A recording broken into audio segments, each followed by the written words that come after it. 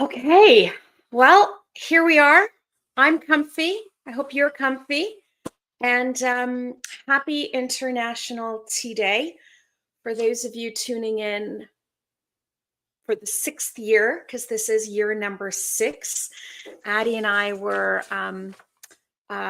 looking at the calendar and we were like, I think this is our 5th year. I'm like, I don't think so. This is actually year number 6, which is pretty exciting. So for those of you that have watched before, you're looking and going, well, where is she sitting today? This is actually only a few feet away from where I normally do Sofa Summit. And Sofa Summit, as per the name, was always meant to be actually on this sofa. But in that first year of COVID, and the height of COVID and the height of everybody being at home and probably way too much Wi-Fi being used around me here, my Wi-Fi connection 4 feet over didn't work, which is why I ended up on this really uncomfortable stool for 10, 12 hours straight. And for whatever reason, I never moved. And this year I said, we're going to go onto the sofa. So happy International Tea Day to all of you that are watching live. For those of you that will be watching, at some point later, recordings, whatever it is that you're doing, welcome. You're probably going to see my trusted assistant that's just to my left at some point, because the reality is that if I'm going to be on the sofa, this little guy, who you will see at some point, is attached to my hip, and there was no way of keeping him off the sofa. So we're just going to go with it. I am really excited, as I am every year, about Sofa Summit, and I'm really excited about my guests this year, as I am every year. And our theme this year is Farmed with Care. And I'm going to tell you where this came from. It came from the conference that we hosted in Canada last September, or this past September, where one of the big brands that were present on a panel talked about how the buyers of the retailers that they deal with don't understand that tea is an agricultural product. And I think everybody's head in that room went, how is that possible? How have we missed the mark so badly that we have not been able to communicate to consumers that tea is actually an agricultural product? And in a world where we're trying to increase value and create value, etc., that is such a key element. So hence our theme, Farmed with Care, connecting consumers back to where their tea comes from. So before I introduce my first guest to you, I'm going to kick everything off with our honorary video from all of our members. And thank you to all who've participated. And I'm going to put this on, and then I'm going to put on my first guest and get this ball rolling. Happy International Tea Day. I raise my cup to all the tea pluckers and farmers. Here's to all the tea drinkers around the globe. Cheers. Happy International Tea Day. I raise my cup to Miss Yang and Jibaicha Farmer. Enjoy tea in good health. A toast to the hands that makes tea in our cups possible. Cheers to the people that make tea what it is. Happy International Tea Day. Cheers to the tea farmers.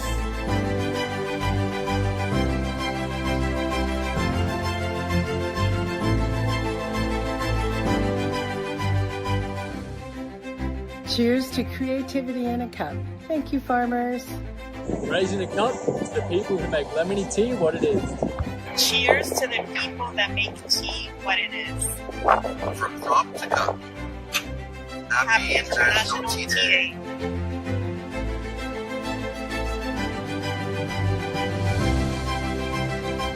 Cheers.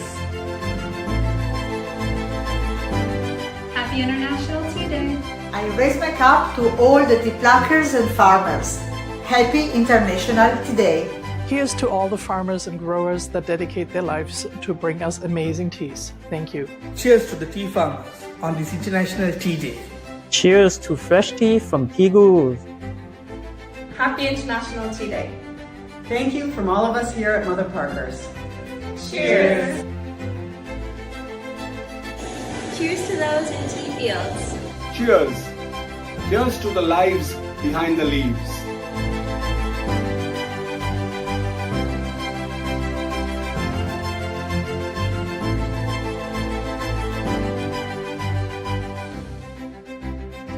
Hommage à nos artisans en cette journée internationale du thé. Cheers! Happy International Tea Day. Cheers to the people who make tea what it is. Happy International Tea Day. To the farmers. Happy International Tea Days from Hokusan Tea Canada. Cheers. Cheers to all the tea farmers.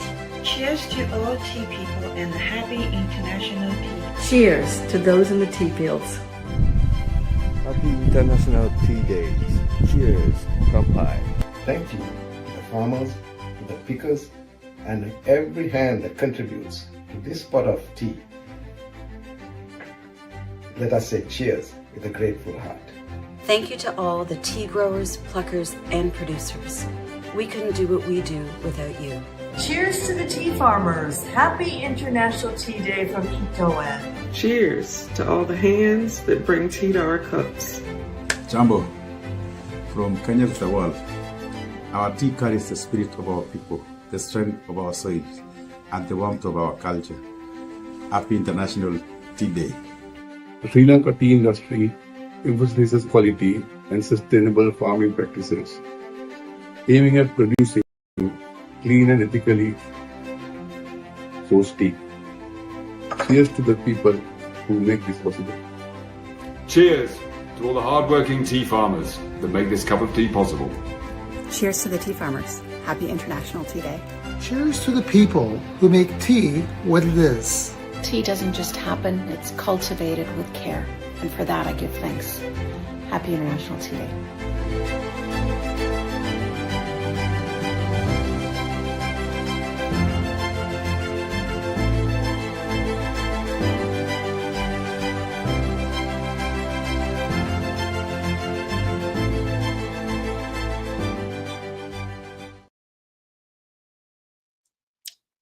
All right. Lovely welcome to you, Udena. Welcome. Thank you. How are you? Thank you. Doing good. Doing very good. Good. Happy to be here. I'm really happy to have you here. So to those of you watching, let me introduce to you one of the absolute favorite people that I have ever spoken to on Sofa Summit.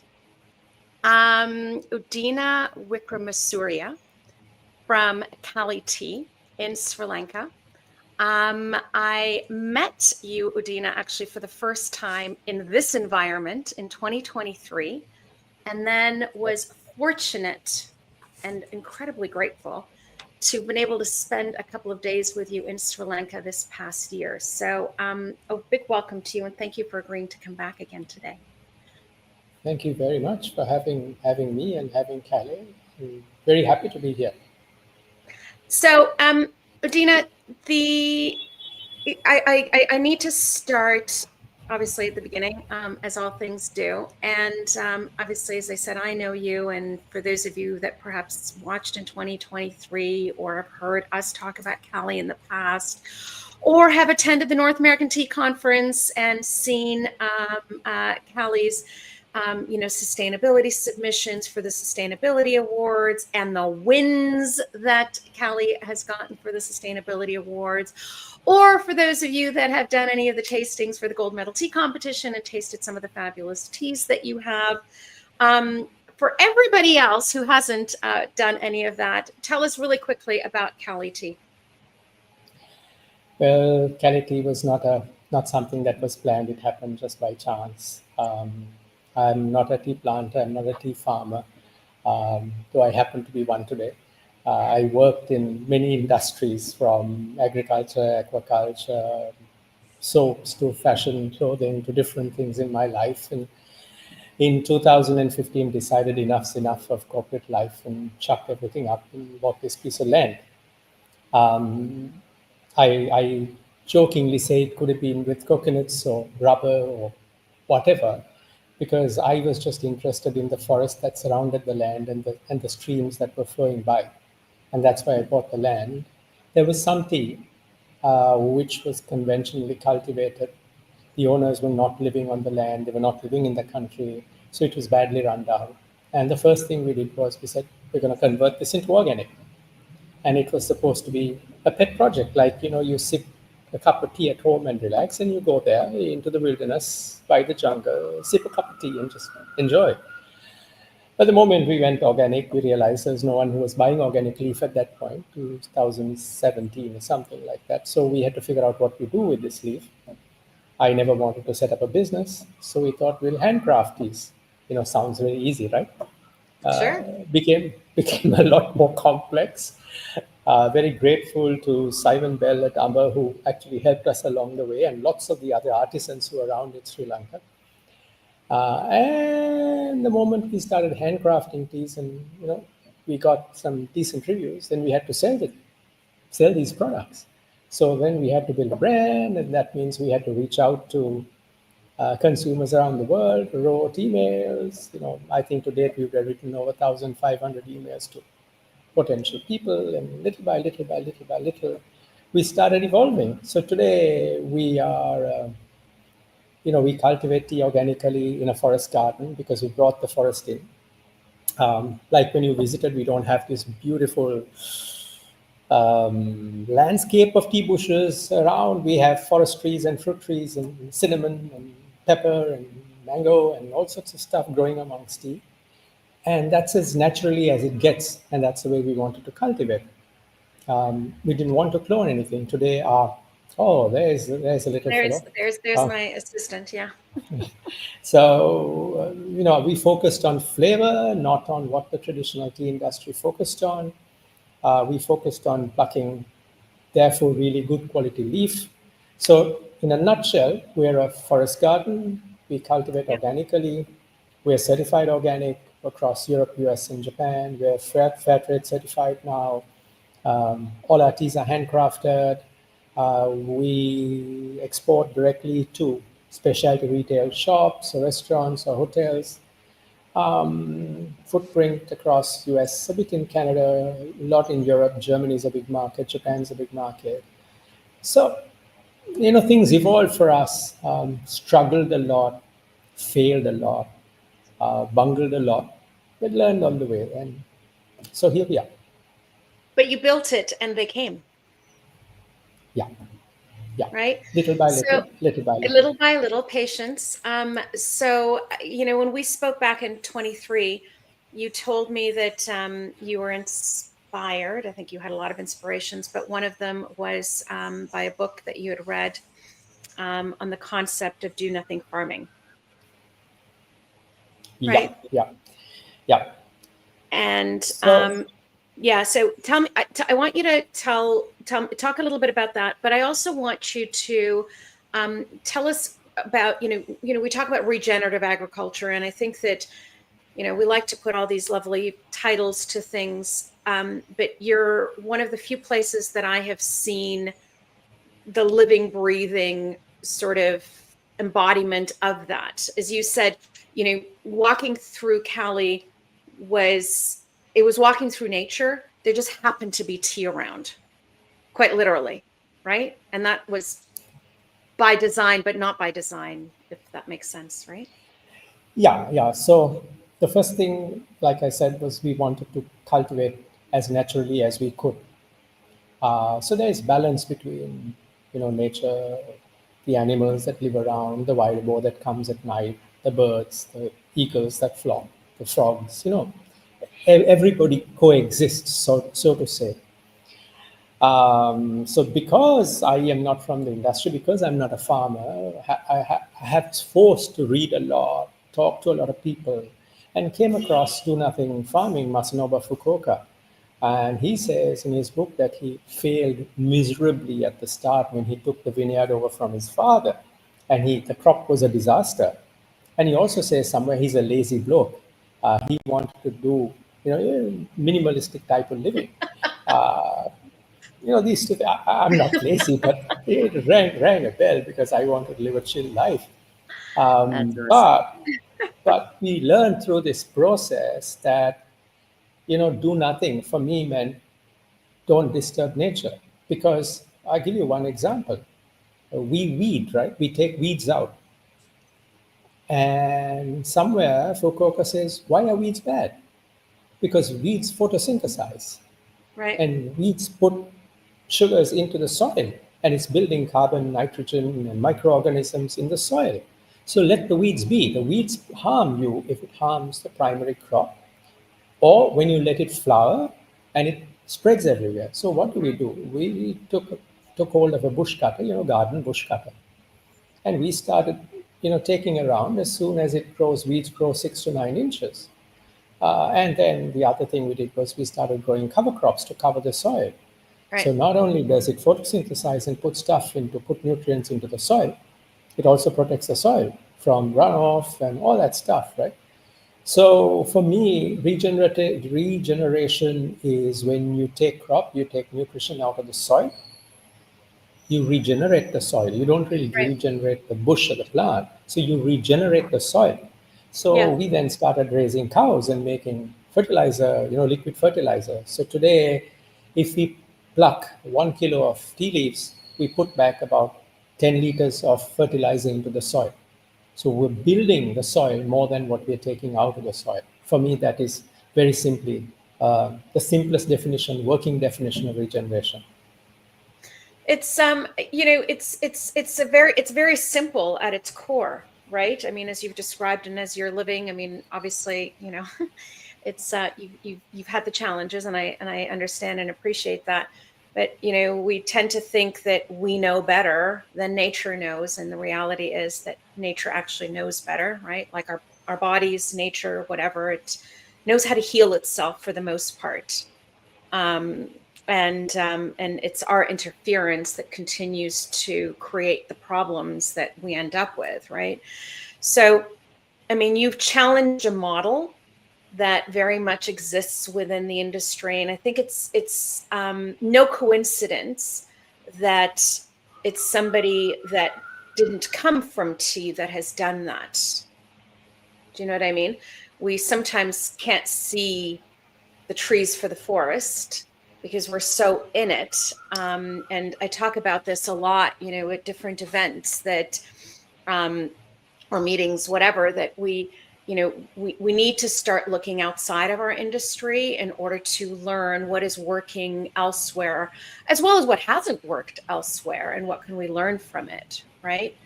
So, I mean, you've challenged the model. It's taken you time, but do you think that your model can help redefine the value of tea? Because, as I said at the beginning, that's sort of what we're always struggling with within tea, is how do we increase the value of tea, the perception of value for the people paying for our product? Because, feeling good about it is all nice and well, but people need to live as well and be sustainable.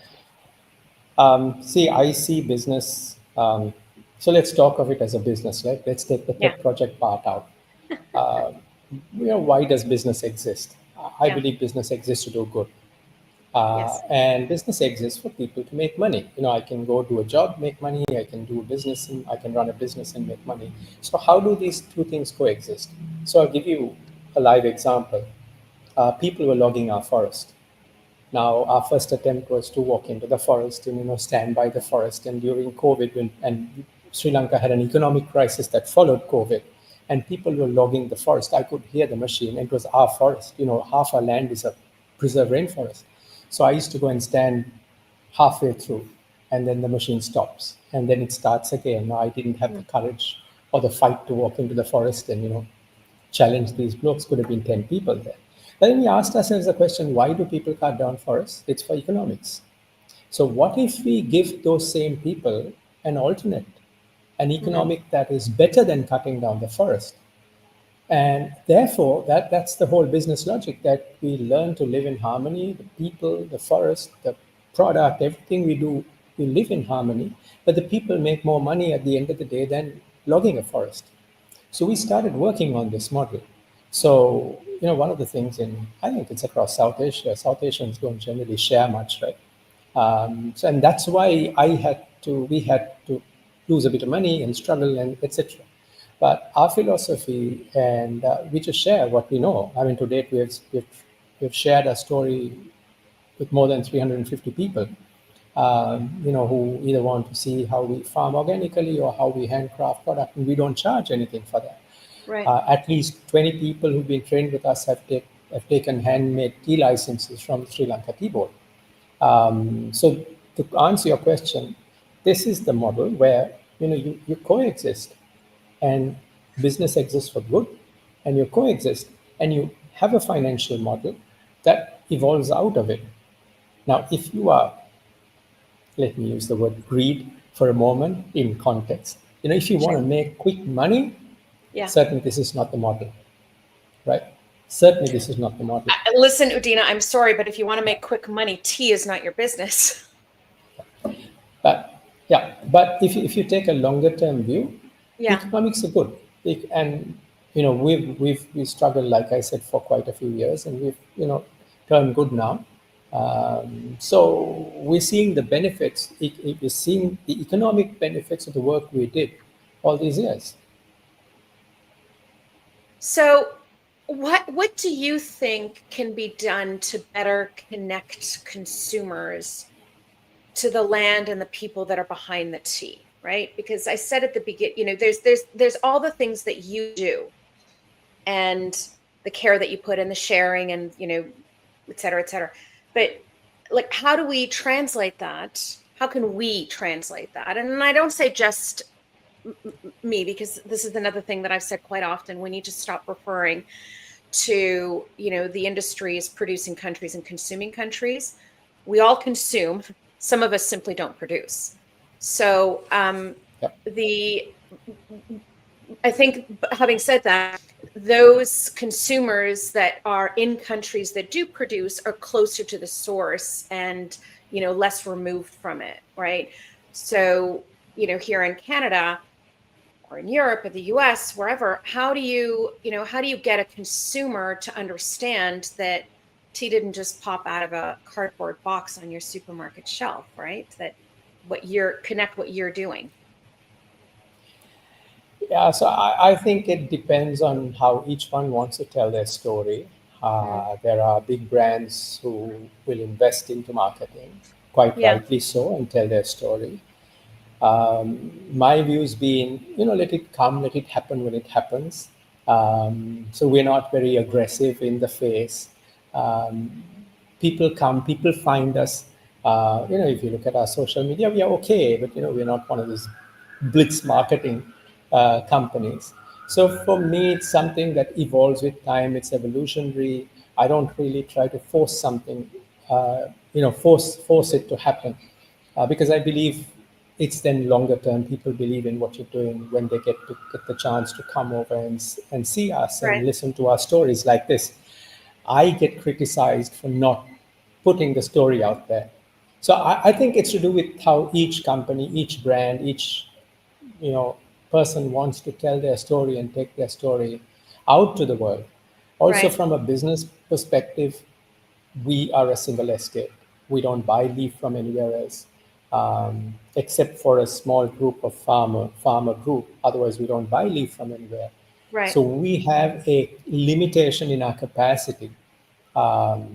So, even if 10,000 people line up, we can't sell our product to them. Yeah. So we've taken a very conscious approach to our storytelling. But occasions of this nature certainly help a lot. Well, we try. I will read you something that I read a few years ago, and I repeat it ad nauseum. And you'd think I'd have it memorized by now because I've repeated it so many times. I am only one, but I am one. I cannot do everything, but I can do something, and I will not let what I cannot do interfere with what I can do. So, I think we all try to play our small part in this big world where we sometimes feel that there are so many issues and so many challenges, and what can I do? But I think that we can all do something, right? So we talked about you not coming from tea, being from outside of tea, etc. What do you think the industry can learn from other sectors? What have you seen in other sectors that you think we could learn from? Yeah, I think there's a lot to learn from. I'll take an example within tea in Sri Lanka, and I'll talk of a small group of farmers that banded together, a Ceylon Artisan Tea Association. Yes. It's called CATA. I think there's a lot to learn from that model, because when Amber started, I don't know, 12, 13 years ago, there were a few people like Herman and his Virgin White Tea, and Bernard Holsinger with his little bit of magical stuff. And then Amber came along, and then others came along, and everyone started sharing. So today we market together. I could walk into any one of our estates. We very happily copy each other's recipes. Right. We happily share our stories. I mean, a week from now, a couple of us are meeting to taste our teas, try out some of the new teas. We market for each other, and that collaboration has really worked for us. In business, we compete, right? If I can outdo you, I'm better. If I take 5 of your customers, awesome. But this model is one of true collaboration. And I think there's a lot to learn without looking at other industries. Lot to learn from that model, because especially if you're smaller farmers, may not make sense for the bigger companies, but certainly for small-scale farmers, it makes a lot of sense. So what excites you? I'm going to ask you actually 2 questions, and I suspect I know what the answer to the second one is. But when you look forward, what excites you the most about tea and what you're doing right now? Well, the possibilities. I'm one of those people who never had goals in my life, ever. Not for this business, not for myself. So, I love surprises, and things have evolved. So something new comes, and, etc. There is a couple of months ago, there is this Japanese company that came along and said, look, can you process leaves from our tea farmers? They have a sort of an NGO, and ship the product to us. It's something that we never ever thought of. We're selling in Japan, but this is a big deal to have an end-to-end value chain, right? Connected from the farmer to the cup in Japan. And one of the things we always do is we're very open to someone coming to us and saying, shall we try this?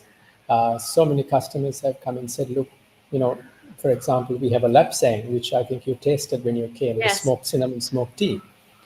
And there's a customer in North America who wants it very strong. And there are customers in Europe and Japan who want it very mild. We make a genmaicha tea cigar, a green tea cigar with roasted rice. Some say I wanted more roast in it. Some say I want less roast in it. And we play with the product according to what each customer wants. So what excites me most is what I have not planned for, what I don't know what will come. And this is why I know I'm fairly confident I know what the answer is going to be to the second part of that question, which is what keeps you up at night.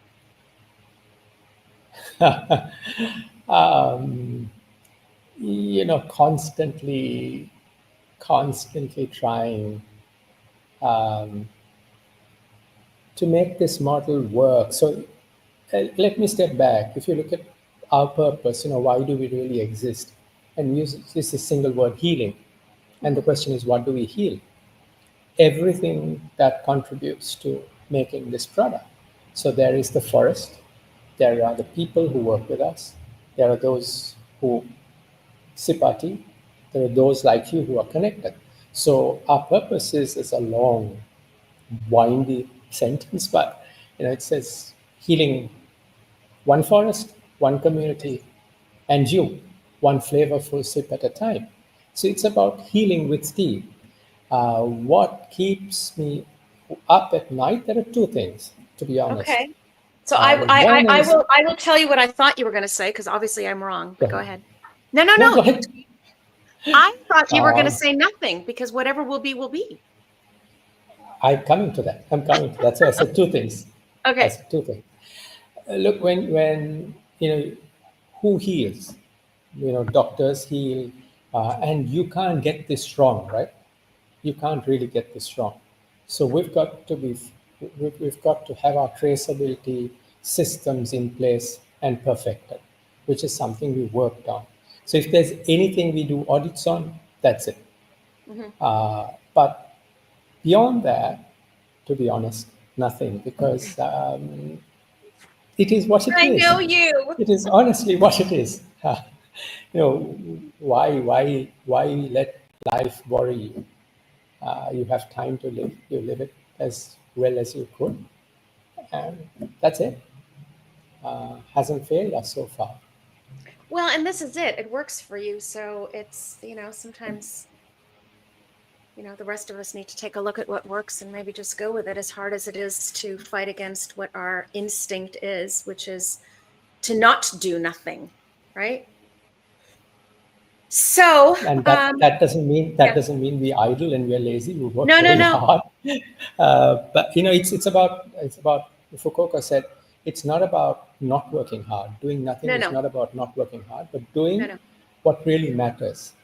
So we pick priorities. I mean, we've got 101 things to do, but we'll just pick a few things which make sense to us, which is meaning to us. Who was it? Somebody said some time ago, when one person moves, a movement begins. Mm-hmm. So when one person is healed, one sip at a time, healing begins. It'll happen. I'm only one, but I am one. Exactly. It's so that because you've been here before, that we and believe that's how quickly our time goes by. But that we end our little chat with a question from Marcel Proust. And do you remember what I asked you in 2023? No. My question to you was, which talent do you wish you had? And your answer, fully on brand, was to do nothing.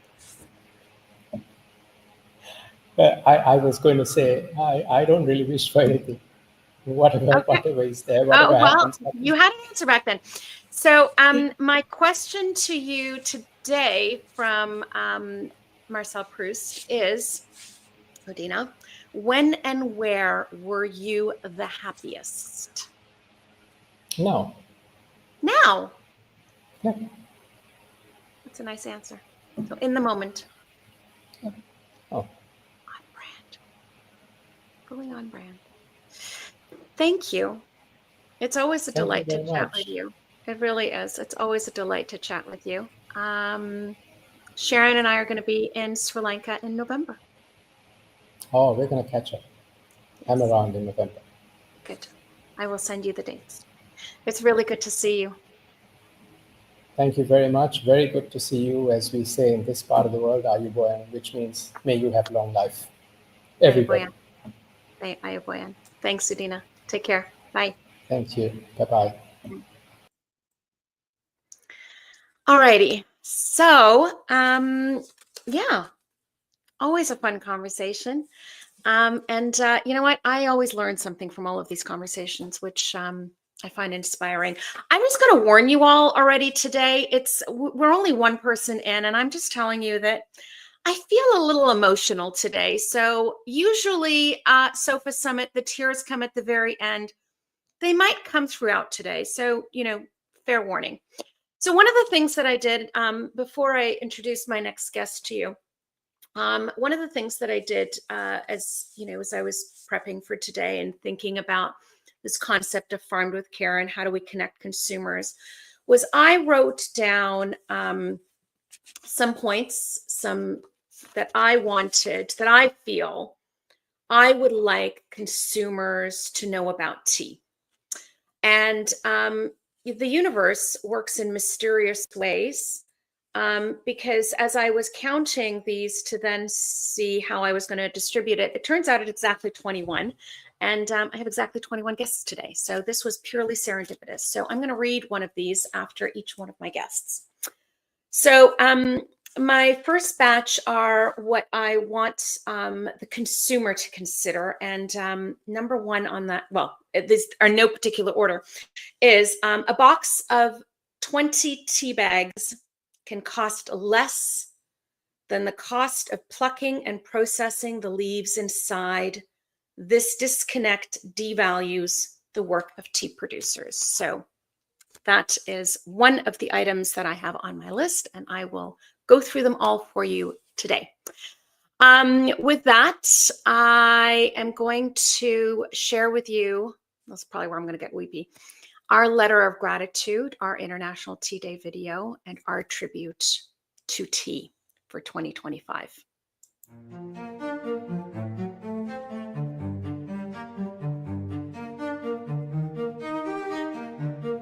A letter of gratitude to the hands that sow with quiet grace and tend each root, each sacred place, to those who walk the waking land and guide the leaf with gentle hand, to the ones who harvest with mindful eye, plucking green gifts beneath the sky. Your love, your labor, your patient art breathes spirit into every part. For every soul your tea has stirred with warmth beyond what words have heard, we offer thanks, sincere and deep, a gratitude we'll always keep. From every heart your work has touched, we thank you endlessly so much.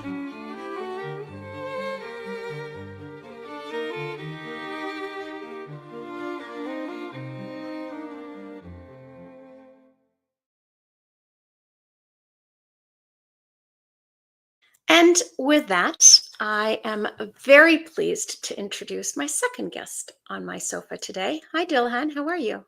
Hi, good evening or good morning to you. Good morning to me. It is a gorgeous October day in Toronto. And it's a beautiful, beautiful muscular evening here in Sri Lanka. I am envious. I truly am. It's absolutely miserable here, but you know what? Whatever will be, will be. I'm going to channel my inner Udena today and just go with the flow. It's tea day. Come on. It is tea day. How can it be a bad day, right? Exactly. Thank you. So first of all, for those of you that don't know you, let me introduce Dilhan Fernando of the wonderful Dilmah tea. It's a pleasure to have you here. Thank you. Thank you. And you too have been on my sofa before in 2021. Yes. And you're visiting in your tea gardens today, from what I understand. Is that right? Yes, I'm in Muscalia. Absolutely. Nice. Wonderful. So, so Dilhan, I think that, having you back to back with Udena it flows really nicely because, Udena mentioned, business with purpose and,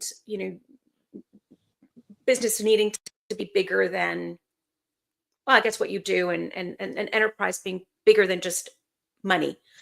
And that really is at the core, I think, of what I think of when I think of Dilmah tea and something that is your father's vision. Business is a matter of human service. And you and I talked about this the last time you were on. So for those that don't understand or don't know about this or are hearing this for the first time, it would be a great disservice to what you do and the legacy of your father to not let you expand on it. So I'm going to let you do that. Well, my father had a simple philosophy, Shabnam, which I think you probably already know, but for the benefit of the others, he believed that you make money to give it away to people who need it more than you. And, I'm blessed to inherit that legacy because today in our tea business, we have the joy of offering tea and aligning our passion, our love for tea with a humanitarian initiative that spans north to south, east to west of Sri Lanka, where my father mandated joyfully and really giving us strength in this volatile time. He mandated that a minimum 15% of our pre-tax profits must be used to build hospitals, scholarships, educating children of tea pickers, building a future for communities, and so on. And of course, also an additional 5% for positive environmental impact, restoration and conservation of degraded ecosystems, etc. And so I guess, when you frame that in the reality that without purpose, life becomes meaningless, I would say that this has given life and business a lot of meaning. And with that, you've also managed to build an amazing brand. I'm sorry, you dropped out for half a second. Can I ask you to repeat that? I said, and yet with that purpose and with that giving, you've also managed to build a really remarkable brand, right? You've managed to do that hand in hand. One hasn't been at the expense of the other, right? Well, in the 70s, when my father started the business, Shabnam, there was a prevailing economic theory that said the social responsibility of business was to make profit or, well, effectively deliver value to shareholders. Fortunately, my father was blessed in that he couldn't afford, rather his parents couldn't afford to send him to university beyond what would today be the A level or the advanced level. And so nobody ever told him that. So he believed in what my grandmother always said, which is kindness. And so for my father, there was only one way. And so connecting his love for tea with this purpose it's really what's given us strength. So when you talk about building a brand, we've done nothing special. I mean, I really can't tell you, to be honest, neither my father nor I. Well, my father didn't have a marketing education, nor do I. All we knew is to do the right thing by soils, by workers, by tea, by our customer. And so when you do that, and when you do the right thing because it is the right thing rather than because it is expedient or profitable or whichever, you do connect with people who love quality, people who today, people talk about conscious consumers, but I believe consumers were always conscious. And we may be connected to less of them, but today, of course, under threat of global warming and all of the other things that are happening in our world, people may be more sensitive to it. But to me, it's the greatest strength, and which is why I have the third generation waiting in the wings and doing the same crazy things that I did when I was aspiring to be like my father. It's interesting. So you say it's an interesting point that you just made, and that's that you believe that consumers have always been conscious, right? And I think the reason I say it's interesting because the narrative right now, the conversation right now is you see the same things that I'm reading, whether it's online, LinkedIn articles, et cetera, about consumers are demanding more transparency today, and consumers want to know and connect and are more conscious, et cetera, right? And that's driving businesses to be more purpose-led, right? We're sort of seeing this evolution of more purpose-led brands. We're seeing that narrative used more. And I think that, I think it's an interesting point, right? Is that, maybe consumers have always been conscious. I've always wanted this, and maybe it's business that's sort of catching up to that. So my question to you is this: within that context, and having always worked in that arena, because that's just like breathing, I think, for your family, how have you seen this drive of these purpose-led brands evolving? Like, how have you seen that evolution? Yeah. You do see that evolution, and but when I say that consumers have always been conscious, the fact is that to be kind is to be human, and which consumer, even back in the 70s, wasn't didn't intend to be kind to people. Well, it's just that discount culture sensitized too many consumers to price. So you walk into stores in some countries and you see these huge yellow signs that talk about 50% off, buy one get one free. And so, of course, in that environment, you walk into an environment where your complete value system is altered and where you're hunting for bargains. But these are people who buy fine wines at the cost of, you buy 6 glasses of wine in a bottle at the cost of 500 cups of tea. But then understanding the wellness and all of the wonderful things in tea, perhaps it should be a more equitable balance. It's the same consumer that's doing that. It's the same consumer that's buying chocolate at a high price and coffee and so on. So what I think is it's great that there are so many purpose-led brands because consumers are not beginning. There's a new generation that has already understood and is driving consumers to a greater purpose. But I think the point is this, that brands should not be adopting a purpose because the consumers are telling us.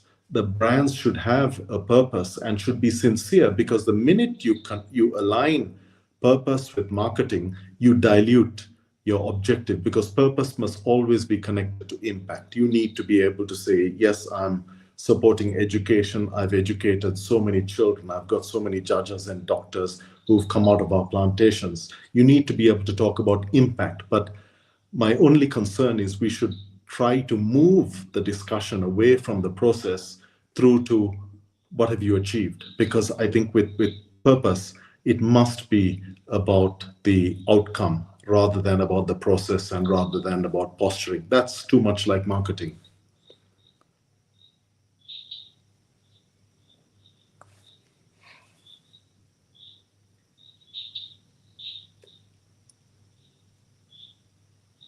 Shabnam, are you there?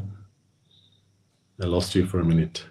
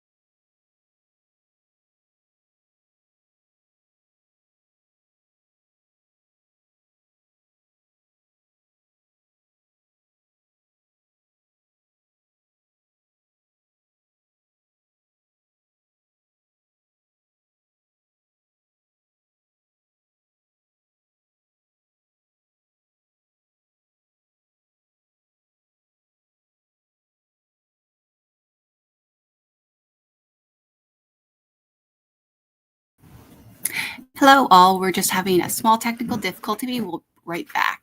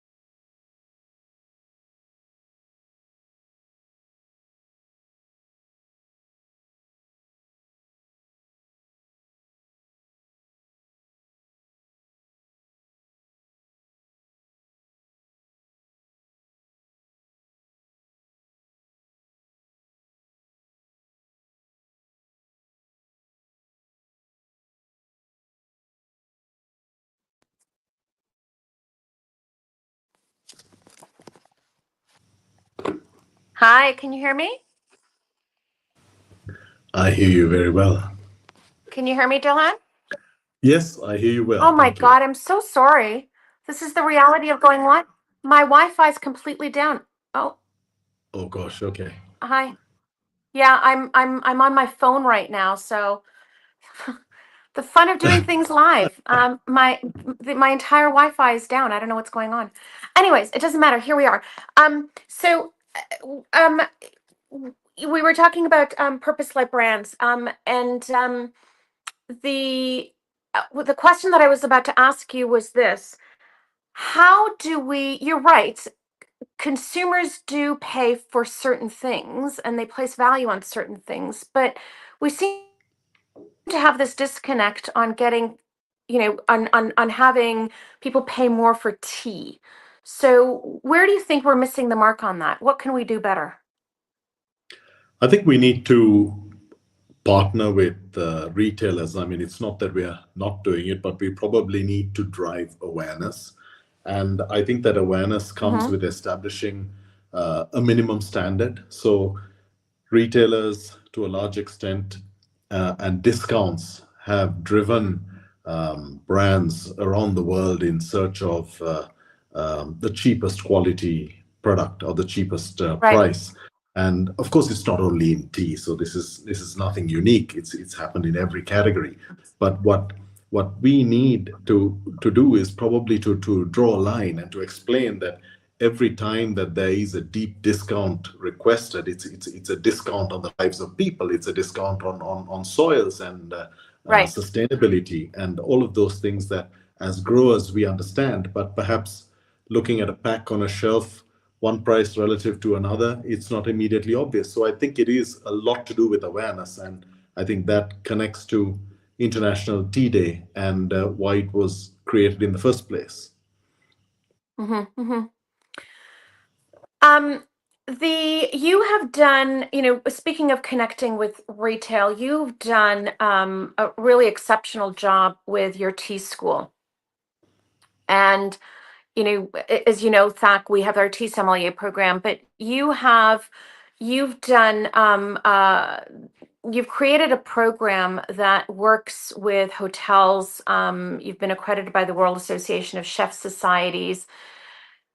Can you tell us about that relationship? Because to me, when I see what you've done with that and this connection with food service and hospitality and teaching people outside of the tea world the value of tea is really special. So how did you make that connection?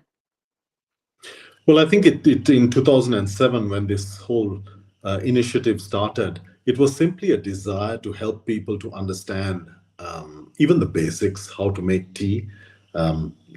Even back then, many households didn't even own a teapot and didn't understand the complexity, the sophistication, and so on. And I think that's the first step if we're going to try to take people on a journey in tea, to understand the diversity, the beauty of a Nuarelia, a fabulous Darjeeling, etc., to appreciate the variety and the difference. And to be honest, that taste adventure that tea offers, it's unprecedented. And its relevance, I think possibly the relevance, because you cannot interpret it in the way it was done in the past, because consumers are changing. And so we as an industry also need to change in the way we communicate and explain the relevance of our products so that a new generation understands that this is something for them. So, I mean, if you look at some of the things that we trained, last week we had 200 newly minted alumni that left the 90th session of the School of Tea. And one of the things we talked about is look at the trends in health and wellness. They talked about adaptogens. Well, tea is adaptogenic. They talk about stress. Well, tea mitigates stress in a scientifically proven and incredible way. So every single chronic disease, we connected with a different aspect of tea, presented scientific papers, etc. Of course, all this has to be wrapped up in a lot of fun, because today learning is not like it was in the old days. Learning has to be fun and engaging. So I was just about to say that, because, if you've got some great YouTube, you've got some on your website for the tea school, etc. There is a huge element of fun, and it's very current. It's very on point. It's very, there are bartenders, there's mixology, there's, smoke and dry ice and all kinds of cool stuff happening with what you do. So, I mean, you're making it sound like a dry lecture, and I know that it's not, right? Well, I think that's the point. You have to engage. There's no point having a monologue if you're not engaging. Right. But I think where tea is concerned, the exciting thing is that when you have the content right and when you have the delivery right, that engagement is virtually automatic. But I must refer back also to the point we discussed earlier. When you frame all of that in the sincerity of purpose that my father put at the heart of the business, which is also taking our 200 participants in the last school of tea to the foundation to say, please understand that this tea business is not only about making money. Of course, it's about taste, it's about goodness, it's about flavor, but it's also about the livelihoods.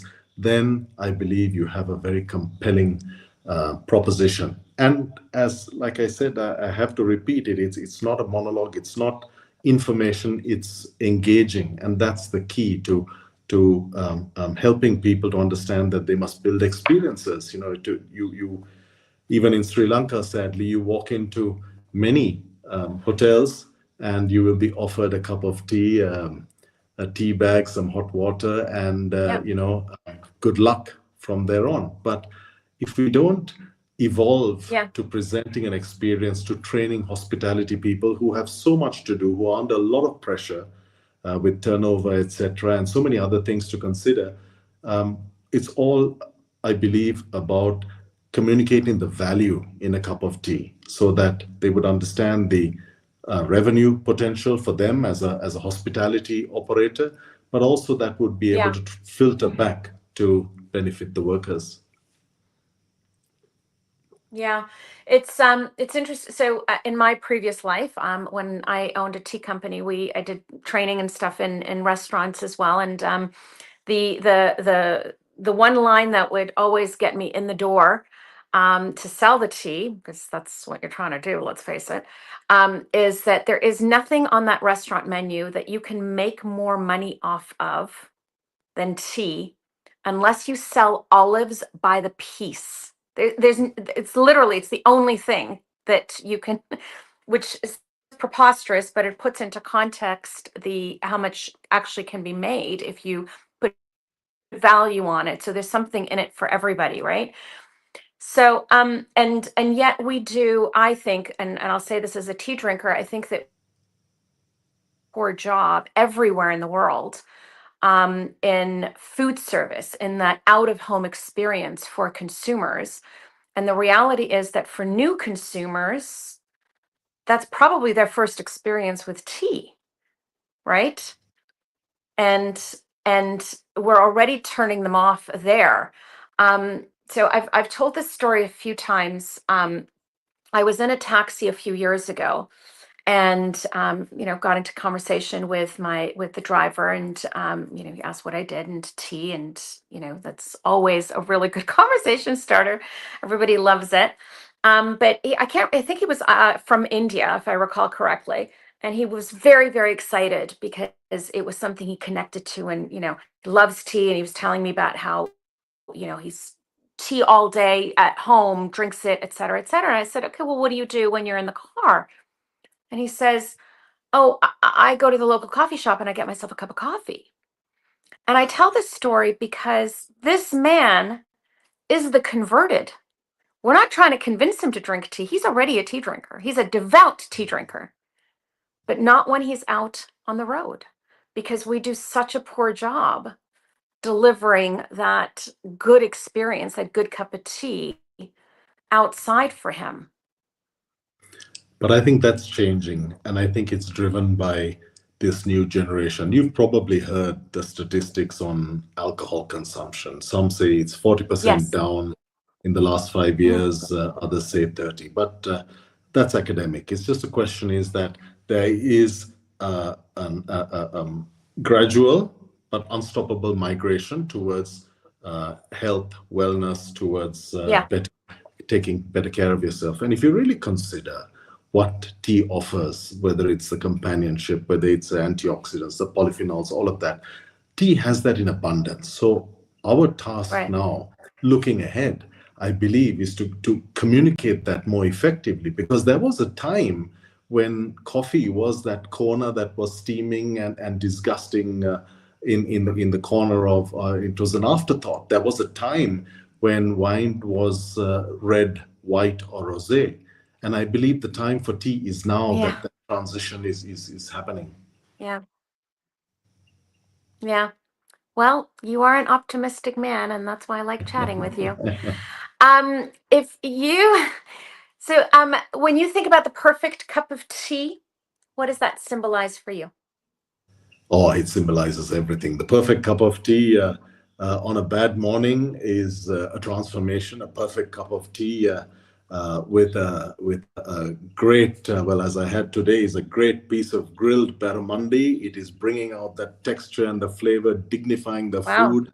A great cup of tea, as my son is doing right now, a few hundred yards from where I am in the evening, is a tea cocktail. It's a great cup of tea is simply unmatched. It is so universal in terms of its connection with moods and occasions. Really, I think that's the tragedy of the past, but it's the opportunity of the future. Yeah. That is excellent. So, like others that have been on my sofa, that we say goodbye with a question from Marcel Proust. Do you remember what I asked you in 2021? I have to confess, I don't. I'm sorry. That's okay, and I don't expect anybody to know. I obviously went back and looked. My question to you was, what's your greatest extravagance? And you told me about this entire photo studio that you built and the Hasselblad that you bought because you decided you wanted to take good pictures, right? Absolutely. My son has now inherited all of that because my role has changed. I was just going to ask, how are you still engaged with that? But there you go. And the generations so your continue. That's question the beauty today, of family business. Yeah. Well, that's it. Pass it on. So my question for you today is, if you were to pass on and come back as a person or thing, what would it be? I'm sorry, you dropped out for a second there. Can I ask you to repeat? Oh, if you were to pass on and come back as a person or thing, what would it be? Exactly what I am right now. If you could come, okay. I figured that might be your answer. Thank you. Thank you, Shah. Well, Dalan, it's a pleasure to chat with you always. I raise my cup and I wish you a very, very happy International Tea Day. I hope you join your son outside for that cocktail, and cheers. I'll be having a tea martini and I'll be praying for your Wi-Fi connection. Thank you, Shabnam. Have a beautiful day. Thank you. Thanks. Take care. Bye, Bye-bye. Dalan. Bye-bye. Bye. So thank you to all of you for being patient. I have no idea what's going on in my house and my neighborhood, but apparently Wi-Fi has dropped, and we're just going to continue this on my phone for now. And Addie's going to be doing the controls from her house because I have no way of controlling anything on my phone. I can literally just sit here and talk, which isn't a bad thing. So before I ask Addie to bring on our next guest, I'm going to read my second point for the consumer to consider. Paying more supports better livelihoods. Choosing ethically sourced, sustainably produced tea directly supports better wages, environmental care, and community development. So that is point number 2 that I would like consumers to know about tea. So Addie, if I can ask you to pop Chaminda onto the screen, that would be wonderful. Hi, Chaminda. How are you? Good, thanks. How are Nice you to doing, see you. Same here, I'm same here. really After a long good. time, yeah. Happy International Tea Day. Wish you the same, Shabnam. I know, Happy I know, I International Tea Day. know. How have you spent the day so far? I imagine you've done stuff at Lumbini. Being busy, Shabnam. Today is our payment date, so had to do a lot of payments all around with the small farmers and everybody. So like it was being busy. Okay, payment day is a good thing to have on International Tea Day. I think that, Of course. that landed quite nicely for the tea workers. Of course. I am always So, be with them. So like that's the main thing. Yes. Yes, indeed. So, Chaminda, for those of you that don't know Chaminda, welcome. Chaminda Jaywardana, who owns, operates, and are you second generation? You're second generation, yeah? Of course, Shabnam. Yes, my father started Yeah. this business. Yes, of Lumbini Tea. And the last time I spoke to you in 2022, we talked about the fact that you got your first award for one of your teas in 2003. Of course, And you can in remember it. 2022, you had managed, yeah, and by 2022, you had accumulated 150.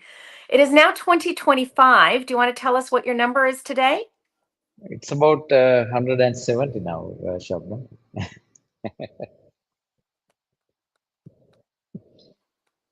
Fantastic. Really, congratulations. Thank you For so much. your teas are fantastic, extraordinary, delicious, well made, all of those wonderful things. And what I find really wonderful about what you do at Lumbini is you obviously care about what you're doing, and we'll talk about some of that work in a moment, but you place a lot of value and a lot of emphasis in creating a quality product. And I can tell you, and I don't need to tell you because you already know this because you're doing this, every survey that we do, when we ask consumers to talk about why they choose to consume what they consume, why do they make the choices that they make, the number one reason, always above everything else, above sustainability, above organic, etc., is quality and flavor. Always. So, these things are important, but we can't forget them, which is absolutely what you're doing. Number one is that, Shabnam. So tell me, Chaminda, what drives innovation and how have you been able to innovate at Lumbini in, what is a very traditional industry? Yes, what are you doing different? The thing is, when I joined my father back in year 2000, after a training of 4 years outside the tea plantation with other plantations and factories, when I came here to join my father, what I realized was it was a bit boring at that time because it was same for 100 years, right? 100 odd years. So what I thought was if I can innovate or invent something, without harming the traditionality of tea, because this traditionality of tea should be there. We should not harm that. So we can't modernize tea. What I see is that, but we have to give the consumer a different experience. Consumers had drank for all these 150 years the same tea and same thing, same blend, things like that. So what I realized was Sri Lankan tea had not evolved from that BOP fannings or BOP or tea bag tea or anything. So this I saw when I joined my father, and then actually I had a good staff with my father. So when I told them that we should move forward, then they actually came alongside me and gave their ideas, and that's how we innovated things in Lumbini. And still, not me, Shabnam, mainly my team is the one innovating these products and giving it to me. So what I do is the marketing part of that only. So these guys, when they innovate things, we share 5% of the revenue of each product with the guy who had invented it. So that keeps them going. And this, I believe, is the participatory management style. What we do it in Lumbini different than other things, other plantations in Sri Lanka. So we get them to involve in the management as well. So like they contribute, all of them actually, not only the workers, even the small farmers. We have our own societies of small farmers which they advise us. They give their ideas to us, and we take everything and we evaluate and we choose what should be done, because we get everybody to participate with our programs and with our innovations. So that's how it's going on in Lumbini, Shabnam. So that's why we could keep innovating this. And now recently we had put up a R&D section in Lumbini Tea Valley. So now there are specialized people who are trying to innovate new teas, new things inside the facility. So we want to be the quality the same, and the traditionality should be there, but the innovation should go on, because it's what will evolve this tea industry. That's what I believe in Lumbini, Shabnam. So that was a teaser of even more and interesting things to come from Lumbini, I'm assuming, if you're telling me that you've done these. Yeah, of course. Love to come in the future, because I have a young team now with me. I'm getting the oldest now in my team. Don't say that. So our theme this year is, as I've said, I told you before, is farmed with care, right? So it's connecting consumers back to the source. What does that mean for you? Because I'm coming at it from this side of the world. What does it mean for you as somebody who is a grower, a craftsman, that you have your team, a marketer, somebody who really is taking ownership of a piece of this industry? It means everything to me, Shabnam. Actually, why I started marketing my teas to consumers directly, because of this small farmer and our worker. Because what I had seen when I was coming into this industry, the small farmer and worker was not getting enough. So what I thought, if we can do something differently and offer to the consumers a different product in a different price, so we can pass this price down to our farmers and our workers.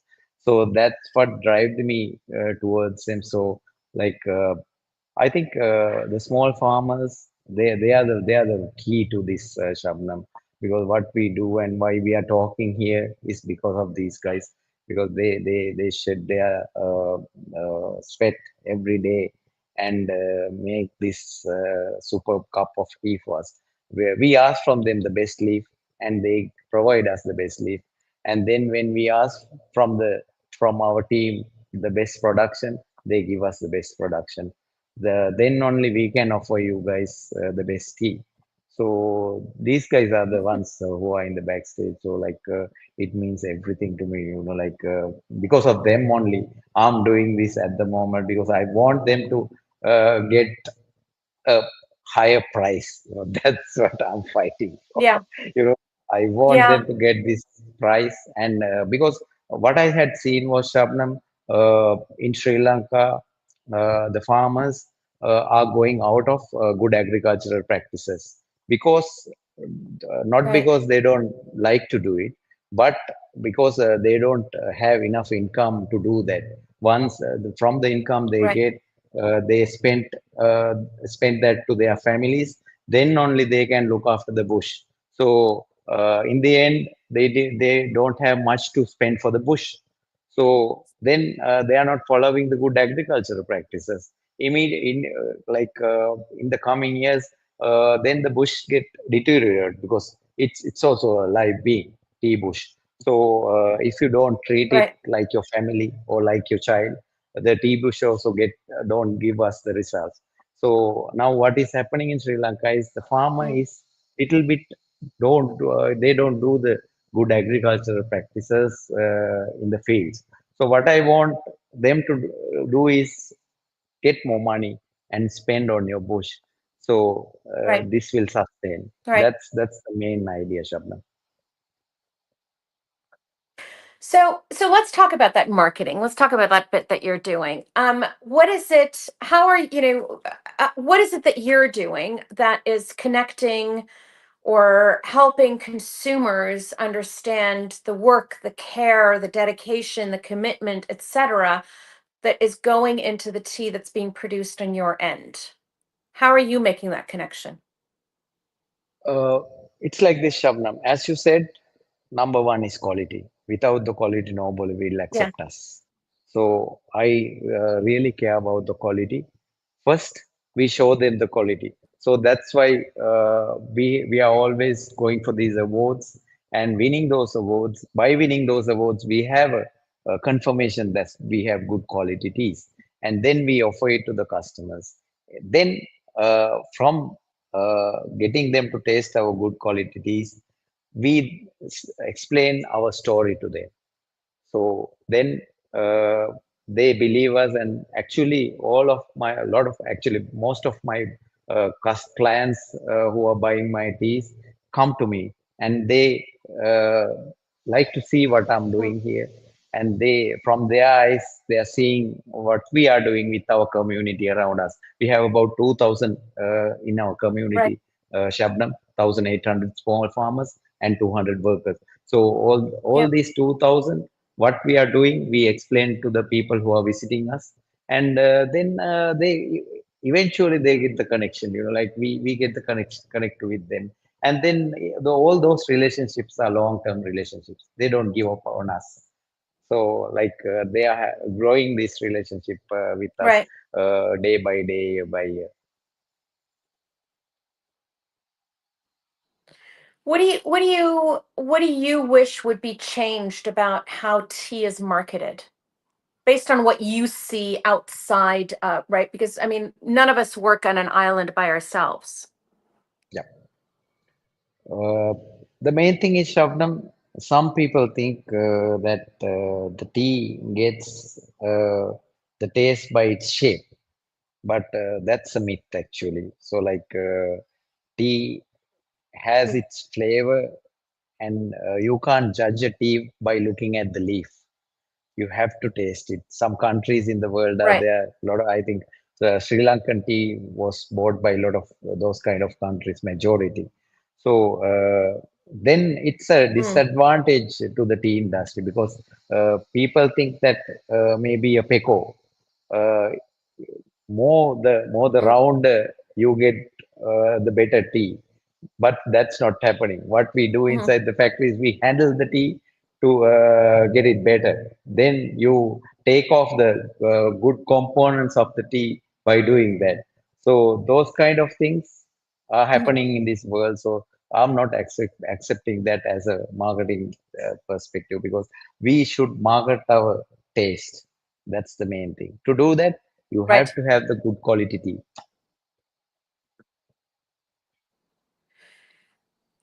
What do you think? What do you wish people knew about, or let me rephrase that. What's the one thing you wish consumers would know about what happens on the, on the making, on the producing side of tea? Right? Because I said at the very beginning, there are a lot of consumers, unfortunately, that think that, or maybe I don't think that they think it comes out of a cardboard box, but there's just no thought process in the fact that tea is actually an agricultural product, right? That there are people behind it, that there is, the work that you're doing, that there's a commitment, that there's an industry, that the giving back that companies like yourself or Dilhan or Udena and others that I'm going to have on today do. So what's the one thing you wish consumers would understand? The effort these stakeholders put on their cup of tea, because a lot of people don't understand that, Shabnam. when they come here and see, only they tell us, we never knew how much effort is going on to make a cup of tea for us. Because I had seen it for now 30 years in my career, Shabnam. How much effort, not only me, Shabnam. You look at a small farmer or a worker who works all day, pick the tea leaves in the rain or sun, because we can't stop it. It's growing. So we have to pick it if we want to give the good quality tea. So the main thing is the effort. It's a huge effort, Shabnam. Yeah. Like when you see it, like the consumer should know what is this effort. Then they will understand how much effort is this. Yeah. So let me ask you this: if I could wave a magic wand, how can we do that beyond? And I think this is what I struggle with. This is what I think a lot of people struggle with is, I mean, I've seen it with my own eyes. Anybody who's come to tea estates, and as you've experienced, obviously with your once they see it, they get it, right? And I wish I could bring every single person to tea country. Unfortunately, we can't do that. So if I could wave a magic wand, and like, how can we bridge that gap? How can we communicate that? How can we make that connection? How can we help people understand that outside of obviously bringing everybody to tea gardens? I think, Shabnam, for a certain extent, you guys are doing that at the moment. This is what we do, right? At the moment, even today also, what you're doing is this. So I must tell you all that people like you all, you can shout and tell. So that's what happened. Like if more and more people like you all tell this story to the world, then I think eventually we will come there, Shabnam. Even what we do is the same. We invite everybody who loves tea, come and have a look. So likewise, there are many people like you all. So this is what we do, right? At the moment also, we convey this story to many people around the world, right? Yeah. Yes, I guess so. And I guess the impatient in me wants to, wants an answer and wants to execute it. And maybe that's not it. Maybe it just has to be little by Tea is little. happening very slowly, Shabnam. What I had seen now for these 30 years is tea doesn't have magic. Tea is happening slowly. So you have to have your patience. It teaches us a lot of patience, because for these 30 years, I had That's learned true. how to be patient. So I would say you're optimistic about the future of tea. Sorry, Shabnam, come again. You are optimistic about the future of tea? Of course, Shabnam. I'm a positive one. So like this will evolve for sure. We have to make it. Otherwise, we have not done our duty in Sri Lanka. So Sri Lankan tea should be number one. That's my wish. So I'm doing my part of the You work are. to do that. You definitely are doing your part. So, thinking about flavor, I'm going to ask you an unusual one. If you had to describe the spirit of Lumbini tea valley in a single cup of tea, what would that cup of tea taste like? Rainforest floral honey taste. That's a good one. I like that. I like that a lot. So, Chaminda, as somebody who has been on my sofa before, you know that you must answer a Proust question before you leave. And your Proust question is this: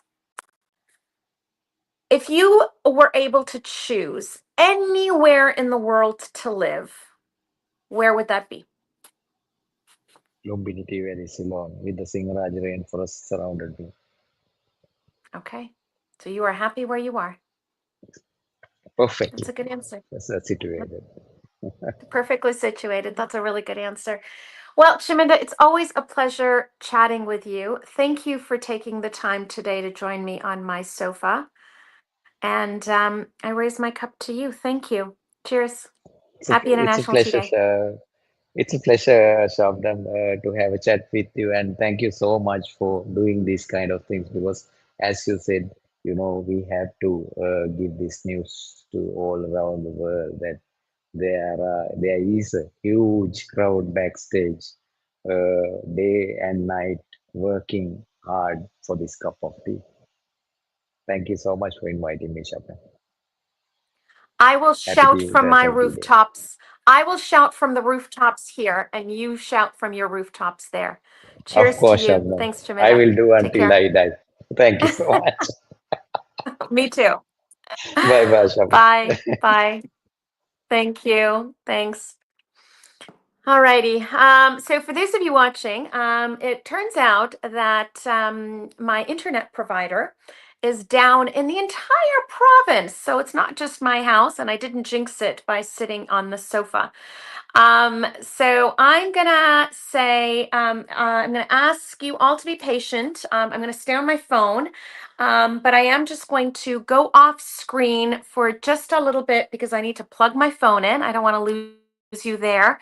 And I'm also gonna see if I can do a hotspot connection with my phone. So I'm gonna ask Addie to take me off screen, and we'll be back in, I hope, just 5 minutes. So just be patient. And Rikko, I know you're waiting on the sidelines. I'll be with you in just a couple of minutes. Thanks.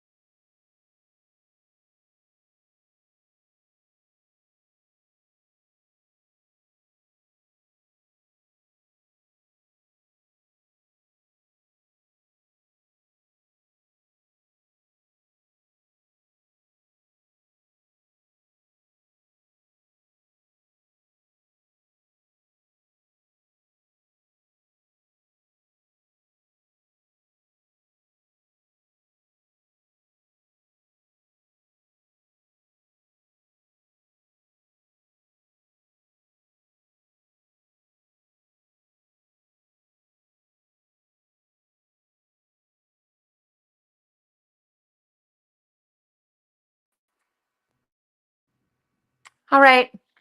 I do apologize, but nothing seems to want to work for me today. I've tried 2 laptops and an iPad, and I can't seem to be able to connect. So we're just going to stay on the phone and pray that the internet gods get their stuff together and moving. So with that, Addie, please add in Rikko for me. Hi, Rikko. Are you there? Hi. Yes, with Hi. poor internet. I'm so sorry. Well, No, yeah, that's okay. I don't Don't know if worry you. at all. I'm so sorry. I'm so sorry. I'm so sorry. No, I No, apologize don't because I know worry. it's like it's the middle of the night for you. So thank you for being patient. No, And for no, all of this is you, if no anybody's problem. left watching, all right. Well, welcome, lovely Rikko. How are you? I'm good. Happy International Tea Days. Oh, happy International Tea Day to you. Everybody, this is Rikko Osaki, and she is the love behind Hokusan tea. And she is right now in Japan, the perfect place for us to be having this conversation. Tell us, what are you doing in Japan, Rikko? I am here to source and hunt new tea for 2025. Okay. So, and how has it been? Successful? Yes, I'm going to be visiting over Yes. 50 tea producers in June. So it's going to be very, very busy trip, very intense pack. Very busy indeed. So, Rikko, you've been on Sofa Summit with me before, but as I think I've mentioned to you, our theme this year is farmed with care, right? And we are talking about how to connect to farmers. And I reached to you because I thought you're the perfect guest for for this particular theme. Not just because of obviously, you're in the tea business and you source and deliver a beautiful product, but you have been working on a project with Japanese farmers. And I want you to tell everybody a little bit about that. I know that you're going to do a separate presentation for us through on this that'll be more in depth, but just sort of a snapshot. Tell us what that's all about. Yeah, so it's called Cha OI project. Cha stands obviously for tea, O for open, and I for innovation. So Tea Open Innovation Project initiated by Shizuoka Prefecture government. That's where I'm from and where I am right now. Their goal is to connect tea producers, innovators, and businesses to revolutionize Shizuoka green tea and to help with product innovation, market expansion, as well as increase in producing methods to meet the global demands. This year, particularly, we at the Hokusan, we teamed up with 3 different tea farmers from all over Shizuoka, all very different characteristic of tea farmers. One is Mr. Moriuchi. He's a master craftsman, hand knitting champion. He's actually won the 3 consecutive years of North American Tea Conference Japanese Best Green Tea Award as well. He's also eco farmer. The second is Mr. Suzuki. He is an environmental activist as well as organic tea farmer. And then lastly, Mr. Saito. He specialized in heat. He studied heat energy and heat technology, thermodynamic studies, and he really specialized in how heat impact tea's flavor, aroma, and so on. And he's a specialist for Japanese black tea. We were very fortunate to be able to do, I was here last summer. I was back here, and over 4 days, we got to interview like truly learn and get to know each of these tea farmers and hear about their history, what they're aiming for. And it was very interesting to see this common theme of, we got to portray their lives in these documentaries, as well as their beliefs in sustainable agriculture, as well as ecological balance. That was a theme of 3 of them. They never met, but throughout these documentary interview, that kept coming up over and over. So we did bring their tea to Toronto Tea Festival, and we also got to screen and showcase the documentary at the Toronto Tea Festival as well. We really want to promote these tea farmers' source to Canadians, to show where it's actually coming from, what's their storylines, what's the history. So that's the Chao'i project is about. What would you say are the biggest challenges face these farmers in Japan at the moment? So aging is definitely biggest challenge they have right now. They are getting quite older. So that's not a tea industry issue, it's a societal issue in Japan. That is a challenge. Until this year, very interesting timing, I came back this year, there is a big Japanese green tea market shift that's happening. It maybe hasn't happened for the last 30 years, but the relationship and the power dynamic between the producers and merchants has been shifting this year. So what was challenging in the past, this year we are seeing very dynamic shift due to the global demands for matcha. You probably heard about matcha shortage. I was gonna. We can't possibly talk about Japanese tea right now. Talk about matcha, right? Matcha has just exploded. So, I mean, tell it from your side. Like, tell everybody what's going, in case anybody hasn't heard what's going on. Yeah, so there have been shortage of matcha due to the climate change. The weather impacted. About 20 to 30% of crops were damaged. So less product. Super high demand we've never seen before globally. And also the season, little bit due to the global warming as well. It's just the season shifted a little bit, and all these factors together, it has created pricing of the matcha to go up, minimum 30% to 50% increase from last year. And now, it's hard to find matcha in Japan. It's good for the farmers. Yeah, so that's what I was talking about, the challenge and how it's shifting. This is the first time in maybe 30 years or so they're actually, making money. And they were making money before, but what they actually deserve and value. And that's a good thing also happening as well from this shortage. I think, it's as you've already described, why why this is happening at the moment with matcha.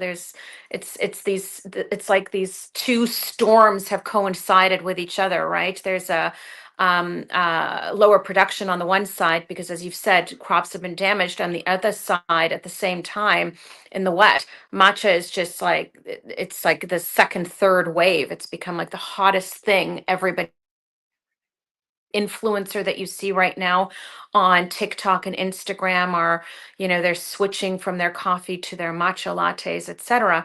But I think that, for the wider industry, it's an important lesson that, a lot of people talk about a lot, which is,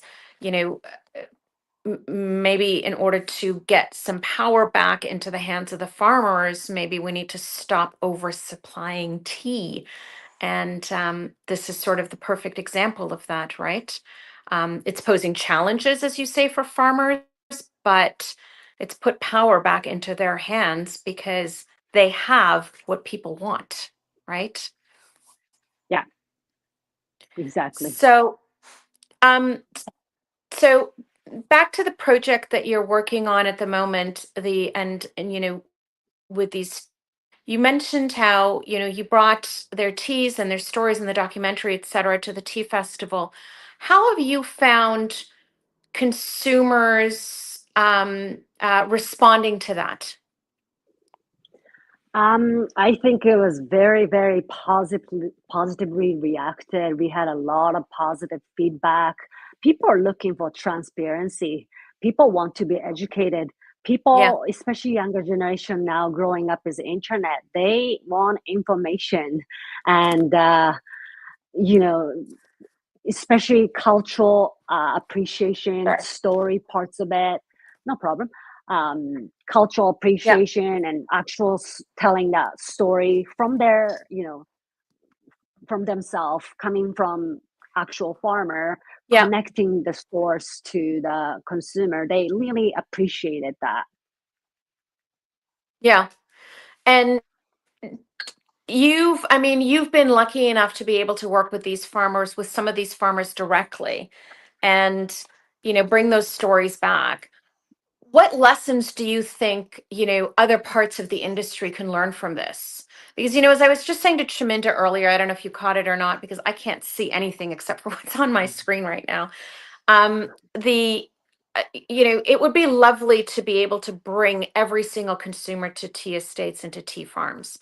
But short of doing that, how can we better make these connections? Because as you say, people want it, right? I think that there is a desire for it. And, Dilhan was saying earlier that he believes that people have always been conscious consumers. Businesses are just responding to that now. So how can we do that better?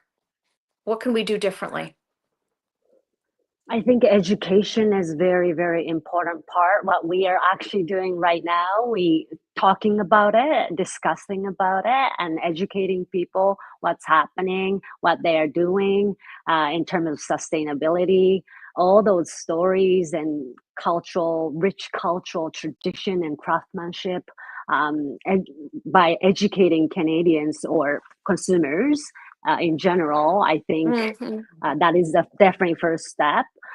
In Japan, when we go to grocery store, and sometimes we see vegetable packages, maybe like peppers or cucumbers, and the actual packaging have an image of tea farmers' face stickers like this, and they're like, "Oh, Okay. Mr. Suzuki made these peppers." Yes. And I think some of the product in Canada also, we see that with some product, that by doing so, just simple name and picture, seeing it on the product, it immediately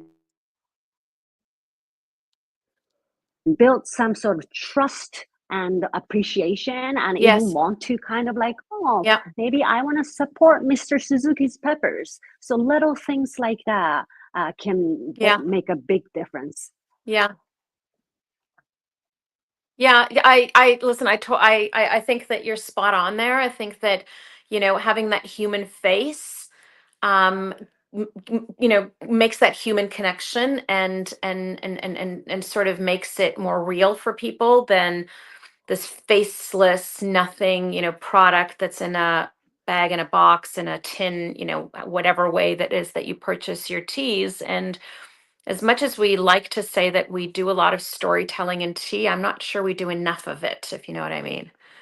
I think that, there's the romantic side of tea, which I think that, maybe we're a little bit better at, but I think we need to get back to the human part of tea and making that connection. And you talk about faces, for example, on vegetables. As you know, we don't have those here in Canada, but coffee has done that really well.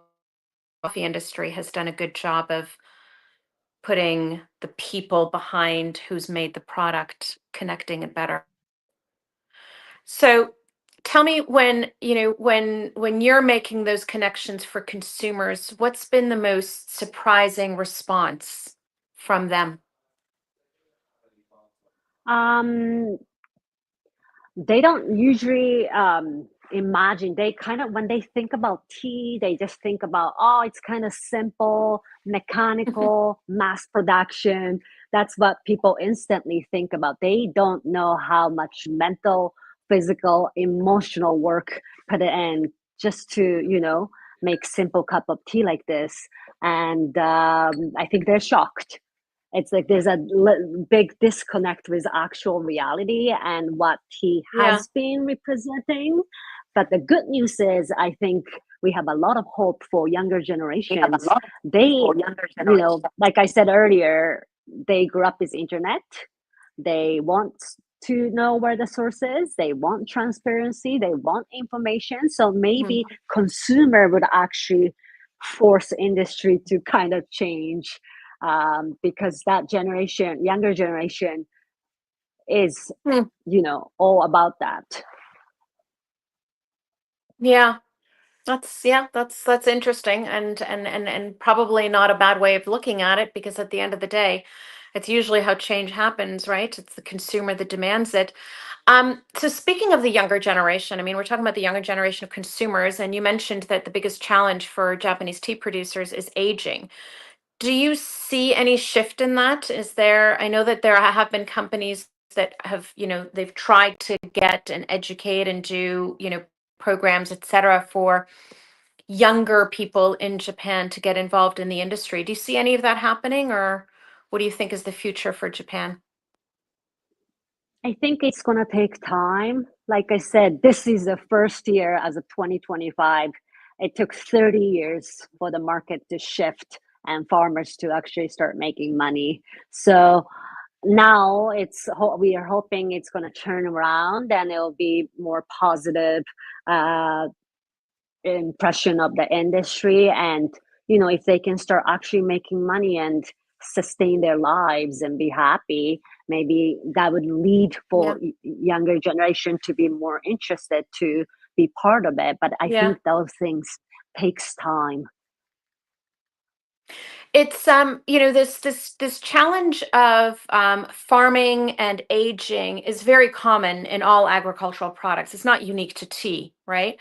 And what I've seen, which I think has been an interesting evolution, is in some countries we've seen younger people getting into farming when it comes to craft products versus mass-produced do you know what I mean?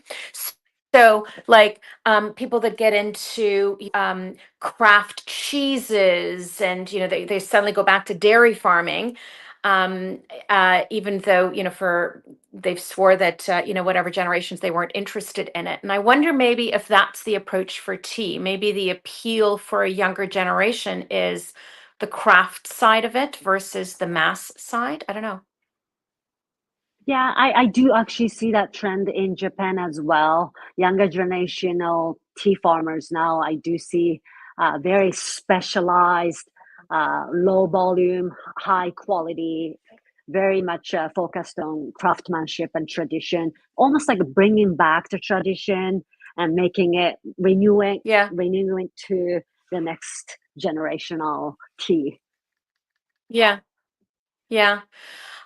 So the project that you're doing, are there plans to expand it and add more farmers to, the story, or where are you going with it? What's your next steps with it? Yeah, we want to continue to promote more and more tea farmers from Shizuoka. That's our goal. My first project, this is second time I'm involved with Shizuoka government for this project. First time was I only had one partner, one tea farmer, and I try to promote his tea in Canada, and now expanded to 3. So, it's growing little by little. Hopefully, we'll continue to grow and showcase the actual faces of the tea farmers from Japan. When are you back in Toronto, Rikko? I will be back when I find tea. I will not come back till I have tea and enough matcha to come home. I will not come back Yeah, that's when I'm coming back. So, because as you're talking, because as you're talking, I have an idea developing in my head. So let's you and I connect when you're back, because I think that, you know, if we can marry up some of the stuff that you're doing to bring the faces of Japanese teas, and maybe, you know, we can bring in Sri Lankan faces, and Kenyan and Malawian and Indian and Chinese, etc., and maybe sort of do an event around that. Yeah. I can already see that it's happening. I can see with your magic wand. Absolutely. My magic. Well, I don't know about my magic wand, but Addie, I can't see Addie right now, but she just did one of these going, oh God, no. I'm shabby. I just had another idea. But I think, yeah. I've told this story many times. When I first started with the association, I think a few months in, it was Friday at around 4:30 or so in the afternoon. And I said, so Addie, I have an idea. And Addie goes, oh God. Oh God. So no, she's I can't do any of this without her. So believe me, she is the best. She's absolutely the best. So funny. So we're gonna connect, and we're gonna make that happen, you and I and Addie. Yeah? Yay. Okay. So Miss Rikko, I believe my internet is back. I know net is back up. I just got a note. But I can't let you leave without I know, right? I can't let you leave without your Marcel Proust question, because as you know, you were on in 2023, that nobody leaves without a Marcel Proust question. And yours is, I think this is a good one. What is your greatest regret? That's assuming you have one. Maybe you don't have one. So I did skydiving, and I wanted to go back. Oh, okay. Like second round, like right away, Okay. but I didn't go, and I wish I did. Okay. Yeah, So I wanted to do. your greatest. I wanted to Okay. continue to like just fly, just see the world. You know. Okay. So you're going back, is what I'm hearing. Yeah. Okay. But that's a good regret to have, because you can fix that. That's true. Okay, That's true. good. All right. Well, that's a nice thing. Okay, my lovely. I raise my cup that I don't have here at the moment. I raise it to you, and I thank you. I thank you for being in my life, Rikko. It's lovely to have you in my life. I think what you're doing is always I think what you do is always inspirational. You and I've talked about this before. You know, you're doing great things, and you know, as a fellow woman in the industry, there are more of us today than there were before, but it's always empowering and lovely to see. So let me know when you're back, okay? Yes. Good luck with your software summit today, and Okay. happy International Tea Days. Happy International Tea Day to you. Go to sleep. It's midnight. Good night. Yes. Bye. Bye. Bye.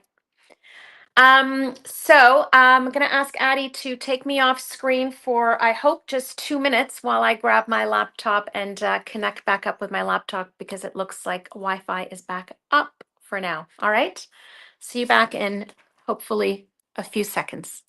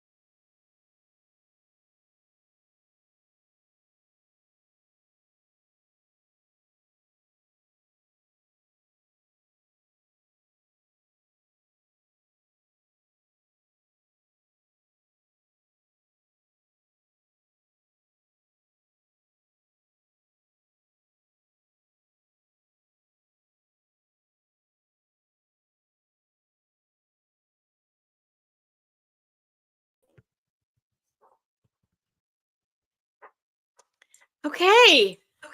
I am back. I should with an echo. There we go.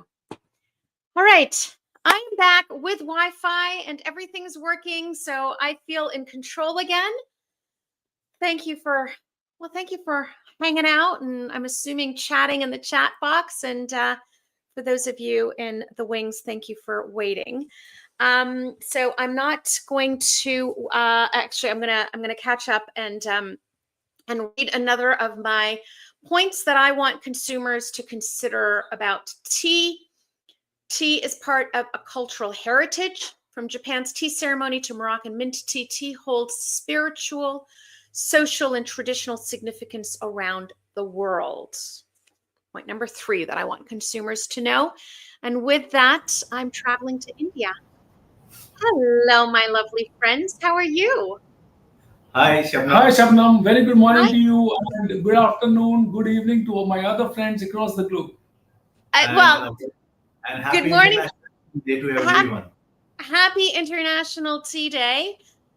Good morning, good afternoon, and good evening to, yes, everybody. I believe it's evening for you at the moment. It's still morning for me. And let me introduce you to everybody. Sumit, Dalan, and Vishal Shah of Jayshree Tea. Correct me if I'm wrong. Sumit, you are Senior Vice President of International Sales and Marketing. Yes. And Vishal, you're Assistant Vice President, Tea Marketing and Export. Is that right? Yes. Did I get that right? Vishal recently got the promotion.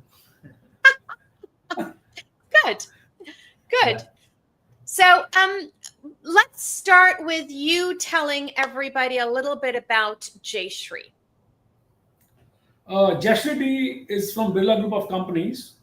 We are a very old company. Company was established in the year 1945, and we own 17 tea states. We were the only company having tea gardens in all tea producing areas.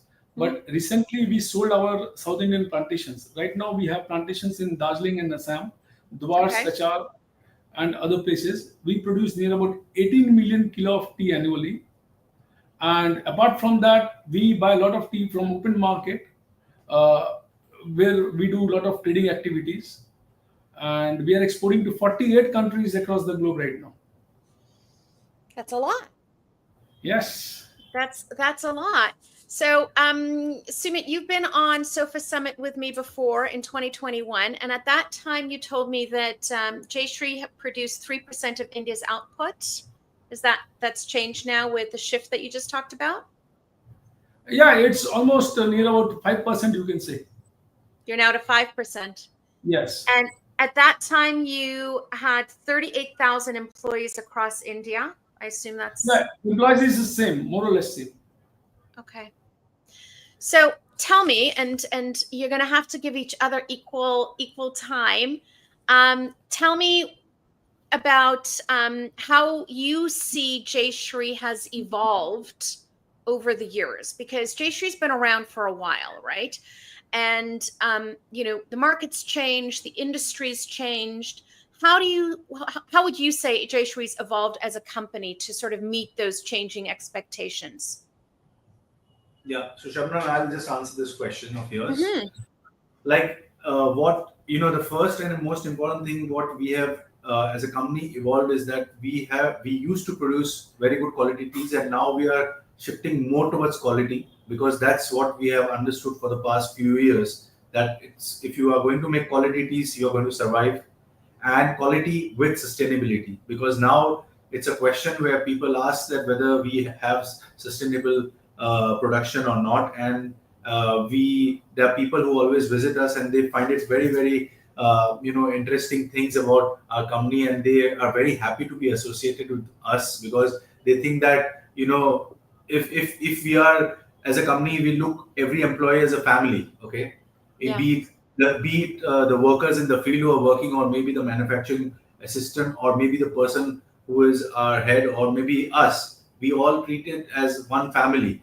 So that's the most important thing. And if like we gel together, then life becomes very easy for everyone to go ahead.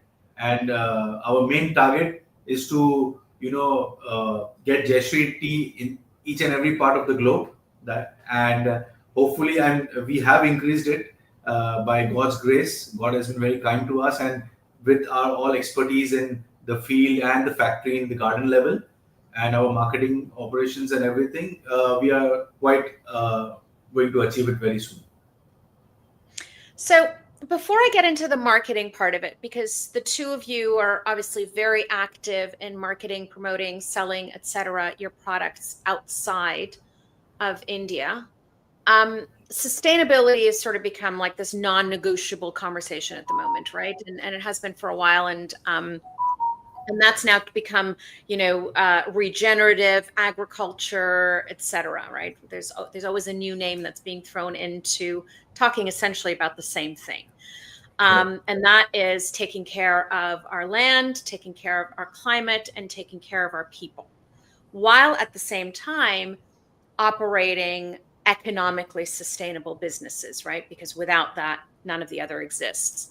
So can you tell everybody, and because I know that I know what you guys do, but I want you to tell, the others about some of the work that Jayshree does, in this area. And I highlighted the fact that, you've got 38,000 employees for a reason, because I don't think that people fully understand and appreciate that, a lot of tea estates, a lot of tea companies, they're responsible for small cities of people. True. Right? So tell us about some of the work in sustainability, not just people, but also environment, et cetera, that you do. Yeah, Shabnam, basically we are exporting to many big companies across the globe. And when we export, these companies are also very friendly. And since we have been working with them for many, many years, these companies also come to us that we also want to be part of sustainable production. Therefore, they want to contribute. Suppose we did recently in our one of the tea state, one company contributed for making 50 toilets, and we also contributed for making 50 toilets. Therefore, 100 toilets were built in our tea plantation. Therefore, this is how we function. And now, if you see a lot of certifications coming up like fair trade, rainforest, and with that, again, whatever extra money we get from this extra certification, that is being passed on to these workers, which is again being very useful to them. Again, when we had COVID, we distributed free medicines and a lot of other benefits to these workers. And now we have got this hospitals and crèche and other things in the plantations, so that all these workers are being benefited. We try to take all these things into consideration. Yeah, in spite of the fact, Shabnam, that everybody talks about Darjeeling. Darjeeling. I mean, it's a world-renowned tea, but Darjeeling is under a huge crisis because there is hardly any laborers which are available. In spite of the fact that all the producers, and we would like to speak on behalf of all the producers, that everybody takes care, social responsibility, taking of the CSR and everything, but still we are facing some huge problems with the workers. So that's a thing where we are always trying to motivate people there in the garden. We always visit there, and then this social responsibility guys, they also come, they try to educate them. We have, as Sumit rightly pointed out, that we have got schools for the younger generation who wants to study, and there is one particular group of people who wants to educate people online by distributing free tablets, so that they become more online friendly, because some of the areas, they are so remote that you don't have a Wi-Fi or an internet connection. So that is our main motto, to educate people in the best way possible. So these are the activities which we are continuously doing, and and obviously we are also planting a lot of trees, as always people do. Then we are moving from coal to gas, because that's also adding much more to the environment in that way.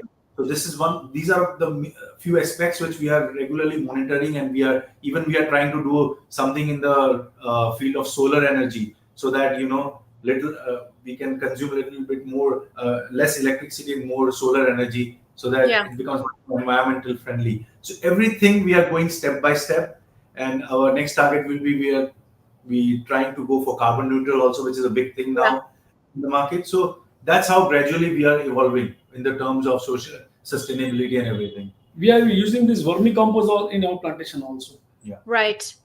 So the reason I wanted you to highlight that is and I said I'm going to come to the marketing aspect of it in just a second, is because, you know, there's the work that you all do on, you know, in India and Sri Lanka and Kenya, wherever, and there's a need for that to be valued and paid for, right? Let's call it what it is, right? We're talking about the value of tea. And because there's the tea itself, right? There's the leaf and there's a product. But the value of that leaf is more than just a leaf, right? The value is the work that goes into it. It's all of the things that you just talked about. These things require resources, they require investment, they, you know, there's a lot that goes into it. So tell me what you do now to communicate that to the markets that you're selling to. So Shabnam, you know, first of all, when I started talking, I immediately told you the first thing is that we are more concentrating on making quality teas. Yes. And now we are making more specialty teas in Darjeeling because we Yes. think that there is a niche market like oolongs or maybe white teas or maybe some different type of varieties like silver needle or, you know, these varieties, because what we are seeing is that India is a very young country as compared to other countries around the globe. India is much more younger in terms of the age. 30, I mean, more than 70% of the population in India is in the age group of 35, which augurs well for the country. Yeah. So what Yeah. we are seeing that there is a good change in domestic market also in India, where people are consuming more quality Darjeeling tea, which was never heard of. Because when people used to hear about Darjeeling, it was always that, okay, this is going to get exported to EU or maybe to Japan or maybe to US or Canada Yeah. or where. But now things are changing. So that's the first aspect where we are trying to produce more quality stuff so that we can, even when the customer is looking at the tea, they know that there is a quality. So, you know, if we maintain this, we are sure that there will be a time that Darjeeling will, especially Darjeeling, I'm harping on, is because that's the region where the concentration is more. Because Assam, we are doing very well because our domestic market is strong and people. So that's a very nice thing. But Darjeeling, we are more concentrating because that's the area where a lot of things are happening. A lot of gardens are changing hands. But since we are from the Birla group and they are very attached to the property, it's their dream, you know, like to own a property in Darjeeling. They don't want to get off it. So it's like that. So they are very much worried about it, but they are very much into the region also. So whatever best way we are doing, we are doing it. And obviously, we are trying to educate our customers also that, you know, you please come to our tea estates, see the amount of laborers which we are having, the workers, how they are working under the sun, how teas being manufactured. And it's not an easy thing because people just think tea. Because Rikko, I was hearing her out that people just think tea as a mass product, but actually it is not. It takes 2 leaves and a bud to come to your cup of tea, and there are a lot of processes. So what we always try to educate our customers, and we also tell them to teach their customers also that please come visit our tea estates. We always welcome them. Have a look at the tea gardens, how people work, how people function, how the factories are working. So life, then it becomes much more easier for us to, you know, sell our teas.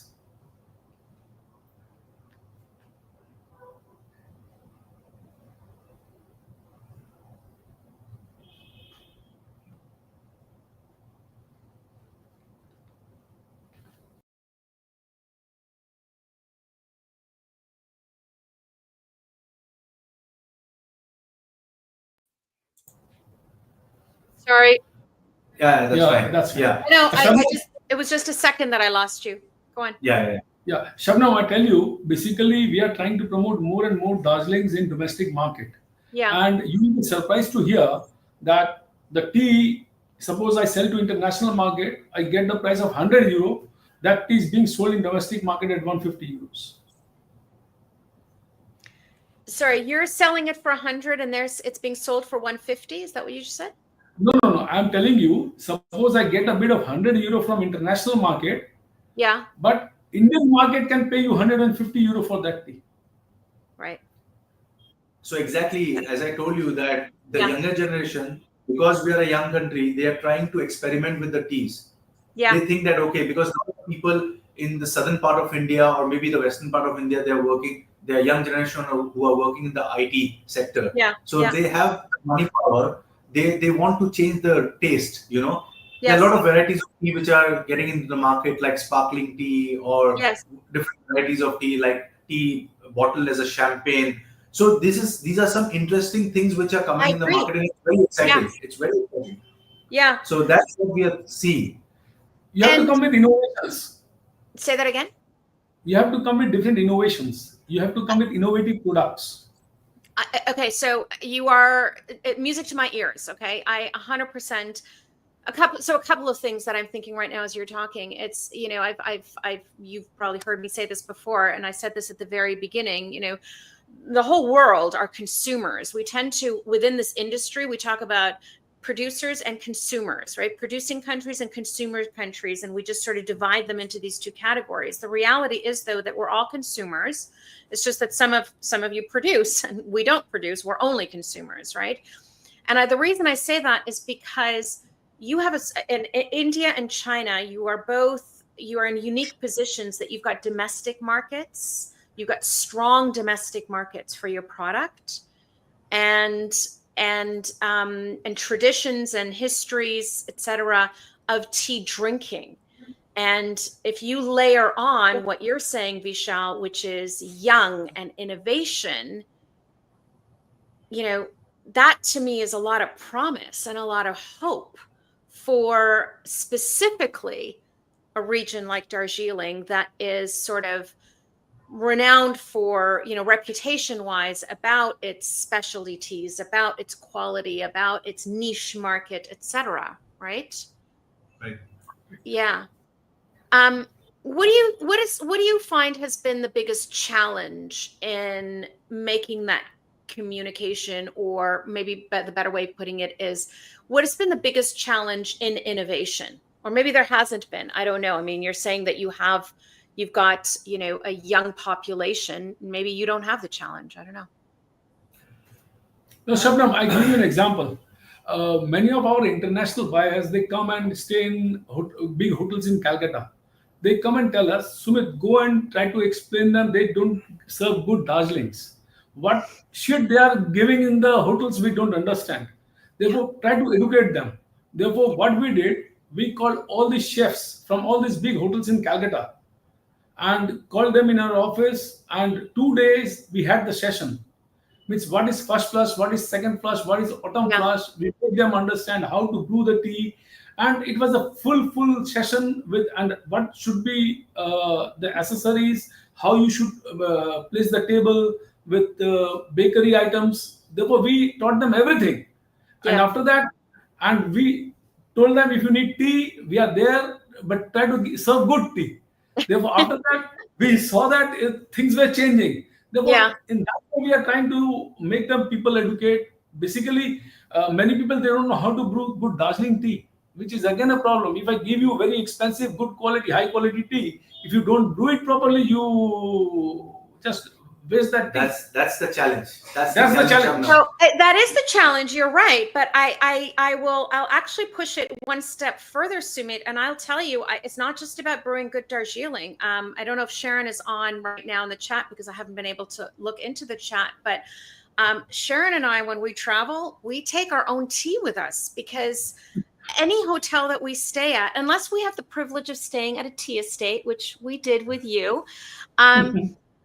you know, when we're in a hotel, it's 9 out of 10 times it is poor tea served, not just poor tea served, but also served. Oh, Sharon is here. And it's also served poorly, right? And, you know, you tend to think that that's not an, you know, that's not an experience you're going to have in, let's say, in India, or let's say in Sri Lanka or Japan or Malawi, or where, places that produce.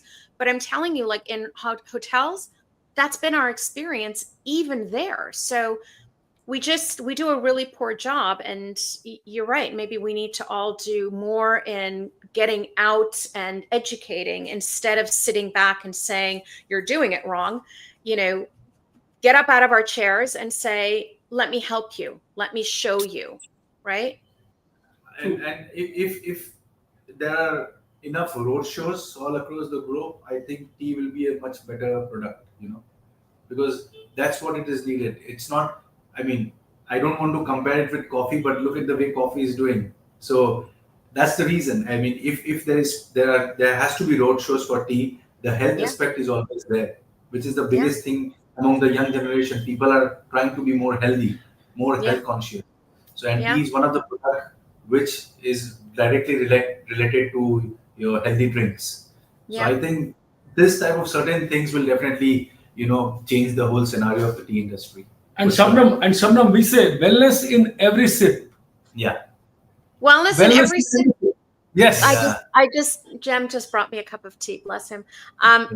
I agree with you. Wellness in every sip, indeed. But I think the other thing that you were talking about, Vishal, was this innovation bit, right? And Sumit, you were talking about sparkling and bottles of champagne, etc. And I think we really need to think in those terms, and maybe that's how we get value, right? In what we're talking about, because in the tea world we tend to be purists in a lot of senses, right? We want our hot cup of tea served in our favorite cups, and right, and maybe that's not. There's nothing wrong with this, but maybe we need to do more in thinking outside of what we've always known, right? And innovate. Yes, Shabnam, kombucha is getting very popular in India. Oh, really? Yes. Okay. Even young generation, they love that kombucha. Even in some parts of India, I heard that they are selling more of boba tea. Yes. I was just going to say, so along with kombucha is the bubble tea, right? Or boba tea. Absolutely. I know, again, for tea drinkers, people are like, oh, it's not really tea. But I'm like, there's tea in it. We want to sell tea. You want anything that is going to have tea in it is a good thing. Don't turn your nose up at it. Yeah.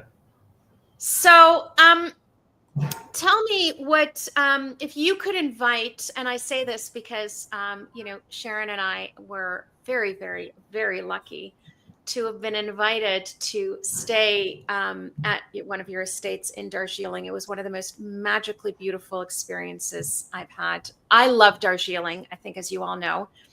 I have a very special place in my heart for Darjeeling. The first time I visited it, I felt like I was up beyond the clouds, and I was in this ethereal other universe.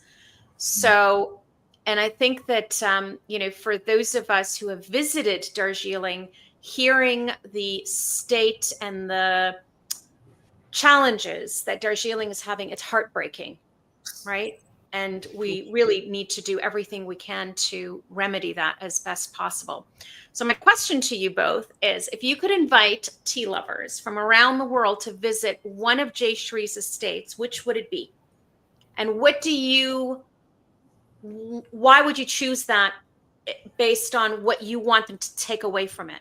What would it be? Vishal, you want to reply this? Each pick one.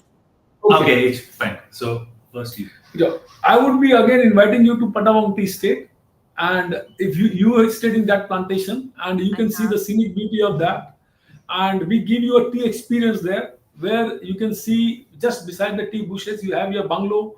You can see the Kanchenjunga, the view of Kanchenjunga with snow-covered mountains. Again, you can see birds, sound of music of birds, and again green grass, greenery on all the sides, and tea bushes. Again, you can yourself have the experience of plucking the tea leaves and make your own tea. And the factory is very close by, where you can get good nose of the made tea coming in from the plantations, from the factory. Therefore, that give you totally different kind of experience. Means out of the world, I would say. Means I can't explain it in my words, but you go there, then only you can experience it. I would And again, tend to are agree also with very that. good. Yeah. Yeah, I would tend to agree with that as somebody who it's, the estate that Sharon and I were fortunate enough to stay at was Puttabong. So look it up on their website. You can book it. It's fantastic. So Vishal, what about you? What's yours? I would love to all the people to come down to Rishi Hut. The reason being it's an organic garden.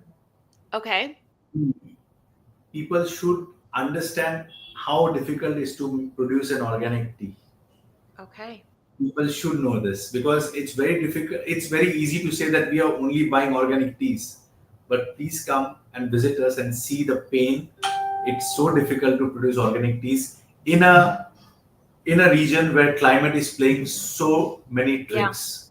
This we are saying the reason I'm saying is for the past 5 years, Darjeeling, we are saying there is a time where you don't have rains for continuous 4-5 months.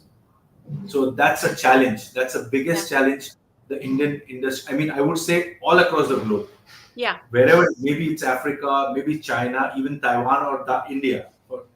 Everywhere, people are struggling with the global warming. Climate change. Yeah. It's showing. It's showing on the estates. People can see what quality Darjeeling used to produce many years back, and still the reason we are able to produce good quality till now at this challenging is because we are totally, in love with the district, because that's something, and people are so dedicated towards their work.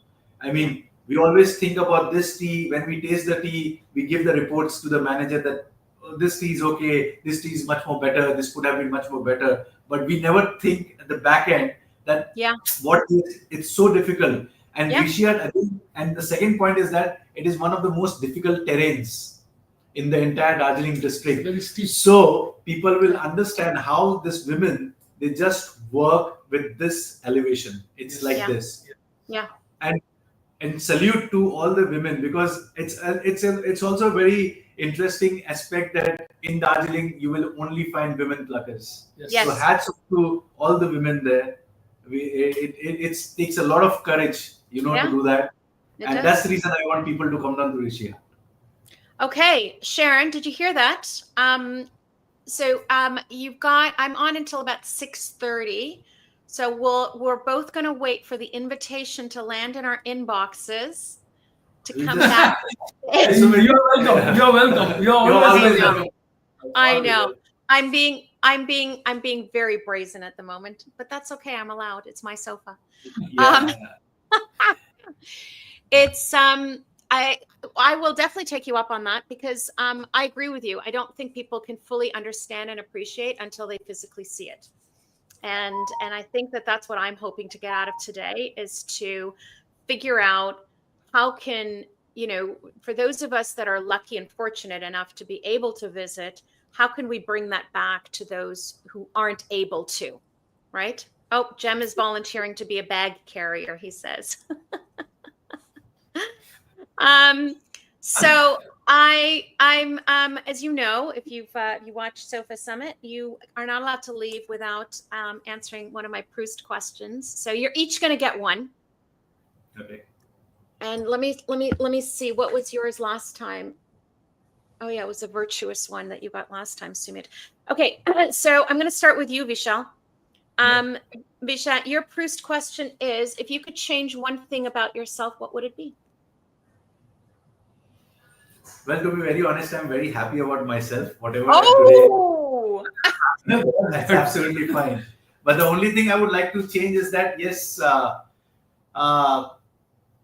that people should appreciate. I mean, to be very honest, Shabnam, I don't like to change myself. I'm happy with what I am. Right. I'm content. That's a really nice place to be, I think, in life. I think it's, when you're sort of just happy in your own skin, it's the best place to be. Yeah. Okay. I give you a thumbs up on that one.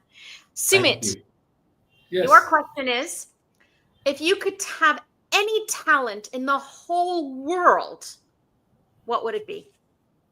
Photography. Oh, okay. Yeah. What's stopping you?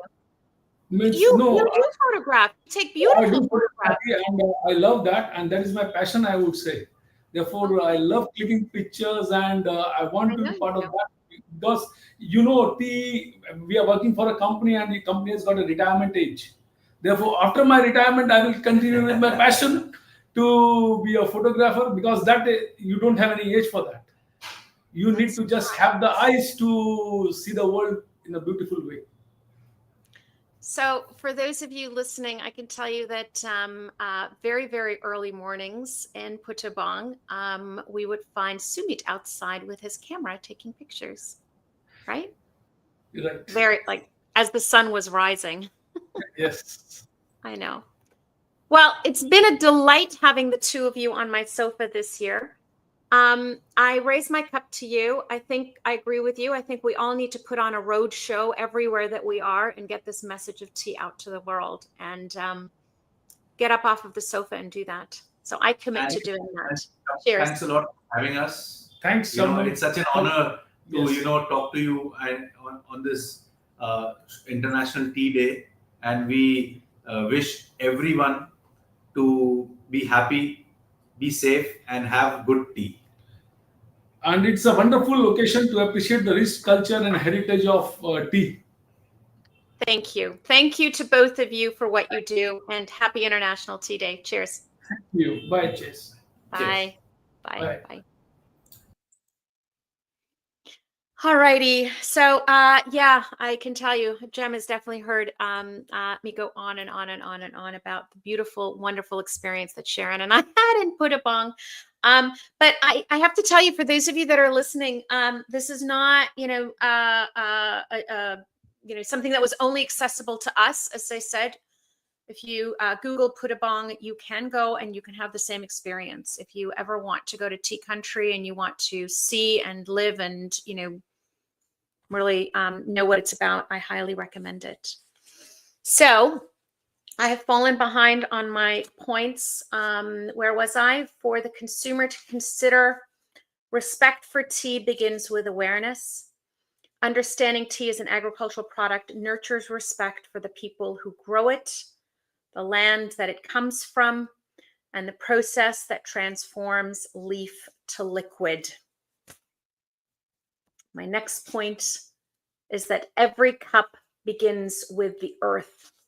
When you drink tea, you're tasting rain, soil, sun, and the season. And that connection is nature, which is real, and it is not metaphorical. So with that, I think I have Josker backstage. I'm going to add you. There you are, my lovely. Hello. Hi, Shabnam. How are you? I'm really good. How are you? Fine, thank you. Been waiting to talk. Thank you. Thank you for waiting, and thank you for being patient. I'm a little bit behind. I'm trying to catch up.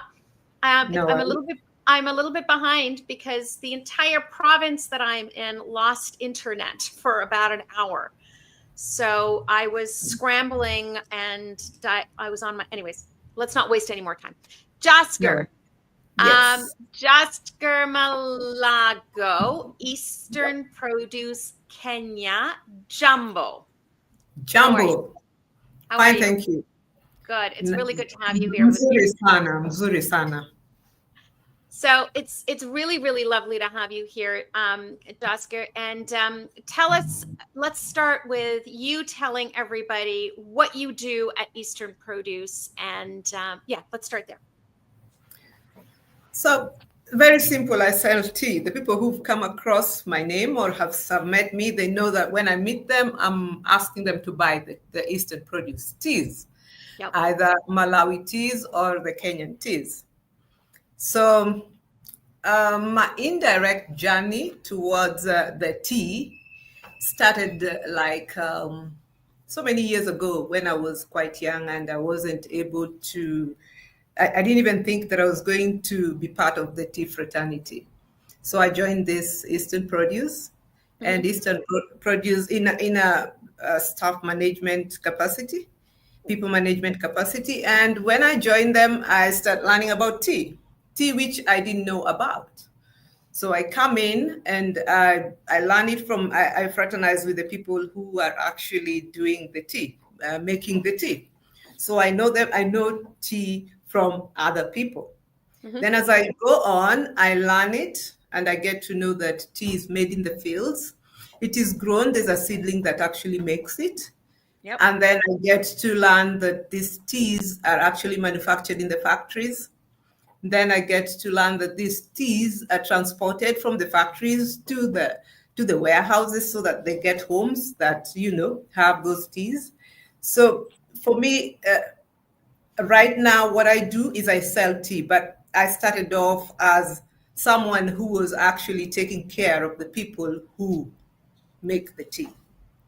So I sell tea, Shabnam. Okay. Now, I can't think of anybody better positioned to sell tea than somebody who was in a position of taking care of the people who made the tea. Right? And I say that because, as you've already heard, our theme and really what I'm trying to dig down into is how do we connect consumers? How do we connect the people that are drinking the tea to the people that are making the tea? How do we make that connection? So let me ask you, how do you do it? By sharing the little stories of these people who get that tea, right from the seedling to where it is on your table right now. Yeah. So the little journeys that the plucker in the field or the planter of the seedling or the person who takes care of the seedling, okay, is good. The challenges, the successes that they are having, all these actually make up what we are talking as tea on your table. So how do you connect this consumer, the Shabnam, who's having her tea right now, to the producer? If you know these stories, if you get to know this, the stories of the pluckers, you get to know the stories of the manufacturing in the factory. You get to follow how the tea is being produced in the factory. You get to know how sensitive it is to leave the temperatures to drop, or how sensitive it is to just put the teas down without checking the food safety environment. So some of those stories that bring up a tea in the cup, to me, those are the ones that connect this consumer back there. The passion that is involved in making this tea, the attention to detail that is involved, the journey of the farmer who's supplying that tea.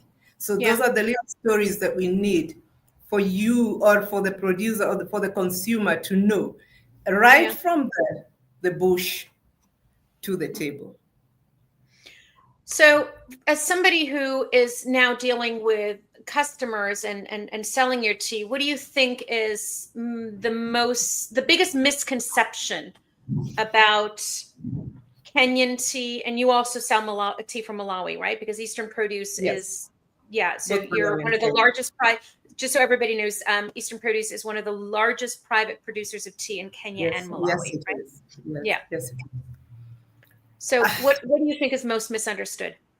What's misunderstood is that tea is produced in the factories. Like I already said, the tea factory process is a portion of the full process.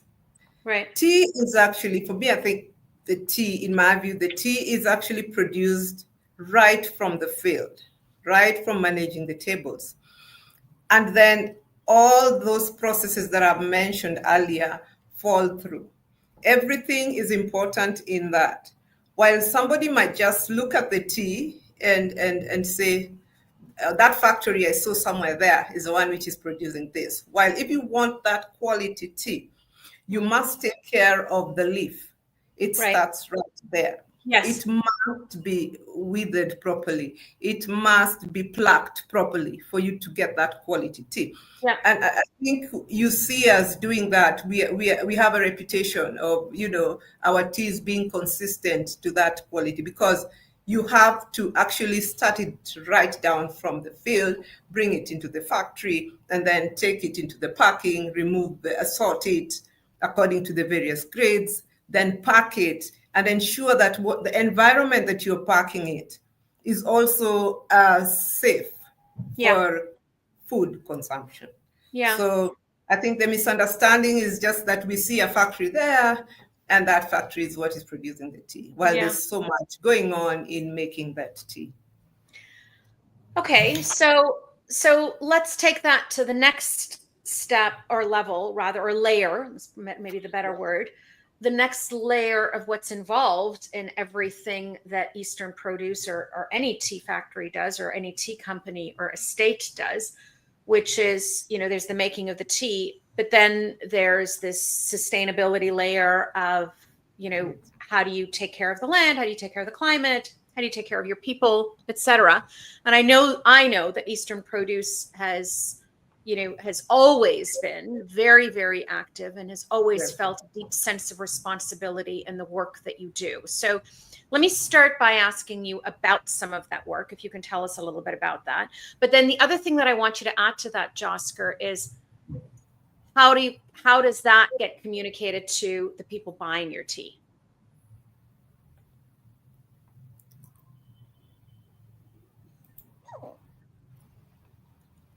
I lost you. I'm here. At the last bit, eh? Oh, so the first part was, what is it that Eastern Produce does? And then the other bit is how do you communicate that to the consumers? How do we communicate the sustainability to the consumers? Mm-hmm. Okay. Eastern Produce has its sustainable development goals that they work towards. We have embedded that into the various SDGs, into our goals and our policies. We look at the environment. I'll say that very shortly. We look at making sure that the environment is taken care of well. Even during production, we make sure we have this notion that our carbon footprints have to be very, very low in whatever we do. So we have a goal towards that. We ensure that all our operations are actually very, very clean. Let's just say we try to make our operations to have clean energy. Mm-hmm. We ensure that the partners that we're working with are well taken care of in terms of health, in terms of education. And we also make sure that the people who are working with us we enhance the conditions that make sure that the gender equality is taken care of. Mm-hmm. We foster clean water. We make sure that there's always clean water available for everybody, the community. And our community starts from the internal community, which is our own. And then it cascades outside. So we ensure that all this that we are talking about comes from in and then extends outside to the various stakeholders that we work with. And do you find that there's value placed on the work that you do? I believe there is value placed on the work that we do. For instance, let's work with education. Yeah. If let's look at the Nandi Hills, okay? Yeah. So we support the various schools that are within our premises, within our land, and some that are out there. We provide them with that education base. What more do you need for such an environment? It's more rural, but we are giving them some of the best, we support the schools with some of the best education that there is, all the support, like the laboratory, the science, we support the science, the STEM levels, and we give them laboratories. We support the school in terms of any classes. All the children who are around our area they go to class. You'll find that there's some people or some places that don't have such kind of facilities, but we extend that to the schools. Mm-hmm. And that gives a good base of education. And I believe that education is one of the most important things that you can give a community. Yeah. Then that cascades and it goes to the other generation. So There's absolutely value in what you do. I'm wondering whether you see that that value is recognized, whether that value is valued by those who are purchasing the tea. I believe they do, because some of them come to actually appreciate it. They physically visit and they see that this is what we did, or we partner with some of the, the consumers who partake the tea, and they support. They also help in supporting in those projects that we have. So yes, I believe that is valued. The partners who we live with value that. The administration around the areas that we work in, Malawi and in Kenya as well, value that. So you can see the appreciation in probably announcement or launching the projects. You'll see them, coming through and saying and recognizing that Eastern Produce gave these labs, or we do not launch them, we give the administration to launch them, and you see the appreciation that is there. What do you think is the biggest challenge facing the industry right now? Or let's say specifically Kenya and Malawi. What do you, from your perspective?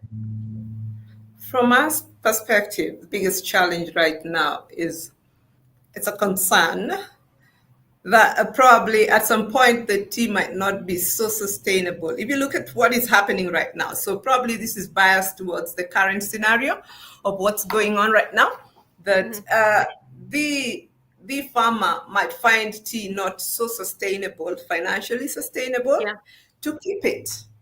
And my concern is that culture will be lost if the farmer decides to say, I cannot afford this, I cannot, this is too much, or some of these costs are not coming because the prices are too low. Then they probably opt to uproot. So for me, my concern is, the tea might just end up not being so financially sustainable, and some people might opt out. Yes. Are you optimistic about the future of tea? I am optimistic, even with the challenges that are here right now. I am optimistic. I see that right now the emerging trend seems to be the consumer wants to have visibility of the whole supply chain and what's going on in there. And they want to really see exactly what's going on.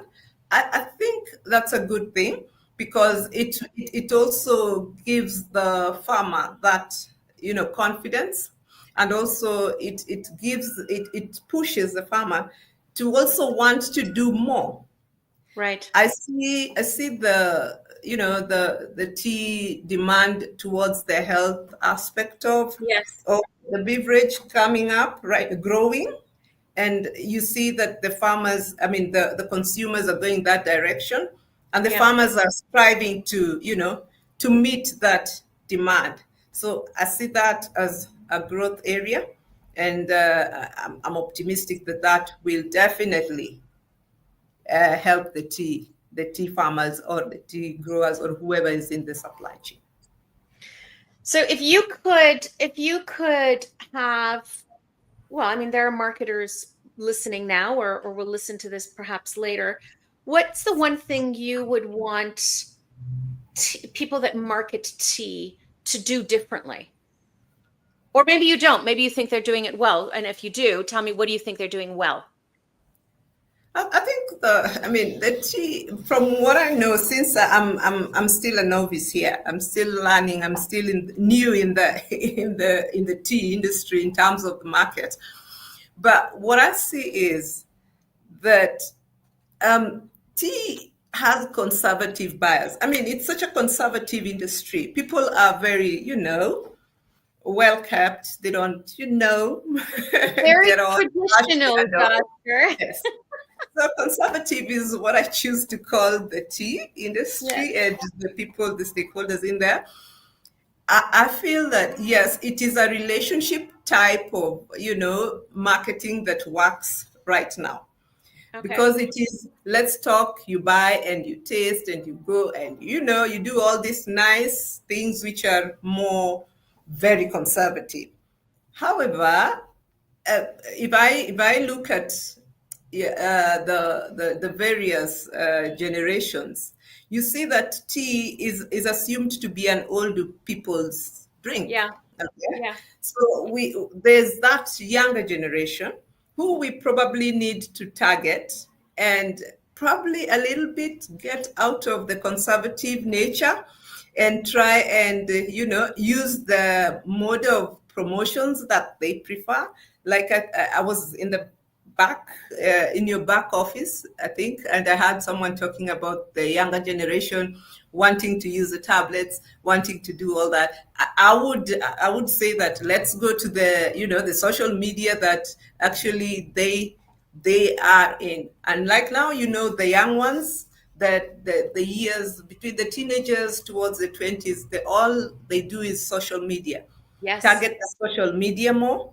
Target their kind of TikTok, type of social media.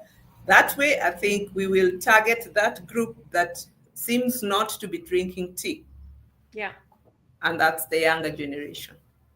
The younger generation. Well, it's the next generation, right? It's the next generation at the end of the day, right? If you want longevity, you have to think about the next ones coming in, right? Agreed. Otherwise there's only an exit path. There is no entrance path. Absolutely.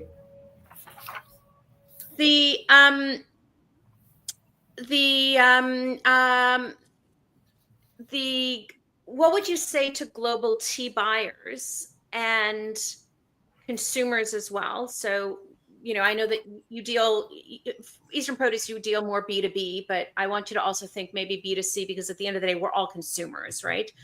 Yeah. What would you say to them to have them better appreciate the care and the craftsmanship and the quality and the work, the sustainability, all of these things behind Kenyan tea?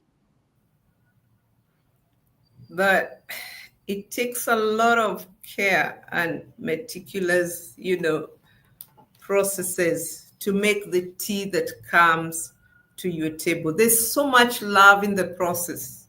Like I'd mentioned earlier, there's passion in the process that I mentioned. There's stories behind all these steps that bring that tea, that cup on your table. There is so much put in there than what you see in that tea. Yeah. That's what I would tell them.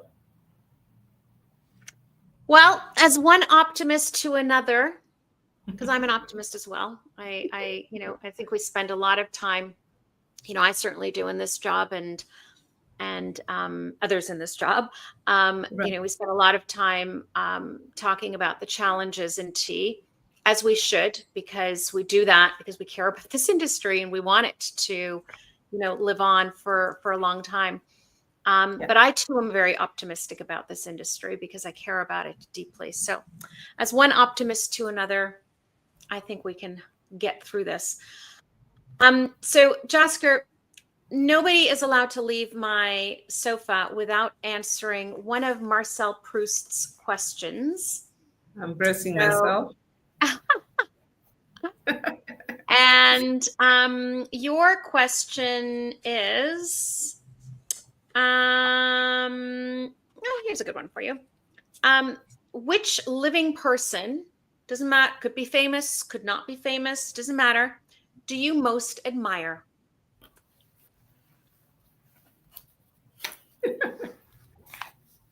Living person that I most admire.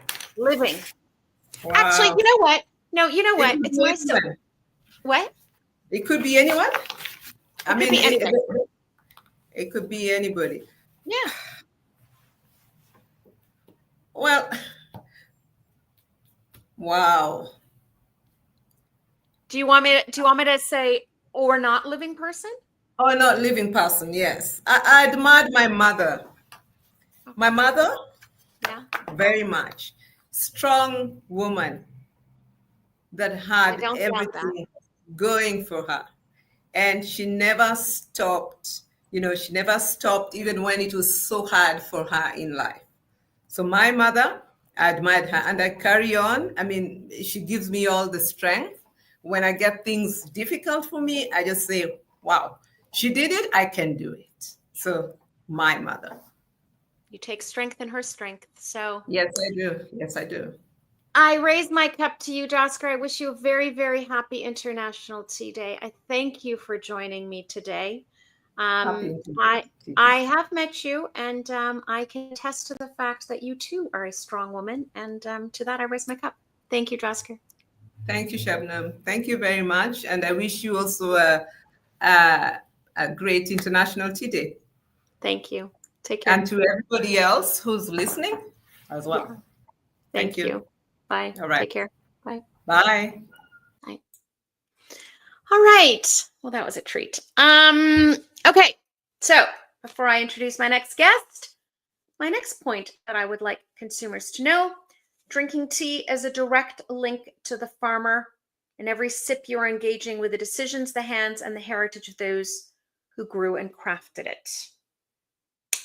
And my next one to catch up is storing tea properly honors the product. This is an important one because like olive oil and spices and wine, tea is sensitive to light, heat, and air. So I needed to throw something practical into the mix here. Treat it with care so that it preserves its natural essence. And I think that teaching some of these things can help people understand the value of what they're buying and not drinking it mindlessly and carelessly. And with that, I continue in Africa, and I'm very happy to add on to the stage Esther. Hi, Esther. Are you there? Yes, Shabnam. Hi, how are you? There you are. Hi, Esther. Thank you for being so patient. I'm running, I'm almost catching up. I'm a little behind because of Wi-Fi today. I understand pretty well. I'm sure you can appreciate it. Thank you, Esther. Esther Mughogho is from Eastern Produce, Malawi. And I had a great pleasure of meeting Esther just a couple of months ago when Sharon and I visited Malawi. And it's really a treat to have you on with me today. So thank you. Much appreciated. I'm also very much happy to have you today. It's more or less like the memories are back when I saw you. So I've been looking forward to this day. I'm very much happy. And my regards to Sharon as well. Well, Sharon is on the chat, so she's. I'm sure she's going to say a hello in just a second in the chat to you as well. So, Esther, let's start with what you do at Eastern Produce, and or let me say that your journey in tea. What has been your connection with tea? Thank you so much. First and foremost, this is the goal. Yes, it is. Thank you.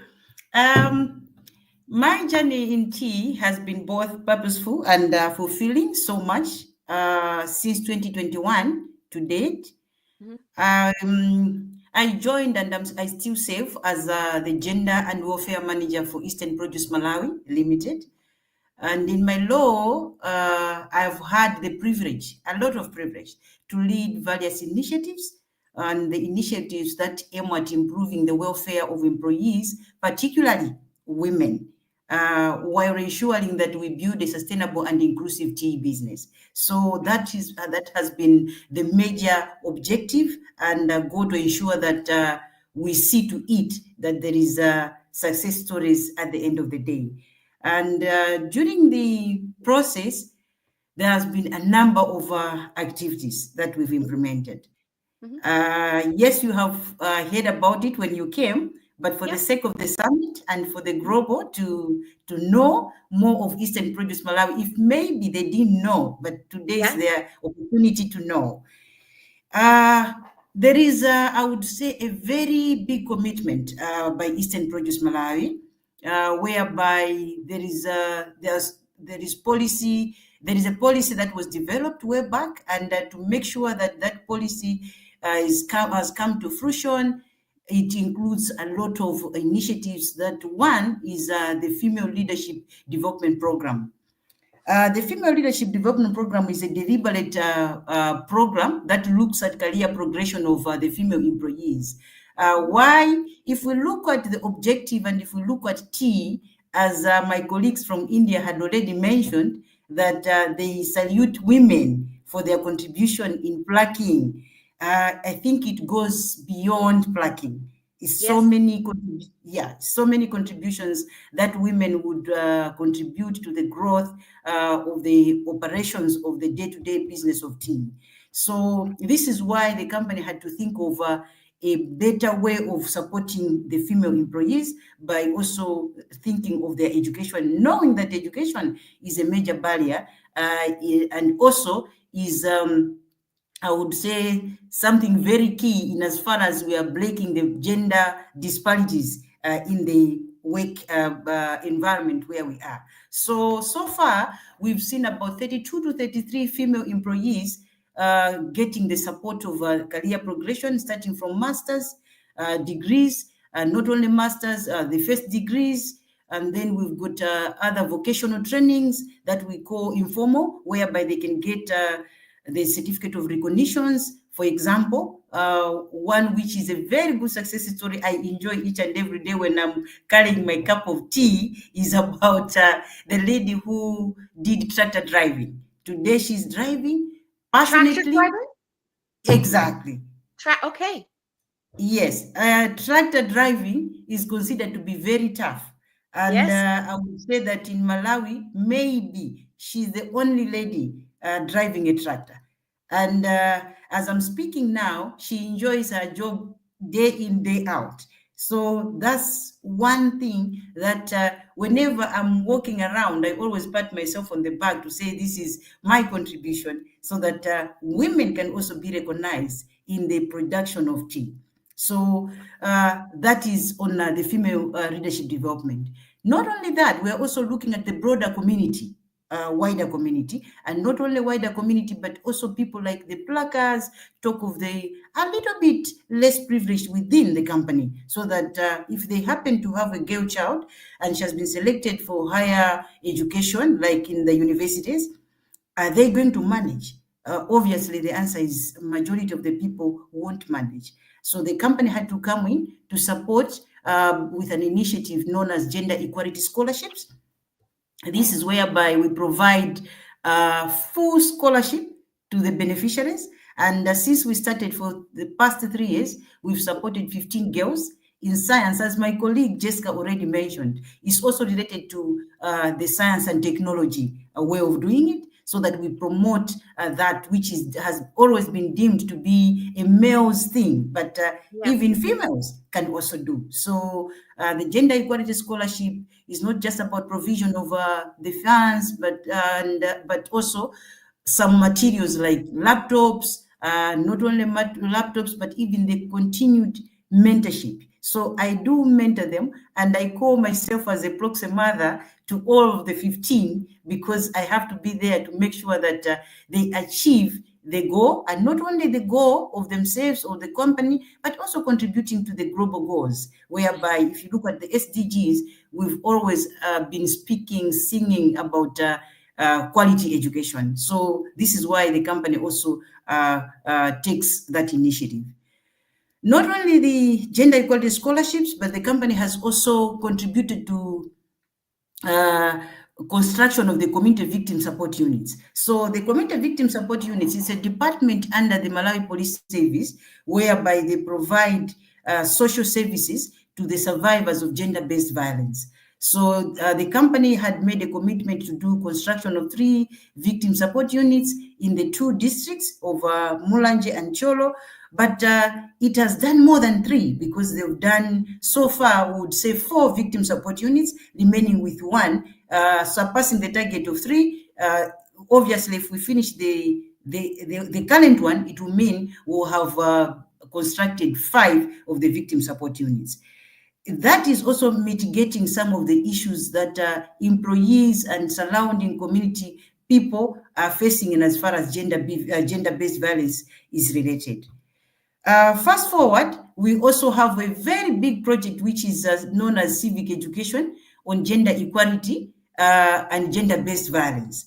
What do? We did supplant 2 organizations, and these 2 organizations, the aim was that we have one organization which is into community mobilization tools, and the other one provision of the legal guidance in as far as gender-related laws are concerned. We are a private sector. We might not be very much conversant with that, but this is why we thought of having them on board. So we started in 2021, and we finished the first 3 years. We've now entered the 4th year, supporting them again after realizing that the impact is just so overwhelming, and the majority of the stakeholders really love to see the project still being on the ground. So this project, honestly speaking, Shabnam, it has been a very interesting journey, whereby we've seen communities taught about what gender is, because majority of the people, they look at gender in a very negative way. The perception is very negative, but we've tried so hard to make sure that people understand what gender is, and then how gender can be used as a product marketability within a corporate world as we are, and also the gender-related laws, how the Constitution supports the initiatives, not only the Constitution, but also other international treaties support, like for instance the UN Convention, Convention 190 of ILO, all those, so that people are aware and they're able to support what Eastern Produce is doing. So they should also align it very well to the business and human rights concept under the UNGPs. And then we've also done provision of potable water to the communities. It is always a question for some people who don't understand, to say, how can water be a gender issue? I will clearly say to the world today that water can be a gender issue. How? For the girls, for the children, and specifically looking at girls, it hinders their education progression, and it also increases issues of school dropouts in many of the girls, because they find an excuse, because they walk along the long distances to get water.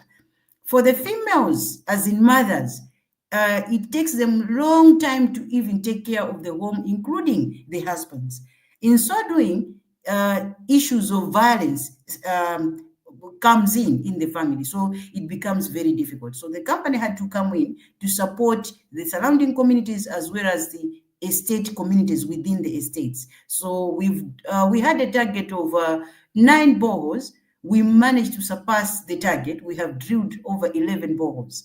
And as Jessica said, the recognition is there, because we've seen some of the buyers supporting us in the provision of funds to drill the boreholes. So it has not only been Eastern Produce under the Women Empowerment Initiative, but also some of the buyers like Tailors of Harrogate coming in to support us. We've also done, in the very first place when I started working, I noted that there is a gap in as far as gender is understood. So it was difficult for me to spearhead the interventions well, because there was like another group which knows about what gender is, partially, then there's another group which doesn't, and the one which didn't know most was the male side. So deliberately, after looking at that, I noted that that's a very big gap, and if we don't address it, then we'll not make a headway. But we have to come up with an intervention that would help us mitigating the issues. So we did some kind of mapping. So it was kind of a mean research which informed us. And this is why some projects like ours is more of research based, whereby it informs you to say, there is this gap, what do you do? So you have to be very innovative to come up with some responses to the challenges. So we did engage male employees, about 355, if I'm not wrong. We had different sessions for over a week. We made sure that everyone understands what gender is. Yes, it cannot be everyone, it cannot be 100%, but the chain should be, if one understands, make sure that he will be advocate for the other one to know, and then the chain carries on. So we did that, and immediately we did that, we noticed that there was a greater improvement in as far as the gender response is concerned and understanding, and the backlash, yes, but it was kind of minimal because of that intervention. Mm-hmm. Another intervention has been the menstrual cups provision. How did it come in? When I joined, I also did a little bit of research to inform the programming, and I noticed that period poverty is real. This thing in Africa is always considered to be a taboo, and if you mention it in a group or as I'm speaking, others would say, why is she speaking publicly? But we have to face facts. And not only that, but looking at Eastern Produce, Malawi or Kenya, we are all into food production. So if we look at food production, we have to ensure hygiene. So with that in mind, alongside gender equality and women's empowerment, we thought of partnering with Ufuru as an organization, whereby it is in Malawi, it was being headed by Wij Wuse, and Wij supported us so much. She came into our company, she did a pilot training of about 35 women. The results were 100%, and later on, Eastern Produce Malawi had to commit itself to buy the menstrual cups. We bought 2,000 cups, and we did the trainings to 2,000 women across the states. We gave them all the cups, and they started using. As I'm speaking, there is overwhelming demand for the need of menstrual cups, not only from women only, but the males asking to say, what if you also provide it to our spouses? Not only our spouses, but even to the secondary school going children and even the primary school going children who are within the age bracket of menstruation. So that has been also another very success story. The very, I would say maybe the last one, or maybe second from the last, would be provision of education through construction of schools. As Eastern Produce Malawi, we've got 7 schools across, and those schools, others are full primary schools and others are junior primary schools. The aim is not only about education also, but also eliminating issues of child labor. If a child is idle at home, you are not promoting education, it is a problem. And as my colleagues, the previous speakers have mentioned, and even the one from Japan, she mentioned of education. I agree and I concur with them 100%. Education is key, and education illiteracy levels are a very, very big problem that hinders every development. So as a company, we are also contributing highly, not only to the gender equality scholarship, to the female leadership, but also to the basic education, whereby we have to see to it that for those children that are working long distances, at least we have to minimize that so that the schools should be within their proximity. So this is why we've got those schools. We've built Makwasa School and provided almost everything, very beautiful furniture, and all the other old schools, we still rehabilitate and provide all the necessary materials. And for school, we don't only do ours, but even we extend a hand to the surrounding schools by providing all the necessary things that those communities have requested. Talk of books, talk of desks, talk of rehabilitation of the blocks themselves, the ECD centers. We've done that in the surrounding communities. The last one for today that I can mention, I will keep some for the next session, is the drone training. We did a training on flying of drones. This was more related to science, but we also had to partner with Malawi University of Science and Technology.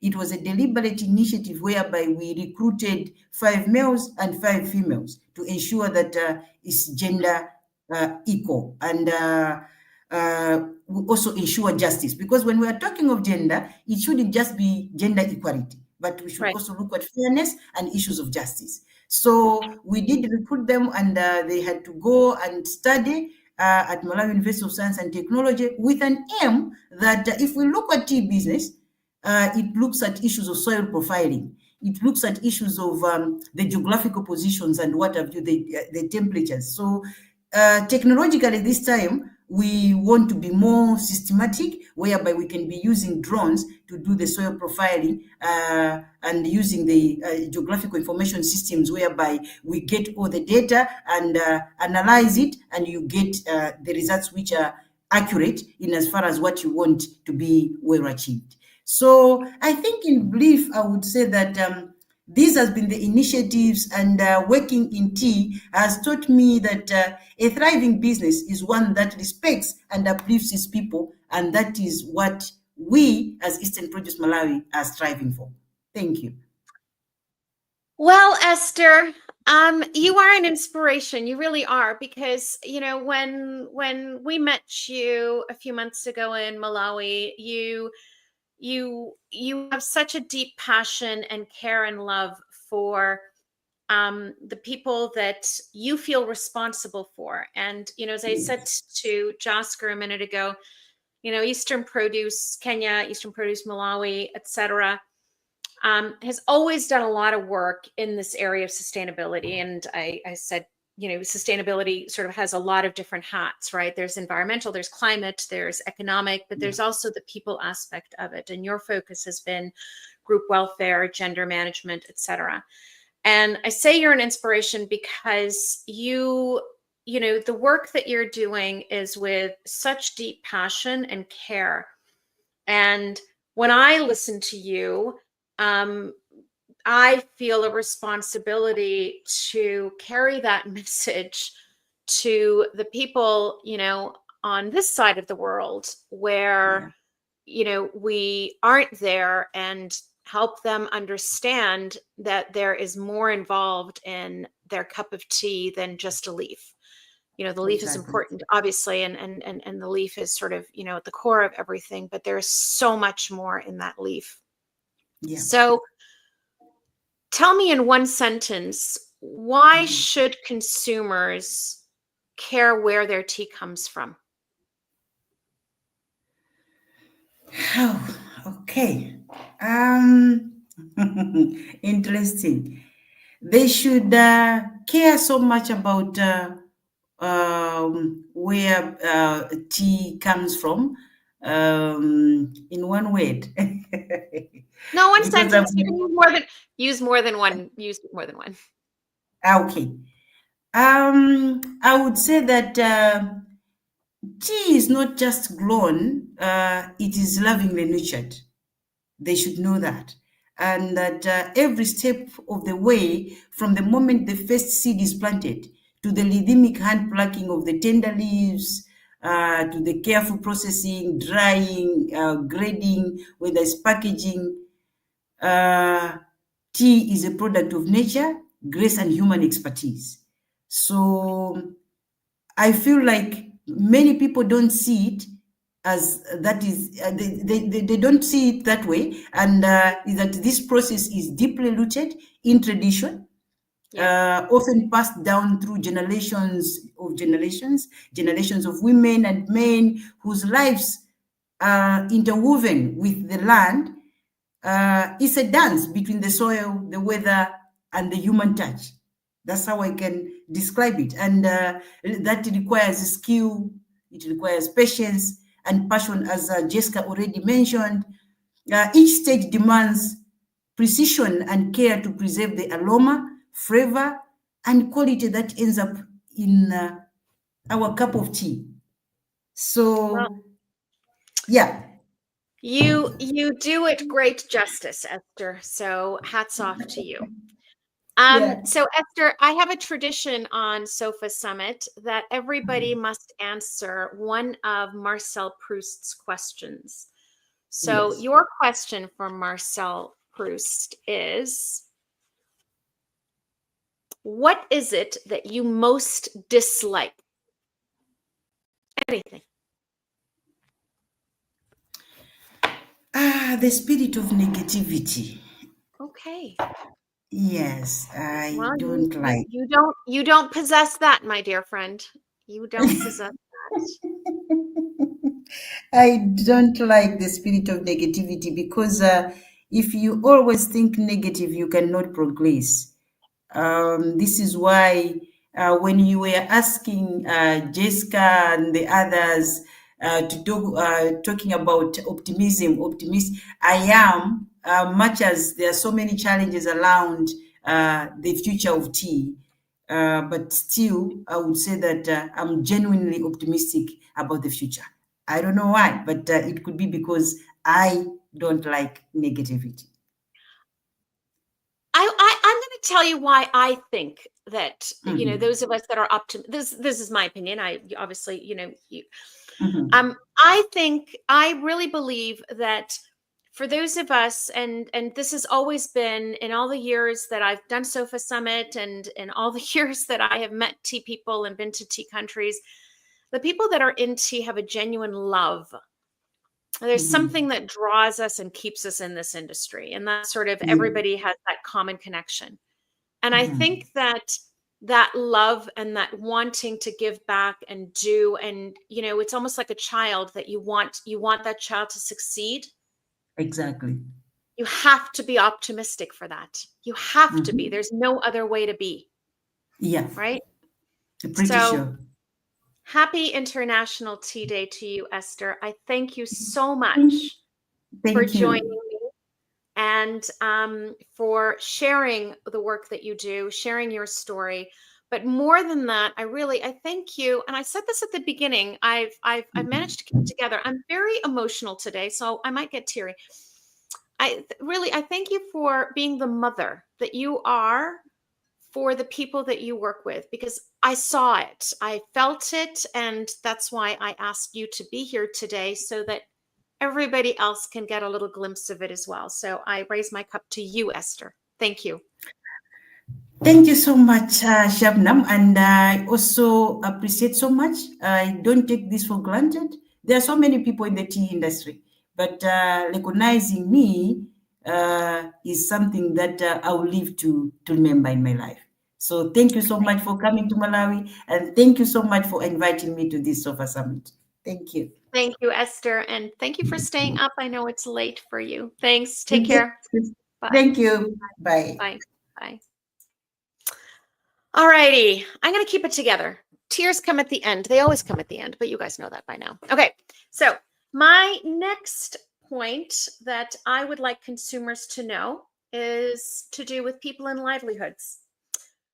The tea industry directly employs over 13 million people worldwide and supports more than 100 million livelihoods through related sectors such as transport, packaging, blending, export, and retail.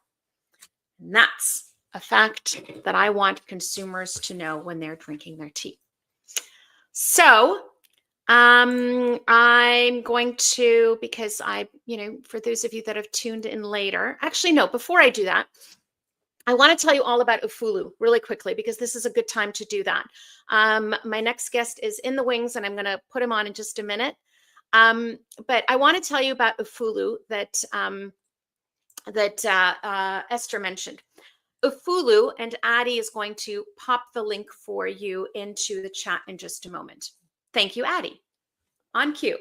So Ufulu is an organization that was started by a lovely woman named Widge Woolsey. Widge is, she started this organization because she saw a need, and she believed that she could do something, a little something, whatever that is, to help. Period poverty is a phrase that perhaps some people are not familiar with. If you are not familiar with period poverty, I want you to take a moment and look it up to understand what period poverty is. For those of us in Western worlds, it is a very foreign concept because we have access to menstrual products. Esther mentioned that it's a taboo subject in Africa. I will say that menstruation is a taboo subject in most parts of the world, unfortunately, but it is a reality. And that reality is that for women and girls who do not have access to products, it is devastating in a lot of different ways and for a lot of different reasons. Least of all, the ability to go to work, and for girls, the ability or the lack of ability to go to school, which means that education is then affected. A menstrual cup costs 20 pounds, which will tell you that that cup will change the life of a woman forever, because you are providing not only sanitation, health, access, comfort, but for girls, you're allowing them the ability to stay in school. So there have been anywhere between 45 to 65 people live watching just on YouTube. That's the number I can see. I don't know how many of you are watching on Facebook and on LinkedIn.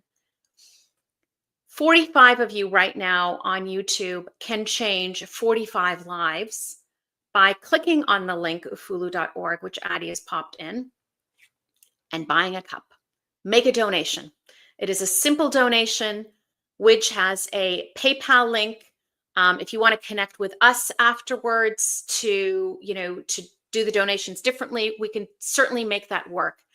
But I want lives to be changed today. So this is not just about being here and doing what we're doing and just enjoying and celebrating International Tea Day as we do. But I really, truly believe in these words, which I've repeated and I will continue to repeat, the words of Edward Everett Hale. I am only one, but I am one. I cannot do everything, but I can do something. And I will not let what I cannot do interfere with what I can do. And today I can ask you all to go on and to buy one single cup, because one cup will change the life of one woman. And that is an extraordinary power to have.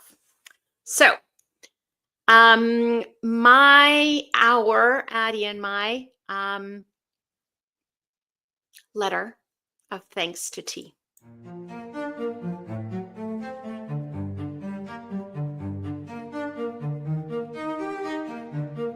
A letter of gratitude to the hands that sow with quiet grace and tend each root, each sacred place, to those who walk the waking land and guide the leaf with gentle hand, to the ones who harvest with mindful eye, plucking green gifts beneath the sky. Your love, your labor, your patient art breathes spirit into every part. For every soul your tea has stirred with warmth beyond what words have heard, we offer thanks, sincere and deep, a gratitude we'll always keep. From every heart your work has touched, we thank you endlessly so much.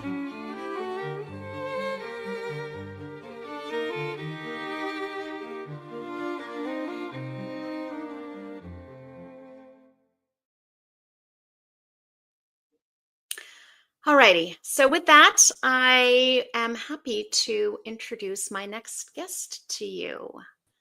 Mamoun, how are you? Hello, Shabnam. Thanks a lot. That video was fantastic. So, thanks. So much emotion, and yeah, it's put things into perspectives. And I'm very happy to be here, Shabnam. I guess a good morning to you. And I've been following your guests for some time. It's been fantastic. So, great subject, great topics, a lot of emotions. Yeah. But you will not get me there. I won't shed a tear right now. You won't. But I'll shed one with you. So almost there. No. I know you've had some really busy days. But I'll tell you, Mamoun, the very first SOFA summit that I had, I expect it because I understand what happens to me during this day. But the very, very first year, when I got to the end of the day, I just started. It was just everything being released suddenly, right? So for those of you listening, let me explain and introduce our wonderful guest, and I'm very, very honored that you accepted. Mamoun Amrouk is senior economist for the Market and Trade Division at the United Nations Food and Agricultural Organization. It just rolls off the tongue. Thanks, Shabnam. Thanks. And Mamoun is also, he leads our MERI group, which is the Intergovernmental Group on Tea. So from all of us, thank you, because, you helped sort of herd the cats, which isn't always an easy thing. But let me start, Mamoun, with International Tea Day itself, because International Tea Day is, there are tea days that different countries sort of declare. There's been, celebrations throughout the years on days that people want to celebrate tea. As far as I'm concerned, celebrate tea every single day.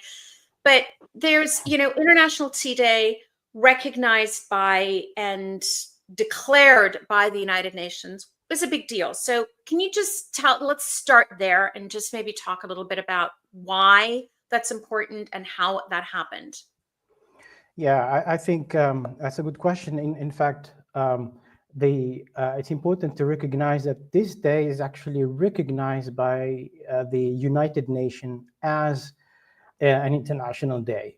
So it's if you want the entire world getting together and recognizing the importance of tea. So it's not an easy thing to achieve, because you have to build the consensus among all the countries, imagine in the UN, so they can agree on a particular day, and they can agree on the fact that, yes, this particular commodity, this particular sector is indeed important for the global economy. And this happened for the tea. So it was adopted by the UN General Assembly back in 2019.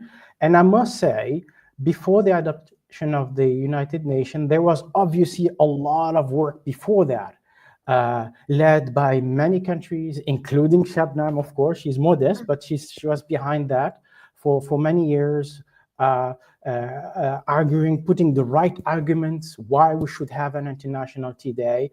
And I must say, all the arguments that were put forward were pretty much convincing for the international community to indeed recognize tea as an important commodity that is basically important for the entire planet, and it is worth protecting. And it's important for us to raise awareness about the importance of this commodity. So yeah, that's in a nutshell, Shabnam, you know the story. And since then, many countries, and including many international organizations in FAO, we've been celebrating the day. And I must say, so today I'm talking to you live from Rome, where we have our headquarters, the FAO headquarters, located in Rome, Italy. And I must say, this is the end of the day. So if I'm a bit slow, it's because I'm a bit tired. But we had a long day, a beautiful day, celebrating International Tea Day. The Director General of the FAO attended the inauguration day at 9:30 this morning, with many ambassadors from all over the world, from Canada, from Russia, Azerbaijan, Kenya, Morocco, China, all there on the big VIPs, celebrating tea. This is a big achievement for the tea community. Now you might say, oh, but this is a celebration of bureaucrats, technocrats. But no, but it's important, because then you get, the tea discussion at the top of the agenda, at the negotiation level, at the diplomatic level, and that's very important. It's it's a small a small thing, but it's important at the high level to make sure that the politicians and the diplomats are very much aware about the issues concerning tea. So it's been a great day, a great success. So hopefully next time you come around again, Shabnam. I mean, it interferes with my sofa summit. I can't not do my sofas unless I do. That's right. I know. Unless I come and I do sofa summit when you're from Rome. Yeah, that would be great. That would be great. That would be great. Maybe. Indeed. Maybe that's something to think about. I'm looking over here as if Sharon can see me looking at her. Sharon, let's do it in Rome. Anyways, so I think what you just said is really important, and that's this, the bureaucrats, and because you're right. I think that there can be some eye rolling. Okay, some bureaucrats got together and talked about tea, but the reality is that tea is the second most consumed beverage in the world after water, and sort of in a global policy perspective, and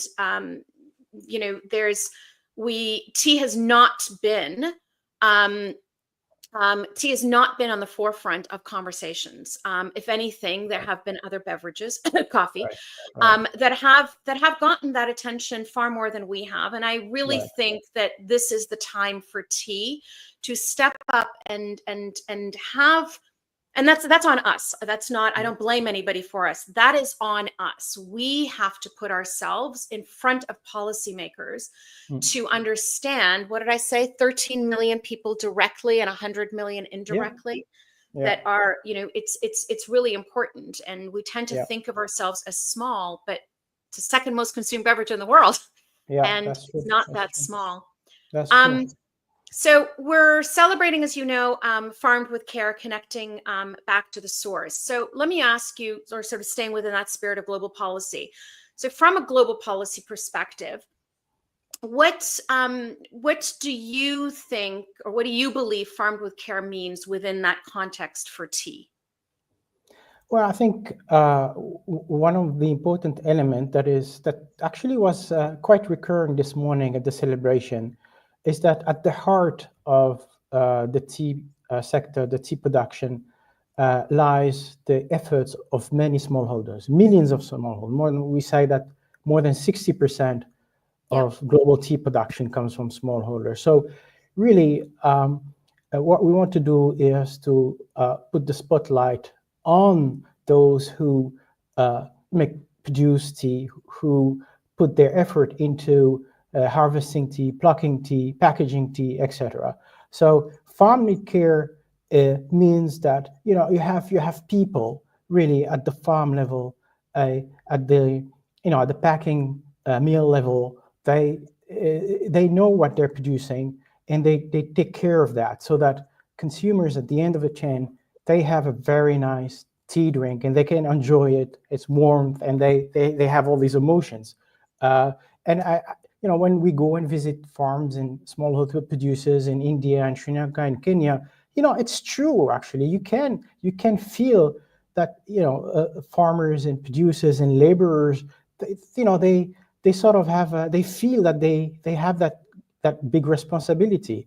And coining that farm with care comes from you, Shabnam, and I think it spread here all over here in FAO, so we've got it everywhere. So sorry about that. That was the point. That was the point. And it really touches it hits the point. Really, the big decision maker here. We're super excited about it. So we have it as an hashtag. We have it over all the screens all over the world. So it really, and it's not just words. So we, as I said, when you toured many smallholder farmers and around the world, and you can see that tea is really special. Farmers and pluckers and the women that are involved in the chain, and they know they're taking care of a special product. So I think farmed with care, that's what it means. But it also means for the future that we should also continue to take care of this product of tea. Tea is facing a number of challenges. You raised some of them, environmental sustainability challenges, etc. So we have an additional responsibility to make sure that we continue to take care of this product, so that our consumers and those who enjoy tea continue to enjoy tea today and for future generation. That's what it means for me. So from sort of like from a policy perspective, and the world that you operate in, do you see any interventions that could better support smallholders in achieving sort of this equitable participation? Well, that's a very good question, Shabnam. You know, at this level, certainly all the discussions, let's take the topic of sustainability, climate change, etc., in gender. These are topics that are taken or discussed at the aggregate level. But but taking into account the fact that many of the decisions that are made here have direct impact on the various sectors. So yes, there are decisions being made. Let's say, for example, I was this year attending in London a discussion about reducing carbon emissions by shipping. So by 2050, the shipping sector need to be net zero. So that has, it has, of course, a number of effect and implication on transportation, on commodities, including tea. So, so this is something we may need to talk about, hopefully this year when we meet all together at the IGG. But this will have a significant impact on tea indirectly because because shipping sector need to implement certain measures to reduce their carbon emissions, and those measures, they don't come free. They are costly, and obviously who's going to foot the bill of this? Unfortunately, it will be the consumer. So so these are the things. The decisions are made at the high level, but if we have to sit down all together at the IGG and we have to think about how these decisions articulate into impact on the tea sector. Well, what's the trickle down, right? Because you're talking about just shipping, but as you rightly point out, shipping is everything is shipped, right? So it's clearly going to have that knock-on effect on other areas. And I mean, you say that it's going to be the consumer that pays it, but I don't know. I sometimes question that, right? The consumer, it should be evenly distributed. There should be, everybody sort of pays their fair share. But the reality is, and you and I have seen this, is that costs and expenses get passed down, not up. And when they get passed down, everybody passes it down until it reaches the place where there's no place else to pass it down to. And unfortunately, that is the part of every supply chain, not just tea, that is least equipped and least able to carry that cost. So, I guess my mission and all of ours, when we're talking about Farmed with Care and celebrating International Tea Day, is how do we communicate that, right? We want lower carbon footprint. We want to take care of the environment. We want to take care of the climate. We want to take care of forestry. We want to take care of people, gender issues, et cetera, et cetera. But when a consumer is faced with standing at a shelf and making a decision, and I'm not saying when they're asked what they would do, but when nobody's watching, when they're making that decision, they're not paying the prices for sustainability. So from like a policy perspective, I think there's a disconnect there. I said this at a conference that that Sharon and I were just speaking at, where I really think that governments, my government included, has dropped the ball in including the consumer in this responsibility, because everybody's worried about the next election. No, absolutely. Yeah, these are excellent points. You cut me there, Shabnam. Yes. Absolutely. Yeah, it's not a question. It's a statement, unfortunately, and it's excellent. Yeah, actually, well thought. Exactly. I don't have an answer for it, unfortunately. But this was it is one of the major concerns as well here, and this was also one of the stumbling blocks, for adopting these measures, is because it's really unclear, as you perfectly pointed out, who foots the bill. It could be consumers, but absolutely right. It could be also producers, depending on the structure of the value chain of the commodity. So, if you're if your tea, the tea value chain is completely different from the crude oil value chain. We have few producers, and it's all depend, how the value chain is structured. That's why, that's why I always mention as well the importance of, when it comes down to these global topics, issues, challenges, that it's important that to reach a consensus together. There's no way, especially for tea, coffee products like that, it's important to, to reach consensus within, a global process like the IGG, for example, or any other processes, by the way. So, but it's important to show, to show strong arguments. Yes, otherwise it can go the other way. Absolutely, it can easily go the other way. So I've already mentioned that you sort of lead our Merry group of tea, but you also work in other commodities. So tell me, these are largely agricultural issues, right? So you're seeing this in a lot of different areas. Do you see anything, success stories that tea can learn from? You've heard me say this as well before. I think that in tea, we talk to each other, at each other, about each other. Yeah. And, it's an echo chamber. And I think that we need to get out of that echo chamber and learn. Sure. Yeah, it's true. I work on different commodities, as you mentioned, from fibers, cotton, jute, sisal. Also, we do coffee, cocoa, and we've added additional ones with very few resources, by the way. So I'm not complaining, but that it seems how the world. You're looking at our resource, Mamoun, myself and Addie, who is and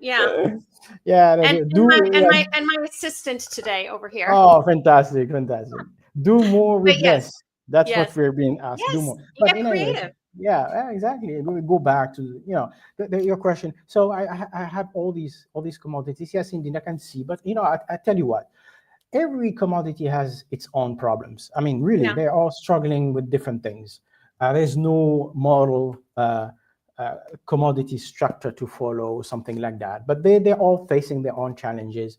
But one thing I must say is that for a couple of commodities, like sugar or cotton, for example, anyway, set aside the nutritional issues regarding sugar, right? Mm-hmm. But that sector has managed to develop many byproducts. It's interesting what they can do with cane sugar. They can produce energy, they can produce ethanol, they can produce sugar. So as if they have a board and these several buttons, and they push, okay, the price of sugar is falling drastically. Okay, let's just switch to ethanol production. Boom, we go to ethanol. Oh, the ethanol production or prices come down. Oh, let's just produce electricity. Oh, let's just produce plastics from and now they're going into fuel, aviation fuel, even shipping, now shipping are looking into using ethanol. In other words, you see, plant like cane, you get so many byproducts and therefore so many opportunities to diversify the income. And this is maybe what is missing in tea. Perhaps we could explore this. Of course, it takes a lot of resources, but it takes a vision. Maybe we can put together the vision, and then from there build up what it takes to achieve that vision. And I think, sugar is the sugar sector. I'm not saying about the sugar in terms of product, but the sugar sector, the nexus, they're extremely successful in that area. And I'm very impressed when I see that now because sugar, okay, you could see there's a decline in per capita consumption of sugar because of health issues, Shabnam. Now you know that. So there's a lot of taxes left and right, and people are concerned about their health. So the sugar industry is saying, okay, this is not good for us. Obviously, we need to sell more sugar to stay profitable. So let's just explore other sources of income. And you can see that, as I tell you, they're into energy, into plastics, and God knows what other things. Yeah, exactly. Tea bags out of sugarcane. I know. Exactly. And then you have a similar situation with the fibers. Also, they, the cotton, and although to a less extent, but still they have that mentality of looking at their what the so-called main product as a byproduct. You know, sugar now is a byproduct of the cane industry. Imagine. So maybe, Shabnam, we can think about something like that in tea. You know, okay, there is the beverage, but maybe there are other possibilities, other market that can be explored. Maybe on the energy side, maybe what have you. There's a great opportunity to look at these things. Yeah. So that's you know, that's maybe if the tea has to learn something, perhaps it's from that. I don't fully agree with people who say, oh, the tea is not an innovative sector. You know, in comparison to coffee, I don't see that honestly. I think tea is very innovative. There's a new product coming out. You should see in China. China has many products. Now, you're right. I went to the center of Rome on the weekend, and there's this shop, bubble teas. I mean, there's a huge queue. I don't know what's in there. It's called bubble tea, but you know, there's a huge queue just there. And people are queuing to buy these products. So, you know, I think the tea sector is very much, you know, it's an innovative sector. I mean, it's not a dinosaur. It's very innovative, but I think what needs to be done there is perhaps looking for other sources, you know, at the source for exploring opportunities for the global market. Yeah. I think that's a really important point, and I think your example of sugar is an interesting one, right? Because at the end of the day, it's a plant product, right? And we are a plant product, and we've, you know, we always think of it in this traditional way. I said that to the guys from Jayshree earlier as well, right? We think of it as, you know, something that we drink hot, and that we make in a cup or a pot, and that's sort of, you know, for the most part, the end of it. But there is a part of the industry that is hugely innovative. A couple of the, I think, several companies that have raised billions of dollars in IPOs in the last few months have been Chinese bubble tea companies. Okay. So there is opportunity out there. So that's sort of on the beverage side. But then, as you say, this other side of it as what else can tea be used for, right? And I agree with you. I don't think that's been explored enough. So Ito-En is a Japanese company. And I don't know if you've ever seen some of their products that they've made out of tea waste. No. Plastic. Okay. Actual plastic. So Ito-En has pens that are made with, so the outside obviously of the pen is right. Yeah. Benches. It's plastic, basically. I mean, plastic. It's a bioplastic that they've produced out of it. So there are companies that buy tea to make paper with. Do you know what I mean? So there are a lot of opportunities, and I think that we look at those as, oh well, isn't that nice? But don't actually pursue it. Exactly. Yeah. So. Okay, well, that's an interesting one to think about. How important do you think is consumer awareness in driving change across the tea value chain? So advocacy, promotion, like, you know, marketing, etc. Yeah, I think it's an excellent question. We all know, you know, the beverages sector is extremely competitive. You know, coffee, cocoa, and we've done a note this year on coffee, as you may, if I may say coffee. Is it allowed to say coffee? You can say coffee. I can't reach you, so go ahead and say coffee. You're not going to beep it, no? Beep. Sorry, we're having technical difficulties. Yeah, so there's also it's a big market, obviously, there. As you know, the prices of coffee surged significantly this year. I mean, there's a huge demand. What's happening to my coffee, etc. But just it is so we're looking at possibilities that people may have, you know, switched to tea, for example. There's just, at least those prices did not increase as much as coffee or even cocoa.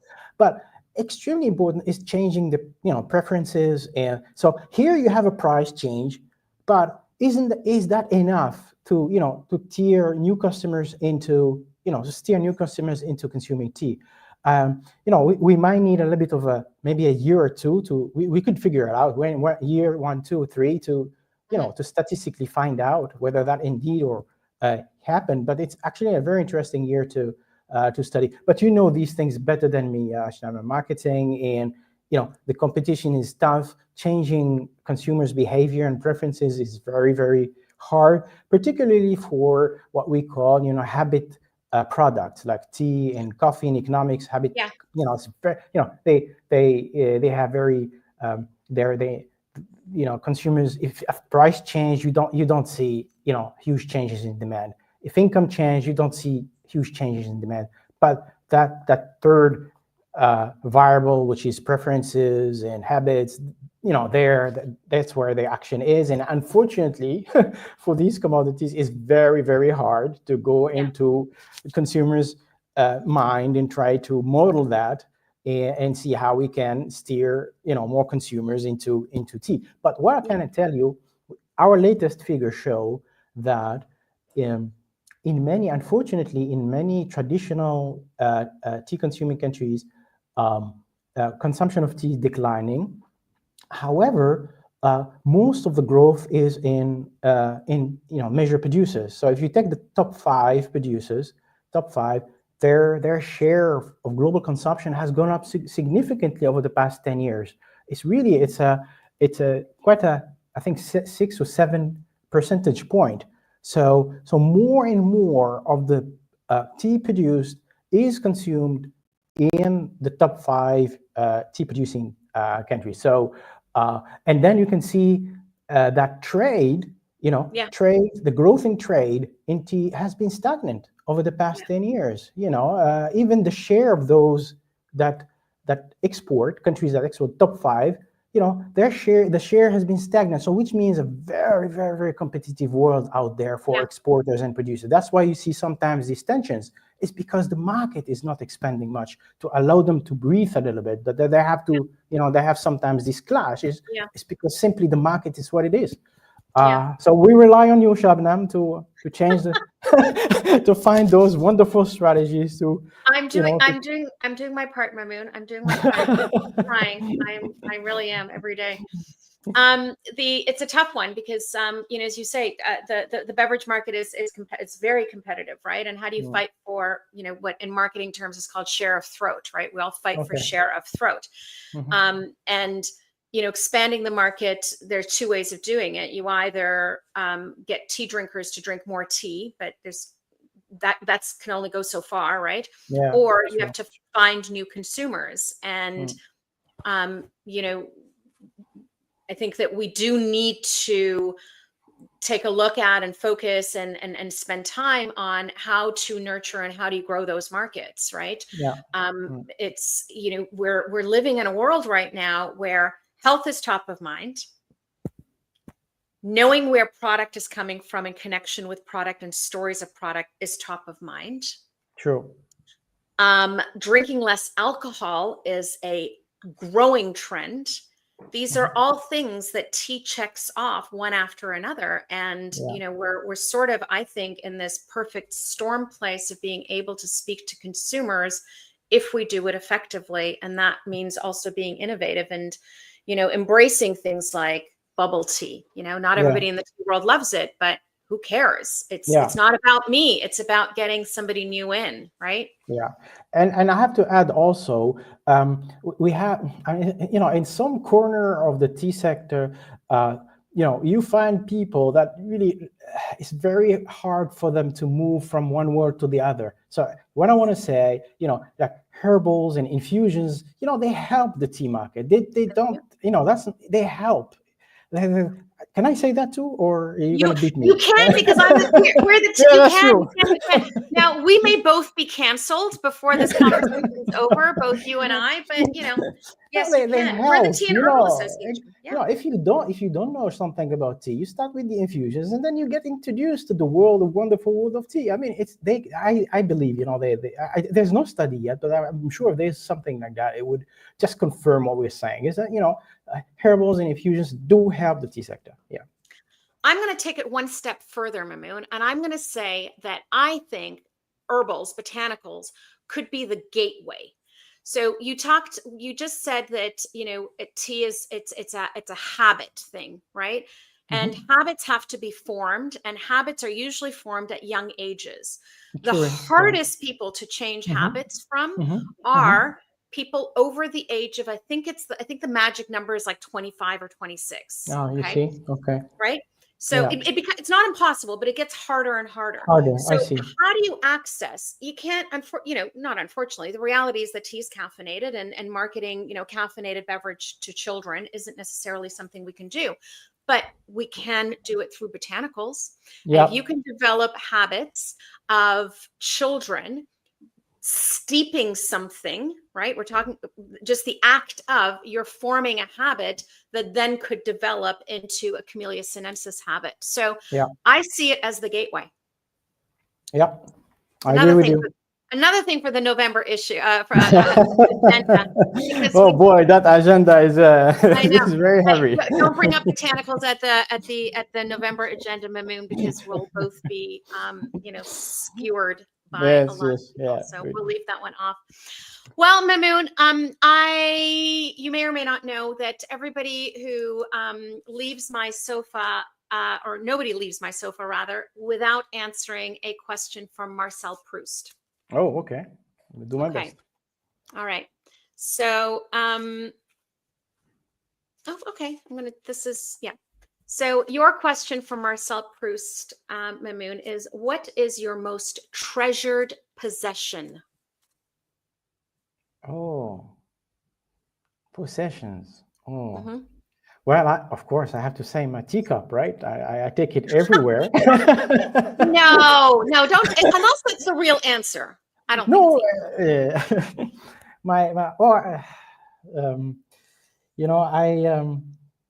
that's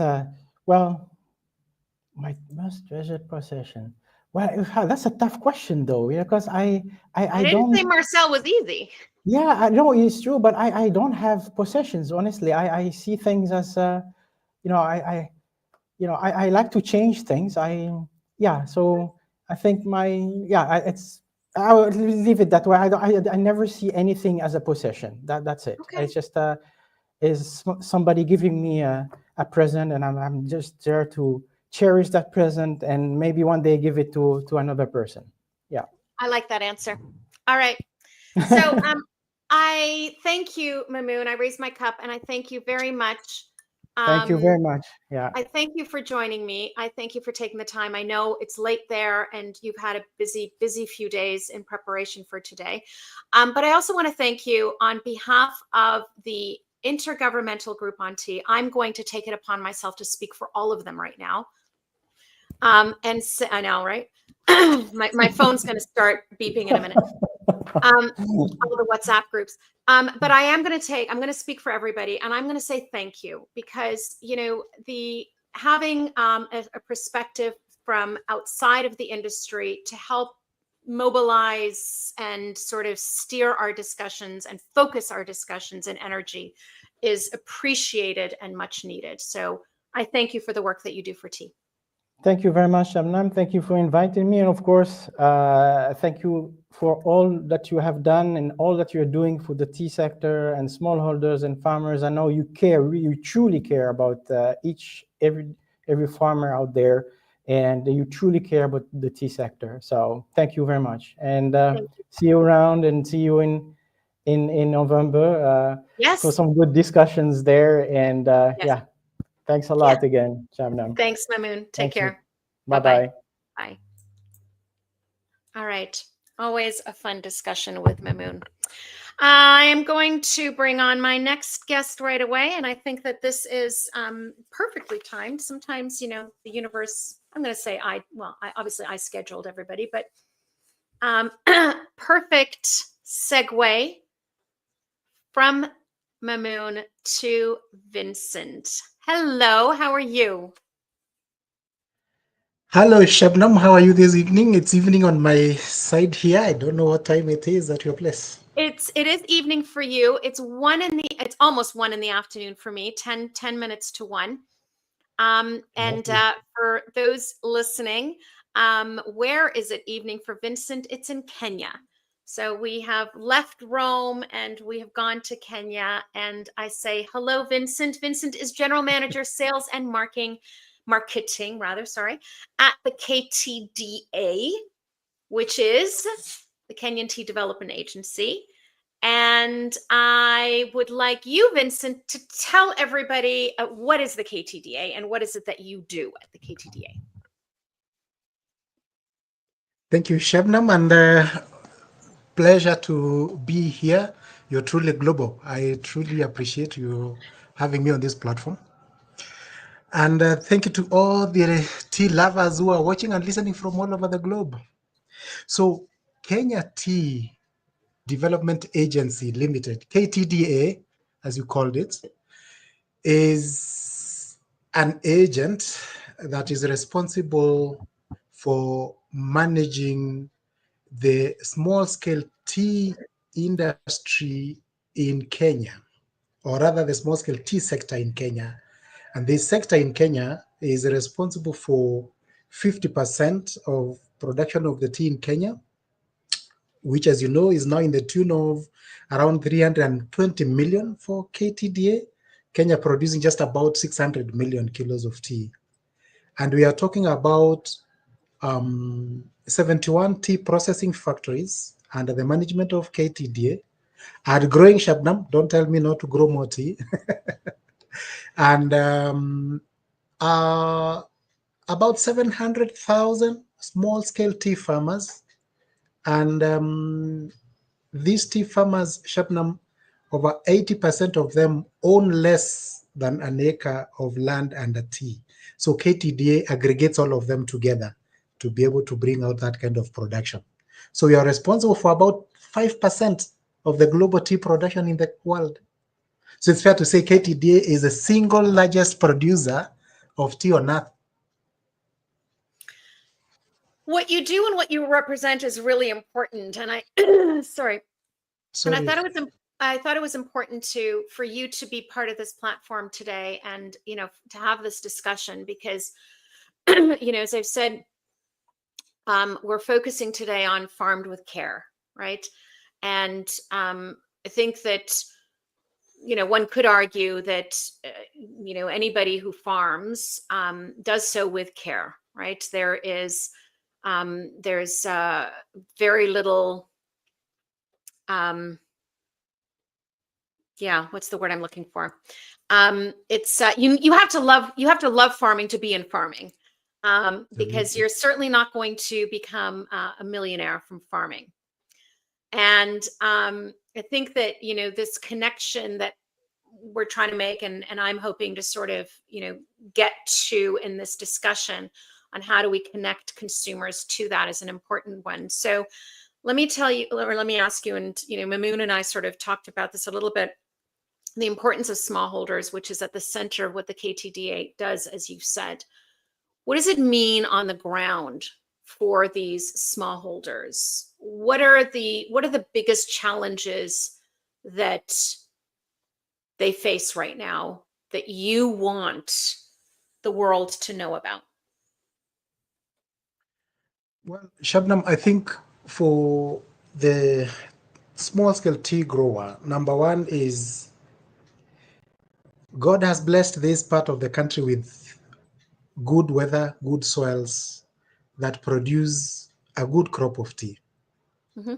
And the farmers have done well in taking care of their farms, and the husbandry, the harvesting, painstakingly harvesting 2 leaves at the bud, which is taken to the factories and processed to make that kind of tea.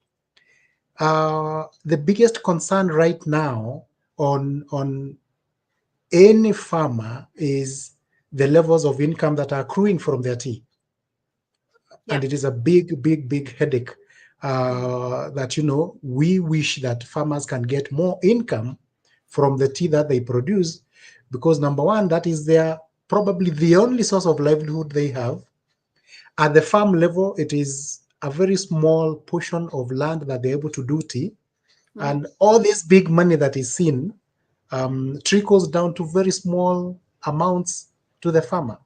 So a lot of farmers are living in very, for lack of a better word, horrible conditions of poverty and lack of access to many of life's necessities because of the low incomes they get from tea. I see that. I hear it. I'm going to challenge you of something that you just said, and that's the great big money that's out there. And I say this, and I've said it in rooms before, and I will continue to say this. In my country where I'm sitting at the moment, G7 country, you know, living well economically, et cetera, in the global north, et cetera. A box of tea, or a tea bag, let's put it that way, a bag of tea sells for maybe 10 cents. That is a problem. So what I'm challenging is that there is this great amount of money within the industry that isn't being shared with farmers. Do you think that's an unfair statement? I think that statement is very correct. Okay. Yeah. Farmers need a bigger share of that money. Of the 10 cents. Yes. Right. The 10 cents doesn't sound, it doesn't sound like a lot of money. But you know, to the 10 cents that you talk about in Kenya is what? Yeah. About 13 shillings. Yeah. Yeah. And you're absolutely right. My point, though, is that 10 cents is what the consumer is paying for here. Yeah. That includes a transport cost, that includes a packaging cost, that includes, you know, there are a lot of steps to get that tea from what it's produced to the shelf. So I guess my point and what I'm pushing back on is, how do we increase that 10-cent price on this end of the market so that there is more money for the farmer? Do you know what I mean? And, you know, part of your job title at KTDA is sales and marketing. So let me ask you, what do you wish brands, associations, anybody who's out there selling tea, retailers, tea shops, what do you wish, or what would you like them to do better to better market tea? I think we need to look at more on the actual characteristics of tea as opposed to where the tea is coming from. Okay. What attribute does it bring on the table or to your body when you take it? Okay. So we need to look at the health benefits of tea. If I talk about Kenya tea, for instance, we have little to no incidence of chemicals to speak of, because we don't use chemicals. So in that way, I believe that Kenyan tea confers more benefits in terms of health to consumers than probably any other tea source from any other part of the world. Mm-hmm. So whether we used it, we marketed it as Kenya tea, or because it has high polyphenol content, it has more nutritional value, I think we need to pursue that and more than, you know, presently I hear a lot about Kenya has produced a lot of tea, and therefore, you know, there's a lot of tea in the world and all that. But what kind of tea is there in the world? Mm-hmm. I think we need to pursue that more. Mm-hmm. Mm-hmm. Yeah. So, you know, I mentioned before that, you know, there are lots of consumers out there throughout the world that are really unaware of who grows their tea, where their tea comes from, how it's produced, what goes into making a cup of tea. You know, all of the sustainability initiatives that companies in different parts of the world put back and give back into tea. So what can the industry do to bring those stories back to the consumers? How can, Yeah, I think, Shabnam, that's a good question. I think there's presently we are looking at ways of working more closely and more directly with as many organizations close to the consumer as much as possible. Right. So that we can talk about the origin, the sources of this tea. What are the stories? What are the traditions? What do people go through to put a cup of tea on the table of somebody probably seated where you're seated, Shabnam? Right. What is their story? Right. What do they do? Or what does it mean to them? I think we need to have these stories connect with the consumer of tea, so that now I think the last time we were in the UK and somebody was talking about English breakfast tea, and then somebody asked, where is tea grown in England? There's always that question. Yeah, of course.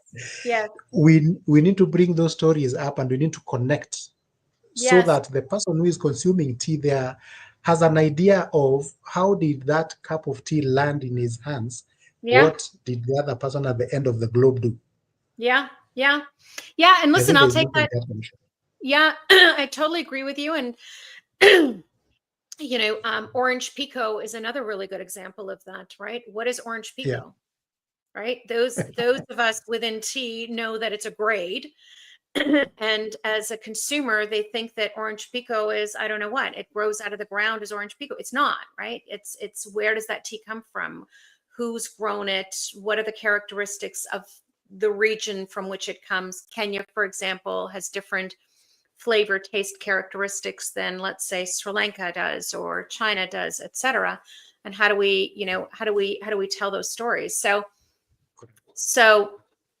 how do we do that? I mean, I've sat in meetings, as have you, countless times over the years, and I think that we have to get past the we should do to let's do. Let's do it. Right? Yeah, I agree. So let's come up with a plan, Vincent. You are but hang on. So let's come up with a plan, because you are in Kenya, you are working with smallholders, and I'm sitting here in Toronto right now with dozens of people watching from around the world, and many more that will watch recordings afterwards. Tell me, let's come up with something right now. What can we do to get those stories? Tea tourism. Okay.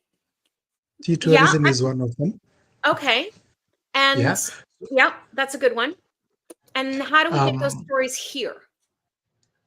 So I believe we have work to do from this end to try and package, options that can be attractive to people in that part of the world who would want to probably take vacations in Kenya or any other part of the world. But that vacation is now inclined towards knowing more about tea than the traditional vacationing that we know. Kenya has very good coastal lines. We have very good national parks, but we also have absolutely beautiful tea growing areas, fantastic people who grow this tea and process it, that we can learn, we can have a lot to share with people coming from the other end of the world. Number two is we are talking about direct linkages. We are looking at partnerships. Yeah. How do we, instead of us just taking our tea to the auction, I would be more happy to look at a partner, say in Toronto, Vancouver, or wherever, and we work closely to bring this tea directly from Kenya to Toronto and have it even reach the table, into the cup of the consumer much earlier and much fresher, and probably, hopefully, at a less cost, a lower cost. I don't know. Well, off the top of my mind, the current KTDA leadership is actually looking at that kind of partnerships, platforms where we have more linked partnerships than just offloading teas in the auction. So the Farmed with Care campaign that we, the Farmed with Care focus that we have going on right now is something that, as THAC, as the Tea and Herbal Association of Canada, we're continuing on throughout the year. So it's not just, for International Tea Day. So I'm going to give you a task, Vincent. Rikko and I, Rikko from Japan earlier, one of the projects that she's working on with Japan is bringing the story of the farmers to consumers here. You have access to those farmers. And, you know, one of the things that coffee has done really well, I think, is put a face and a story of the human beings behind the product to the consumer. So, you know, when I say that consumers don't understand that tea is grown and there's human beings behind it, it's making that connection. So my ask of you is, can we put together a file? Let's put together a dossier, whatever you want to call it, of faces and stories of smallholders, and share them with me. I'm going to speak for Sharon because I usually do when we're on a situation like this anyways, and she does the same to me. Share them with us, share them so that we can integrate that into the communication that we have, that we can put those names and faces up onto our websites, onto our social media platforms, and really, you know, try to close that loop, close that circle. Oh, yes. Thank you. Okay. Yes. Yeah. There you go. And right. And that's what I mean by, you know, I think that we need to push past this. We should to let's do something. Yes. And I can tell you, we spoke about the same thing with Sharon 3 weeks ago in London. Okay. There you go. She said the same thing. Okay. So then we're all on the same path here. Absolutely. We're going to hold your feet to the fire on this one. And not just you, because I'm going to ask Sri Lanka of the same. Rikko's taking care of Japan. And I want these stories told. I really want this understanding to be made that there are human lives involved here in getting your product to you. So let's tell those stories. Yeah. Okay. Good. So now that I've given you homework, Vincent, we've got one more piece of homework, one more task to do before you're allowed to leave my sofa. Wow. And looks like you're giving me all the tasks today, huh? Not anybody else. Bring them on. Bring them on. Bring them on. Good. No, believe me, there are a few emails being drafted right now. So your question is, this is a good one for you, Vincent. Your Proust question is, what or who is the greatest love of your life? Are you setting me up, Shabnam? I'm not setting you up. I don't know. It depends who's watching. God. It's God. Yeah? God. God? God. Okay. That's a good answer. I like that answer. Yeah. I like that It answer. is. Okay. Yeah. So I thank you, Vincent, for joining me. That's tea, Shabnam. It's tea. It's tea. It's still tea. It's only 1 o'clock. It's still tea. It's a big cooper. Nice. It's a long day. Yeah. I raise my cup to you, Vincent, and I thank you for sharing a little bit of your International Tea Day with me. And I think that if we all work together, I think that we can get these stories out and start closing the circle on these discussions. Absolutely, I agree. Happy International Thank you Tea very Day. much.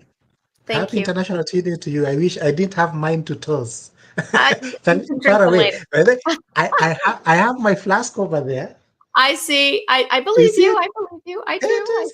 It is there. I do. Yeah, I see.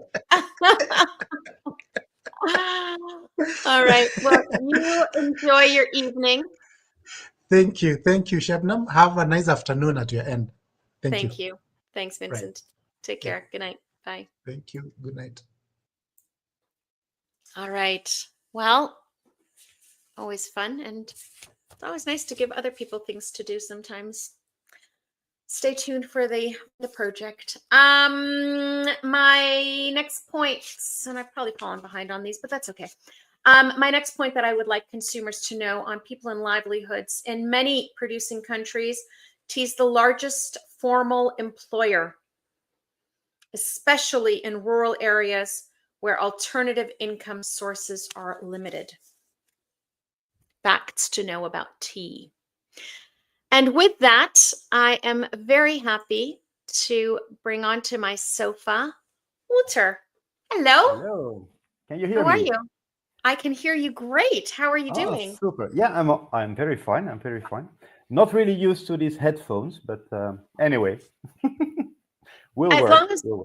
Yeah, you know what I find when I put on headphones is that I talk louder, so everybody around me is telling me to stop shouting. So I tend not to wear them when I do these anymore. Okay. Can I try to switch them off, maybe? No, you're fine. No, you're fine. Okay, good. If it doesn't bother you, no, you're perfect. Absolutely. As long as you can hear me, that's really all that matters. I can hear you. Yeah.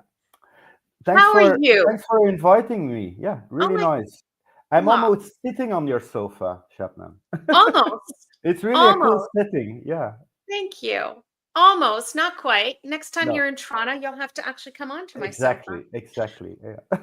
So Wouter is, for those of you that don't know, marketing and business development for Satemwa. Correct. Why don't you start by telling everybody a little bit about Satemwa? Yeah. So I started working with Alexander K when I was living in Malawi with my family, and I met Alexander when I was doing a job for to help a tea association to set up their own retail-ready tea brand to sell in the supermarkets in Malawi, and that's how we met, and that's almost 12 years ago. And Satemwa is the last family-owned and run tea estate in Malawi, and we mainly produce black and green CTCs for tea bag brands, international tea bag brands. But we also started diversifying into specialty teas and herbals about now 20 years ago. So I think that gives a little bit of background. We work very close with the communities. We try to tell stories about what we do, and I think that's why we also are so happy that that's the theme of the International Tea Day this year, to see how we can tell more stories and better stories. And So I was invited to Malawi by an NGO here in Canada. Gosh, how many years ago would it have been now? Probably about the time when you started with Alexander, 12, 13 years ago, somewhere around there. And one of the things that I was invited to speak on that Tamil Tea Association of Malawi was organizing was, what can the industry do to, to market itself outside of the country, et cetera. And here I came, little Canadian, with my own tea company at the time, because I had a specialty tea company, as you know. And I'm like, well, you can start making specialty tea because you need to diversify.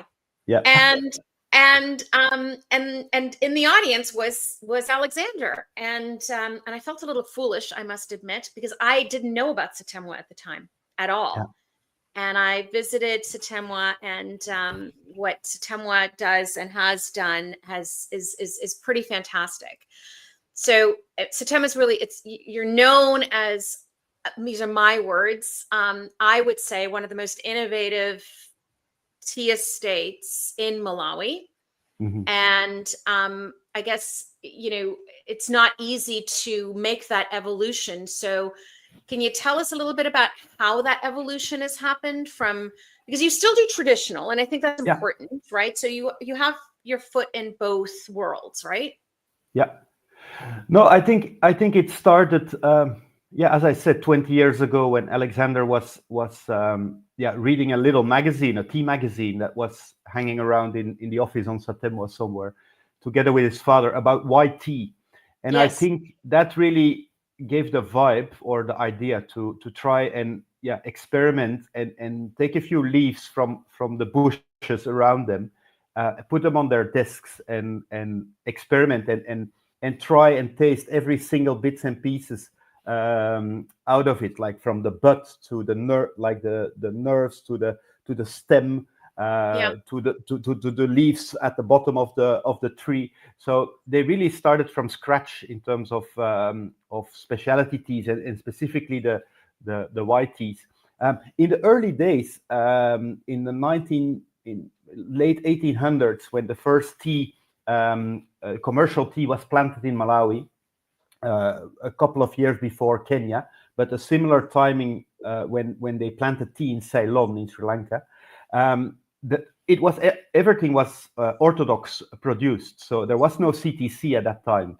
So there is a history of orthodox tea making, but that was mainly black tea. Nothing about green teas and oolongs or semi-oxidized or even pu'er or post-fermented teas. I can say that was not there.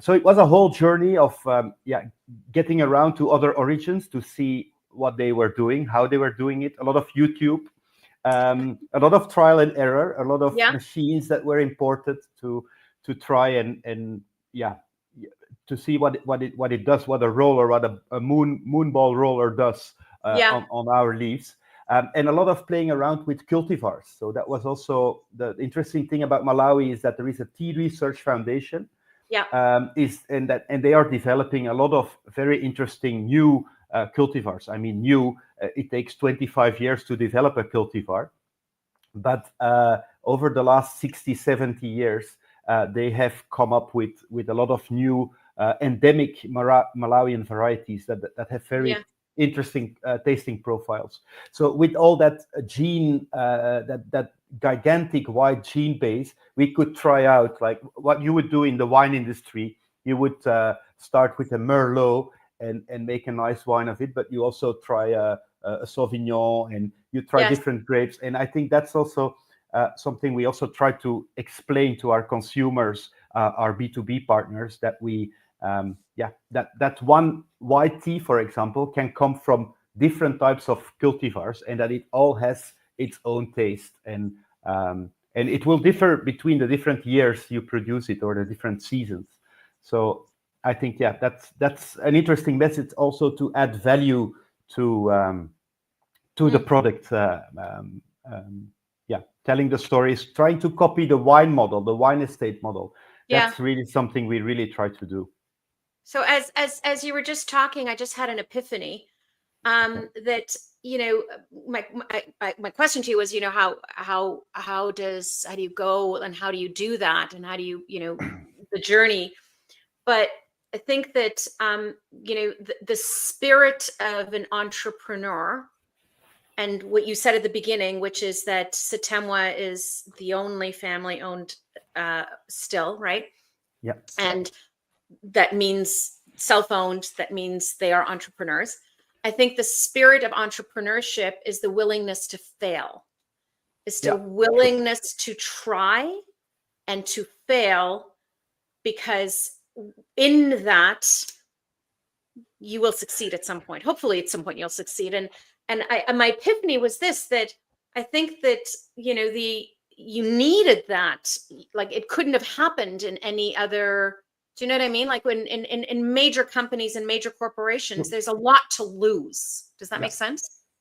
Yeah, I think it's also very short decision lines. It was it's Alexander and it was his father, and for the European side of the business, it's myself and Alexander, which was also like a make or a fail. Opening of an office in Europe was 10 years ago was maybe the stupidest gamble we made, but we thought, it's really important as a producer that we come closer to our consumers, to our customers, that we can go and meet them, that we can go and listen to them, listen to the trends, what they need, and having a little stock in Europe makes it easy for people to order. Ordering from Malawi is expensive in terms of transport, but also expensive in terms of payments, lead times, etc. So we made a lot of gambles, but I think for bigger companies, that it's indeed more difficult than for a family-owned company where you need to be creative anyhow. You need to diversify all the time, not only in tea, but also in tourism. What I also heard from my previous the previous guests. I think by creating tourism, you also create ambassadors. People that came to Satemwa, they had a cup of tea, they have seen the pluckers, they have talked with them. It's a totally different attitude that people have when they have seen where their products are coming from. Well, I think it changes everything. It changes how, as you say, how you look, how you see the product, how you interact with the product. But for the product, more importantly than that, is it changes how you talk about that product when you go back to wherever it is that you came from, right? True. Ambassador, as you just said, right? Yeah. And in a world where ecotourism has been, growing at exponential rates, and then add on top of that this want and need for experiential travel as opposed to just going and lying on a beach, right? Yeah. Tea really lends itself nicely to that. And we've seen India doing that. We've seen Sri Lanka doing that. And I know that you do it at Satemwa. Do you want to tell everybody a little bit about the... Yeah, we started organizing tea tours or tea education tours in 2016 already. So we have a bit of experience, and it's mainly focused on people that are professionally working with tea, or it can be as a tea educator in a tea school, or it can be a tea business, or it can be a tea brand that will come over. So we have we try to organize 2 or 3 different trips every year. It's a small group and about 8 people maximum. So it's very limited, but it also gives the time to learn a lot in a very short time. And the interesting thing is that we ask the management of Satemwa to explain basically what they do. Okay. I know a bit about tea, and Alexander knows much more, and some of our customers know a lot more than we know altogether. Yes. But if you can ask a manager of a certain tea division to explain what he's doing day in, day out, you will hear a lot of passion about what they are doing, and they can really give the details and the ins and outs. If you ask the right questions, you really get a lot of information. So we do a trip 5 days, and people start from plucking their own tea, going to see the nurseries, how the tea gets planted in the tea fields, what are the good agricultural practices, what about organic tea, what about compost making. Of course, they go and pluck different cultivars, make different teas from these different cultivars, take them home. We go and see the Satemwa school, we go to the clinic. So yeah, really living on the estate, going to the market, go and have a cup of tea on the market with the people on the market. Really, an amazing experience that you would not find somewhere else. Really experience, as you say. Yeah. That's really cool. I mean, you've experienced, obviously, well, sorry, I should have said where you physically are right now. You're not in Malawi. You're physically in Europe. You're in Belgium, right? You've experienced obviously both, right? Because you spend a lot of time in Malawi, and you understand what goes into making the tea. You understand, well, that there are human lives behind it. You understand smallholders, like you get that part of it. But you also have your foot in Europe, where you are facing consumers that they just don't know. How do you make that connection? Because you're doing it. You're actually doing it. Yeah, we try to be very open and transparent. For example, about deliveries. I mean, you can make an amazing cup of tea, and then you want to export it in a container to Europe. but then a cyclone passes and washes away the road and the bridge. And so, yeah, how to go about that? So I think honest and open communication, of course, being realistic. I mean, you're dealing with another type of consumer or a specific type of consumer. People make commitments. They want their products in an arm's length of desire, of course. But we need to, we try to be very open and talk about what we are doing and what we are doing not, and what we can do. And so we really try to find partnerships with our customers and also, our consumers. And I think it's important for people to understand what goes in it, what can go very well. For example, if you have a lovely harvest, you had lovely weather, good rain, a couple of days of sunshine, you can make amazing black teas on Satemwa. So let's share that. So, but also on the other hand, as I mentioned, the cyclone passes, we need to communicate about the delays. So I think that's what, open communication is for us is key to translate it. And what about the next level of consumer, the one who's actually drinking it? So my neighbor across the street, just as an example, right? Somebody who's not in tea. How do you tell those stories? Because tourism is for sure, absolutely. And I said this to Vincent as well, and everybody else who said, people need to come, and that's great. But unfortunately, not everybody can go to tea origins, and there has to be a way that we can make that connection without telling people to buy an airplane ticket, right? Some of our tea buyers, or we call them partners, they even use the names we give to our teas. They even copy paste the names and put it on their packaging. Some of the brands, they mention Satemwa very openly, and they tell a lot. They mention a lot about their marketing story. Is built on their suppliers. So Satemwa is sometimes one of them. So others, they decide to give it another name, sometimes linked to Malawi. But I think, the ones that are really trying to tell our story are quite successful, and they do it not only for Satemwa, they do it also for other producers, other origins. And I think nowadays, with the Gen Z generation that wants to know where their products are coming from, you cannot hide anymore. And I think that could be a way in, and I think it's definitely something that adds value to the product. And I think competition between different brands buying from us, it's relatively easy to make a unique product for you. If we want to make a Satemwa breakfast blend, we can add something extra to it, and that's unique for you. And we can do another breakfast blend for the other, and add an extra ingredient, for example, or from another cultivar, or from another part of the fields. So it's relatively easy to make the difference, as long as you're a bit creative and open-minded. You experimented with matcha?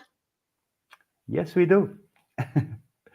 We did. The milling is a difficult one, and indeed, I think we also need to watch these. I think, first of all, matcha was considered as a hype, but I think now it's definitely a category, and it's definitely not only a trend or a hype anymore. It's an established category.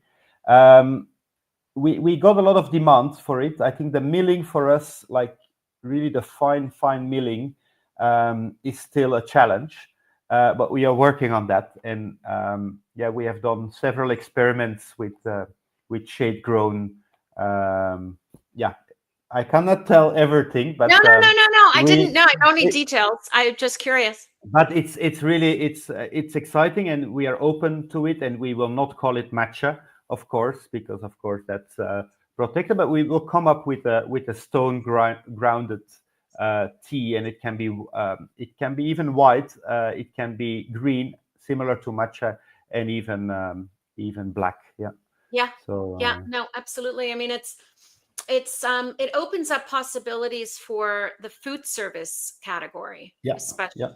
right? Because it's powder, right? That's what we're talking about, and it's not an instant tea. It's as you say, there are ways to work with other types of teas to do it, and I've talked with a few different people throughout the day now about how we do a really poor job as an industry in the out of home experience, the food service experience, right?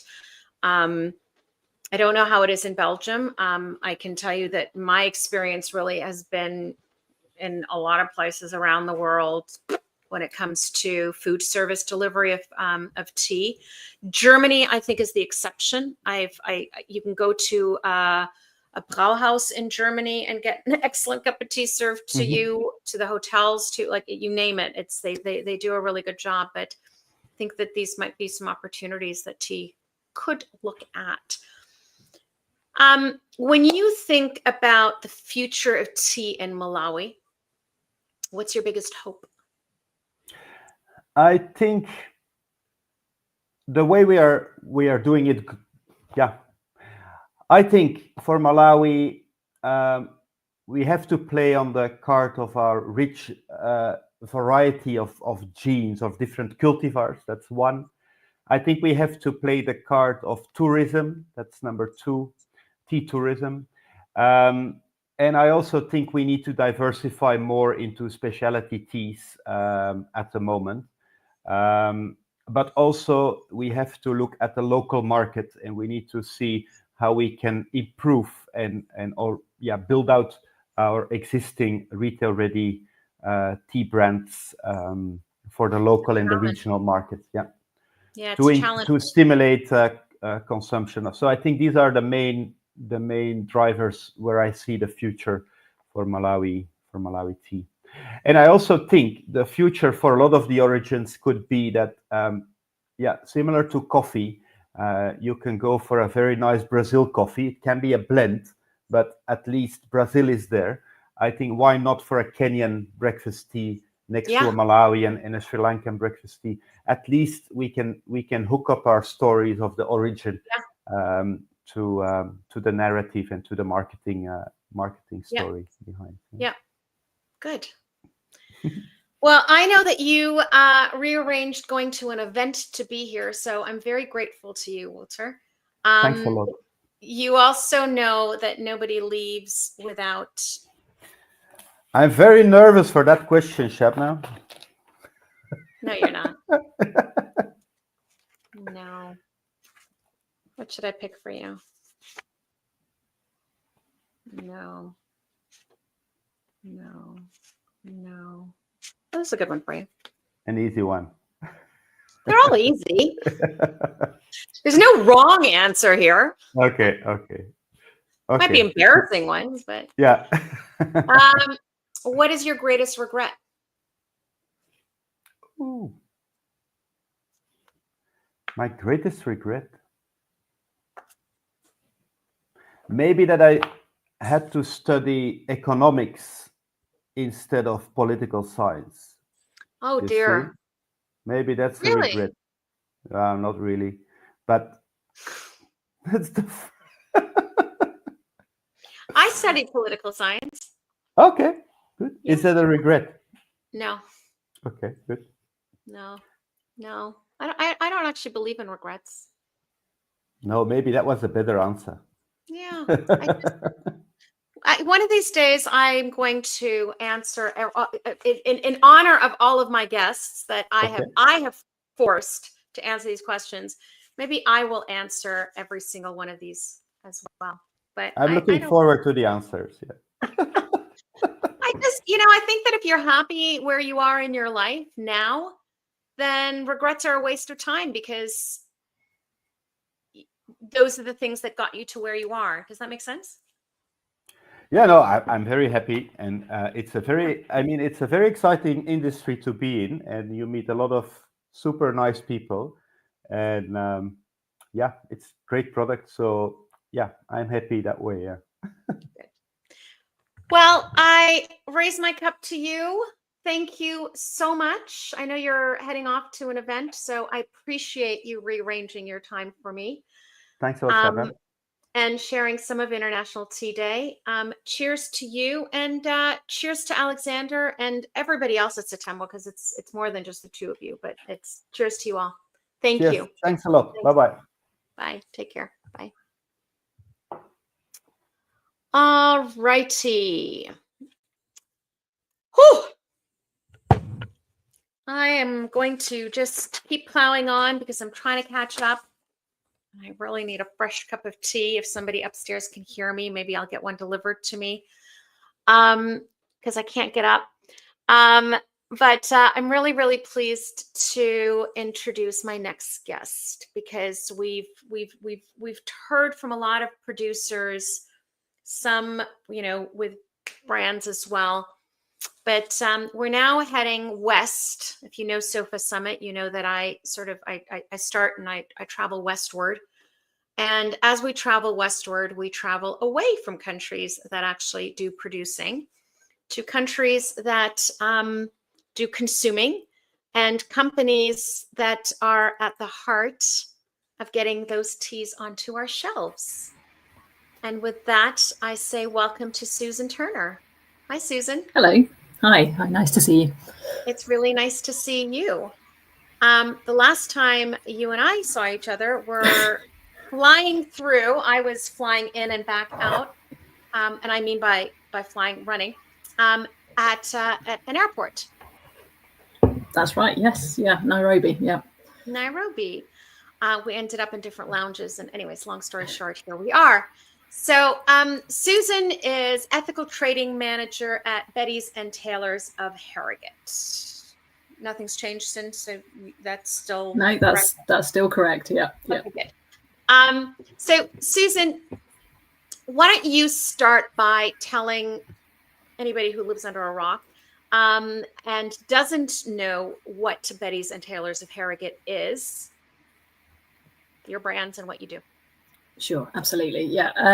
So Betty's and Taylor's of Harrogate. I mean, I think in tea we're more normally known as just as Taylor's of Harrogate, but it's always good to kind of remember the Betty side of the business as well, which is it's cafe tea rooms, and it's we're a proudly Yorkshire in the UK, Yorkshire-based business, family business, and yeah. So the Betty side of the business is cafe tea rooms. Also a craft bakery that supplies those cafe tea rooms, and an online business, Betty's by Post, and a cookery school, and a few other bits and pieces along those lines. But yeah, like I say, more normally in the tea world, we're known as the Taylors of Harrogate, and the most kind of prominent brand that we've got is the Yorkshire tea brand. Yeah. And we are number one everyday black tea in the UK market. Congratulations. Thanks. Well, congratulations, because it takes a lot of hard work to get to that number one, right? It's and it's a big one. Did you say cookery school? Yeah, we have a cookery school. Yeah. Who knew? Where? In Harrogate, so on site. Yeah, so on the site we've got our tea and coffee manufacturing. We've got the craft bakery there, and we've got a cookery school. Okay, sounds like I need a field trip. So Susan, as I said, your focus within Taylor's is ethical trading manager, and as a company, I think that you've been a leader in sustainable sourcing and ethical business practices, et cetera. It's very much at the heart of what you do. Can you talk to us a little bit about how those commitments and sort of that ethos has evolved over the years, and what they look like today in how you do what you do? I can try. Yeah, so I think it's really so we have kind of give a label to it, like many of these kind of approaches. So Taylor sourcing approach, which is really responsible procurement practices, but before that, that as a title was kind of popular. So that's been going for over a decade now, and really is about all of the things that we are talking about a lot more these days. Things like long-term commitments, direct relationships. Don't want to go too far into the pricing side of things, but obviously considerations around what fair pricing looks like, and all of those kind of. We stick with value. Sure. Now, when I say that for anybody listening, is that antitrust, anti-competition, etc. So value. Yeah, absolutely. Yeah. So it encompasses all of those elements. So that's been in place, as I say, for more than a decade now, and I think certainly at the point that it was introduced was pretty unique. And you mentioned Taylor's tries to be a leader in terms of those approaches, and I think that's certainly true. More recently, everyone's kind of been catching up. And it absolutely is necessary for us to evolve our approaches and make sure that we're keeping pace, particularly with an ever-changing legislative backdrop as well. Making sure we're keeping pace with that, because despite Brexit, we still need to. International markets, as you know, are really important to us. But we still need to look to that international legislative picture as well. Wasn't Brexit just cancelled on Monday? Wasn't that fixed? No, not quite, unfortunately. No, I know, but the narrative has been it's been interesting to listen to. But anyways, really? Yeah. Well, we'll digress. We don't need to. Okay. Yeah, it's been an interesting. I don't know. We'll watch this space, I suppose. So we're focusing, or my theme really for International Tea Day has been Farmed with Care. And I mentioned at the very, very beginning of the day, which was at 8:30 this morning, I talked about how, this Farmed with Care principle came out of the North American Tea Conference, which we hosted in September. And one of the major brands on one of the panels was talking about how the buyers that they deal with, supermarkets, retailers, and I would say probably by extension consumers as well, don't actually know that tea is an agricultural product, right? Say that to a room full of tea people and they're like, right? And that's sort of what sparked this whole momentum of, we need to do better. We must do better to make these connections. So hence, Farmed with Care. And as I said earlier to somebody, this is not just a today thing. We have a whole campaign that we're moving forward on this. I know that you visit estates. I know that you visit tea regions. At some point, you visited a tea region and a tea estate for the very, very first time, right? How did that change how you saw tea? It's quite, it's quite an interesting one, because so I've been working for Taylors of Harrogate. Started working for them just under 5 years ago, and I really don't think of myself as a tea person. I still think of myself as a fresh produce person, which is where I spent most of my career working. And so I think I was pretty kind of naive about the about tea when I started working in it. In that I thought I expected it to be like any other tropical agricultural commodity that I had spent my previous career kind of working in. Interestingly enough, I had actually worked in a tea growing region prior to joining the company. So I worked as a volunteer civil servant for the Lao Provincial Department of Agriculture, for a couple of years. So I wasn't working directly on tea projects there, but some of the farmers that I was working with there did have tea, and so that the circumstances of it growing were kind of familiar to me before I kind of made the official kind of work-based visit. But I think, so what did it change when I did make that first sort of official visit? I think the thing that sort of stood out to me is how dominant tea is, and how if I compare it to those other commodities that I'm much more familiar with working with, they're much more kind of transient. There's not necessarily that whole infrastructure which is built around them, or if there is, it is a more sort of transient situation. And yeah, I think the thing that stands out for tea is the fact that it's entire communities which are really kind of intertwined with tea production. And what do you think, like, what is the, or let me rephrase that. I think that, brands, at the end of the day, you're that stop between the final consumer, right? If we sort of look at that entire supply chain. So, and, within the industry, I think we sort of talk about the power that a brand has in influencing how consumers think about their tea. And then if I add on this, leader in sustainable sourcing, et cetera, how do you see your role as a brand in bridging the gap between that cup that's sitting in the hand of somebody in the UK or in Toronto or, wherever in the world that you are, very, very far removed from the source, and the actual source? I don't think we do necessarily.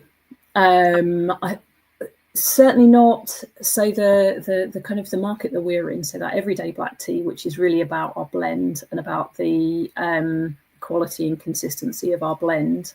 It's not like, talking to about Satemwa previously and really trying to get their story known and kind of push that forward. It's not that for us.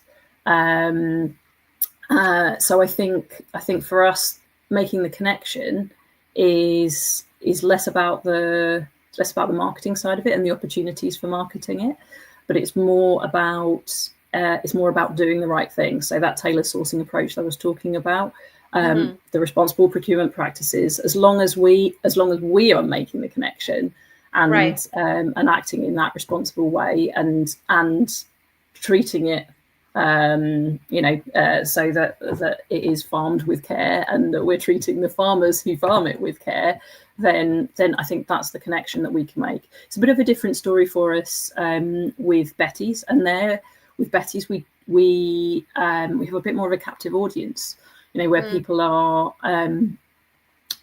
sitting in our cafe tea rooms. There we do have the opportunity to tell the story a bit more.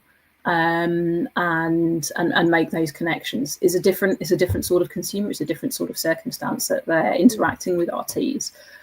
So that's definitely something that we've talked about, how we can explore that more and build on that, so that we're able to really bring that through. There've been a few people today, and actually the last few mentioned this. Vincent from the KTDA and Wouter from Satemwa as well too. Market, brand, whatever you want to call it, products as, for example, a Kenyan breakfast, a Sri Lankan breakfast, an Indian breakfast, etc.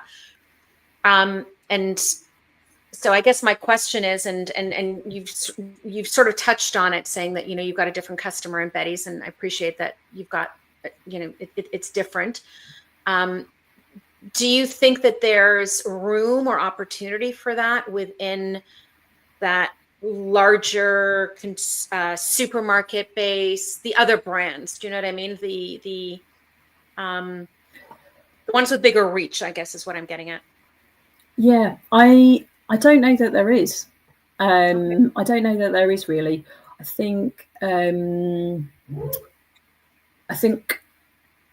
it periodically gets tried, and I don't think, or I don't see any evidence that really does connect with consumers, or connects with consumers connects with enough consumers, I would say, because absolutely there will be cohorts within that massive consumer base when it is that sort of everyday black tea blend that we're talking about, who will really identify with it, but they might also be consumers for some of these other some of these other product lines, and that's great. That's fantastic. And there should be the opportunity for those brands to be able to succeed and tell their stories. But yeah, in terms of that real, that everyday, it's what you reach for in the cupboard. I'm not sure that you can do it really successfully. So let me ask you this, because you said that you came from fresh produce, right? Yeah. And I think that, I'm going to go out on a limb here and say that if I walk down my street here and ask, my neighbors, do they know that fresh produce is farmed and it's an agricultural product? Fresh produce has, I guess, the advantage that it's not put into a bag, into an envelope, and into a box, right? It's the way that we package and sell the product that sort of has removed us from this agricultural element. How do we bridge that gap, at least?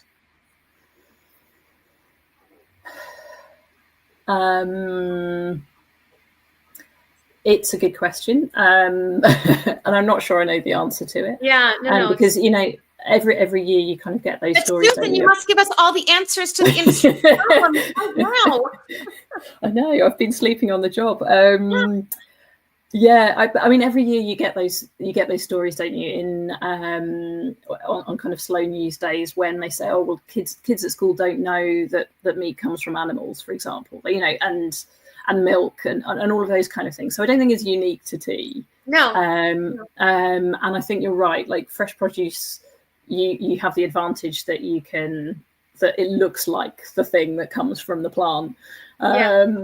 At least in most of those forms. So, but even there, there have been, I can think back through so many attempts to make the connection. Tell farmers stories, and it is really difficult. It's really difficult to get through. It's kind of it's another thing for consumers, and it's they've got such a limited time at the shelf to make their decisions, to make their choices, and that farmer story isn't getting close to being at the top of the list. So I directly through the product, I think it's incredibly difficult. I think there's if we're going to achieve it, then it needs to be through those other routes, whether that's through education, and because I think you've done some work on a curriculum with tea. Is that right? I wrote the tea sommelier program that okay. for the Tea and Herbal Association of Canada. So it's 8, 9, 10, it's 11 modules. It takes about 1.5 years to complete. So I heard also that you've had a few conversations today about the out of home experience, and as I mentioned, that absolutely is somewhere where there is the opportunity to make that connection. You've got that captive audience. You've got walls that they can stare at if they're sitting in somewhere, where you've got the menus that you can kind of tell the stories through.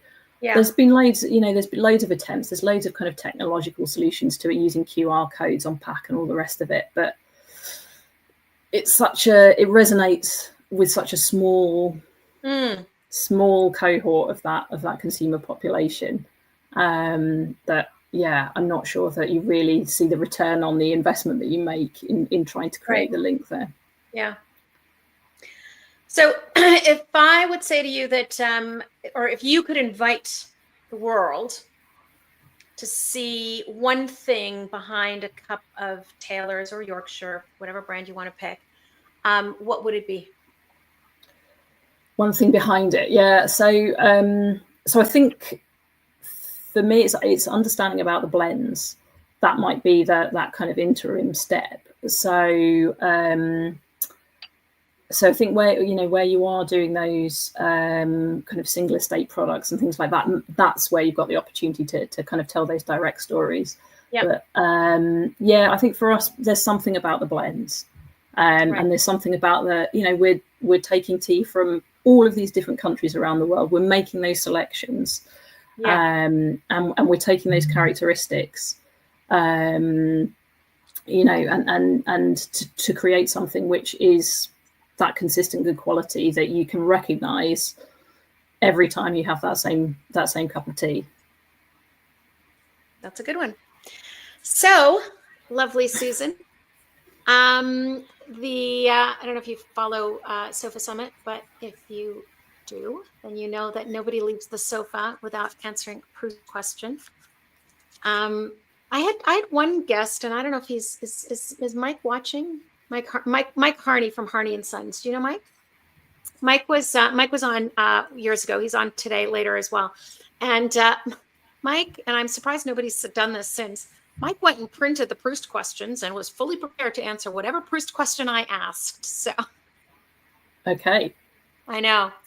I'm not prepared. No, you're not alone. Most people aren't. I'll tell you who had it the most challenging, and that was Sofa Summit 2020, which was the first Sofa Summit, because Sofa Summit was born out of necessity, out of the first International Tea Day, which, unfortunate for us, was in the height of COVID. Will Battle was my very, very first guest of Sofa Summit.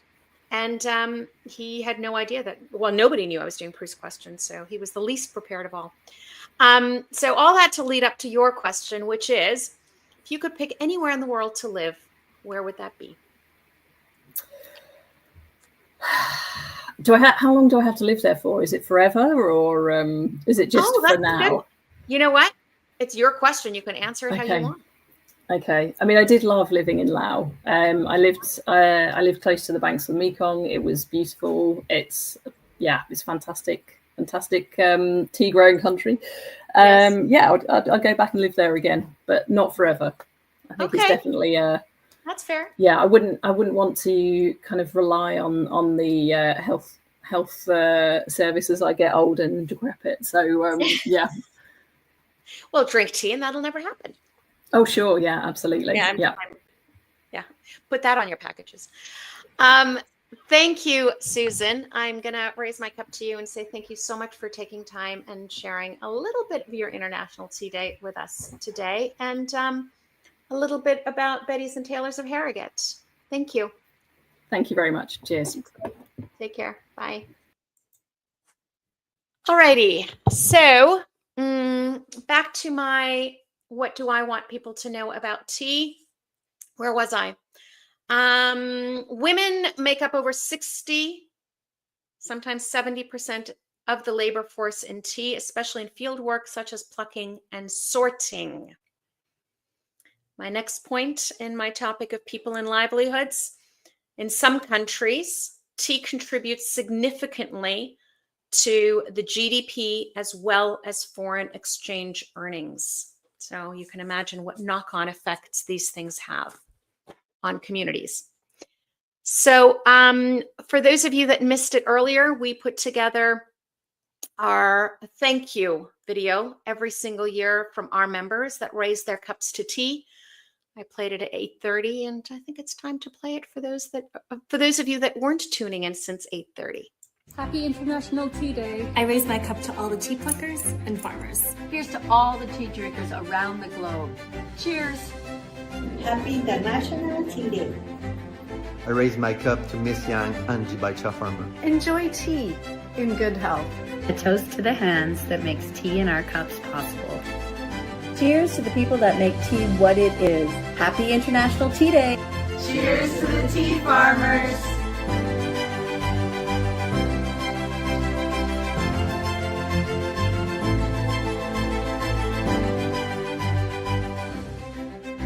Cheers to creativity in a cup. Thank you, farmers. Raising a cup to the people who make lemony tea what it is. Cheers to the people that make tea what it is. From crop to cup. Happy International Tea Day.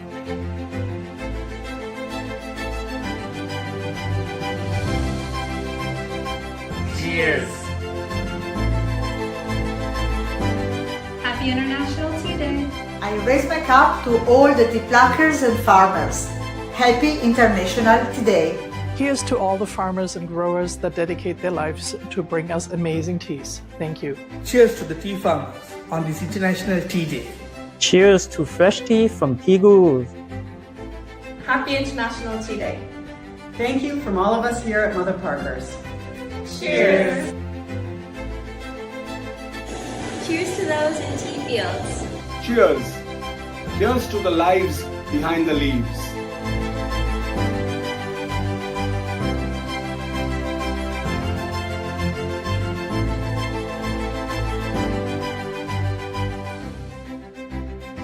Hommage à nos artisans en cette journée internationale du thé. Cheers! Happy International Tea Day. Cheers to the people who make tea what it is. Happy International Tea Day. To the farmers. Happy International Tea Days from Hokusan Tea, Canada. Cheers. Cheers to all the tea farmers. Cheers to all tea people and happy International Tea. Cheers to those in the tea fields. Happy International Tea Days. Cheers. Kampai. Thank you to the farmers, to the pickers, and every hand that contributes to this pot of tea. Let us say cheers with a grateful heart. Thank you to all the tea growers, pluckers, and producers. We couldn't do what we do without you. Cheers to the tea farmers. Happy International Tea Day from Kitoan. Cheers to all the hands that bring tea to our cups. Jambo, from Kenya to the world. Our tea carries the spirit of our people, the strength of our soil, and the warmth of our culture. Happy International Tea Day. The Sri Lanka tea industry emphasizes quality and sustainable farming practices, aiming at producing clean and ethically sourced tea. Cheers to the people who make this possible. Cheers to all the hard-working tea farmers that make this cup of tea possible. Cheers to the tea farmers. Happy International Tea Day. Cheers to the people who make tea what it is. Tea doesn't just happen, it's cultivated with care. And for that I give thanks. Happy International Tea Day.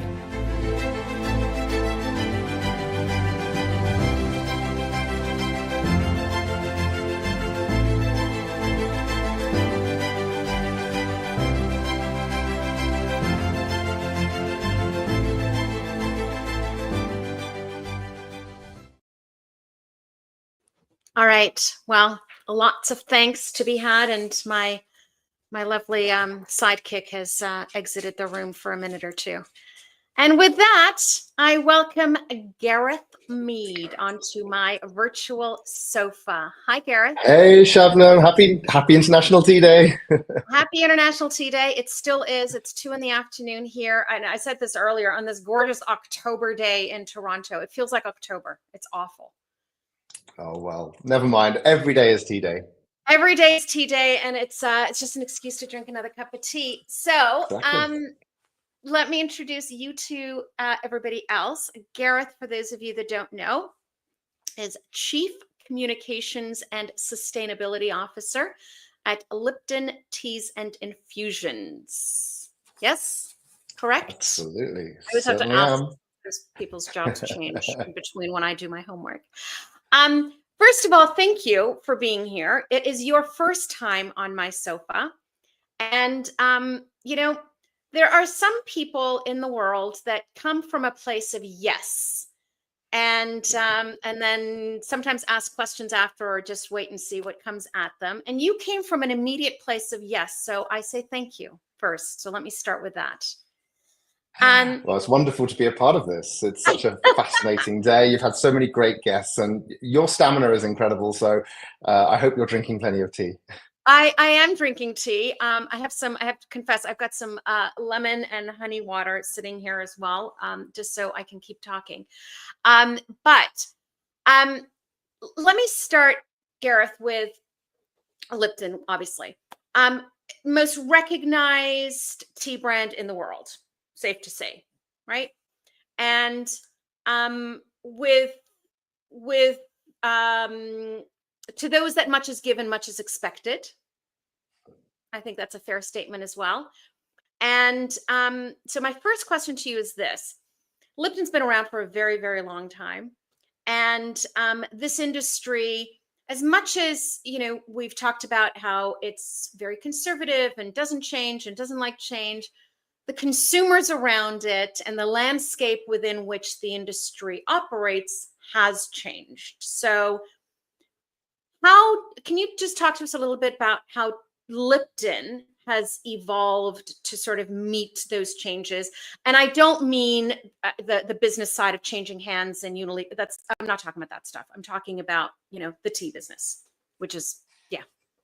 Yeah, wow. I mean, what a question. So I'm a relatively new shoot to this entire industry, having only joined Lipton Teas and Infusions a year and a half ago. Even in that short space of time, I've seen considerable change both at my company and more broadly. Last year, for example, we transferred the ownership of our estates to new owners. So for the very first time in nearly 150 years, the Lipton name was no longer producing its own tea. That was quite a seismic moment for us. But also, if you look more broadly in the industry, I love this question because it's such an exciting time to be part of tea. We've just come out of, the Sofa Summit was born out of COVID, right? So we have an entire generation of people who are thinking proactively about their health, who are looking for nice, enjoyable ways. They want it all, right? They want their health, but they also want good taste. We have nature's gift here. We have a product that can contribute to your well-being emotionally, physically, psychologically. This is such a great time, and tea is booming in so many different ways. I had the fortune, I guess, of looking at some of the top cocktail bars around the world. So many of them are using tea in their ingredients right now because this is such an amazing product. And who wouldn't want to be in an industry like that? And I think we heard from Susan just a few moments ago talking about the cookery programs that they run at Betty's. Tea it should be and can be the moment for this industry, and I'm super excited by that. We have gone through a lot of change. That's not to say there aren't difficulties, and I know we're going to be touching on some of those in a moment. But as an introduction, International Tea Day is a celebration of tea, and I think we should be very grateful for that. I would definitely raise my cup to that. And, I've said this a couple of times throughout the day, is that I'm an eternal optimist. And I think that, when you care about this industry, which I think a lot of us deeply, deeply do, you have to be an optimist, right? Because you want it to do well, you want it to succeed, you want it to have longevity, etc. Right? Tea's been around for 5,000 years. I pray that it's around for 5,000 more, and then some, right?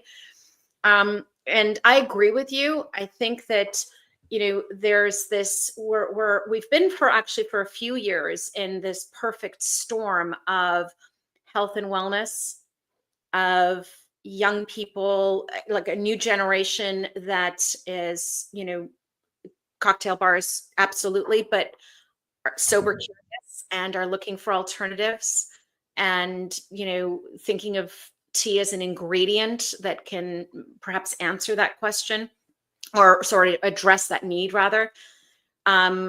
Consumers that are placing value on provenance, where their product comes from and the stories behind them, etc. And when we've been talking about this as this perfect storm for a while. And then, I don't know if you heard me say to Susan earlier, when I hear at the conference in September, somebody say to me, consumers don't know that tea is an agricultural product, I just have to say, how have we all failed so badly, right? So, from a marketing side, what do you see? Where's the disconnect? How can we close the gap?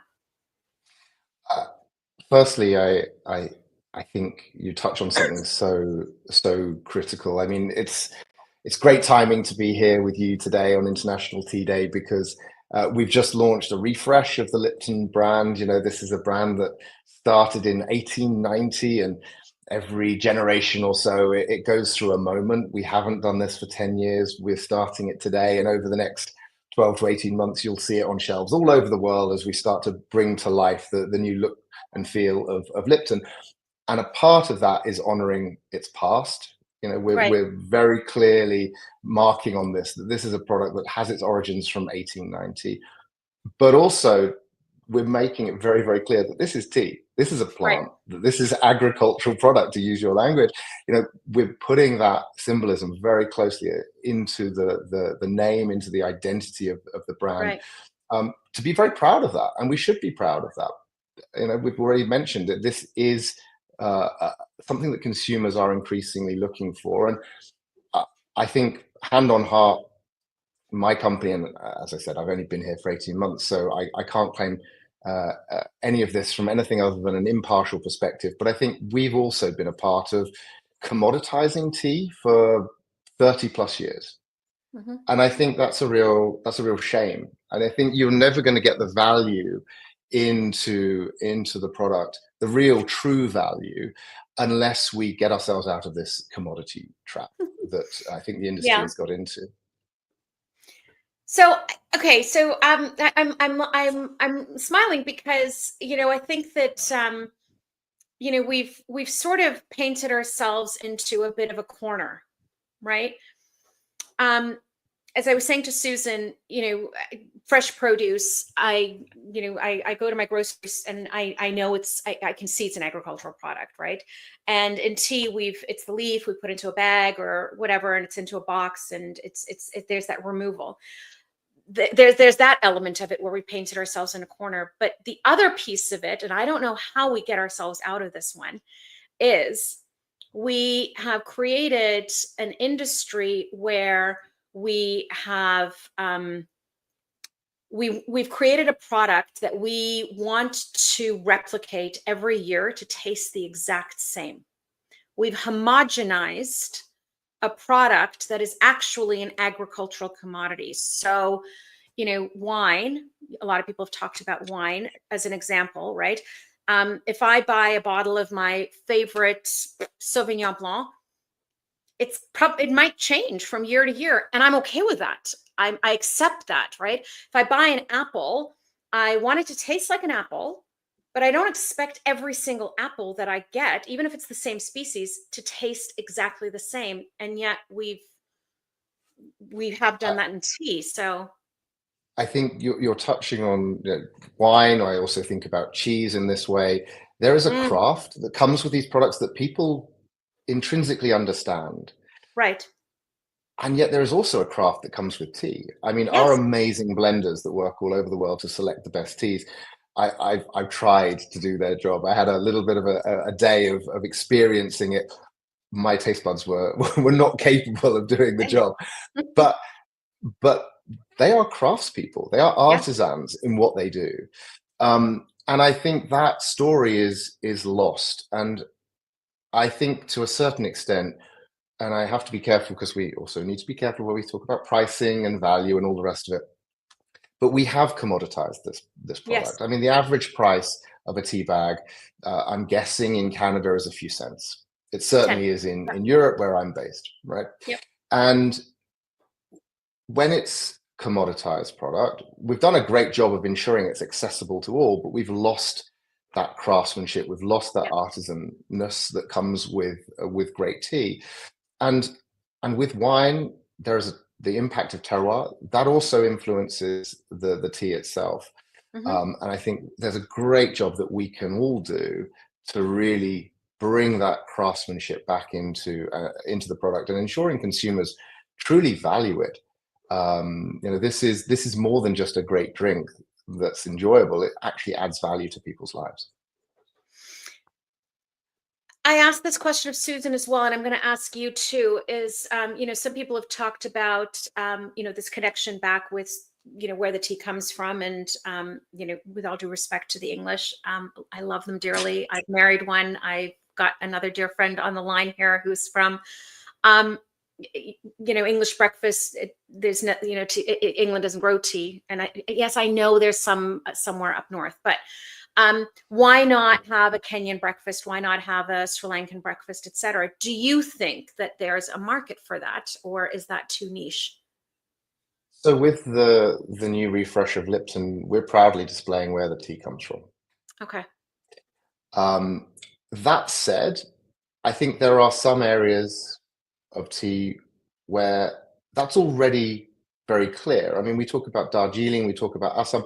Some of these areas do have certain associations with tea.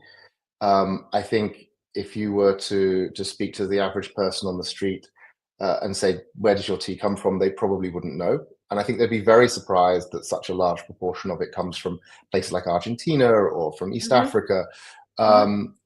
So I think there is value in making sure people understand that origins have different values and different attributes, and some will prefer a particular type of tea to another. I mean, that's the wonderful thing about this drink. There is no single preference. Everyone has their own choices, whether it's a British builder's tea with milk and a load of sugar, or wherever you are in the world. There is a culture, and even to the family, a preference for how you have your tea. So I think there is merit in doing more to explain that this has value. Certainly, I've spent a lot of time in Kenya. It's the largest exporter of tea. We source a large proportion of our tea from Kenya itself, and the people in the tea industry in Kenya are desperate to be proud of Kenyan tea and to proclaim this on the global stage. Yeah. I think there is a job to be done first, and I think we all have a role to play in ensuring that Kenyan tea not only tastes great and has quality in cup, but also quality in how it is grown. Right. And that includes human rights, that includes respect for the environment, et cetera, et cetera.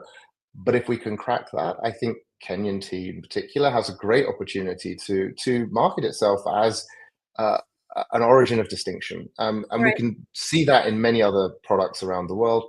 It can definitely be achieved in tea. It doesn't happen overnight, but it will happen. Yeah. And that pride that you're talking about, you see that in every tea growing region that you go to, right? So you said you've been with Lipton for 18 months.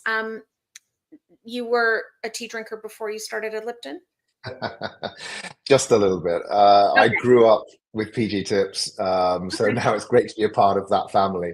In fact, one of my fondest memories, I was only knee-high to a grasshopper, was taking my parents a cup of tea. I think I was just tall enough to reach the kettle at that point in time, made them a cup of tea. I don't think I made it very well, but times have changed. So as somebody who had enjoyed tea prior, and obviously you've visited Origins since you've started, how did visiting Origin change how you saw that cup of tea that you now are drinking?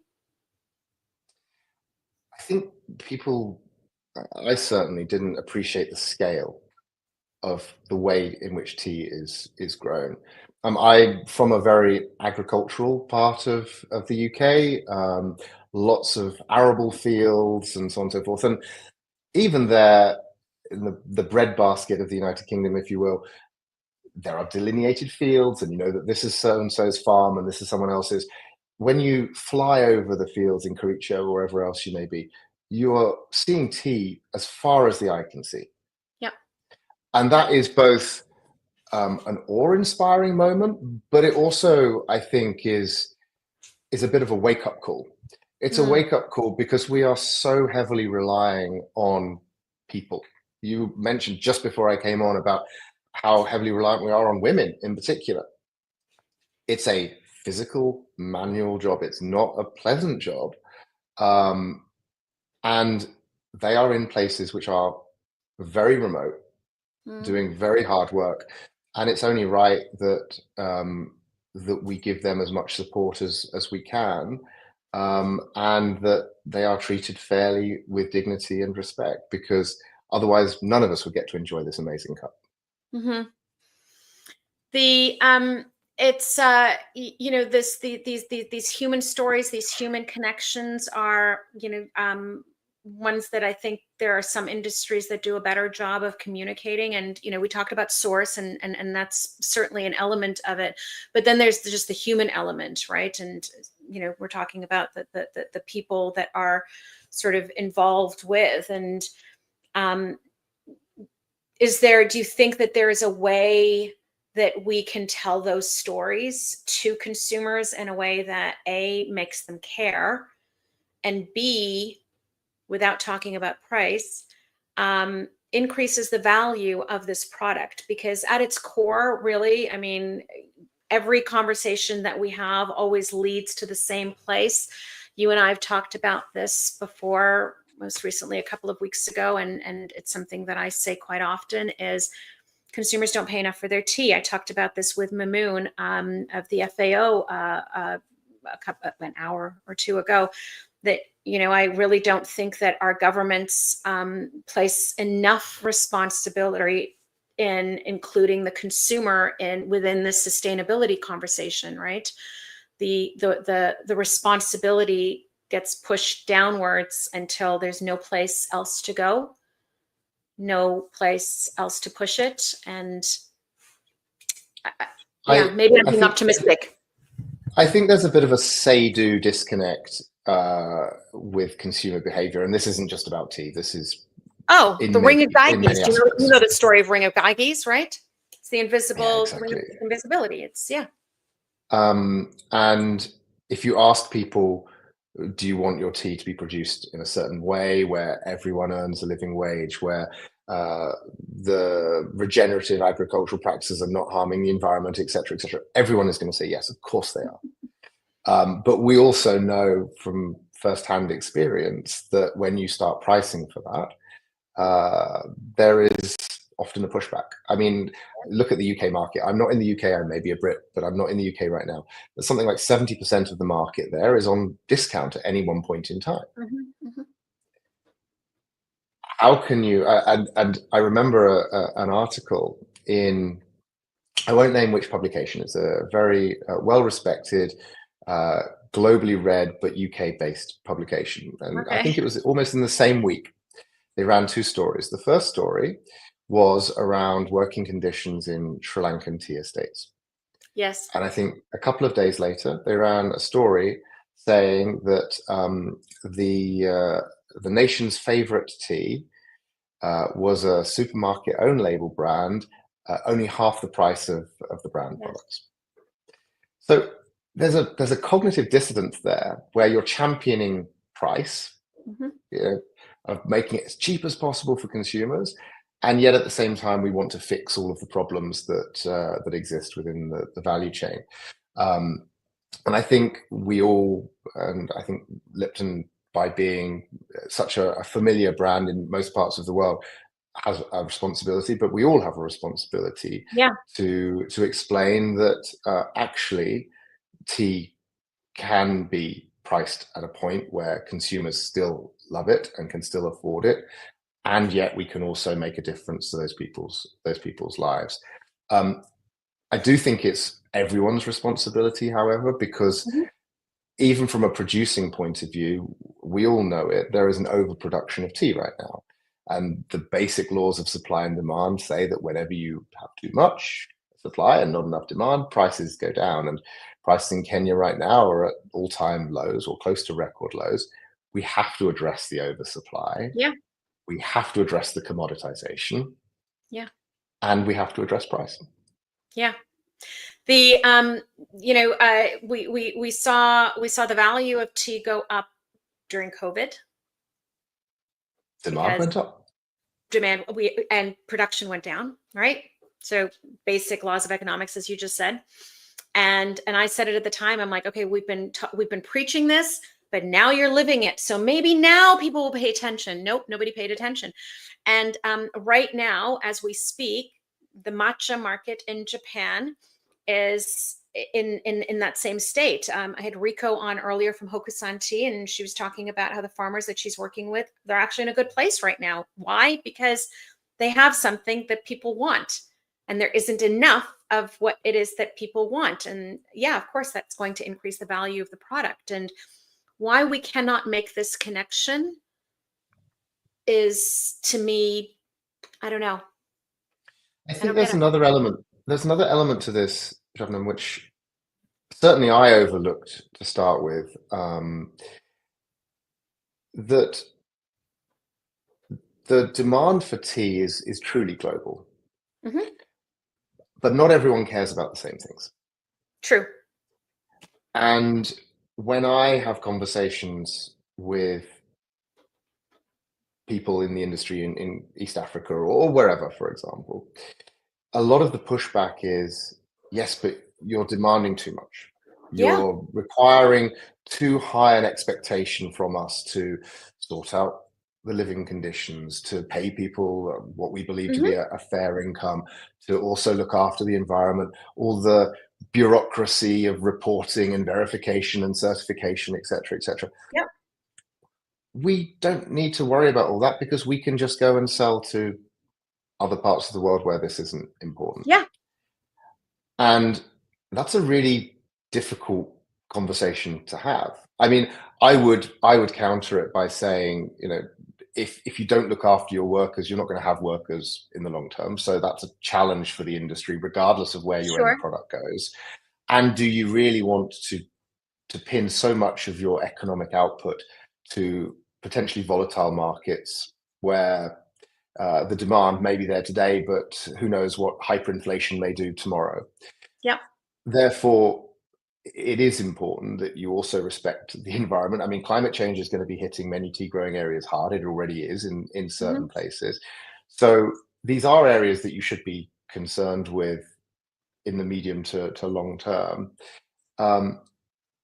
But for Western companies and organizations to come in and start telling people what to do, I think those days of market access leverage that we may have been able to use for decades has not maintained. I think we've lost some of that advantage. So the conversation has to be changed. It can't be us telling them we know better, but rather working with producers about how we can create a genuinely sustainable long-term future for them, and accepting the fact that it's truly a global marketplace and that everyone needs to work together on this. And I would 100% agree with you on that, Gareth.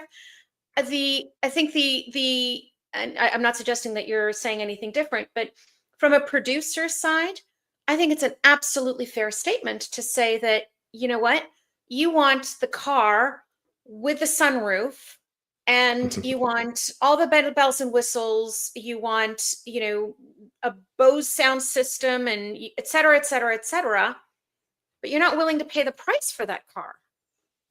You want to pay for the base model, but you want all of the bells and whistles on it.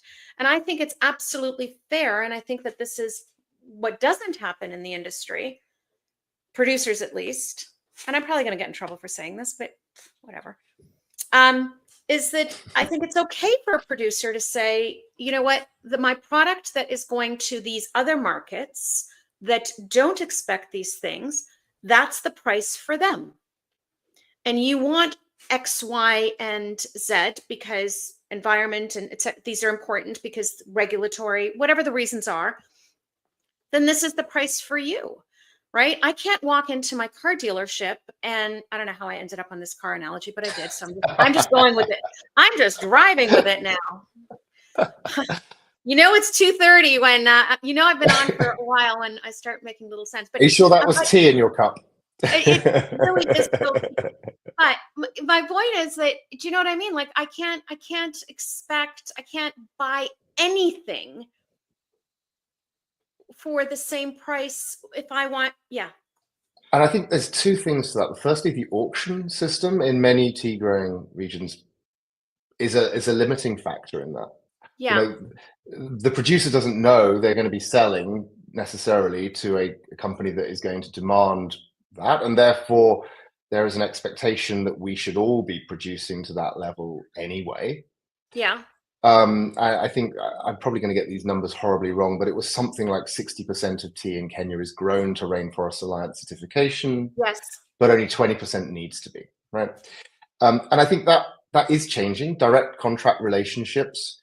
Kenya has recently relaxed the regulations around how you can source from smallholder farmers in Kenya to be able to address that from a direct buying perspective. I think that's good. That's helpful. But it doesn't change the rules of the game on the ground. I'm gonna, without mentioning any particular names, I know one particular estate where part of their land is grown to fair trade standards, and another Yes. part is grown to Rainforest Alliance standards. Sharon and I visited that estate. Okay, so you know which one I'm talking about. I know exactly what you're talking about. Yes. If you ask the question, so how does a worker get to work on X part or Y part? It's not clear. Mm-hmm.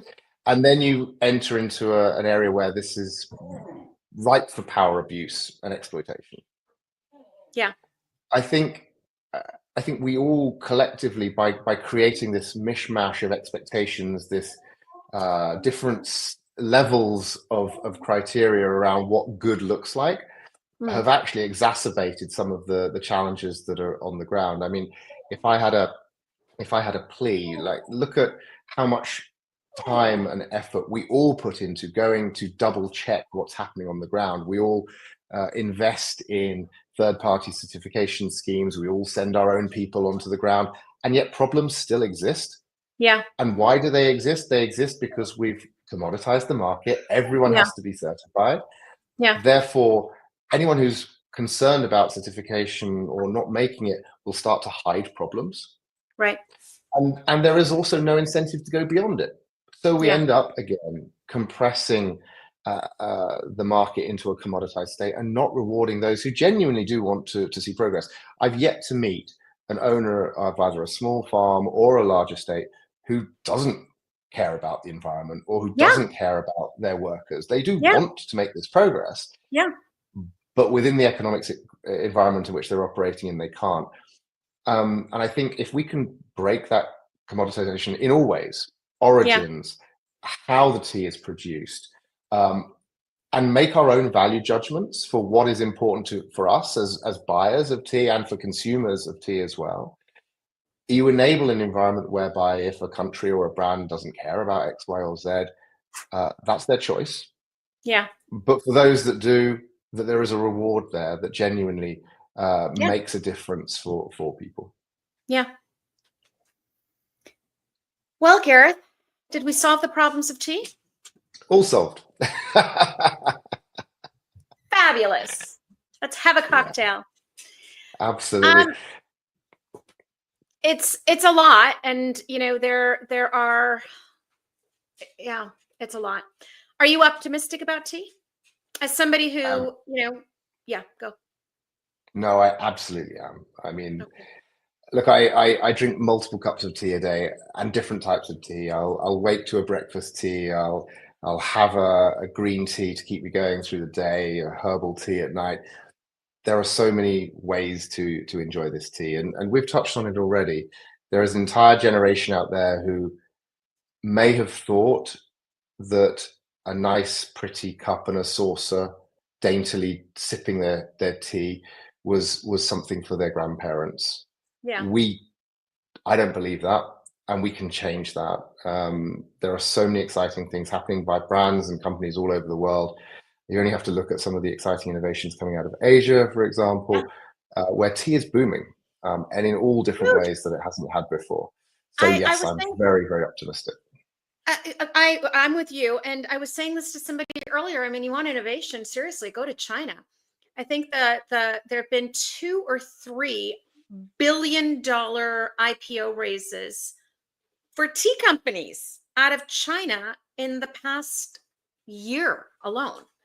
And, the rest of the tea industry should be scratching their heads and going, what are we all doing wrong? And what can we be learning about innovation and change and, et cetera? Because I think that there is value there. I think that there are parts of this industry, specifically that black tea, commoditized, the stuff that we've talked about, that has a lot to learn and a lot to catch up to. Maybe. But the future is bright. The future is bright. All right. Are you ready for your Proust question? Go for it. Okay. Your Proust question, Gareth, is Oh. There you go. Your Proust question is, what is your greatest You're looking at my greatest extravagance, just FYI. What is your greatest, anybody who's paid a vet bill knows that that's not a lie.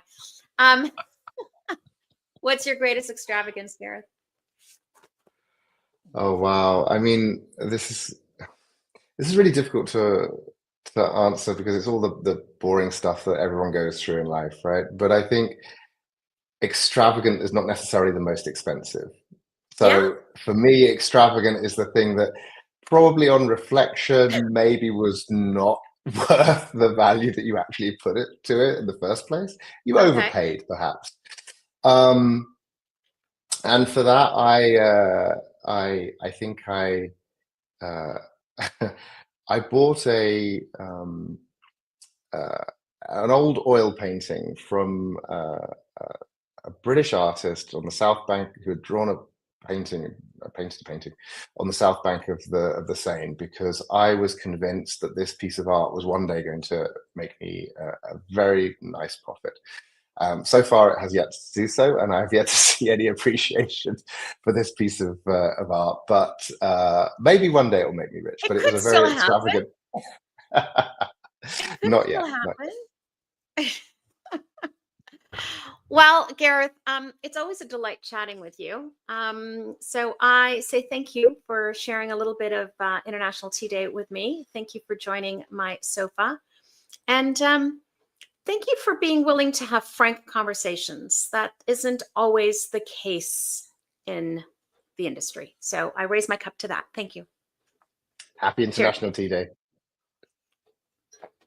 Take care. Bye-bye, Shannon. Bye. All righty. Okay. What is my next? Where am I? People and livelihoods. My next point is valuing tea means choosing with intention, taking time to brew, taste, and appreciate your tea isn't just about enjoyment. It's also about acknowledging the craft that is behind it. So I am very, very, very delighted. He came just for you, Liam. Hi, Oscar. To introduce my next guest, Liam Brody. And Liam, for those of you that don't know Liam, is CEO of COSA, which is the Committee on Sustainability Assessment. And I love chatting with Liam. Liam and I met, I guess, a couple of years ago when I invited somebody from COSA. Somebody, send me somebody from COSA to come speak about sustainability at the conference. And I got the lottery ticket. Well, I think I got the lottery ticket because the stars aligned and they put us into each other's universe. And that's been a good thing. So thank you. So Liam, let's start with tell everybody what COSA is. Have to start there. Absolutely. So good to see you. So great to be with the community today. I love what you've put together. You know, whether it's in person or remote, you're always doing something special to make us feel connected, which is, you know, part of why I love this work. You know, I come at it from early in my career from the coffee perspective, but, you know, having worked in tea and other agriculture, it's just, that's part of what so many of us love, that connection around the world to so many great spirits. And you're absolutely one of them. So thank you. COSA has been around for the last 20 years trying to answer that question, what is sustainability? Trying to actually add specifics, take the guesswork out of it for all of us. For any of us that have worked in business, when you do financial accounting, somebody's take the guesswork out. We actually know what the numbers mean and what they're supposed to mean, and what a good number is, what a bad number is, and comparability is key for the market to work. But we didn't have that in sustainability early on. We had a lot of sort of my version of that, my bumper sticker of that, my random claim. And there were early pioneers that were in tea and coffee and cocoa primarily, and civil society, and started coming together trying to figure that out. And at one of those meetings that was intergovernmental and kind of cross-sectoral, some folks were trying to figure that over not tea or coffee, but drinks late at night. And in that, the Committee on Sustainability Assessment was born. It was truly a committee. It was a group of folks that were volunteering to create some of the solutions and some of the answers to these questions about what we should be measuring and how we hold ourselves accountable and what that means. That evolved into its own organization.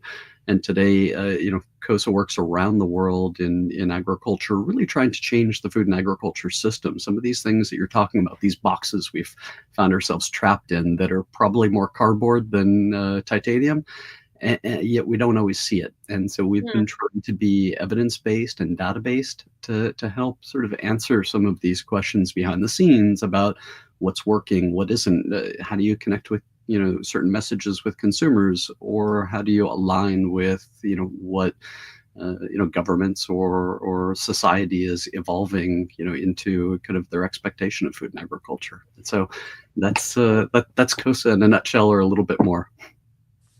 So you were at the conference that I was talking about, where that statement was made that consumers don't understand that tea is an agricultural product, and and maybe I shouldn't have been surprised by it, but I was. And you mentioned that because you mentioned that you came from the world of coffee as well. So what do you think? What do you think tea can? I've had this question to you a number of times. What can tea learn from coffee? What can tea learn from coffee? And I think you mentioned at one point that grass is always greener, and they have their own problems as well, which fine. But I think that for us in tea, we think that coffee has done a better job of connecting consumers with where their product comes from. What can we learn from that? Or maybe I'm wrong. Maybe they haven't. I don't know. No, it's a great question. I think there have been different evolutions of, moments to learn and what you might learn from those moments. And I think they're different now that I look back over the last 30 years. They're different industries for sure. There's a spirit that connects them in some way. They're agricultural. Funny, at the conference, I remember you really reacting strongly, and I thought, I'm not sure, what does that mean? Does that give you a benefit if it's agricultural, or does it take something away? What's the connection? And I realized that so many folks were, having this sense that we've robbed ourselves in tea of this chance to connect more with, what Gareth was saying, the handcraftedness, the beauty of sort of what blenders are doing, but the history and the richness of what pluckers are doing, and sort of the dignity that ties that together. If you're talking about something that's a tradition, that seems aristocratic or fancy, which was the world that I was born into. And tea was, I thought it was Irish or English, and I knew it must have been grown somewhere. I'm not sure why or how, because I was born into the city, not into the country, before I fell into agriculture and farming as a high school student. And so I do think it's interesting to ask ourselves sort of what that fascination is, if it's something we're romanticizing, or if it's actually a business solution. Because I would say, look at mainstream agriculture in Europe and Canada and the US, and mainstream agriculture has found itself in a similar spot. People know that corn is grown by farmers, but there's no connection to corn. Oof, I love going to the, my family does. We go up the road to a little farm called Chennai's. There's a real connection. Why? Well, because it's not ubiquitous. There's a farm stand, and we know the farmers, and it's my community, and it tastes, bless you, it tastes awesome.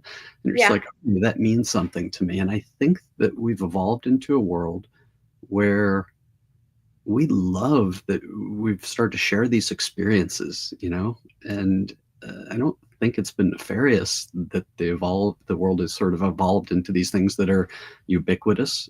It's because, like, wow, that thing that you had on your trip somewhere, like, I want that. Like, wow, what is that? Oh, that's chai. Oh, I'd never had chai. I'd like to have chai everywhere now. Okay, great. And we created this availability of things that were exotic and rare.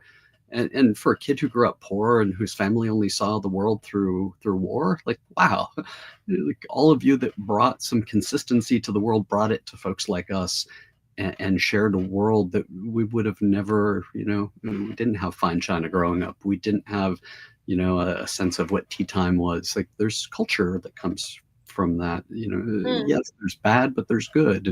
And so I think if we step back for a moment and unpack some of that, particularly in coffee, it's important to remember that coffee has evolved not because coffee did something was any more unique than tea. It was because it evolved because it was forced to. It was forced in a moment of crisis. And I think that's important to remember, that the coffee industry has had a wrestling match with itself for the last 30 years. And it used to be this sort of David and Goliath match, which was Goliath being coffee is ubiquitous. It is a commodity. It comes in cans. It price just like, cheap bags of tea, the same audience, because it fuels us, and you don't think about it, you don't want the connection. The connection is to get through your day. It's to start off, it's end, it's relaxation, it's fuel. It's nothing more. And it has to be cheap because most of us worked in lives where we didn't have, excess income for any luxury, anything more than fuel and relaxation. And, that's the old Coca-Cola, like affordable luxury of a bowl of, and so, I think what coffee did, and we don't have time to fully unpack it, but, you had these counterculture, folks that dropped out of society, that dropped out of business, that dropped out of school, and it created these new brands that were counterculture at the time. Yes. And, that's the original Pete's and Starbucks. You don't think about them now as counterculture. You think about them as dominant, mainstream, ubiquitous, American consumerism, instead of, what they were, folks with VW buses bringing coffee back from, Latin America across, the border, and sort of introducing it and roasting it in their own homes and garages, and people falling in love with that. People saying, wow, I've never had that. I didn't know coffee could taste like that. Right. And it's like, oh yeah, that cool shirt that I brought back from El Salvador, like, man, it came from there too. Like, oh, that's, I'm into that. That's me. Cool. I'm into coffee from there because that's that shirt and that cool funky folk music that I heard. Like, that's me. And to me, that's the beginning of Lohas, of lifestyle brands, of like, oh, I don't have to drink my mom or dad's coffee. There's a coffee for me and my thinking and my evolution. And coffee just happened to hit that cadence for a lot of reasons. Through the 70s in the United States, I think structural adjustment in economic terms that was happening worldwide with things like the World Bank and monetary policy. The end of the Cold War, we have to remember coffee was a managed commodity because Western powers didn't want countries to fall into communist hands. And so you wanted to make sure that you managed the market. So Nicaragua and Guatemala, didn't become Vietnam. And so, there are a lot of those things that are behind this. And as the Cold War ended, the managed market ended. And so you had this sort of, oh, we can grow up and be whatever we want to be. It's not, a given what we exist for. We're not someone's foreign policy. Maybe we're somebody's special agricultural product. And in that, you had these people saying, oh, yeah, let's make businesses that are a little different. And I think that was new, right? This disruption in business that could be something beyond business and capitalism as we knew it. It could be compassionate. It could care about the environment. You had thinkers like, the founder of Patagonia, Body Shop, Ben and Jerry's, that were, Dr. Bronner's emerging at that time, that we're part of this as well. And so all of those things start to collide in the 70s and 80s. And I think they collide as, coffee sales are starting to dip, as consumers are starting to get bored and starting to jump to other things. Right. At that point, soda and, funky new soda brands. Right. And I think part of this is coffee reinvented itself by embracing specialty. And that was a big debate. Specialty was sort of the other. It was disruptive. It wasn't welcome. If you look at the National sort of Coffee Association meetings, they were sort of big, very expensive, high-walled resorts, that most folks can't ever reserve, let alone go to. They were golfing outings. They weren't necessarily a bigger tent. They weren't about, designing the future of the industry. It was about enjoying the moment in your place in the industry. And there was a disconnection for farmers. And so all of those things in the last 20 years have changed. And some of that's because of accidents and luck. And some of that's because I think at the moment of crisis in coffee around 2000, when this really moves into a different direction, you have coffee prices at their lowest in history. And you have companies that have enjoyed those low prices that all of a sudden are scrambling because the value chains are breaking. Coffee's not showing up. You're hearing stories about how coffee is evil, how coffee is responsible for, deaths in the desert of migrants who are forced to flee, southern Mexico across, back when people still reacted, really hurt when they saw things like that and didn't assume that was how life was supposed to be. Coffee companies then were asked, what's your part in this? Are you part of this? At the same time as people's preferences and flavor profiles were changing, at the same time as there were options like Starbucks rising, and it wasn't just a canned coffee, and incomes, just remember the internet generation's kind of coming about. So there's more income in certain places and certain types of people, and they're choosing certain things that reflect them more, again, just like those counterculture days. So these things come together, I think, in a way that specialty coffee gets merged together in some ways with the concept of sustainability. Because specialty coffee is paying more for the product. And because it's paying more, there's an assumption that farmers are getting paid better and that the environment is being protected. And it starts to become the antithesis of what commercial coffee is. Bad for the environment, bad for, people, bad flavor. And this is fresh and it's new and it's exciting. And so I think that takes off. I think mainstream coffee, always thought it would be a small part of the segment. And now is a dominant part of the industry. You get confused when you look and you think, what's specialty and what's commercial? Because now there's conversation about commercial specialty. And I think, you have the same thing happening in tea. Tea is reinventing itself and coffee is reinventing itself again, because that has played out, 20 years later. But what hasn't played out is the fact that if we are still going to get coffee or get cocoa or get tea from places that it grows naturally, then we need to invest in those places, because whether we have overproduction today, we will not always have that. These are agricultural commodities. We live in a world of changing weather and changing climate, and it's just a matter of when. Now, most of us work in boxes where we are not incentivized to look beyond the period, the quarter, or the year. And we assume that when is somebody else's problem until it shocks us, like COVID, when it hit us, and you look at what could deliver and what wouldn't. And I think we started to see, counterfactuals for the first time based on data. Folks that had actual relationships with farms and growers, that paid better prices, saw throughout crisis consistency, delivery. Sustainability is more than just paying farmers a fair price. It's about the actual value chain becoming sustainable and seeing the whole. And I think that's we have to, as you were saying with Gareth, we have to step back and say, all right, what do we all need? Because this is playing out, in ways that are unpredictable. And we're going to keep thinking that certain people are going to keep winning, but they won't. And they won't win the same way in predictable ways. And we do need to bring in a conversation to begin to adapt that that sort of community in that space before it's too late. And you saw that in coffee, and all of a sudden people took a vested interest and brought new energy and new dollars and new appetite and new investment. And it really did change the industry, in massive ways. And I think, you talked about the 2 companies in China that IPO'd. Look at all the money that went into coffee companies over the last couple decades. That's because I think many of us made it exciting and, fun and fresh and future oriented. Which is what these companies are doing, right? I mean, it's bubble tea. There's, there's people in this industry that would turn, I've said this several times today, that would turn their nose up and say, that's not tea. Well, it is.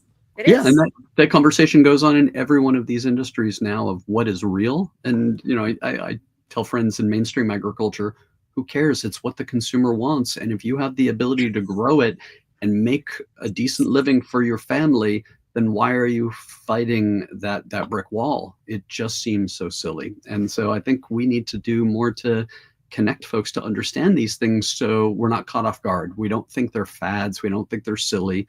We really better understand what consumers want and why, and consumers better understand what producing communities, want and why. And I do believe that, part of the solution is connecting those two, dots. And I think we can do it in the old school ways because I've seen it done. You and I have experienced that. You've connected with somebody in tea and you see something different. And, I know that's expensive. That's a luxury. That's a privilege that we've had. Yeah. But, these days, those privileges extend real quick. Yeah. I just had a whole bunch of Argentinian exchange students here. You're talking about my tea in the house these days, some unmarked Argentinian tea that showed up. It was just amazing. And so, they brought all of this excitement and kind of, culture, and great to see my kids experience that and singing songs and sort of drinking mate and tea. And one of the things that hit many of us as parents was, for the first time generationally, kids are more connected anywhere in the world, under 20 than they are to people in their own communities or in their own families over 20. And so, we're just in a new conversation. And as much as I'm a realist and I'm aware of how fragile the world is, I'm also an endless optimist that gets really excited about what that connectivity can mean. I know TikTok can be the death of all that is good, wise, and sane, but I also know that there's something there because come on. It was first it was Google, then it was YouTube, then it was Facebook. No, what was before Facebook? MySpace. Right. I'm old enough to be able to list all of these. Nothing is the end of, it's an evolution of the next thing, and TikTok is not going to be the end of the world either. Now, having said that, you said something earlier about how, you're absolutely right. My brain just went when I heard this comment about agricultural product, and obviously, we've put around this campaign and we've really focused on this farmed with care and what can we do to better connect. And to answer your question of why I had that reaction is because in my mind, and I'm not the only one, our minds, I think we seem to believe that if we can connect consumers and help them understand all the things that you just talked about that coffee did, that there would be more value that they would see in this product and understand that 10 cents for a tea bag isn't going to do it. It's just not. Yeah. Right? I totally agree. I just think one of the things that we have to do is make sure that the product has to be more. And so the product alone, I think what we have a problem in all agriculture is the product can be good or bad. And we have to be honest about that. And we have to decide, and it must be impossibly hard in roles like you have, because you have to raise all ships for the industry. You have to raise all ships for the community. And I'm convinced that tea can be a force for good. I've seen it. I know it's true. But we know that it also can, have really, really challenging, impacts on human rights and the environment. And so we have to be honest about that. I think what I've seen in coffee is that you have to be willing to commit to a both and strategy. If you want to be appreciated for moving into the craft and the custom and the artisan nature of the product, which is real, then you have to also listen that with that consumer, I believe, comes an assumption and an appetite that you are then doing right by those folks. And it might not be perfect, but you're on a journey and it's real. And that's the thing. Consumers, we all know it. I don't know how they know it, but they know it because we're all consumers. And you can smell when something is inauthentic, 100%. inconsistent. And that's blown up companies in coffee and others that have tried to do the both and strategy of, your sort of estate that you talked about. I'm going to be one thing to one and one thing to another. At some point, there are issues there that come back to haunt you. Right. And that's totally fair. And I think that, not that I think, I mean, I can tell you that that's a question that's been asked is, okay, so let's dream up this magical world where, 10 cents a tea bag suddenly becomes 20 cents a tea bag. Mm-hmm. Right. And to be clear, and this, we're not talking about doubling the price of tea. We're pennies make a difference within this supply chain.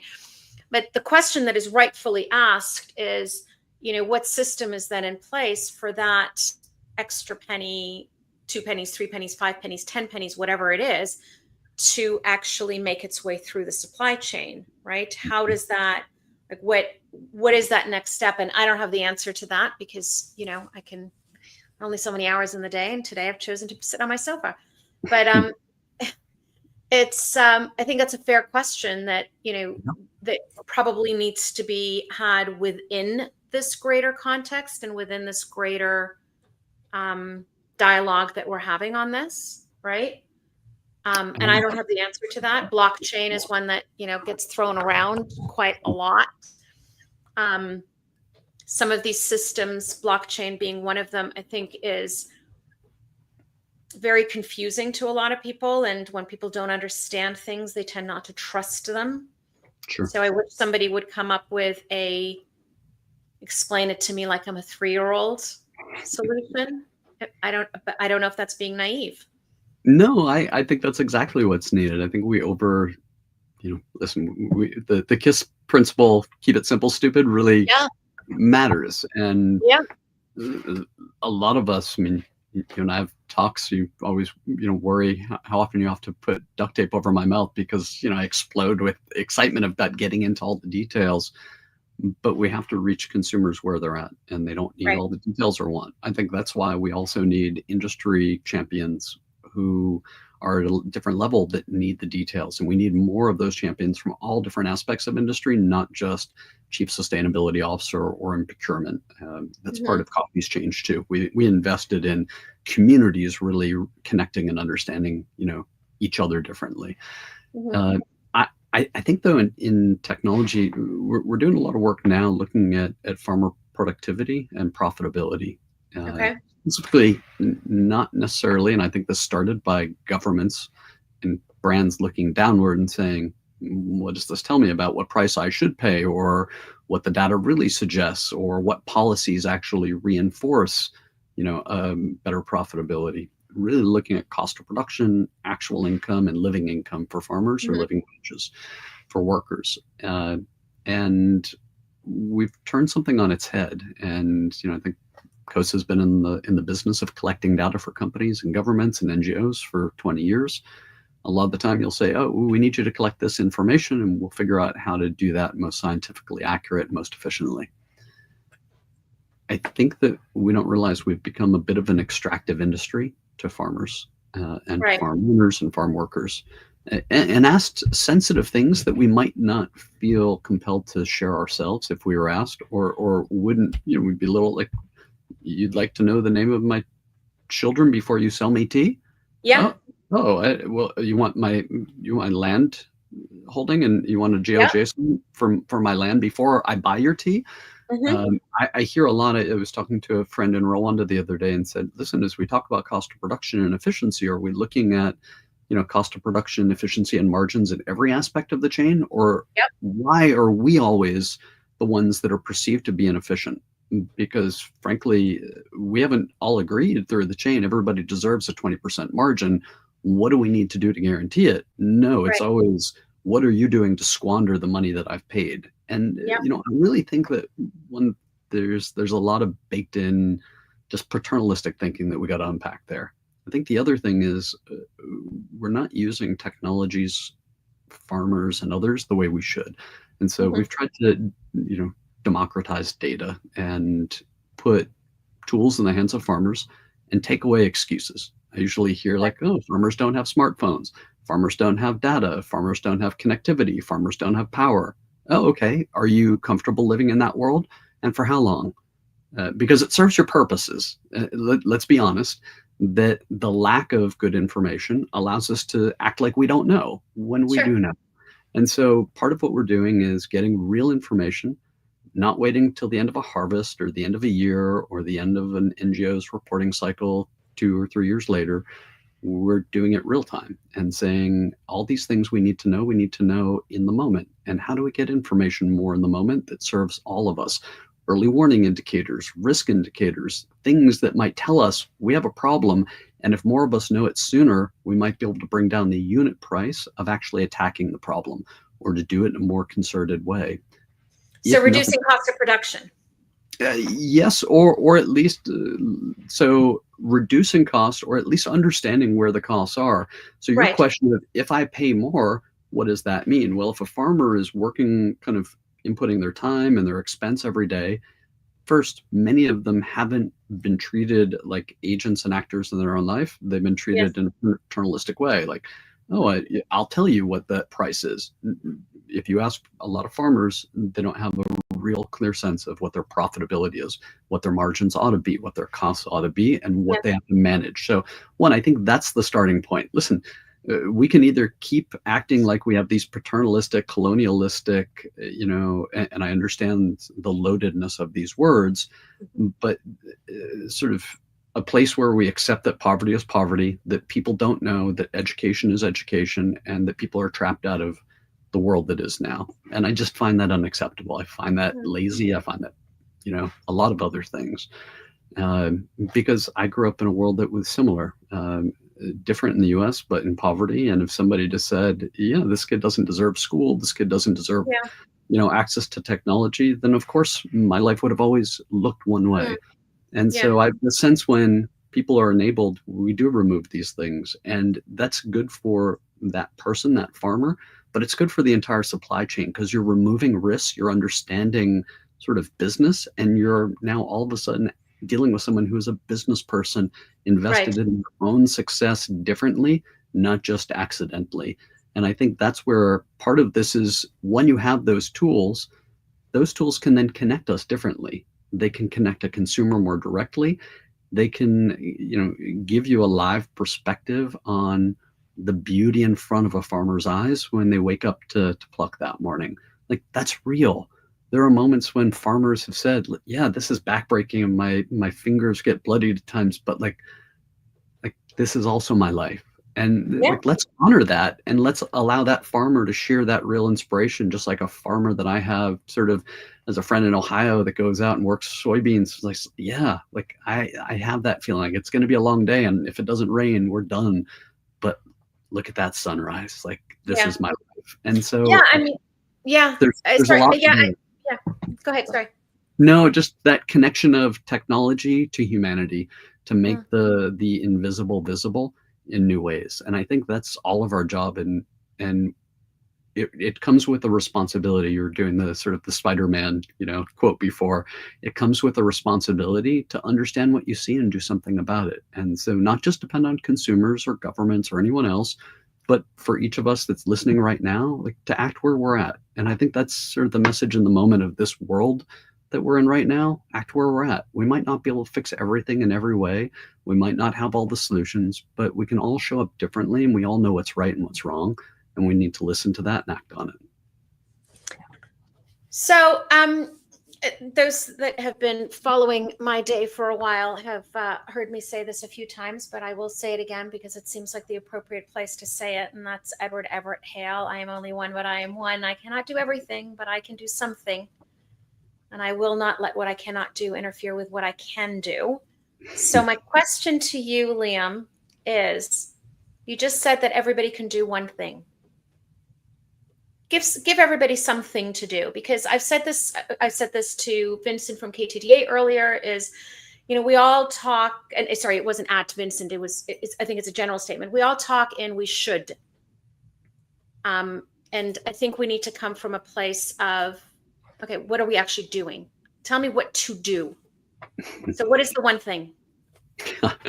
Listen, I think it's personal for all of us, those one things. I'm a big fan of dissecting sort of the one thing. You know, a lot of the time I'll walk into a store and say, okay, don't get too high and mighty here of, I know these companies, I know these farmers, like been able to be associated with helping build some of these brands. Like, wait a minute, where am I being inconsistent right now? Like, where do I not have a brand or a company in a category of something that I eat regularly that I know as well as I know, you know, the tea that I buy or the coffee that I buy? And so I think that's one thing all of us can do, because I'm certain that exists for all of us. I think then we have to look work-wise. We all have different jobs, but I think we have to say, like, what is within my kind of realm of power here? And I was really lucky to start my career at a point where I think we were all trying to figure this out and be able to be in some really cool places. One of those was Green Mountain Coffee, back before we bought Keurig and before it became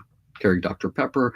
It was this small little kind of Vermont company, and there was a sense, because of the leadership, that we all played a role, and the future of the company was on all of our shoulders. Whether you're a packager or a truck driver or somebody writing marketing copy.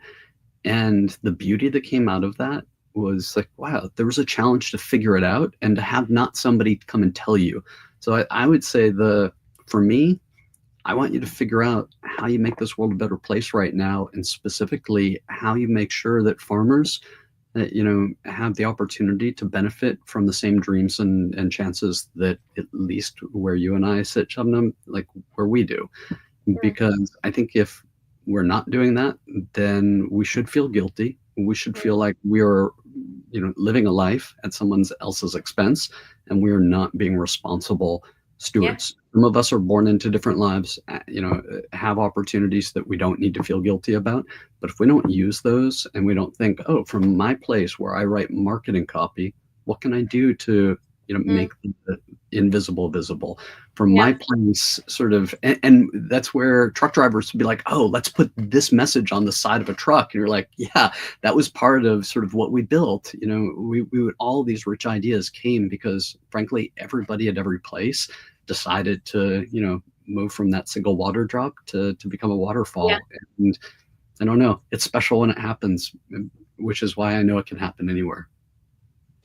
You've surely been exposed to Rutger, is it Rutger Bergman or Rutger Bremen? I can't remember right now, but he's all over the news right now, or, you know, sort of making the rounds because of a book that he's written. Have you, and what he's out making a strong call for everybody that has intellect and ability to harness that intellect, ability, and what you have into fixing the problems of the world. He's out encouraging graduates from the top universities to don't take that knowledge and that skill and that talent into the world of finance for the sake of making money, harness it into areas where you're actually going to make a difference, because this is the point in time where the world needs it more than anything else.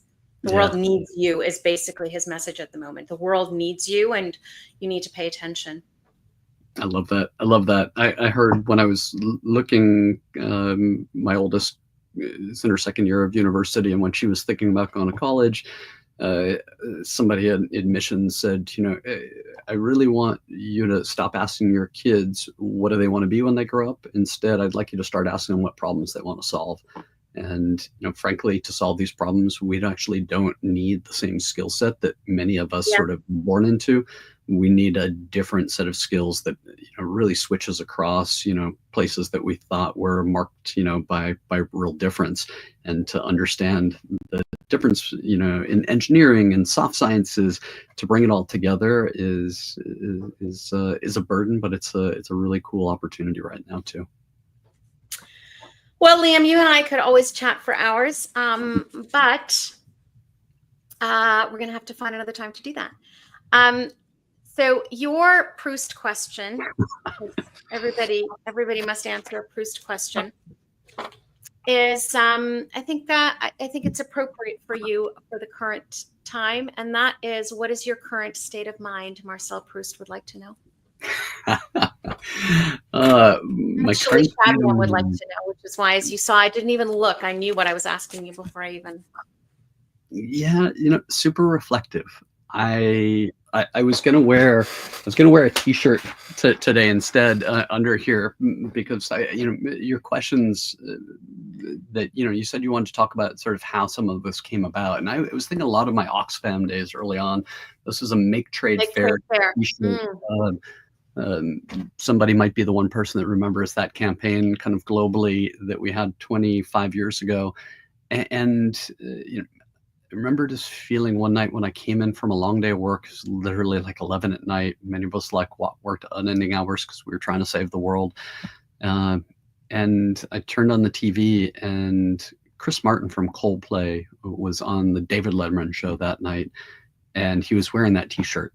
And after he performed, and he was just at the beginning of sort of this height of that band. And I've never been accused of being cool in my life, as you can imagine. And I remember just this feeling like, we're going to change the world, because he just talked about buying fair trade coffee as a powerful thing that you can do, more powerful than the music he was playing.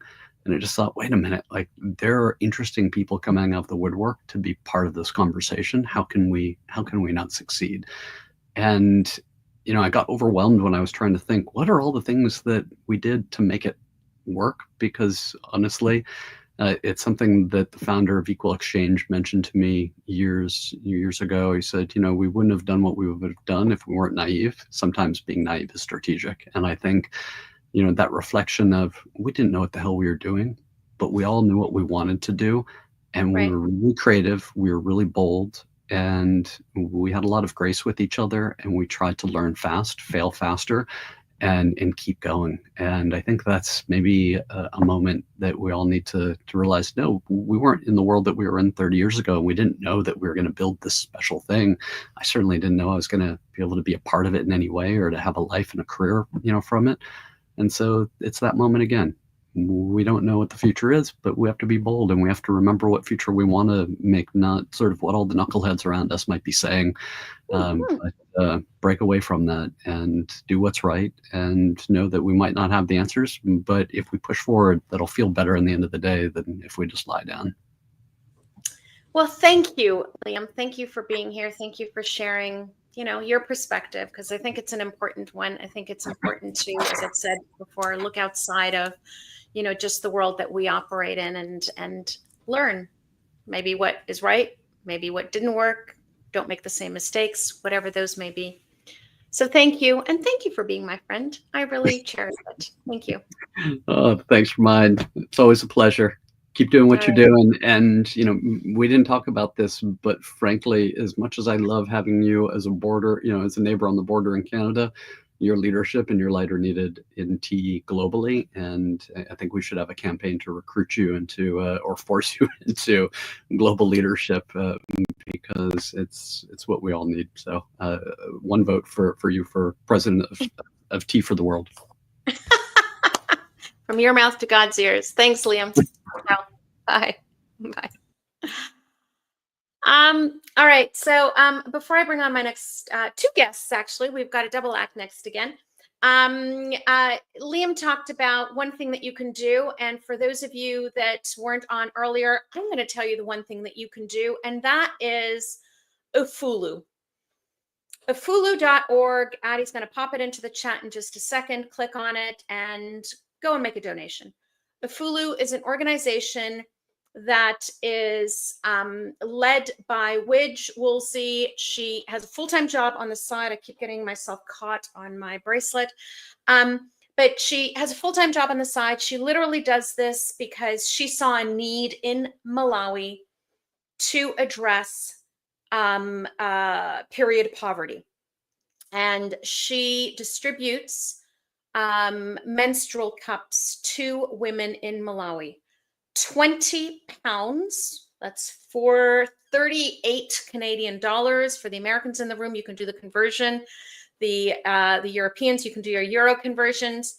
But 20 pounds will change the life of one woman forever. So if you're looking for one thing to do, I'm giving you that one thing today, and that is go to Ufulu and make that donation. I believe in it. I would not be promoting anything that I don't know is legitimate and truly delivers where they say they're going to deliver. And Ufulu is definitely one of them. So that's my one thing that I decided to add. So my next two guests, thank you for being patient. My internet, the entire province of Ontario shut down the internet this morning. So I've been behind all day. So thank you for being patient. Hello, Nigel, and hello, Maria. Hello, Shabnam. That's very Irish of your internet. Sorry, Nigel.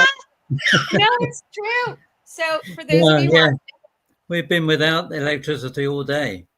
Well, but you were warned. Mm. You knew it was happening, right? Sorry? You told us 2 weeks ago you would be without power. They gave us a week's notice, but right.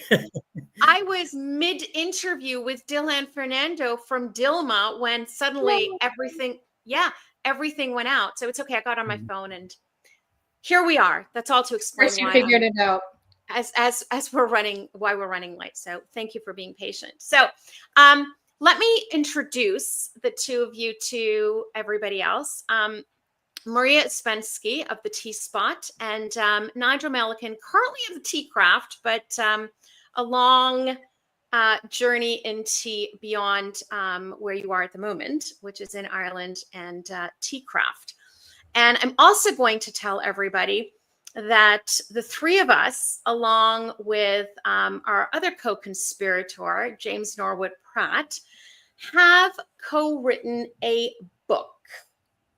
And that book is going to come out end of November, I believe was November 25th.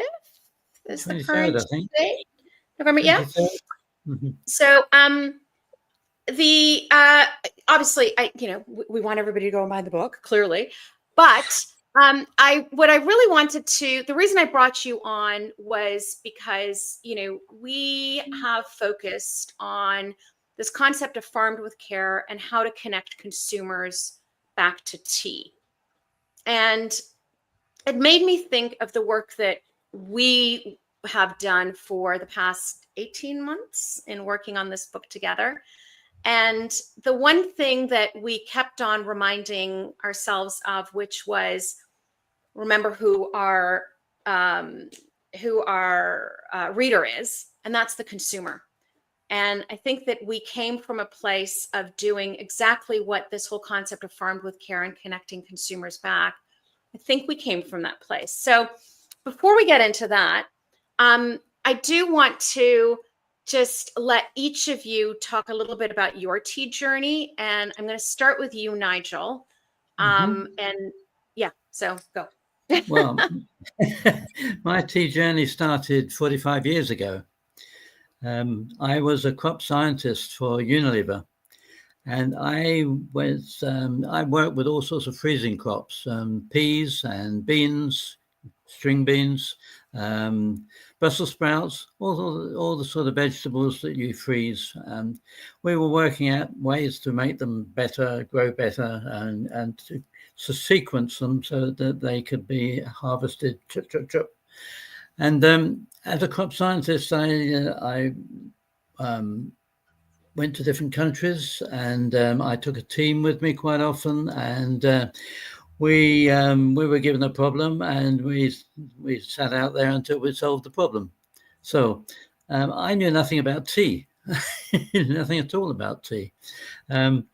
And then I was, one day, my boss came along and said, we've got a problem in Papua New Guinea, which was, really outside my area.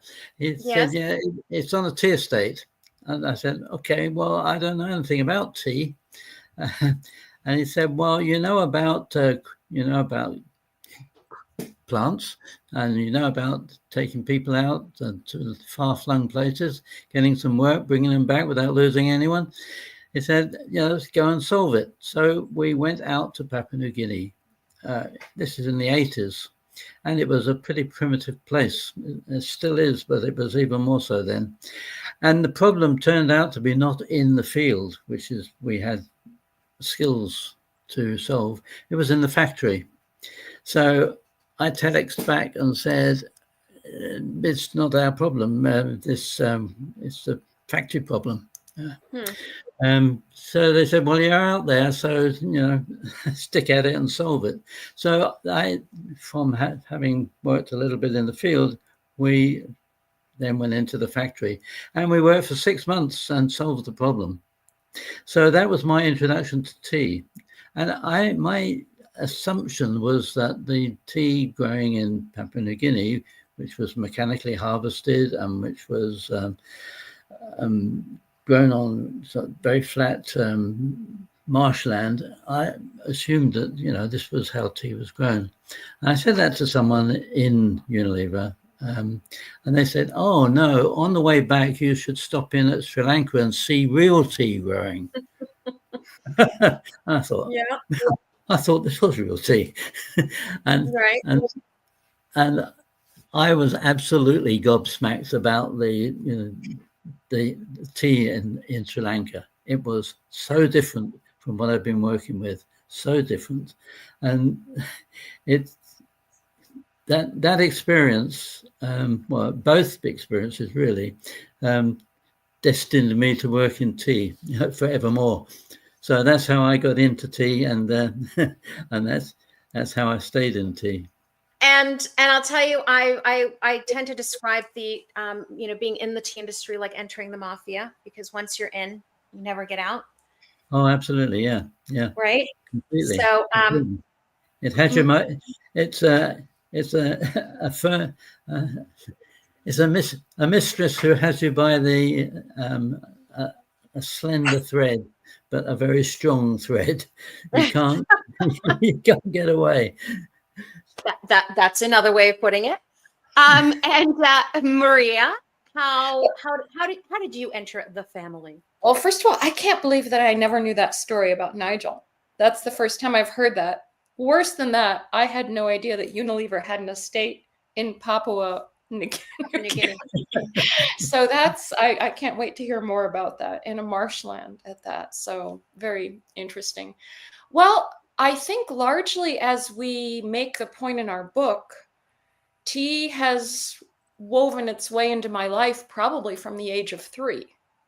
So I grew up in a family with Russian roots, certainly drank tea every night. Forget about the mornings necessarily, but definitely every evening we all sat there with our black tea around the table. That's how the day ended. And started life as a ballerina and a musician. You hydrated with hot black tea. That's just what you do. But I only knew black tea. And fast forward quite a few decades to where I'm not only an adult, but have just sold my first company. I came down with ovarian cancer. And then in getting through that, I read everything I possibly could, listened to everything that every doctor would tell me, and green tea kept coming up again and again. At the time, I just assumed that my cancer had been environmentally influenced, and perhaps that is why I had it.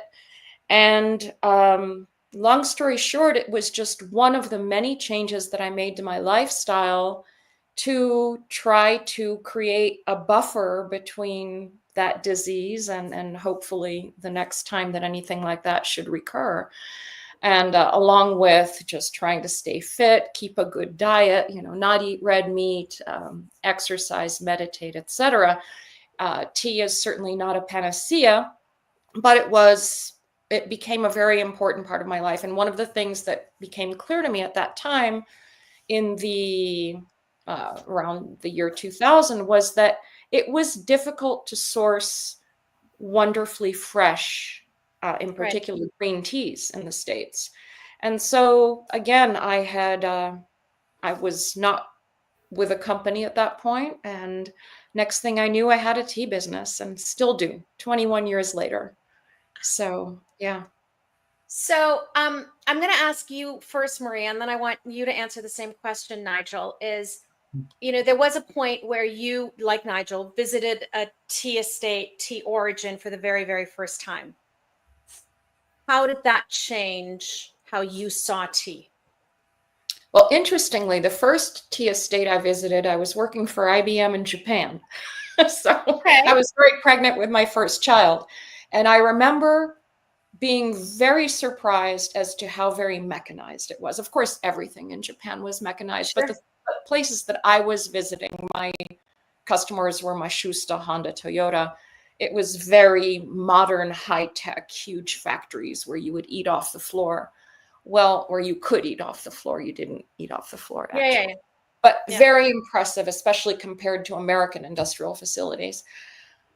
And the tea factory was not that, as you all know from having been in Japan and seeing the tea factories. I mean, there are cobwebs in the machinery, and of course, these massive tea fields that were being mechanically harvested. And I was surprised at the mechanization. So I'll leave it at that. Okay. And you, Nigel? Because you obviously saw the Papua New Guinea, but then you experienced Sri Lanka.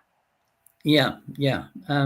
I think what has really kept me in tea is every place I went to, and I've made tea on 6 of the world's continents. I've actually physically made tea, not steeped it, but made it, produced it yes, on all 6 continents. And what really impressed me very much, particularly at the early stages, is that there are so many subtle differences from country to country in the conditions, in the growing conditions, in the tea itself. And as I was trained as a scientist, and you're always trying to sort of eliminate variables and work on why things happen. Well, tea is so amazingly complex that it blows your mind trying to work out. And I've spent 45 years trying to work on the science of tea. From my own personal, I'm as a consultant, a tea consultant, all these years, I've made a living out of it, but that's not the prime reason for remaining in tea. It's because it just fascinates me. Right. All the nuances of tea, the fact that you can make so many different teas from the leaf from one bush. The one plant, yeah. It really, that's what amazed me at the beginning and has kept me in tea all this time. And I'm going to jump in, actually, quote a person who was on your video, Shabnam, the one that really jumped out at me, the welcome video to this session today. And someone cheered to creativity in a cup. Right. And it's precisely that complexity. Yeah. That's what inspires all of us, inspired us to do this book with, spoiler alert, 101 teas, is the fact that, and we had trouble getting it down to 101 teas, right? Is the fact that there is this literally infinite variety of product, of incredible jewels that can be made precisely because the leaf itself, the chemistry, the science behind it, all of the possibilities with respect to how it's grown and processed can come out, and each one of them shows a beautiful creative vision from someone. Yeah. So Yeah. So go ahead, Nigel. I was going to say, I think one of my main reasons for being interested in the book and interested in collaborating on the book is because, Well, because you heard that I was going to be writing with you. That was the reason, Nigel. That's what I told you, yeah. Now, I asked many people what sort of tea they like, and they give me a sort of blank expression, and they only know one sort of tea, black tea from the supermarket. Yeah. And the main reason for collaborating was to open people's eyes to the vast array of different teas that there are to choose from, to stretch people's taste buds a little bit, to experience the incredible range of teas and the range of aroma and color and flavor of teas, rather than just stick with the brand that they've always had and that probably their parents had. Yeah. With berries. Speaking of Nigel, berries tea. What I've always found fascinating, and I'm the non-scientist in the room because Maria, you too are a scientist, you're an engineer. My fascination has always been that, there is a process, right? There's clearly a process on how tea is made, or made as in physically made, not brewed. But there is an art to it as well. And there is that something that, we've all experienced being at source and visiting tea estates, and that pride that comes from the people that are actually making the product. That pride comes from that art and craft, right? It's not about, any robot could make this, because if any robot could make it, we'd have a very different tea industry than we have today, right? So go ahead and give the title, Maria, of the book. 101 Teas to Steep Before You Die. Yes. But I want to ask you a question, but I just finish your thought. Well, I was wondering if today you've had the opportunity to tell anyone about your first trip to Tea Origin, Shabnam. No, because I asked the questions here. It's my It's not fair. We're collaborating. No, and that's fair. And I did actually say to, I think it was Wouter earlier, that someday I will, because I force everybody to answer the Proust question, someday I will answer all of the Proust questions myself. But I will answer the question. So for me, my first origin was Japan. Oh, awesome. I've for anybody who knows me knows that I've always believed that in my previous life I was Japanese, and I think that that's probably why I chose Japan as my first origin. There's something that draws me to it.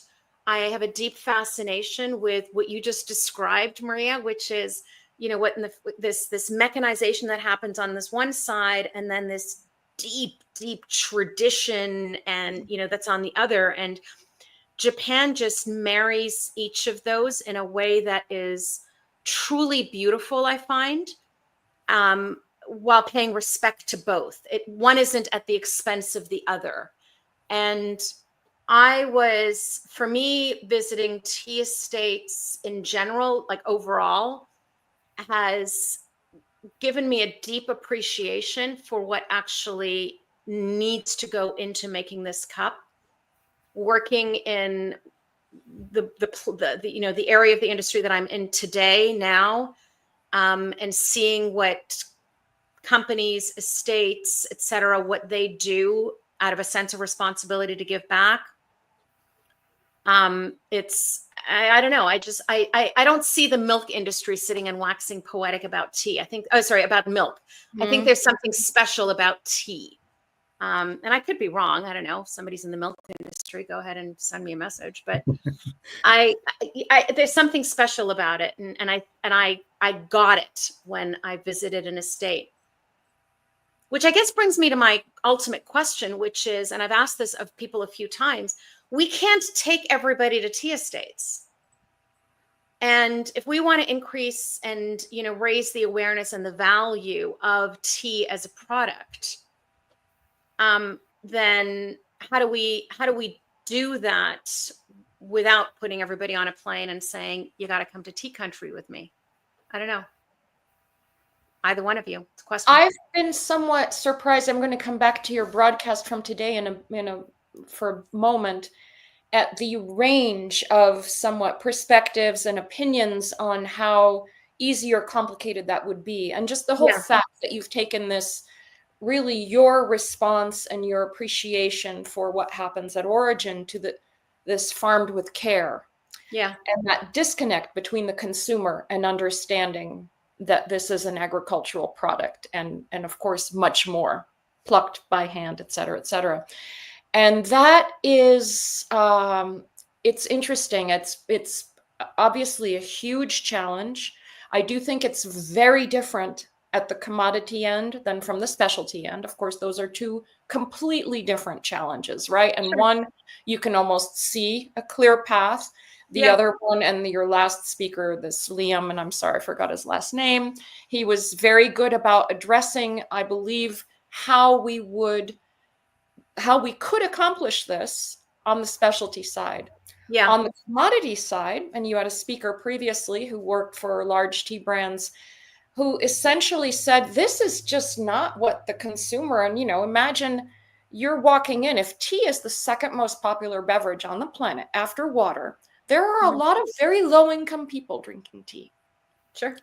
And they are not necessarily thinking about how to improve someone else's lot in life when they're struggling on their own. Mm-hmm. And there are a lot of people, even in this country, who drink tea because it's the most cost-effective option, because it's actually cheaper than coffee for them per serving. Okay. And that person in the grocery store is going to be looking at, okay, this box is at $2.99, that one's at $12.99, like no brainer. Yeah. So it is challenging. And Nigel, I don't know the answer. I really don't know the answer. Although, as a consultant, I always have to have an answer. So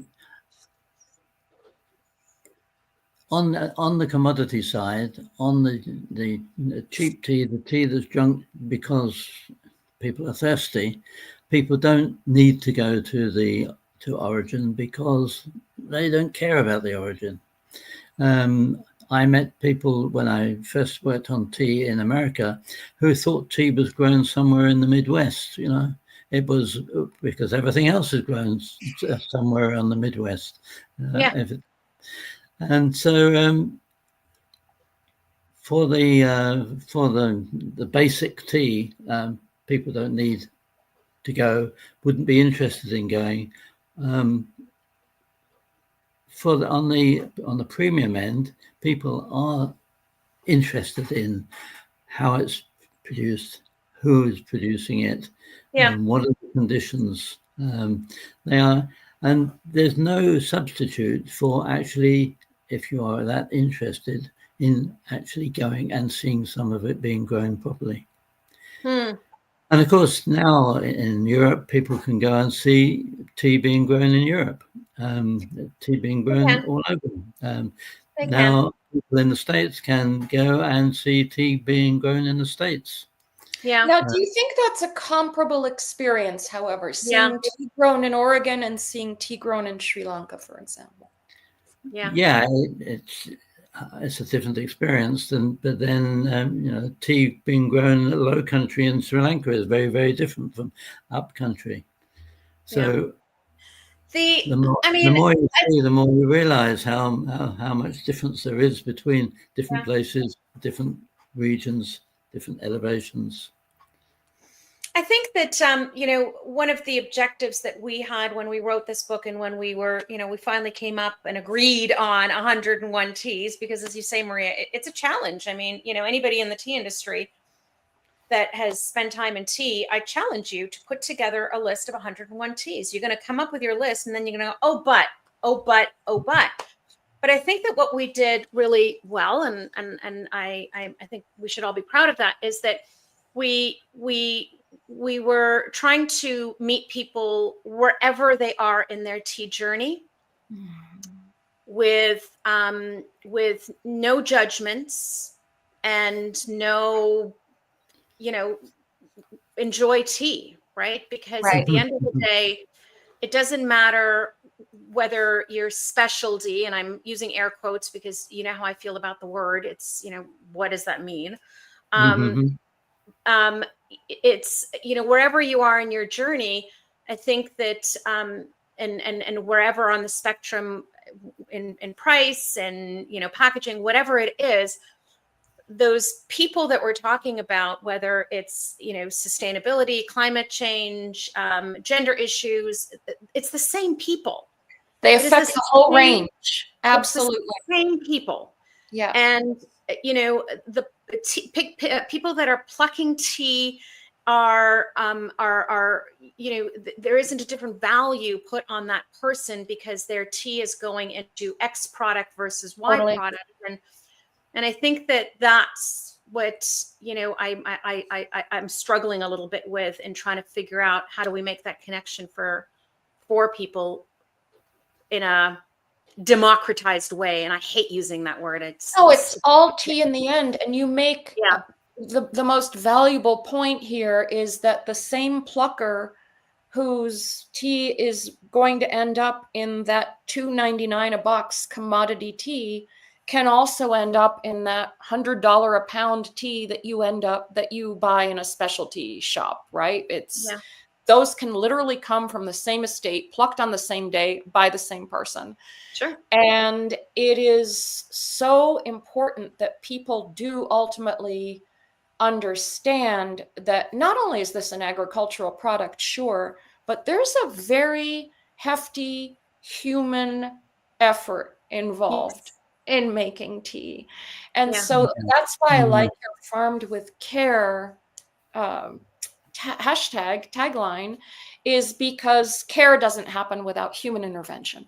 Right. And so that human piece, and I agree, I think that is what we attempted to do and what we did successfully. And hopefully people who read the book will agree with us that whether you're drinking, and second spoiler alert, peppermint tea, yes, we have some herbals in this book, or whether you're drinking, Dahong Pao, so one of the most expensive rock oolongs in the world, that indeed this tea comes from the same type of beginnings.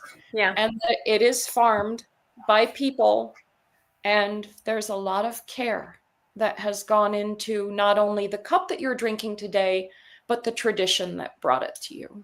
And we need to value it. Yeah. Well, yeah, but we shouldn't mythologize tea.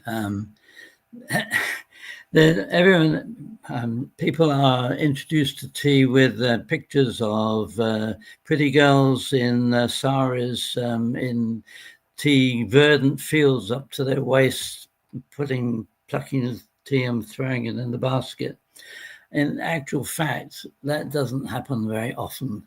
That happens in specialty tea and premium teas, yeah. But the bulk of tea is harvested by machine. There are no pretty girls around. I'm sorry, Nigel. And for those of you listening, welcome to some of our book meetings. That's not true. That's not true. That's not true. The bulk of tea is not mechanized. That's not true. Well, I think pretty girls I'm laughing at. I'm sorry. I think the figures deny what you believe. Right. Yeah, welcome to our book writing meetings. Exactly. So we will work through this.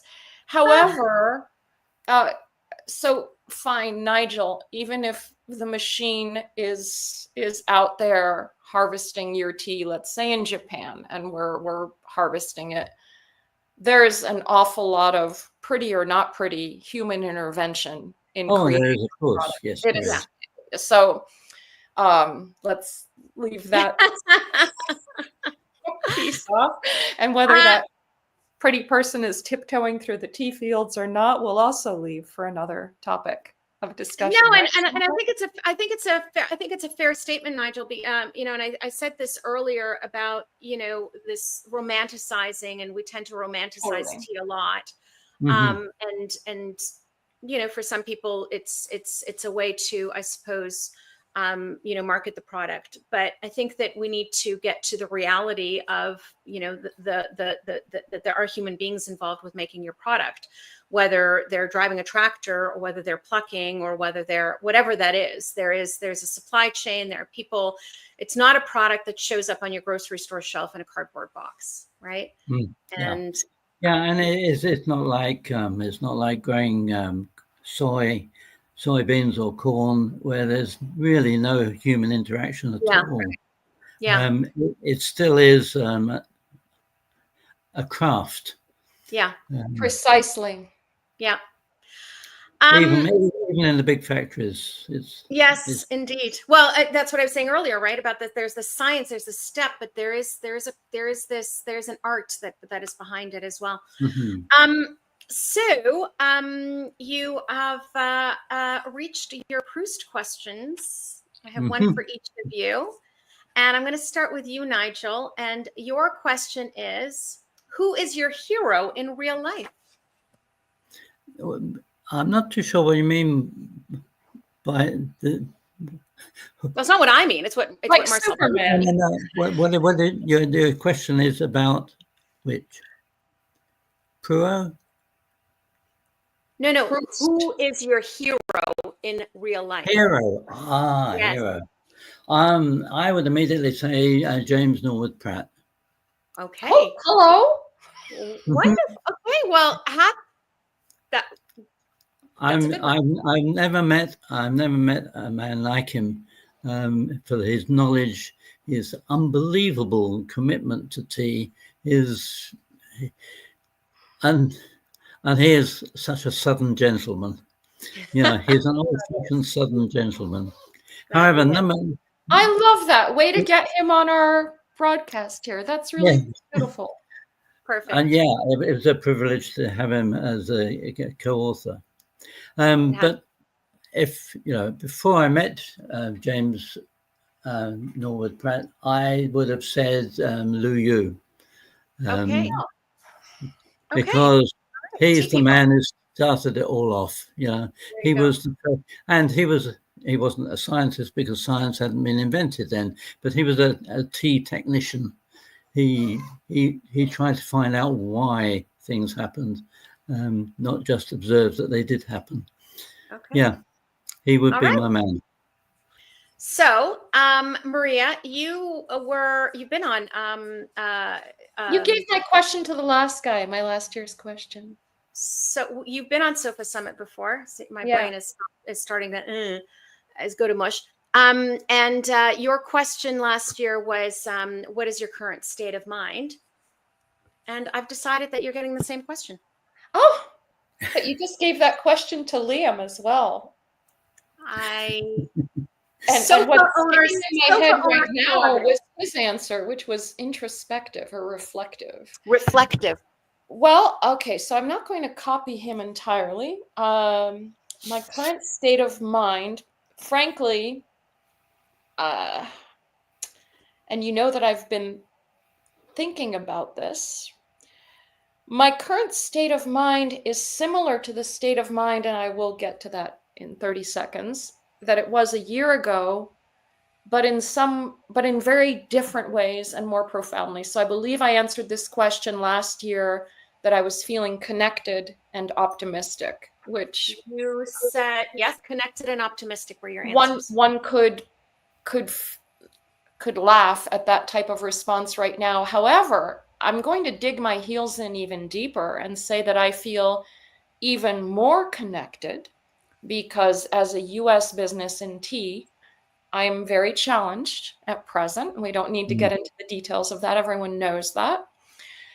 But I am feeling so connected because everyone that I have encountered in these last 21 years in this industry, so many people have just jumped right up to help connect me with new people, connectedness, to help resolve the issues that are facing us.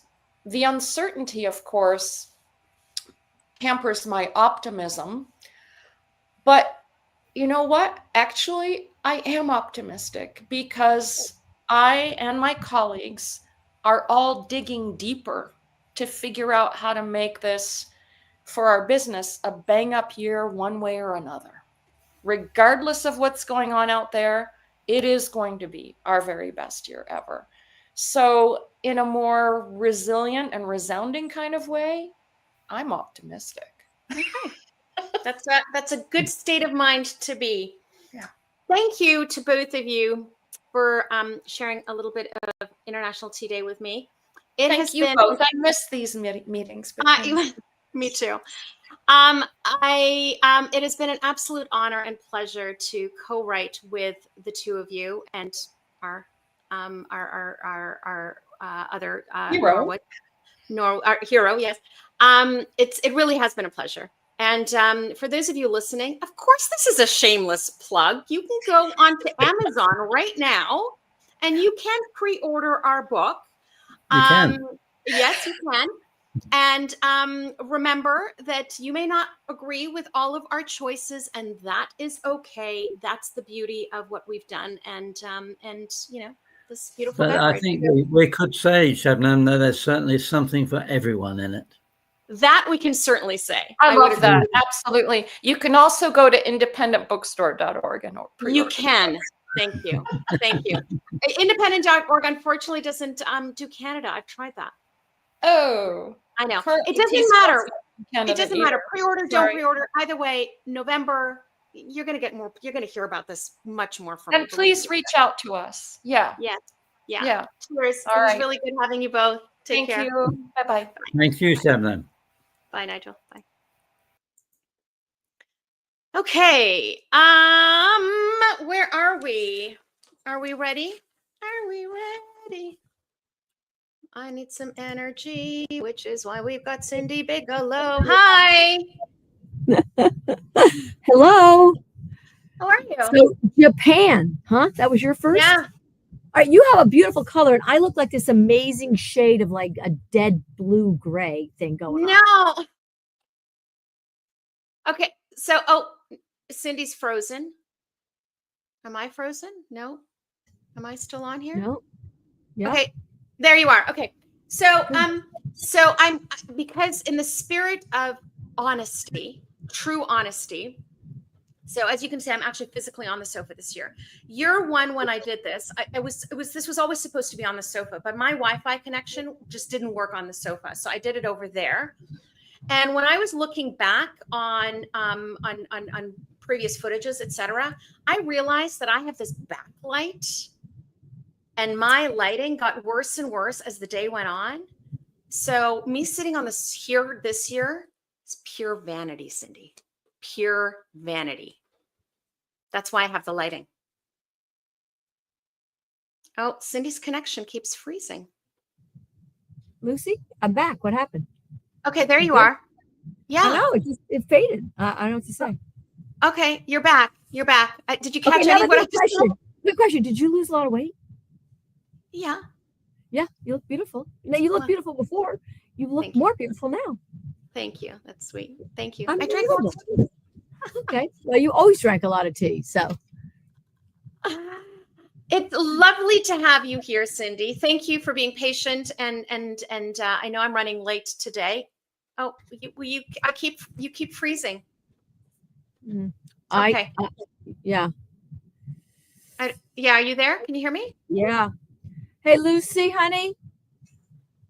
I can ask our IT team if it's my end. It could be my end. It's raining here. I don't know. Okay. But and also all of our tea is handpicked, for the record. We don't have any of the machines. So I understand that's what Nigel said. Nigel's got a great reputation, but no. I don't know. Okay, so Cindy, introduction. Everybody, Cindy Bigelow Tea. Yeah. I know I say this all the time. There are certain people that just shouldn't need introductions, and you're one of them. So no, Cindy, absolutely. you are. Well, if you're on here, you're a tea. Anyways, Bigelow is a household name, right? Fact, not a question. But a lot of people, and this is sort of where this whole farmed with care initiative campaign, whatever you want to call it, for me came from. It's this connecting consumers to where their tea is coming from. And consumers really don't stop to think about where their tea comes from. So my question to you as a brand that is a household name, what do you do? And what do you think we can do more of to make that connection? Well, first of all, you're 100% right. And my first journey, yours was to Japan, mine was to Sri Lanka, and it changed everything I thought about tea. Okay. Because I learned so much about the passion, the commitment, the history,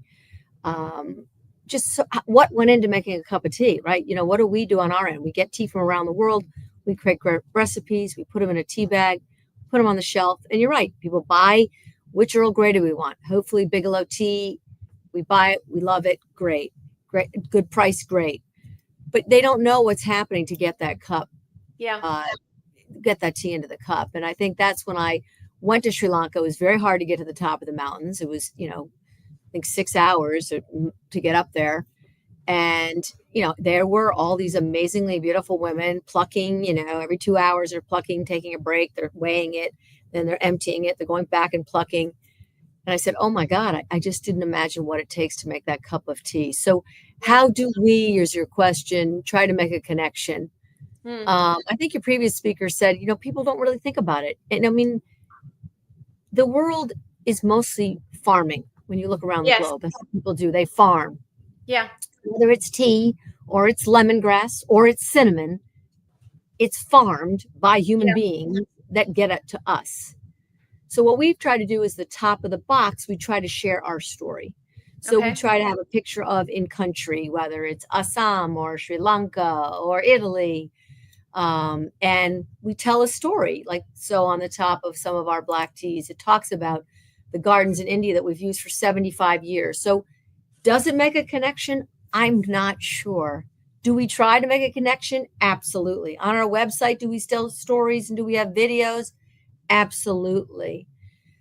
But if you think about it, they drink tea in a tea bag because of the convenience. They want a beautiful product, quickly boil water and get their cup of tea. So I don't know how much time they go looking up the line to see where does that tea come from. And I don't know how much more I can do besides using the box as a communication tool and our website as a communication tool. When I lecture, when I do educations, I always talk about when I go into schools, I have pictures of all the places and all the gardens and all those that are doing the plucking by hand. I show the pictures to try to make it come to life. Does it make a difference? I'm sure it makes some difference, but we still have a long way to go. Yeah. It's, the whole concept and the need, I guess, that I feel in wanting to make this connection is about the need and want to increase the value of tea, right? That people place value on it. And, the few pennies that people are paying for their cup of tea simply isn't enough. Okay. I'm going to say this. I've said this before, and I'm sorry, but that is a fact. And I understand and appreciate that there are people in my country, in your country, in the West that, are economically strained, et cetera. And I'm not necessarily talking about those people, but people can pay an extra couple of pennies for their bag of tea. They can. I'm sorry. They can. Full stop, period. In the West, they can. And those pennies would make a difference. So what am I getting at is that I have decided in my head that if people actually knew where their tea came from and that there was that they would pay more for their tea, but maybe that's wrong. Maybe that's a wrong premise. I don't know. I can say that about tea. I could say that about, again, lemongrass, rose hips. We use 250 ingredients from around the world. Yeah. And, it's a true statement. What we pay for those beautiful botanicals, spices and teas, and we try to keep it low so that we get the product to the consumer for a lower price, but it has a price to pay on the other end of it. Yeah, it really does. Yeah. There's no question.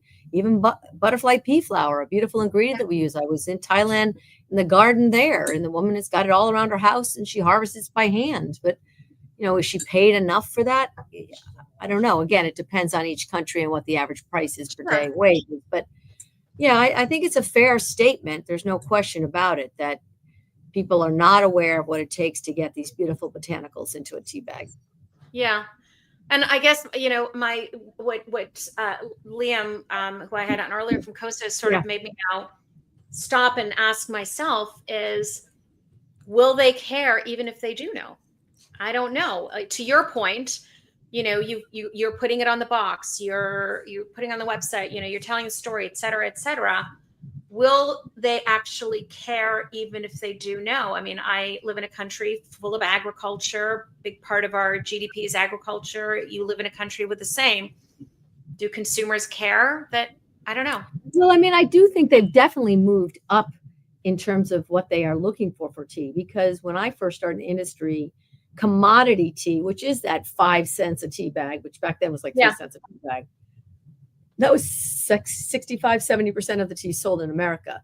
Specialty tea, which is a more expensive tea bag, was obviously 30% of the business, 35. And today it's completely reversed. 65% of the business is specialty tea. Yes. 35 maybe is commodity tea. So people have moved up the ladder to what they pay, because now the commodities about 5-6 cents. And that's all people want to pay for that. They often make iced tea with it. And in the world of specialty tea, they're paying 15 to 20 cents a tea bag. Should they be paying more? Can they pay more? I think they can for sure. But so I think they've moved up a lot for what they're paying. I don't know if they want to continue to pay more for their tea. I mean, that was a big issue this year for voters is, what's happening on the grocery store shelves. So, okay. So this is interesting because, one of the things that I've been talking about in the last few weeks is this need for, countries around the world all signed up for net zero, right? Not all, but a lot of them, they signed up for net zero. Great. Wonderful. Sounds good. Except that when a government signs up for net zero, they've actually signed up all of us for it as well, right? The government can't do it themselves. They have to then start making businesses first, because that's where their first reach is.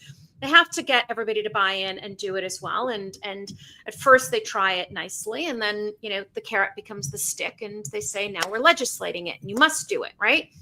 And in this country, the previous government put forward a carbon tax. Because that was now saying, okay, Mr. and Mrs. Consumer, you are part of this equation and you must pay. Well, an election was almost lost on a carbon tax. And guess what? We no longer have a carbon tax. And yet all of these demands that we have in net zero and to businesses still exist. And where does that money come from, right? Costs get passed down, unfortunately, right? If you can't pass it up, you got to pass, somebody wants to pass it somewhere. It's the hot potato, get it out of my hand.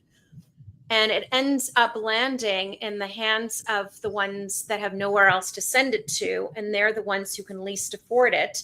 And we're all living at the expense of. Well, that's why for us, our model has always been the best ingredients from around the globe for the best price. So that everyone, I like to call it the everyday human being, can afford a cup of Bigelow tea. That's our model. We just won't gouge. I've had individuals say you should charge more. They'll think of you as premium. If you don't charge enough, you can't be good quality. I'm like, I don't understand that. Yeah. Why can't I be great quality for a great price? Right. So we do understand the economics that, we want to try to keep. We want to pay fair wages. Like, we're one of the few companies that when a country becomes expensive with the tea, we stay in that country. Many other companies will say, you're too expensive now. We're going to go to another country. We can buy it half the price. Right. Well, to buy that tea for half the price, I don't even want to know what's happening on the other end of that equation. Right. So we don't change country. We stay loyal to the countries. And as their prices go up, we continue to buy it because it's the quality we believe, it's the partnerships we believe, and our customers have learned that's what I want to taste in a cup of Bigelow tea. But many countries that have escalated their price, we're still there. Yeah. The other tea companies are gone. Yeah. Yeah. Unless you're a very high-end specialty tea. I'm not talking about those wonderful shops that are buying those beautiful products, but I'm talking about products like ours that sell, God bless, a large amount of tea. We stay on the top of the Sri Lankan mountains. We stay in the beautiful gardens of Assam. We don't just change because all of a sudden there's a glut of tea over here that's 60 cents a pound or 70 cents a pound, and we're going to put that in there, lower our cost of goods. We don't do that. But also think about what's happening in the gardens if that's the kind of pricing they're dealing with. Yeah. There's a lot to the economics of a cup of tea, that's for sure. And you need to be aware of them, and you need to look through all sides, including the consumer's eyes. Yes. Your partners that are in country, their eyes, those that are in garden. How is that? How are their conditions? So that's why the gardens that we use, we stick with. We do not move gardens because we need to trust those gardens that we're using. Well, I mean, and these long-term commitments are the only way that these places can survive, right? Knowing that somebody isn't going to cut the cord and run at the first opportunity. So you are a certified B Corp, and obviously, right? You spend a lot. You're very committed to sustainability, no question about that. Tell me how you've seen that word, that concept. How have you seen that evolve, and how have you seen that evolve over the years, and how have you changed? B Corp or sustainability? Both. I think there are a lot more companies today that are B Corp that were when I started it maybe 6 years ago, which I think is good. I think that is good. For me, I didn't do it for more sales. Yeah. I did it because it's who we are. And I think it's a very good indicator of the kind of company we are. I love to say B is for Bigelow, but it's not. So, but it really, it just, I think it speaks to the employees. It's very interesting to me. I can't say if it resonates with our consumer. I hope it does. It's really more to love our product, love our price, and like to get to know us a little better, like everything is on our box. What we have on the back of the box is not going to sell it. But it's about to get to know who we are. But what the B Corp, what for me has been really fascinating is we've hired such beautifully young people. We have a lot of wonderful seasoned people, but we've brought in a lot of new people as we continue to grow and want to make sure we're thinking for the long term. They love the fact that we're a B Corp, love it. And I'm like, really? So I didn't do that for them either. I did it because I think it's the right thing to do. I like it, provides me a roadmap. What else can I do? What else should I be looking at? Where do I ask the questions? Is everybody on their game? There's just so much good stuff about it. Right. But the young people love that we're a B Corp. So I love that. Sustainability, we do, I will say, again, didn't start this for that reason. Did it because, we're a manufacturer. We should be thinking about our waste stream. Yeah. Hard stop. Because everyone, even as a consumer, individual consumers, I wish all individual consumers thought about their waste stream. And I realized that's idealistic of me. But at the company, I thought, gosh, we're making all this product. We have to be super thoughtful about what we do with our waste.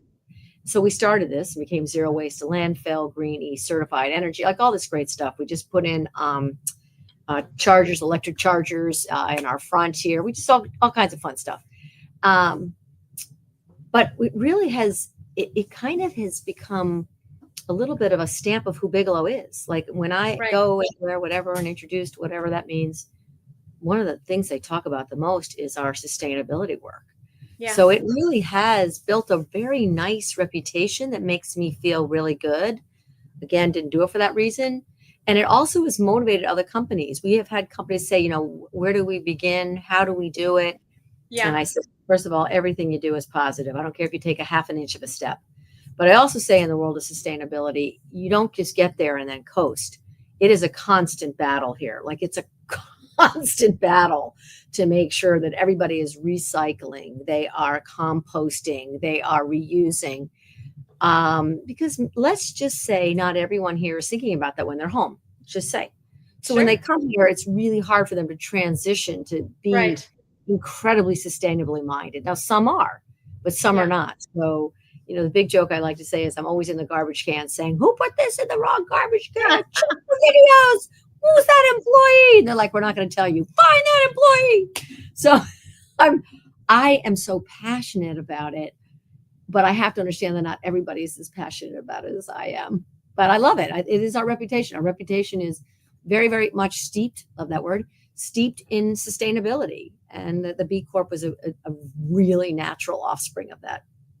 I think it's an interesting point that you just made about the, you know, your younger employees, that they love the fact that you're a B Corp, right? When I think that, you know, when people are talking about sort of, if you look at trends and statistics and all the rest of that, and what this younger generation of workforce is looking for is quality of life, for sure. But they also want to work for companies that they can be proud to say they work for.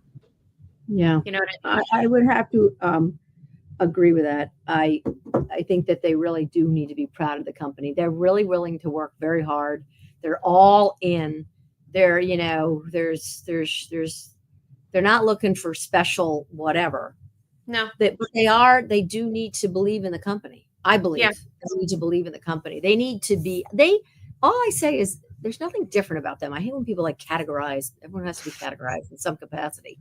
But like they want what I want. They want a nice environment, and they want to be recognized for their good work. They want to be motivated. They want to be pushed. They want it to be sometimes a little more uncomfortable.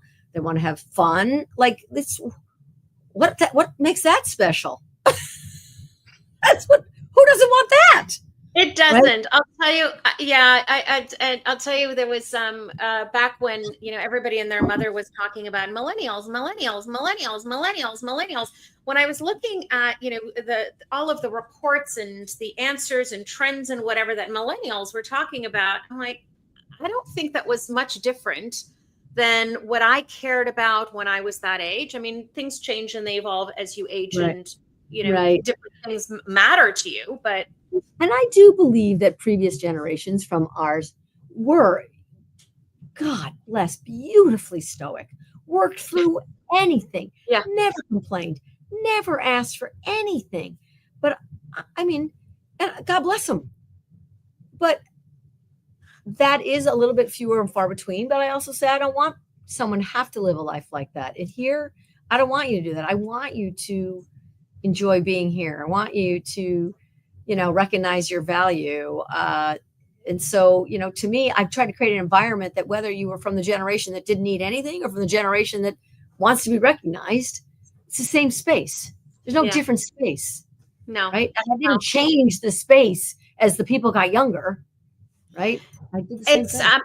And I think that that's an interesting concept because Dilhan Fernando from Dilmah Tea, who I had on this morning, you know, I was talking about the conscious consumer and how, you know, companies have become more, conscious, I suppose, to address that. And his response was that he actually doesn't think that consumers have become more conscious. They've always been that. Just from coming from a place. Yeah. I mean, I guess he was coming from a place of Interesting. These things have always mattered to people, you know, caring about things isn't necessarily, as you say, a generational thing. It's, you know. But I also will say, whatever is the generation, that people will say, of course, that they care about the earth. I hope. Yes. But they're not necessarily going to pay for that, right? So, well, this is the challenge, right? And that's okay. You just have to recognize that, right? So again, I didn't do a B Corp for someone to pay more for us, right? Right. No. I didn't put women owned, so people will pay more for us. I didn't say we make our tea bags, we manufacture our tea bags in little plants here that make these tea bags and put them into boxes to have people spend more money. Because I don't think they're not gonna spend any more money because we're a B Corp or woman owned or Green E certified, or our tea bags are made into tea bags here in the United States. They're gonna pay for the taste profile that they want, for what they consider to be the value that they want. Yeah. And all the other stuff is just great. That they want to be proud of the companies they work for. And I have no problem with that. That's been always been the case. They, you know, they pay for what they think has the right value for them. That's their decision. It's their money. 100%. Absolutely. And it's what I was talking with Maria and Nigel about before. I think that we all need to learn to, you know, speak to consumers wherever it is they are in that journey within the world of tea, whatever. We don't talk down to them. We don't judge them. We don't meet them where they are and share the world and maybe, you know, see where it takes and them. I also have a, you know, I know when they're talking tea, and they did say in your book, there's going to be 101 cups of tea to have before you die. They have herbal teas as well. But, you know, in our world, specialty tea very much includes the herbal category, right? I know. If you look at specialty tea in the United States of America, 65% of it is herbal. So you can't say tea in the United States and not mean chamomile or hibiscus or rosehip or ginger, because some people, that's all they drink is herbal, and that's their tea. Would you like a cup of tea? They say, yes, I'll have chamomile. Yeah. 100%. More expansive view of what the consumers drinks here. And I'm gonna tell you something else that I said earlier too. I can't remember who now. But I have the list if you need. I agree with you 100%, obviously, which is why we're the Tea and Herbal Association of Canada. Stop fighting the reality, right? That's what consumers call it. Stop trying to fight that. But I'm going to go one step further and say that we could actually, within the camellia world, use botanicals as a gateway. If we're talking about, you know, getting people to develop habits, etc., habits form before the age of, I think, 2025. And if you want to start getting a 7-year-old, I'm talking about a 7-year-old, an 8-year-old, a 6-year-old, whatever, to get into the habit of steeping something, botanical is the gateway, right? Get them into the habits of steeping, and then, you know, they might progress to camellia, you know, down the line. But how do you make new tea drinkers, whatever tea means? Botanicals could be that gateway. So let's stop fighting. But I also think in the world of Camellia sinensis that, you know, what we've done, and we've been very fortunate to do, is to take Camellia sinensis and put ingredients that might be considered, and I don't want it to be disrespectful to Camellia sinensis, because obviously I love Camellia sinensis. But do what my grandmother did with it, right? This is Camellia sinensis, a beautiful combination of black teas from high mountain gardens that has orange rind and sweet spices from different countries, and creates a whole nother experience. Are you giving us the recipe? I didn't mention a certain, look, there we go. I didn't mention. I know what you're talking about. Yeah, I didn't mention a certain ingredient. But anyway, so I mean, so there's ways to bring Camellia sinensis to where the tea drinker is today. And like, we've been launching a whole series of green teas, and in the United States, the green tea category is just doing terribly. And why is the green tea for Bigelow doing so well? We make a nice cup of tea. It tastes really good. It's a great price. Okay, that's a good beginning. But we try to use ingredients that are really interesting today for the consumer. And consumers like, oh, I like that. I want that one, you know, and like, thanks. What do you think? And like, oh my God, I love it. It's my new favorite. I'm like, great. So, you know, you really do need to understand that the worlds cross over, you know, and you say botanicals, you know, Camellia sinensis is a botanical. It's the herbal versions of all of those, the non-caffeinated versions, the non-Camellia sinensis versions, but you all need to play together in the sandbox. You cannot just say we're here, or in my opinion, or here. That's exactly what you do. You oversee it all. Because you can't tell a chamomile drinker he is not drinking tea. You can't do that. She or he is drinking a cup of chamomile tea. And we say thank you. And we do say thank you, because you know what? Fighting with a consumer is never a good idea. But it doesn't even make sense. What it's bad business. Well, it's illogical. It's having. I agree. So, Ms. Bigelow, Are you ready for your Proust question? Yes. I have to tell one quick story. And if I run out of time, let me know. So when I did my first trip to Sri Lanka, it took forever to get up to the top. The whole way I was going, I kept saying, my parents are never coming to Sri Lanka. My parents are never coming to Sri Lanka. Because I thought I was going to die every minute going up this mountain, but that's okay. We survived. I get into these gorgeous gardens, and it was beautiful women dressed beautifully. They didn't dress for me. This is how they live their life, whatever. Didn't talk about all the other conditions they're dealing with, but they're plucking, every 2 hours. And then as they line up to have their tea weighed and empty the satchel, which is good, can't get too heavy because for the reasons of you don't want to compress the tea. So then they lighten their load, they go off again for 2 hours. So I'm standing there and they're like crying. And I'm saying, I don't speak the language. And I said, why are they crying? And they said, because you're one of the few companies that are still dedicated to our beautiful teas on the top of the mountain. And they know that. And I said, please don't cry because of me. I have nothing to do with it. It is all my parents and my sister. They were the ones that knew that Sri Lankan teas, and my grandmother knew Sri Lankan teas were the most beautiful teas. And all I'm doing is following in their footsteps and learning more about the gorgeous product that used to be called Ceylon tea. But it was amazing that they recognized what my family did in their commitment to the country of Sri Lanka. It was very cool. Very cool. That's a really lovely story. It's a really lovely story. And, credit to you. And I've said this to you before. It's, I'm a big believer in the fact that we're all stewards in this world of tea. I'm here for a brief period of time, and hopefully it'll carry on much longer. And, what you have done to carry on that legacy, third generation, is the same thing. It's about that stewardship, right? It's somebody recognized it, but you have continued it. And for that, you should get credit. So take it. Thank you. Thank you. All right. What's my question? I'm so nervous. So no, you shouldn't be nervous. This is your third question on Sofa Summit, FYI. You were on first year. You were on our inaugural year, our COVID year. And this year, my question for you is this. Okay. Cindy, if you could change one thing about yourself, what would it be? Oh, God. Oh, no time to even think about that one. What would I do to change? Well, you could do what Mike Harney did one year, which is print all the Proust questions and be prepared for the answers. Ugh. I love the have to on the hot seat idea. Anyway. Yeah.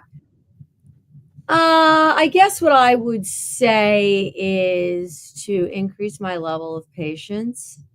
I definitely can get impatient. And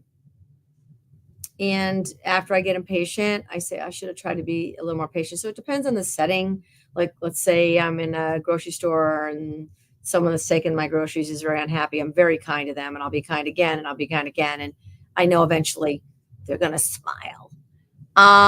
But sometimes if there's someone that let's say I'm working with, or I know, and they kind of whatever. If they blow smoke my way, that doesn't go well. I respond very quickly on that. But sometimes I'm just a little quick to say, this is, that doesn't make sense. What are you talking about? And it's a little aggressive, which I don't mind being aggressive. I have to in this position. That is fine. But sometimes I'll get to that spot in certain ways that when I get triggered, I'll kind of snap a little bit like that. And I'll say, you should have maybe tried to hold on for 20 more seconds before you really kind of made that move forward. So that's what I would try to change. A little more patience in certain settings. That's a good one. It's very specific. So I don't know. How do I catch it? I think it's a good one. Peace begins with me is what I do sometimes when I need to take that breath and be less reactionary. Yeah. Yeah. And I can't speak exactly when. I know recently it happened. I can't remember what. So obviously it didn't scar me too badly, but I know it happened, and I remember saying to myself, I wish you just were just a little more patient, because sometimes when I'll make that jump, they'll give me more information, and I'll say, oh God, I'm sorry. Oh, I know. Well, you don't want to hear the story. We don't have time, but it was my daughter's dog. he was pounding at 11:30, trying to get out of the room. And I was going to sleep. I'd been up all night for the last 3 nights because of this dog. And I came down like a bat out of hell. And I was like, get in that bed, stay in that bed. And next thing I know, the dryer is going, and it was the reason why the dog was up. So I'm looking at the dog going, I'm sorry. Get back in the bed. It's fine. I'll fix that. I'm like, oh, Cindy, why didn't you wait one more second before you yelled at the dog? Oh, look at the dog. Hi, baby. Anyway, so just sometimes wait another second before you jump off the edge. I can toast to that. I was apologizing for 2 days to the stupid dog. I get it. I do. I've done it with him as well, and for me, especially with like him, he's an old man. He was born an old man, but he really is an old man now. And his mortality is very present in my mind. His mortality. Yeah, I know. And that's what I remind myself of. Is that, I'll regret it one day. Yeah. Oh, and I had to tell my daughter, Megan, I got mad at your dog. I feel really bad. I shouldn't have. The alarm was going off. That's why he was pounding up against the door. The whole 9 yards. The apologies I go through when I do this. It's ridiculous. Oh. All right. Well, lovely, Cindy. It's always a delight to have you with me. Thank you. I always say this to you, but I will continue to say to you, thank you for always saying yes. Yeah, that's an excellent. I can't say no. I told you, you're like the secret weapon. As soon as you ask, I'm like, oh, I have to say yes. Don't want to say no. But listen, thank you for what you do. I've been enjoying listening to these conversations. They're awesome. Although I do disagree with Nigel. All of ours are hand plucked, pal. You gotta have to let him know. I feel like I need to go prove my case. Now, I will say that there has been some, the peanut gallery over here, my husband, did pipe in, and he says that Nigel's correct, but then carries on. Hang on. He then carries on to say that more than 50% of tea has some level of mechanization, from shears to Japanese machines. So I'm going to go shears. Yeah, no. Okay, well, I will say this. Yes, in China, they do use these sort of manual kind of lawnmowery things is what I would say. Yeah, okay, but I guess we need to define mechanization, right? But in Charleston, when we have the Charleston Tea Garden, which Nigel's been multiple times, we have this thing that they use in Argentina. So maybe Argentina they do, and maybe Charleston Tea Garden they do, but you get a lot of stems. So it really should be a CTC process. We only use orthodox, hand-plucked orthodox. For orthodox, it's always hand-plucked. So yeah. So he might be right based on pounds. I don't know. I know that's a big. I don't buy African teas, but I know in Africa that's a big issue because they want to pluck by hand and they want machines, and that's not going well. I know. I'm going to do some math on it. I'm going to go with a no. But having said that, I think we also need to define what is a machine. So either way, thank you. Happy International Tea Day to you. Thank you. Thanks for including me, as always. Thank you. Bye. Bye, Cindy. Okay, so lovely people, I'm just going to take a 5-minute little break, if that's okay with you all. But I'm going to share with you, what am I going to share with you? Where is it? There it is. We're talking about Farmed with Care. We're talking about, the supply chain and really connecting people with it.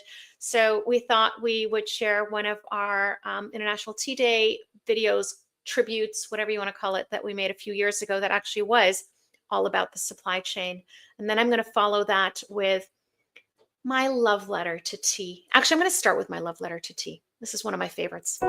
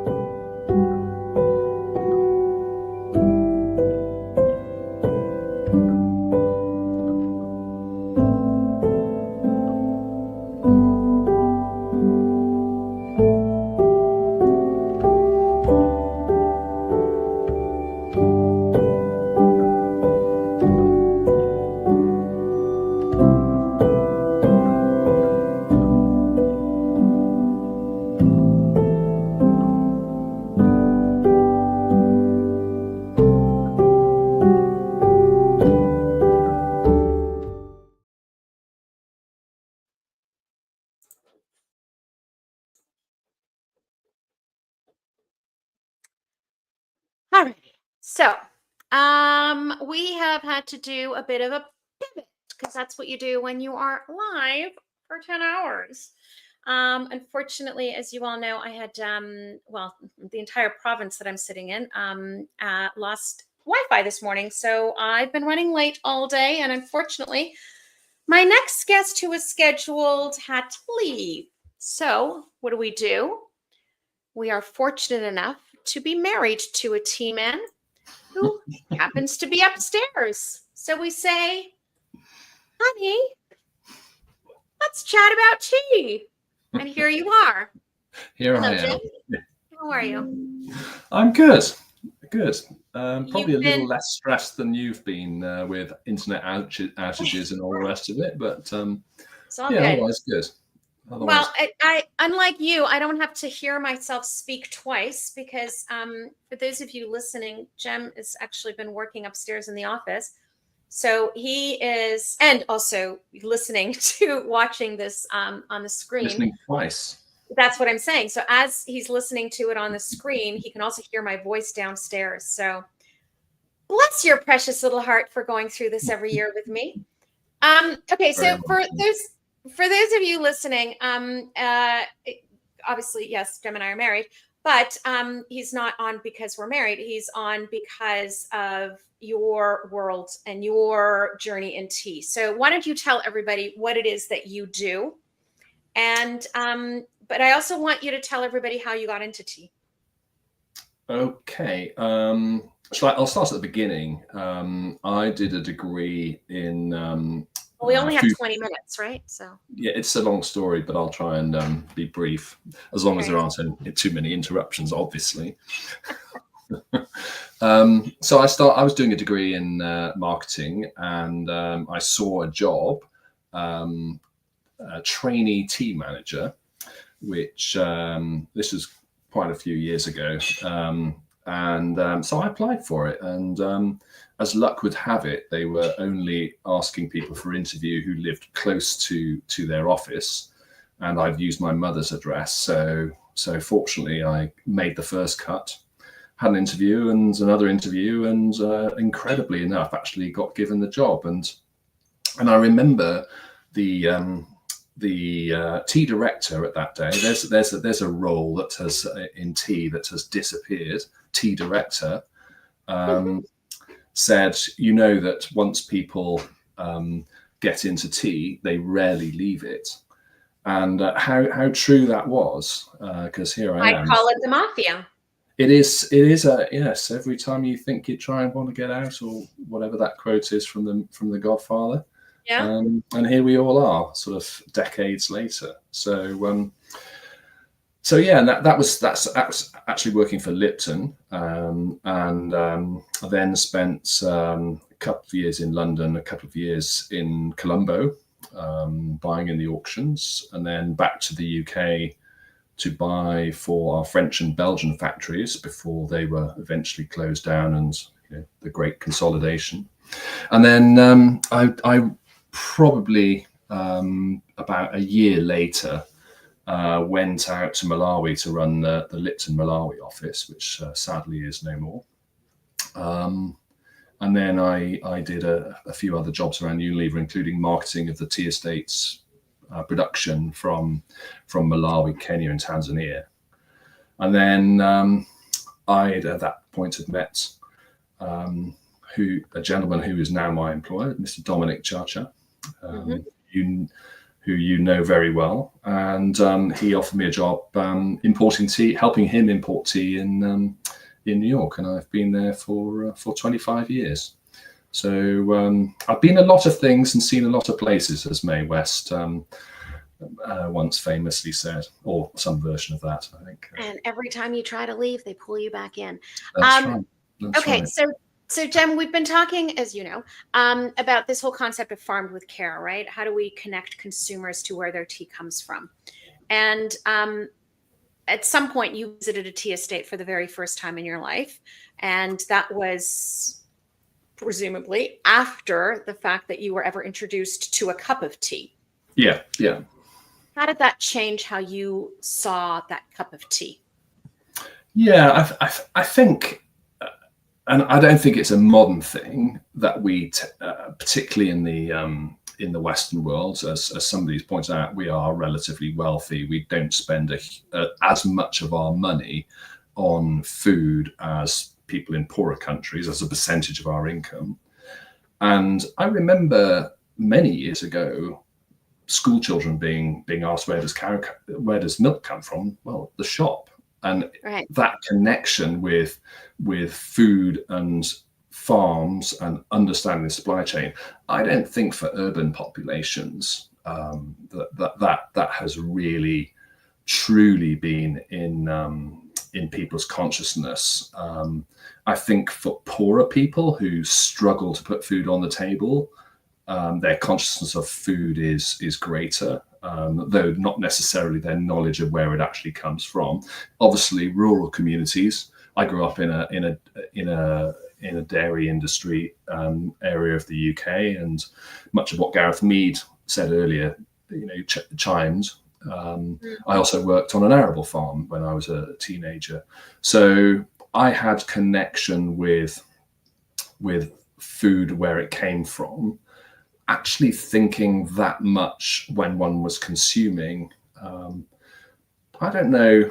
I don't know whether I was that conscious of it. I don't think it's changed that much, and perhaps as a society, as the numbers of people in farming have dwindled, as our connectivity around the world has risen, we know more people from more countries because of events like this. And over time, we realize perhaps just how much we don't know. Right. And those who are curious want to find out more about that. And obviously there are epicurious societies who understand and appreciate the food supply chains a great deal more than other parts of society. So yeah, there's a huge mix of attitudes. In tea, I think it's not a surprise that many people don't understand that tea comes from single bush, which countries it comes from, how it's harvested, how it's made. I don't think that's a big surprise, and I don't think it's something that's necessarily something we should be critical of people, because how many of us understand what goes on inside these little boxes that we spend all day looking at? And that's very true for pretty much everything around us. No, that's fair. To be honest with you, I mean, for me, talking about Farmed with Care and that sort of that moment that I had with realizing, yikes, consumers don't understand. Actually, my criticism wasn't of them; it was of us. Yeah. Where did we drop the ball? Where's the disconnect, and how can we fix that disconnect? Right. So, if you could change something about the way that tea is marketed by whoever, associations, brands, it doesn't matter, educators, what's the one piece of advice? Like, what's the one thing you'd like to see change? Wow. I think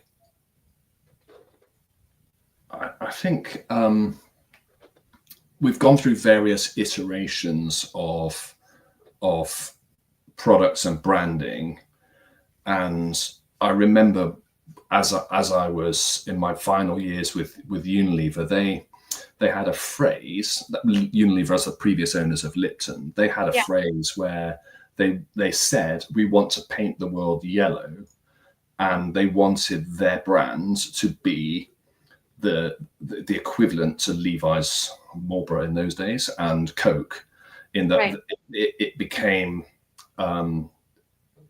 ubiquitous around the world, and that was at that time the strategy, and from many aspects it made a lot of sense. Sure. And that was the strategy, and they discontinued lots of other brands. So Thomas Lipton, their Darjeeling, the Ceylon, English Breakfast, Russian Caravan, blah blah blah, all the sub brands, and that was the strategy. And that's not a criticism; it's how it was. I think the world has turned, and actually, if they've been able to see in a crystal ball 25 years forward, I think perhaps that decision might not have been made.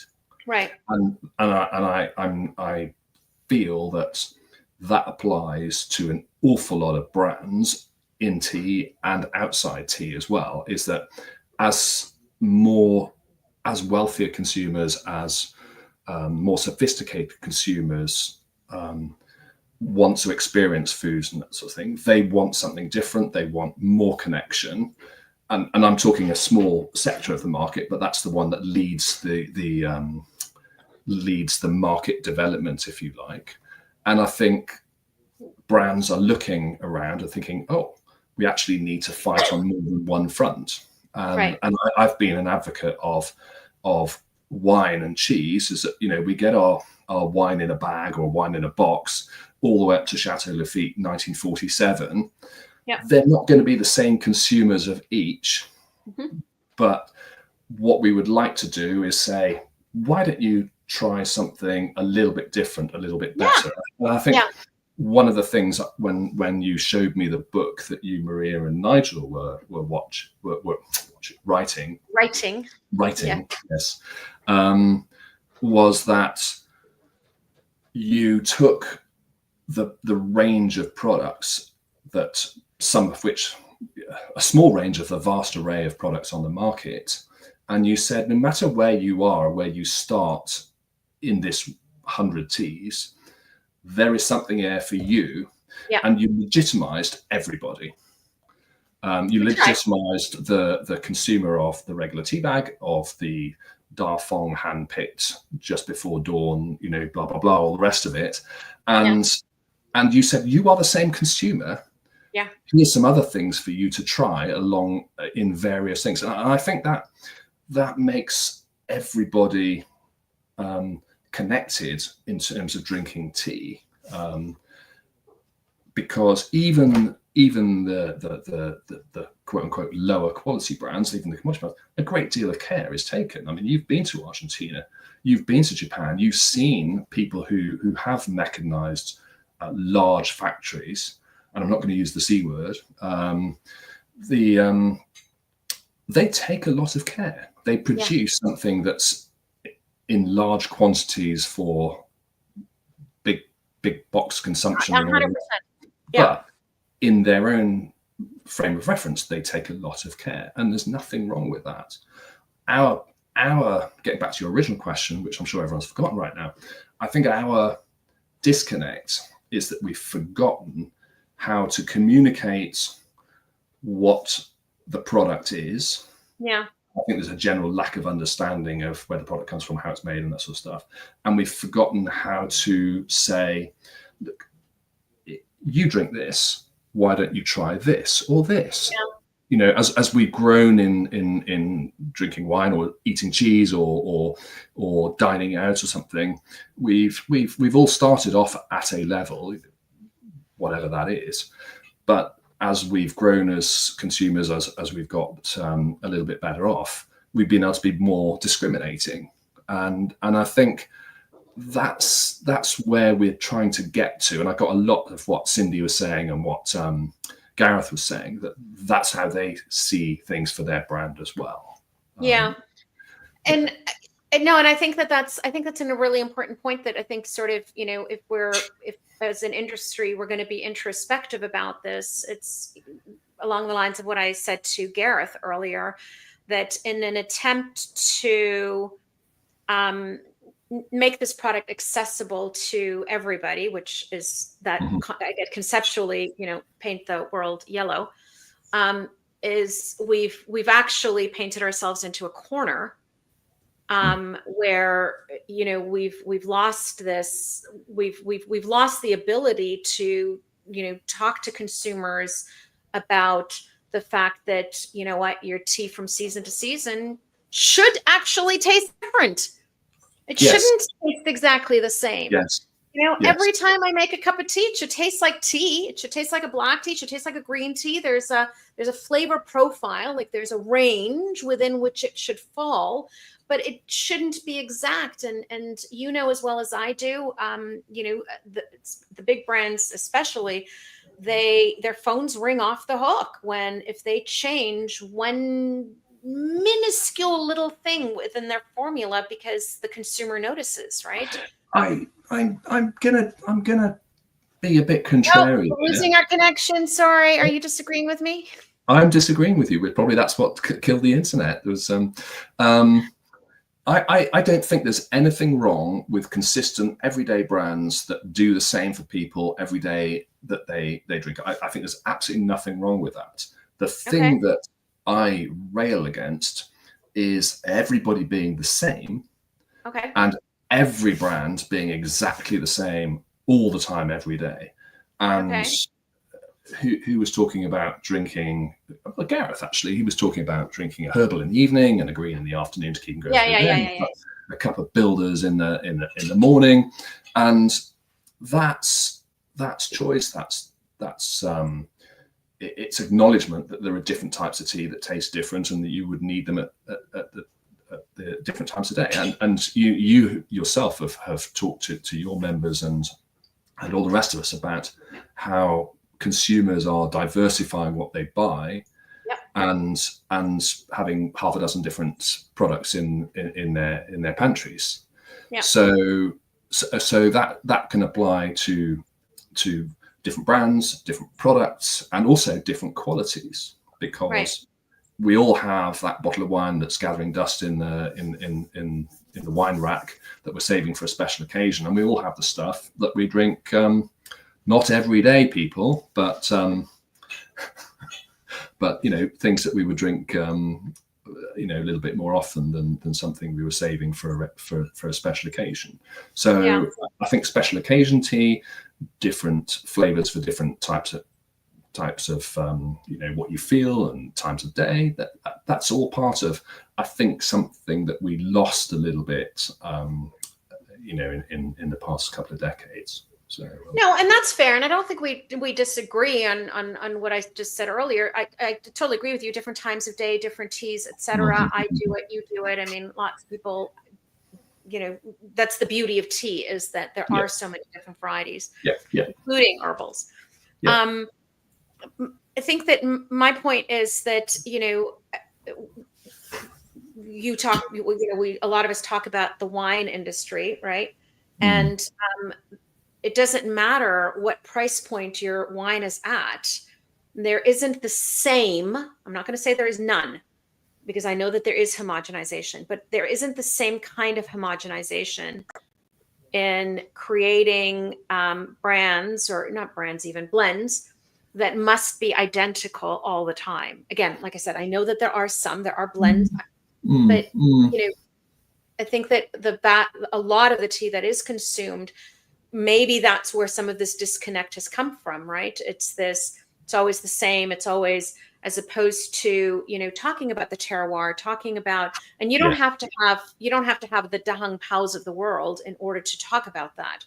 I can talk about tea from any part of the world, plucked at any, whatever the style is, etc. And that still stands. That nuance still exists. And 100%. And when the Ceylon Assam, Darjeeling, Nilgiri blends or products have been gone by the wayside in many countries, and part of that is retailers demanding high throughput and pressure on price, which has fed back all the way through the supply chain to pressure on producers to produce more of the same, more consistent, and at a lower cost as well. So, we've all got a responsibility for the way things have got to where they are now.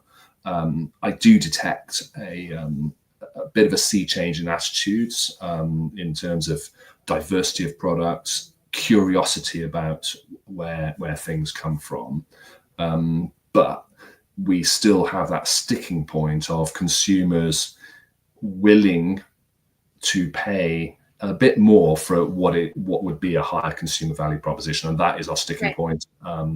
We talk a great deal about how retailers, we really need them to buy into that, but we just talk about it, really, don't we? I mean, we haven't made any headway. Maybe if we all shared a little bit more in higher margin, and got the consumer really to pay. And then, of course, dear old producers are still churning out lots and lots of tea, which they're finding very hard to sell, and that's not doing anything for the quality of the product or their ability to pay, to get more money for what they're trying to sell. I mean, there's basic laws of economics. If you keep producing more stuff than the market wants, there's only one way the price is going to go down, and we've seen that for the last 15 years. So, and continue to see it, and see the opposite when the opposite happens. Funny that, isn't it? Funny that. So, everybody, that was a glimpse at dinner conversation at our house. Thanks for popping in, Jim. I really appreciate it. That doesn't mean that you get to leave without a Proust question. Oh no, I thought I was going to get away with that. No, that's not fair. As a surprise reserve guest hiding in the office, I thought I would, get some credit for that. Yeah. Your Proust question is: what do you regard as the lowest depth of misery? Oh, that's an easy one for today. Internet going down and me frantically running around the house trying to find out what was going on. Not so much misery, fear. Fear. Okay. All right. Just kidding. Thank you. Thanks for coming on. I appreciate it. All right. All right. Ciao. Bye. Bye. Bye. All righty. I am, is Mark here? Mark Arathun. Yes, you are. Hi. Hi, Sorry, I'm trying to catch up. That's okay. I missed the internet outage on Ontario, and I was like, "What's going on? What internet?" So I emailed Adi. So that's all. It's all Yeah. good. It's all good. I was trying to run Sofa Summit from my phone for about an hour, and it You're a was trooper. we managed, but it was You're a tough. trooper. Anyways, Well we done. got there in the end. How are you? I'm good. Yeah, good. Really good. Good. Last time you were on Sofa Summit, you were at a cottage. You're not at a cottage today. No, not a cottage this time. So Toronto, I've said this before, it's a gorgeous October day here. It's freezing, it's pouring, it's miserable. It's a perfect tea day. And I'm delighted to have you join me on my sofa, the actual sofa this year, which is what this was always meant to be. For those of you watching, this is Mark Arathun, and Mark is the owner, operator, man extraordinaire at Blue Ocean Tea. I would say one of the nicest people in tea. Oh, thank you, Shabnam. Thank you for that. Yeah. I really means a lot to me. well, I really mean that. I do. Anyways, so you we're talking about, my theme this year is all about farmed with care, and you may have tuned into some things here and there or not, but really sort of exploring this concept of how do we connect consumers to where their tea comes from. And one of my guests threw a spanner in the way that I was looking at things, and now I need to re-question myself, which is, if we do connect consumers, will they even care? I don't know. Maybe they won't. Maybe all this is maybe this isn't our answer, but it's all in an attempt to, how do we increase the value of tea for the consumer, right? Absolutely. Yeah. So you have been in tea for a while. Yeah, I think all my life, generational in tea. This has been my life. It's my passion, hobby, and the way I make a living, and I just love it. I every day I get up feeling excited, and happy International Tea Day to everybody. It feels like it's my birthday. Your birthdays. Your father was the tea engineer, is that right? Yeah, my dad was in the tea engineering side of producing. Engineering side in tea, sorry. Engineering side of tea, but not Yeah. tea. My grandfather and great grandfather. So I believe I'm fourth generation in tea. So, and I've got experience from plantations to exports, to contract manufacturing here in North America, and everything else. And I've worked directly and indirectly with a lot of brands, US, Canada, some in Europe. So a lot of experience there. Camellia, also camellia, all the origins, all botanicals, flavors, spices, you name it. You've been, as a manufacturer, you get to touch and feel a lot of the brands. Even if you don't work with them, it crosses your desk, so you get a chance to. And in my career, I've been blessed to be able to connect with a lot of great brands. Very, very blessed. Let me start with my first query question for you, and that's you've obviously done this for a long time. I talked to Cindy earlier about stewardship, and you're living it. I mean, fourth generation is quite literally stewardship within your family, right? And carrying that on. How have you seen the industry change? I've seen, I think good things happen because more consumers have joined. We've had consumers younger consumers who've joined, our industry as consumers over the last 20, 25 years. And brands such as Bigelow, and you have Tazo, and all the other brands. I'm sorry if I don't want to name a lot of the brands. I was just going to say, here's a tip, Mark. Never start listing, because then you're like, oh crap. Yeah, I know. A lot of the brands have done a great job of softening the market for young consumers who were looking for a beverage, right? And they didn't want to necessarily drink soda, right? Sugary drinks. So ours presented a great option, and I think that I've seen in the last 25 years, consumers with jumping on the tea wagon, I would say, and that's been really exciting. As I talk to, I part a lot of focus groups, tasting different types of teas, herbal, spice. I see younger people really excited about it, and that's really grown, and that's really helped our industry. I hope that we can attract and find ways to attract more of the younger consumers, as you talked about, millennials, and then we did a good job with that, and then we have the Gen Zs, and now we're having the digital natives. And how can we find ways to market to these consumers? Because I think they are the future of our industry. And, we have to find ways to market to them and to connect with them and what's important for them. That I think is our challenge as an industry. But that's how it's evolved, and I've seen that. Yeah. So I find that to be an interesting challenge because inherently we are an industry very much, rooted in our traditions, and this is how we've always done things. And that is the beauty of it, right? There is the beauty of that part of our industry in terms of the history and the traditions and the legacy and, the stories, the romanticizing, etc.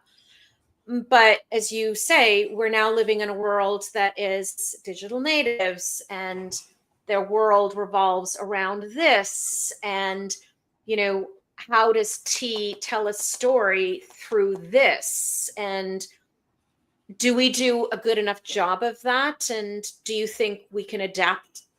Do you think we'll be able to adapt to that? I think so.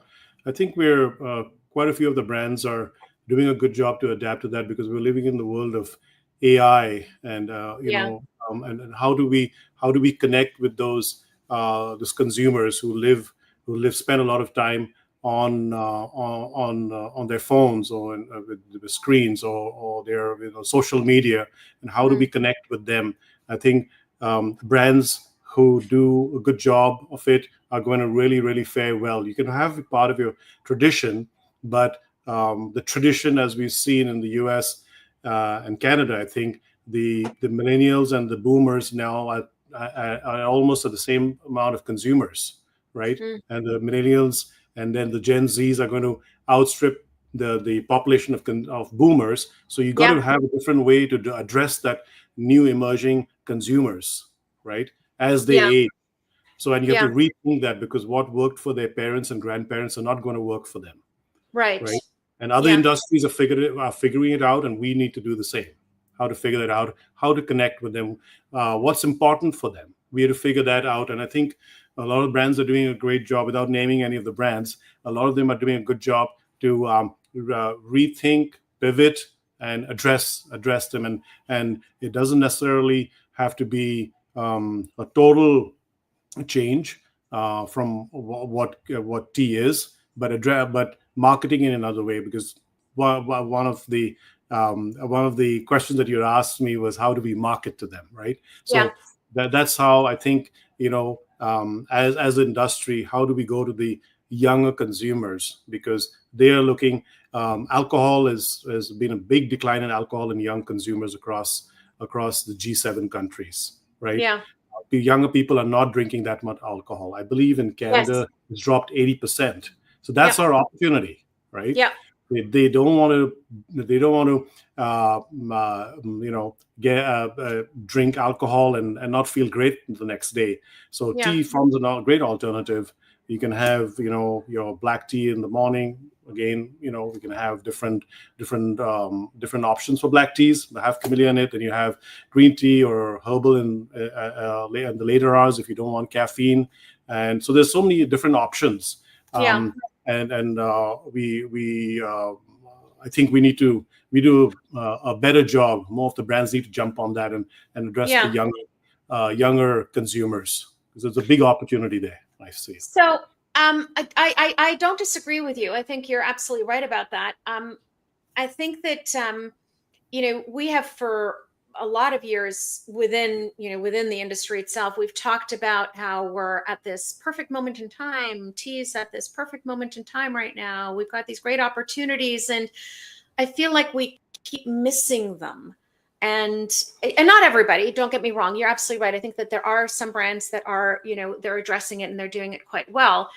There are, others that perhaps less so and continue to do business as usual. And that's only going to last so long. But, we're sort of at this place right now where, as I've said before, health is top of mind, provenance is top of mind, knowing where your product comes from, wanting stories, connecting with products, sober curious, all of these elements, and also, a world where we're able to actually connect what is happening on the other side of the world with people here in a way that that's very accessible.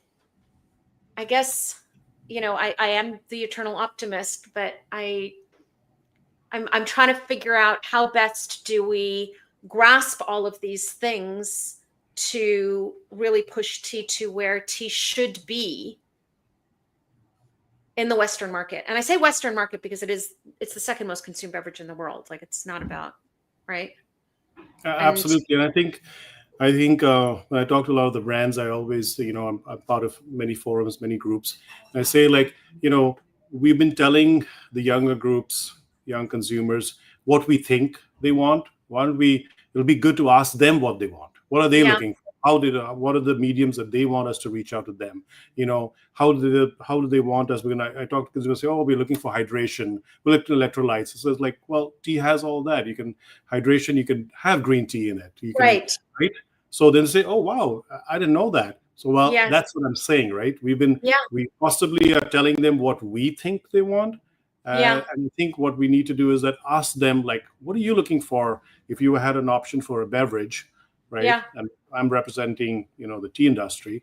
What would you want in a cup of tea? If you and then and I think the brands are doing that. They're faring really, really well. Yeah. As opposed to brands who are telling the consumer, any consumer, this is what I think you should be doing. Yeah. Right. Yeah. I think that's a really important point. And I think that, anybody listening that sells tea, you really need to get this because at the end of the day, if you can continue to say, just as an example, chamomile is in tea. Okay, well, technically you're right. It's not from the Camellia sinensis plant, but if you're my consumer and you call chamomile tea, it's not good business to be arguing with my consumer, right? Yeah. And how can we leverage that, and how can we grow? And if that's what they want, maybe we're blending chamomile in with a tea, or maybe we're, I don't know, whatever that is, right? Maybe we were talking about, the growth of boba tea, and lots of people sort of turn up their nose at that within the industry and say, well, there's really no tea in that. I'm like, there actually is tea in it. You want to grow your market. Yes. That's what they want. Pay attention. Exactly. Pay attention. It's become huge, boba, all across Asia, and they got some brands which are huge, right? All across the world now. I talked to them, they're like, we've got 2,000 locations, we've got 3,000 locations. Wow, when did that happen? And so they've got tea in it. They have they've got black teas, they've got jasmines, they've got greens, and they're looking for options. And they come talk to companies like us, and we give them options and say, wow, we want to add into this. So they got younger consumers. Their consumers are not older consumers. They got very, very young consumers. They sell to kids as young teens. Right, as decaf options, and said, somebody came to us and said, we want a herbal option for a boba. So we did something for them, and it's been fantastic. It was an Instagram influencer who was starting a brand. We worked with them for 6 months, developed everything, and they've done very well globally, right? So I think that's how. I would say that we reach out to younger people because there is a consumer base sitting ready for tea, right? And that's how we would market it to them, and Yeah. how we would do it differently. Ask them what they want, right? Ask them what they want rather than telling them what they need. What they want. Yeah. So, you mentioned the, consumers steering away from alcohol, and it's one of the things that I've talked about, in terms of how can tea respond to that. And you're right. I mean, we've got these different styles of tea, et cetera. But one of the things that I've heard from people is, well, we've got iced teas. Let them have some iced teas. I'm like, well, you're actually, again, to me, that is telling them what they want versus hearing what it is that they want. Because if you look at what they're actually drinking and what they're looking for is they want an alternative. They still want the same nuances and they still want the same complexities as an alcoholic beverage. So, using flavors that we don't normally play with, like bitters and right? Yes, absolutely. You'll have the alcohol flavors. I know of some of the companies and brands that are working and testing that you could have alcohol flavors without the alcohol in it. Yes. Right.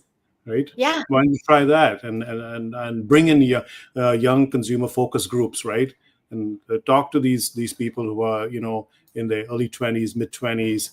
And tell them, what do you think about this if it was a single malt, or if it was a vodka, or if it was I had somebody send me a sample of a cognac tea, but it's not alcoholic. Alcohol. It was very good.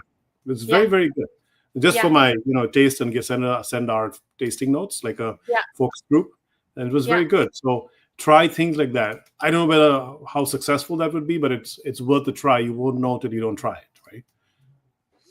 Well, and that's it, right? And I think that these things happen. I had Wouter on earlier from Satemwa. I think that these things tend to happen with companies that are run by entrepreneurs. So companies like yourself or companies like Satemwa, because I think the spirit and nature of being an entrepreneur is the spirit of the willingness to fail. Yeah, exactly. I was just going to say that. We want to be able to fail more and fail fast. We encourage failure because we incentivize it, right? We want to fail and outfail brands and outfail competition, right? With fail fast, you learn. Because failure is basically feedback, right? And feedback is basically knowledge, which we can use next time around. Exactly. And then something doesn't fail. And that's where innovation happens. Exactly. Right? Yeah. It's the doing it over and over and over expecting a different result that isn't really working. So I think maybe smaller brands tend to have a little bit more flexibility. Maybe that's the better word for it, to do things like that. And do you see them having advantages in being able to make this connection that I'm talking about and talking to consumers about where their product comes from and, addressing this provenance and caring about, I don't know, a farmer in Sri Lanka or a plucker in Malawi or? Yes, I've seen it's interesting because, new entrants into the industry, they come with less conceived ideas, preconceived ideas, and they come in with they come in and they ask us such, thought-provoking questions that you're blown away. And why didn't I not think of this? And they come with this. They're like startups. I've built the business working with a lot of startups over the years, and I enjoy them. And then somebody who's not from the industry, Shabnam, they come in possibly from a different industry, and they bring those ideas in, and it's absolutely fantastic. And they do very, very well because they don't have that tradition that I have, and a lot of people in the industry have, the way that you should be doing things. They're doing it completely different, and that's the only way they know. Yeah. And it's new, it's refreshing, and very successful because they know how to communicate with the consumer. They're asking the consumer the right questions, and they're getting the right answers, and they're basically custom making their product for those consumers, and there are a lot of them, millions of them. I was asked a question at a conference that I was speaking at last year on, how can the industry learn and change and all the rest of it. And my answer was, get out of this room. Yeah. Get out of this room. Because, and I've said this earlier as well, we tend to talk to each other about each other, right? Which is fine because we have to learn from each other, and that's not a bad thing. I mean, that's what I've been doing all day.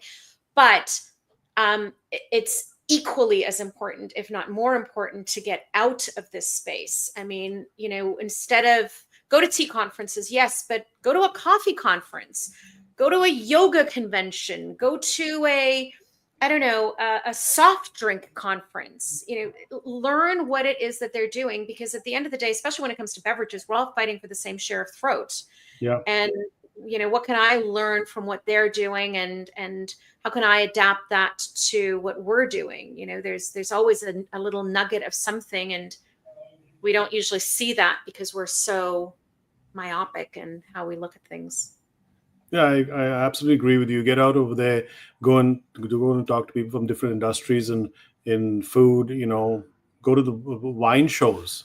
Yes. To see what can we learn from the wine industry, right? We have people who tell us, can you make something non-alcoholic wine, right? Yeah. Can we do that with tea? Yeah, we can do it. You can. Absolutely. There's a fabulous company in Quebec that's doing it right now. I tasted their product at our conference. Conference. Yeah. Fabulous. Fantastic product. That, right? Yeah, absolutely. So those companies, right? Those companies are the ones represent that. Packaged in a champagne bottle. Champagne bottle. Yeah. Well done. That's where awesome. I say that's what we're talking about when we're talking about innovation, right? It's getting outside of that usual typical. Mark, if you could take your customers to a tea estate for just one single day, right? A lot of people have talked about, bring them to us. My guests this morning were from the producing countries. Bring them here. Let them experience. What would you want them to experience or understand the most? Oh, wow. We're going to a tea estate. There's so much to experience, but I would say go and work on the field for an hour. Oh, that's humbling. Yeah. Stand in the elements and pluck some tea. Talk to the ladies doing the same job. Find out something about their lives and how long they've been doing it and their experiences, because I think you'll learn a lot. It is truly an humbling experience, but I think it might just change your life, how you view things. I would agree with that. I have found tea life-changing. Truly, I have. Yeah, me too. In a good way. In a good way. Yeah, in a good way. Absolutely. So, Monsieur, you have reached your Proust question. I'm just looking at what your question was for 2022, so I don't ask you the same question. I don't even remember what the question was.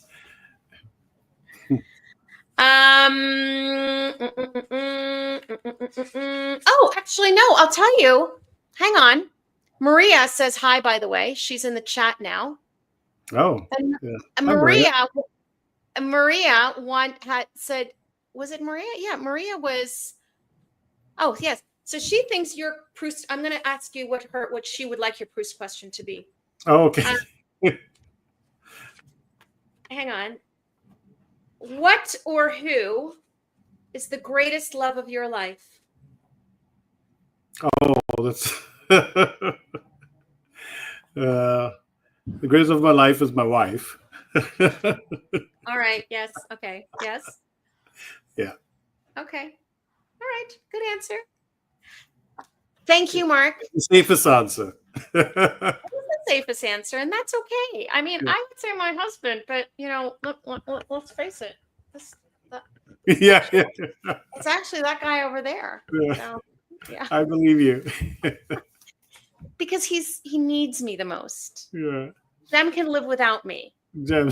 He can't. I don't think so. Jem can live without you. I'd like to believe that, but hey. Anyways, cheers to you, Mark. Thank you for sharing a bit of International Tea Day with me. Thank you for inviting me, and happy International Tea Day to everybody. Thanks. Okay. Enjoy the rest of your day. Bye. Bye. All right. So there you go, Maria. You got your answer. You got your question. I'm going to move along to, who do we have next? We have, hello. Hello there. How are you? So good. How's the marathon? Good. Slight hiccup this morning, but we're good. Yes. What, did you have some internet trouble or something? Yeah. All of Ontario, Bell went out for about an hour. Ouch. That was fun. Ouch. Yeah. Not fun. Not and fun. Nothing else was cooperating. I managed to get on my phone, but I couldn't tether. I couldn't. Anyways, doesn't matter. We're here. Okay. We're here. How are you? Life goes on. I'm well. I'm well. Yes. So for those of you that don't know the lovely gentleman on the screen with me, this is Kevin Gascoigne. Kevin is one of four. One of four owners of the fantastic tea shop in Quebec, Camellia Sinensis. How many years now? 26 years. Almost 27.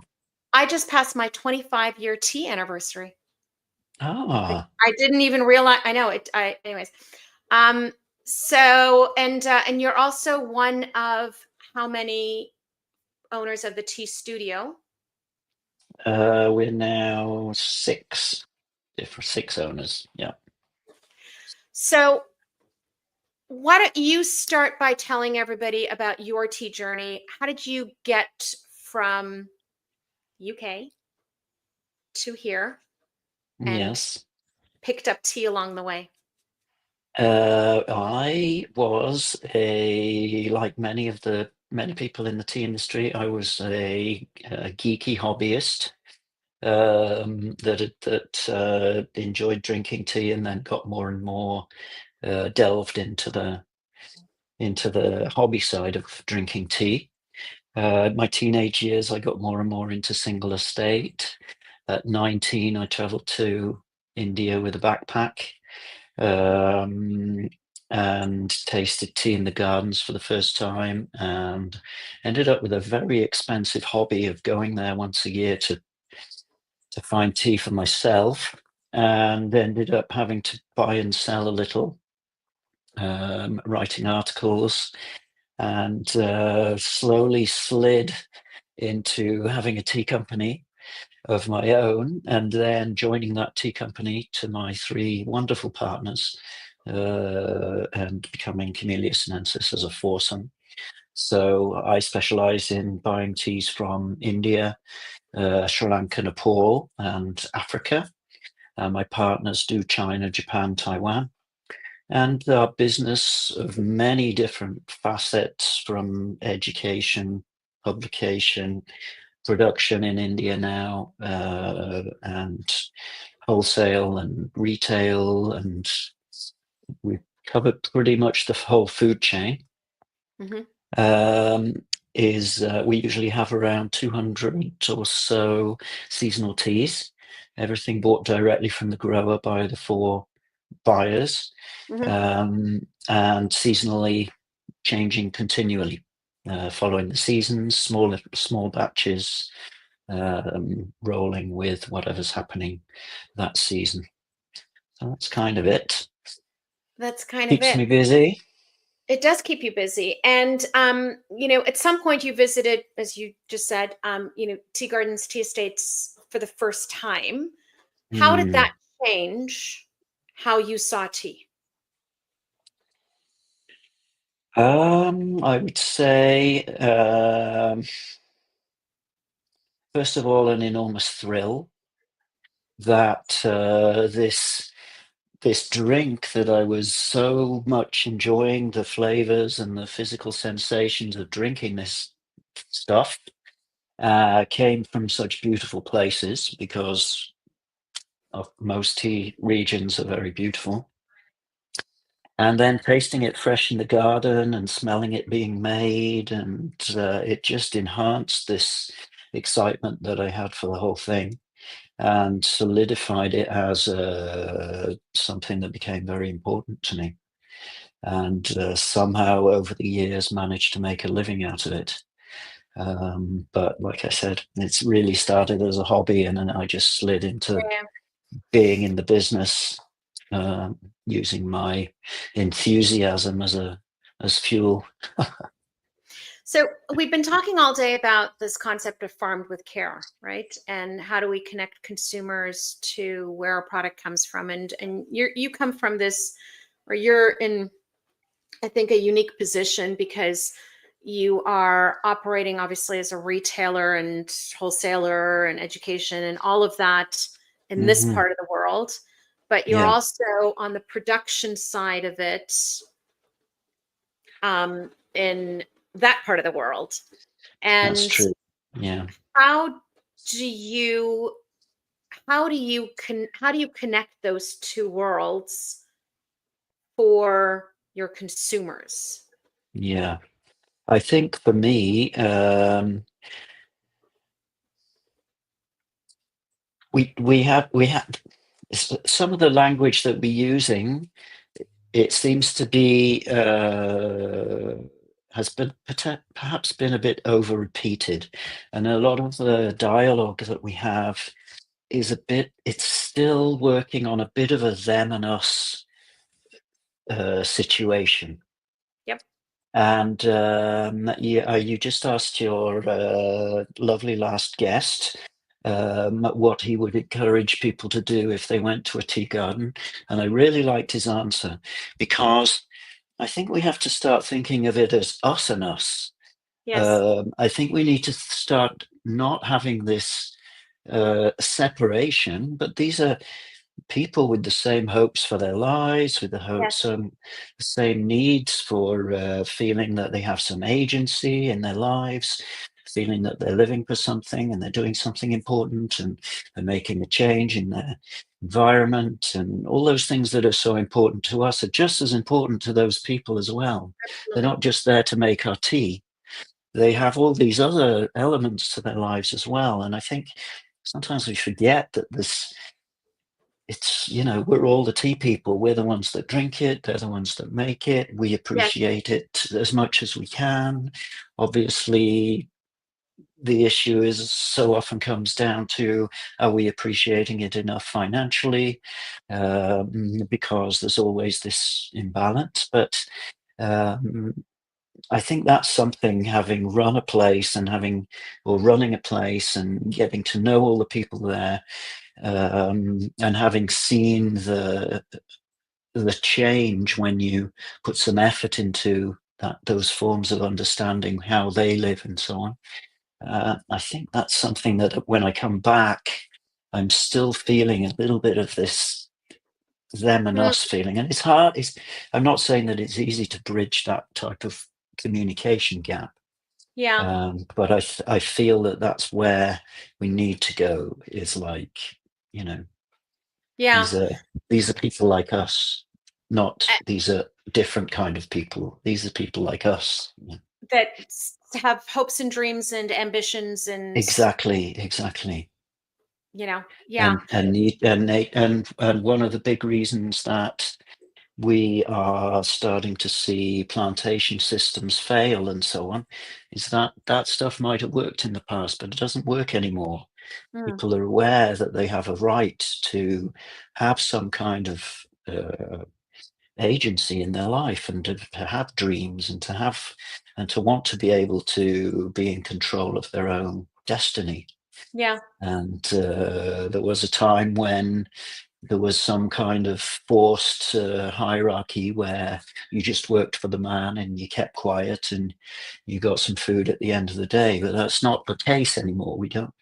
We want to get rid of that. We want to have something a little more, where everybody's enjoying a piece of the cake.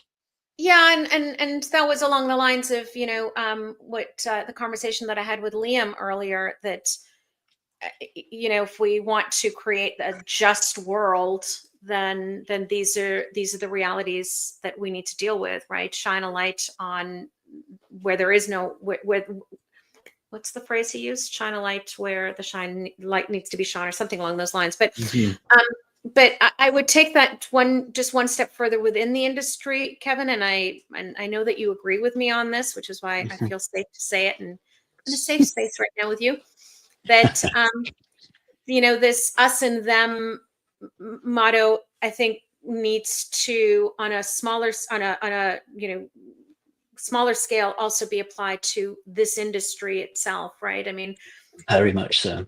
We've talked a lot about, specialty teas, and everybody knows how I feel about that title. It's, one person's specialty is not the same definition as somebody else's. What does that even mean? No. And also, to what end? Who gains from this, right? What difference does it make? Exactly. We're not and each I think, other's no, we're not at all. So we have in our company, we have a very strong policy, because we do sell a lot of very fine tea, a lot of fine, fancy, mountaintop, rare teas. Yes. But we have a very strong policy against having any kind of judgment towards other people's tea tastes, but also other people's tea budgets. It's just not cool. Tea's a noble plant, top to bottom, side to side, whichever way you want to look at it. Well, even in its most simple flavor form, it's still a noble plant. It's going to improve your day. It's going to improve your life. It's just a leaf dried and cut and maybe put in a little paper bag, so for convenience. So there's no need for us to have this kind of superiority complex that comes with so many other industries like wine or whatever. Yeah.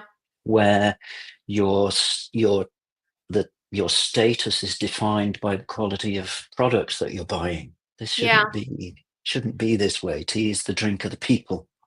So, well, and especially if we're talking within the concept of this farmed with care. You've been to tea estates. I've been to tea estates where they're making the highest quality, high mountain, blah blah blah blah blah blah blah blah blah. And with great pride that the people that are making that have in what they're producing. And I've also been to estates where the tea that's being plucked is going to go into, iced tea bottles, right? Yeah. And the fact is, and my hand to my heart, for those of you listening, there is equal pride in the people that are here as there are here. And I think that if we're talking within this concept of farmed with care and understanding and paying respect to the hands that actually produce our teas, it doesn't matter. It actually doesn't matter. It doesn't. And I think that kind of a tolerance, if we increase the tolerance, it works in both directions. Yes. Everybody gets more comfortable to try another kind of tea, whether they are moving into something with a simpler flavor profile or something more complex, something with a large leaf or a cut leaf. It makes the whole thing a little more fluid, instead of people feeling that their status is defined by the consumption, the beverage consumption. Yeah. Which, what a weird concept when you think about it. It actually is.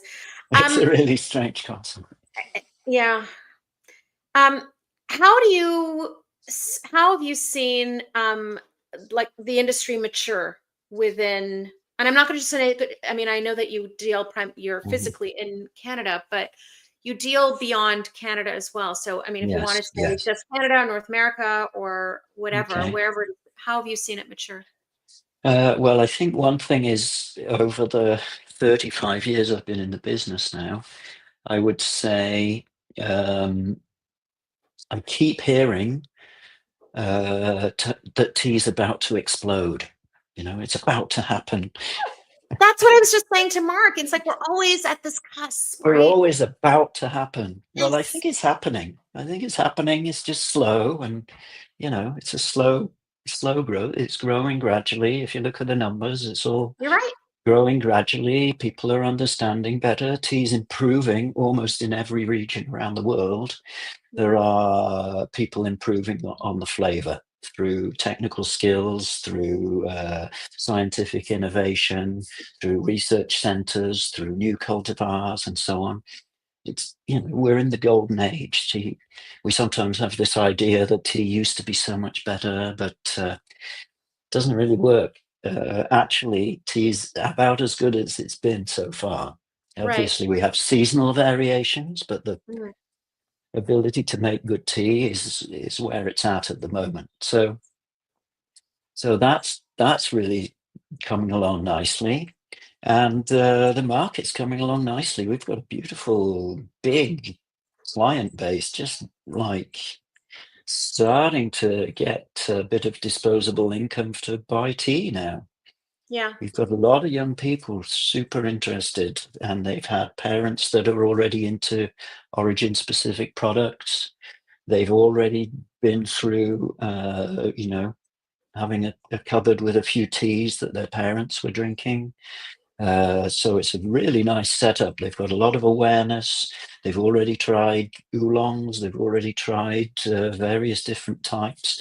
They've already put leaves in hot water with the big companies that have been sort of paving the way in North America for that. So all those kind of little ingredients put together, plus this generation that is looking for functional beverages that put them in a certain state or in a certain place or in a certain mood, healthy antioxidants, caffeine, L-theanine, origin specific if they want to go that way. It's a really nice list of factors that put all together. It's looking quite positive. So I'm quite excited, to be honest. I think it's going to be great. I think it's already great, but it's going to be greater. Even greater. I think that's an interesting perspective, because you're right. I mean, we're always talking about tea. Oh, like this is it. This is the year. And I don't know what we're waiting for. Like we're waiting for this, right? Yeah. I mean, we've got such a big share of throat. We can't expect it just to explode like that. Not everybody's going to switch from coffee to tea, even though I have heard that that's about to happen sometimes over the past 35 years. It's not going to happen. Before we're done today. No. It's gonna happen. Yeah, exactly. Yeah, it's due to happen in just a few minutes, I think. Any second now. Yes, and you know what? Maybe our growth is exactly the way that tea is, right? It's exactly. Caffeine in coffee is this, and exactly. L-theanine in tea is this, and maybe we're on a control release. Release. Yes, so but it's all actually, if you look at world figures, it's already happened. It's been happening for centuries and centuries. It's been happening for millennia. So it's not, it's not about to explode, but it's going to continue plodding along nicely, I think. So, being a producer now, having that hat on as well as your other hats, what do you think is the greatest misunderstanding? What do you want people to most know about production? I think it's a good question. I would say seasonal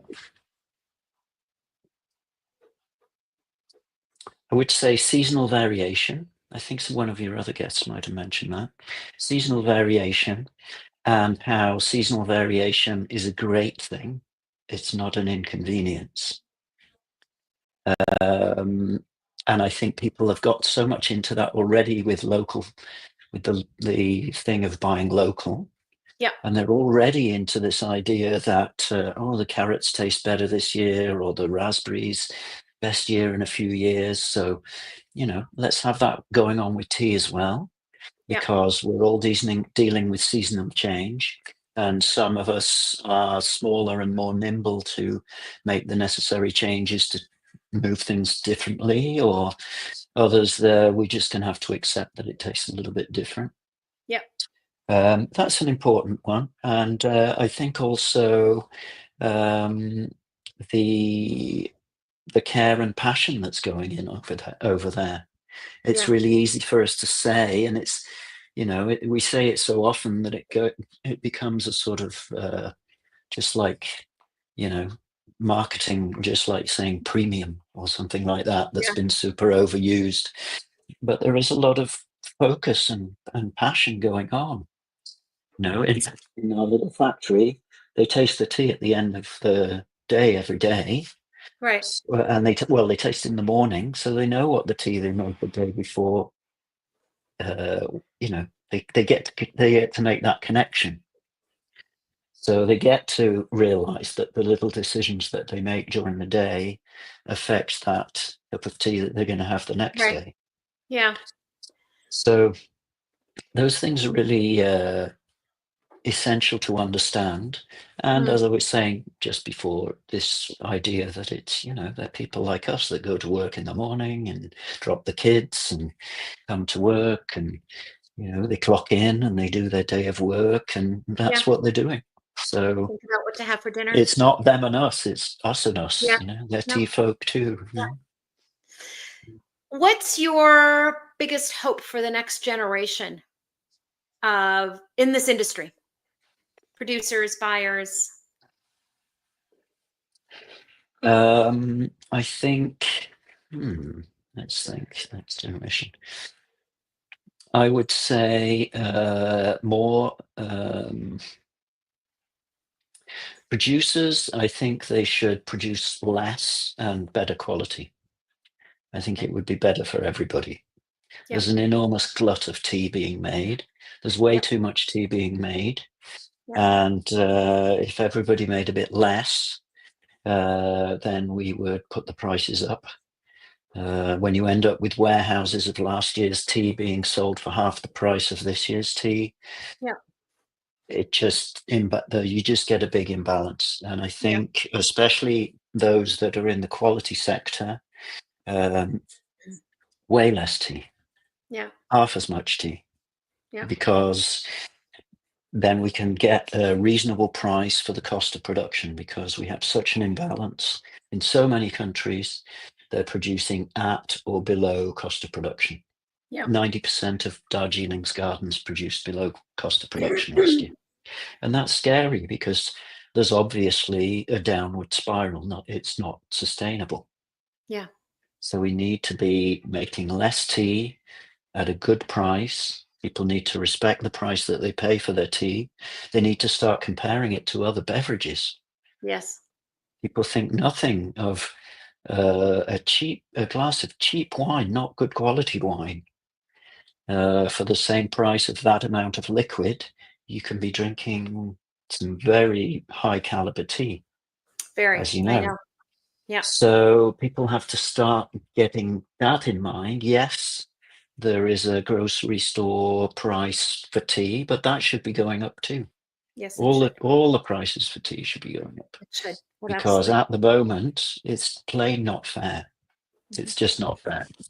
It's not. Even if you're dealing with companies that have cut out all the middlemen like us, there are a few companies, they go and get it themselves or produce it themselves and so on. Even then,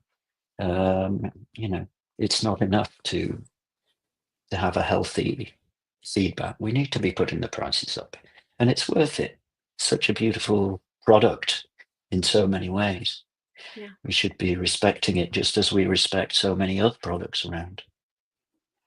Well, we've learned to understand the value of those products, right? It's exactly. Yeah. Yeah. And we still have this sort of post-colonial attitude towards tea that it should be cheap. Yeah. And so that would be my wish, I think. Okay. I would agree with your wish, and I would grant it if I could. All right, my friend.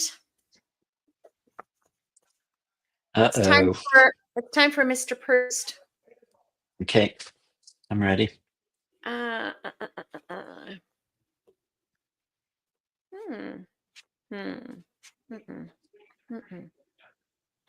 What was your question before? You were on my inaugural in 2020. That's correct. That's correct. And I think I did one or two fill-ins as well when you had people not turn up. I seem to remember being here in my painting clothes when we were painting the. No, you were on the agenda that year, 2022. Okay. So, you know what? I'm going to ask you the same question that I asked you in 2022. Oh no, what was it? And then I'll tell you what I'm going to hear your answer now, and then I'm going to tell you what you said then. Okay. Your question was my question to you is what is your current state of mind? I would say optimistic for the future. Okay. What did I And say last time? so that was the year that you were sitting in your painting clothes. Oh, right. And because of, I think, where you were in, and I don't mean just physically, but like sort of in your business and everything, your current state of mind was taking care of the nest, cleaning up the nest. Cleaning up the nest. Interesting, right? Interesting. Very interesting. I know. I thought that was, yeah. I mean, at the time it was for you, it was, I think at least that's what you said, was, you and your partners were looking at the business, and it was about. That's right. We were having a big cleanup through all the different departments of the company. Yeah. Yes. So that's where you were in 22. So we got that cleaned up, and now I'm optimistic for the future. Well, that's a good place to be. That means the cleaning up the nest was well worth your time. It was.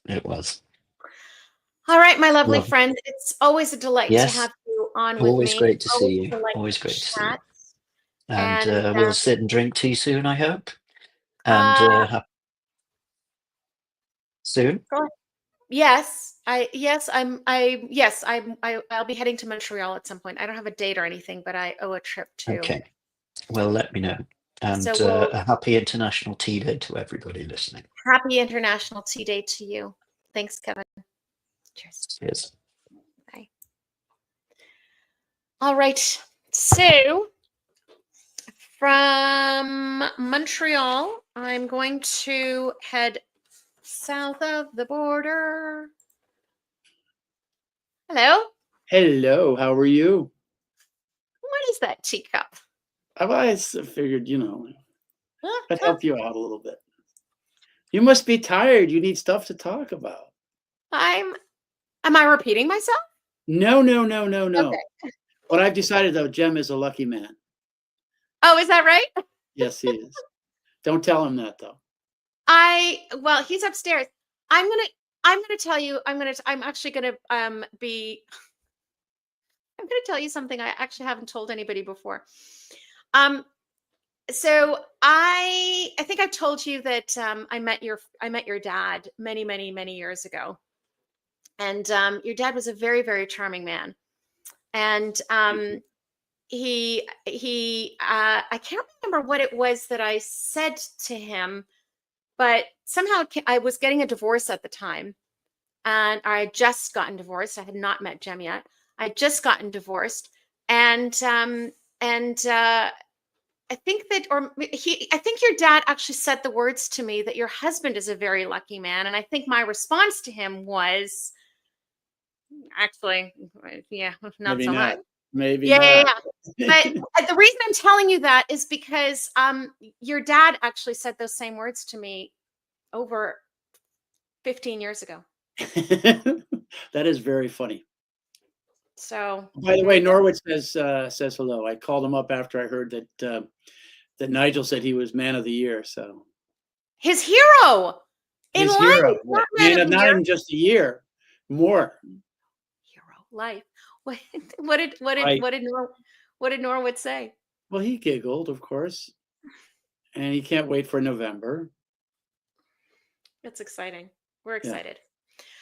Yeah. For those of you that are listening to us just chat away here, this is Mike Harney. of Harney and Sons. You are the sons of the Harney and Sons. Yes. Second generation. Yes. And the third is chomping Well, you at the almost bit. got them, but I decided I better get back and play my part. Well, I do appreciate it. You were at the restaurant show. National Restaurant Show in Chicago, yes. And then previous to that, I was over in Africa, as I was telling you. Yes.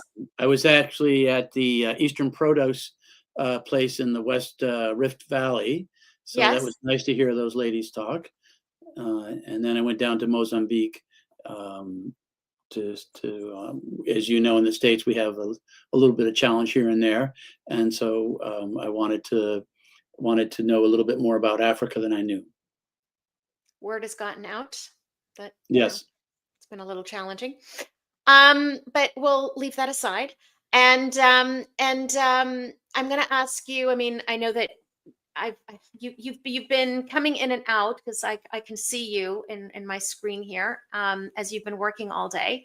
So you've heard me talking to my guests about Farmed with Care and, you know, this connection for consumers, et cetera. Right. And you guys have been doing this for a while. So I'm going to ask you two questions that I've asked of pretty much all of my guests. And my first is your first visit to tea garden, tea world, tea country, tea estates, and how did that change how you saw tea? Sure. Well, I had just joined my father a couple of years before, and then I was able to go over to Africa, India, Taiwan, and I think that was it, that particular trip. So that was, of course, fun. I had been in the, earlier I'd sort of been in the wine world, so I was always trying to approach it from a wine standpoint. And so to go over to where the tea was made was lovely. Did it change at all how you saw tea, though? I don't know if I probably wasn't thinking that much about tea because I was only a year or two into it. Right. So I would think that it definitely changed me because I didn't really have any great ideas. Right. So you know, it's been a love for me ever since, a passion, as they say. So Yeah. I've enjoyed it quite a bit. And what do you think is the biggest misconception that consumers have about where their tea actually comes from? Well, somebody said it comes from Ohio. You said that earlier. I think you said that, right? Somebody said the Midwest. Yes. Yeah, I'm not sure. I guess that was Nigel. I'm not sure if Nigel knows where the Midwest is, but being a nice British guy. But so it's always trying to show, and we go out of our way to show the people that make tea, and we have based on, say, the Africa trip, we've got a few things that we're going to be doing, rolling out reasonably soon, where we look to see what they are doing great, and then try to help the people that are doing it, you know, improve their lives. And how do you make that connection for your consumers? Do you know what I mean? Well, photos, videos. You almost had one of my sons, Alex, he was plan C, but he lived in Korakunda, which is in the Nilgiris, Yes. for a couple of weeks, and he did some videos of some of the fair trade projects, and some of the rainforest, the tigers and things they have there. He liked it so much that he named his daughter Cora Bell. So unfortunately, you got the old guy, but he would have done a good job. So we try to humanize it as much as we can. So that's one example of it. And then Amba, I think you know them too, and we've done lots of things with them. So we try to find some of the obscure ones, and as mentioned, we'll be doing two things over in based on the Africa trip. So There's a guy named Bora that we met over in Kenya that does very good Orthodox style teas. Of course, there's lots of good CTC there too, so that's going to be fun.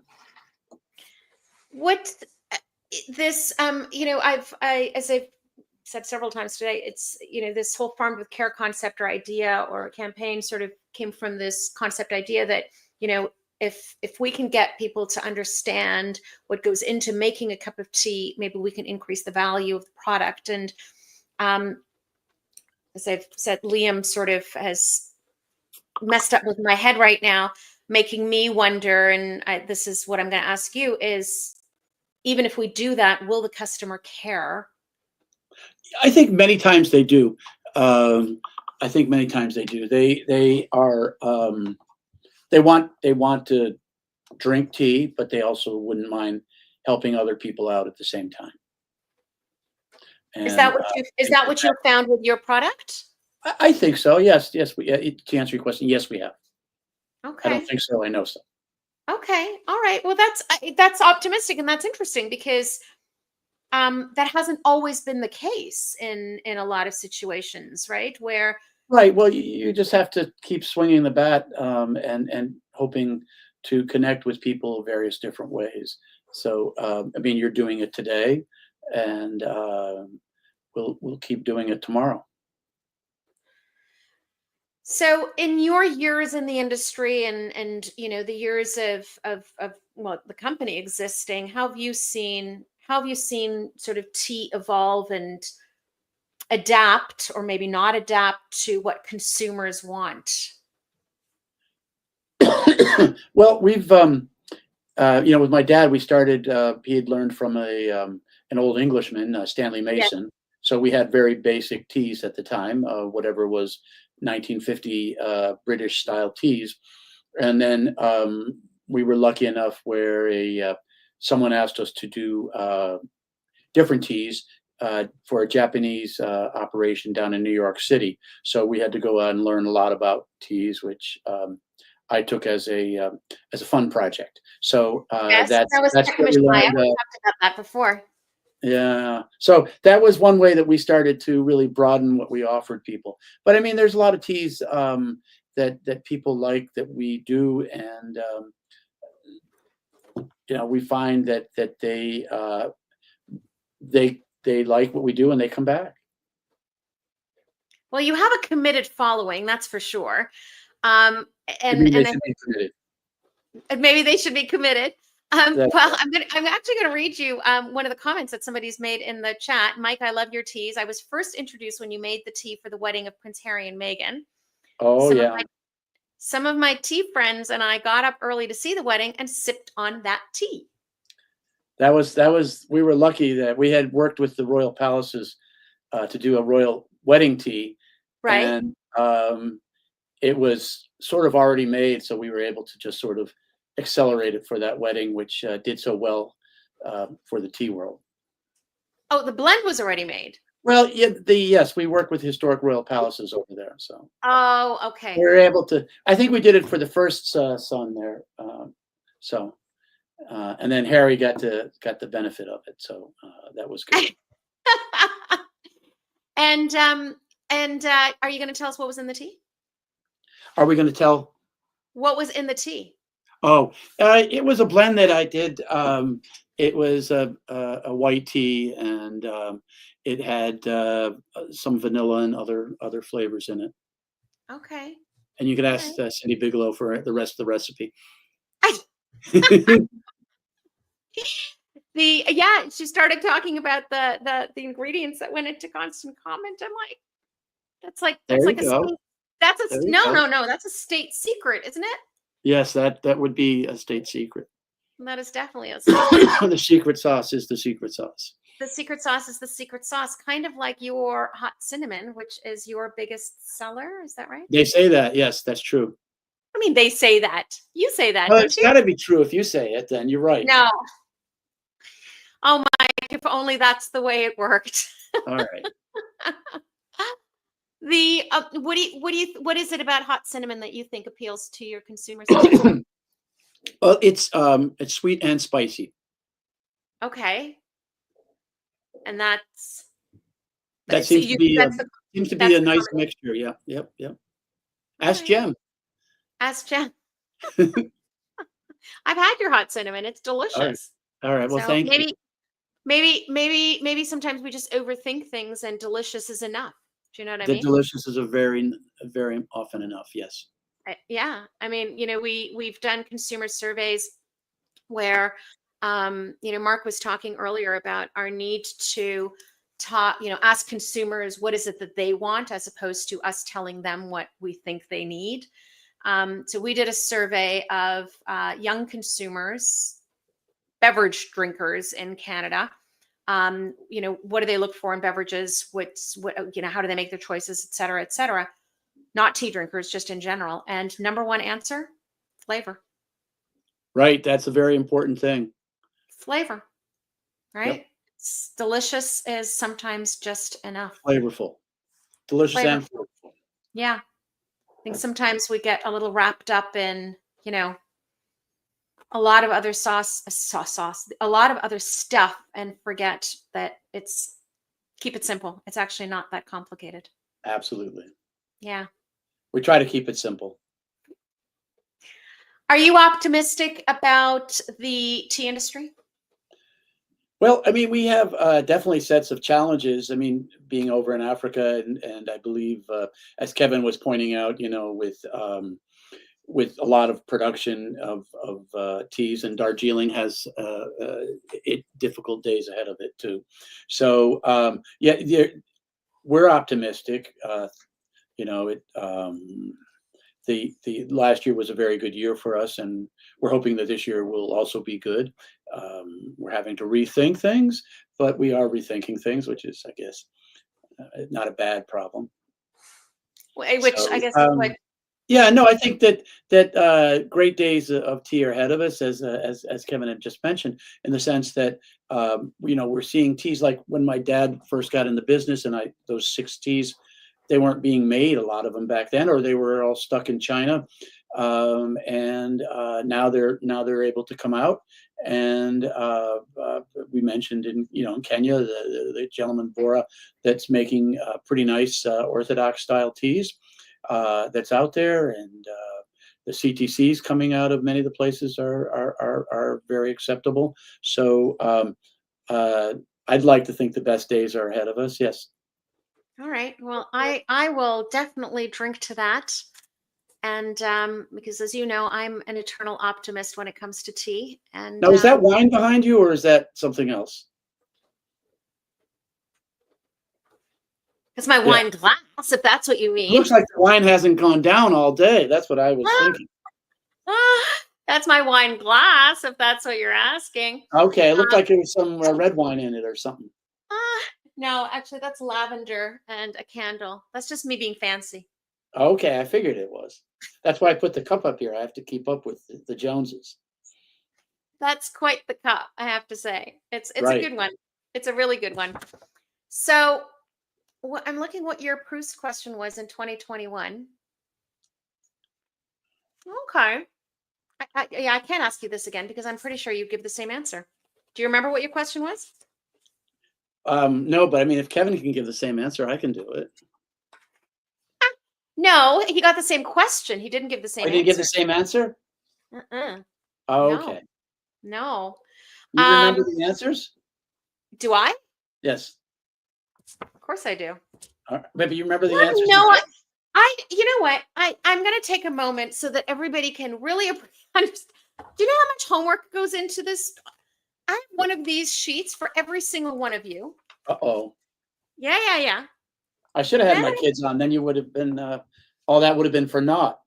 Oh, no. Because when you told me that your one son was coming on, I redid the sheet. Uh-oh. Uh-huh. You'll have to send that to me so I can ask him. And then I have a card for each of you. So do I know what your question? Yeah, of course. I know your question and I know your answer. All right. All right. So your question today is, and I'll tell you what your one from 2021. What is your greatest extravagance? Let's see. Well, I try not to be extravagant is one of my extravagances.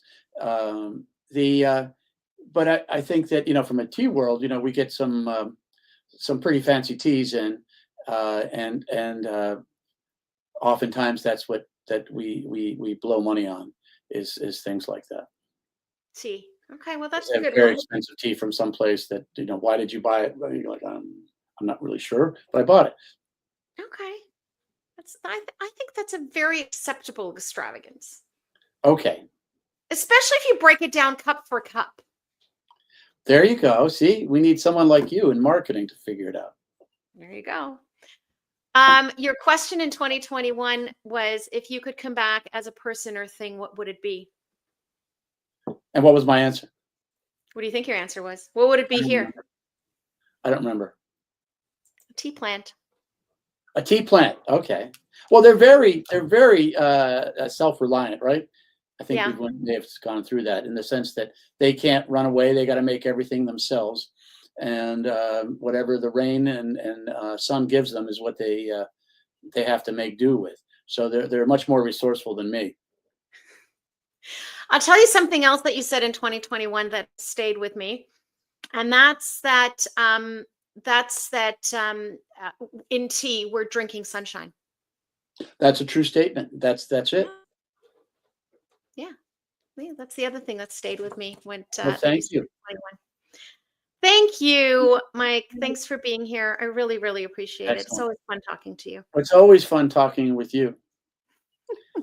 And say hello to Jem when you see him. All right? I will. Thanks, right. Mike. Ciao. Take care. Bye. Bye. All righty. I am going to ask Addie to put Jeff into the room because I'm being messaged that he's there, but I don't actually see him. So I'm just going to do a quick pause. Let me grab another cup and we'll be back in just 2 minutes.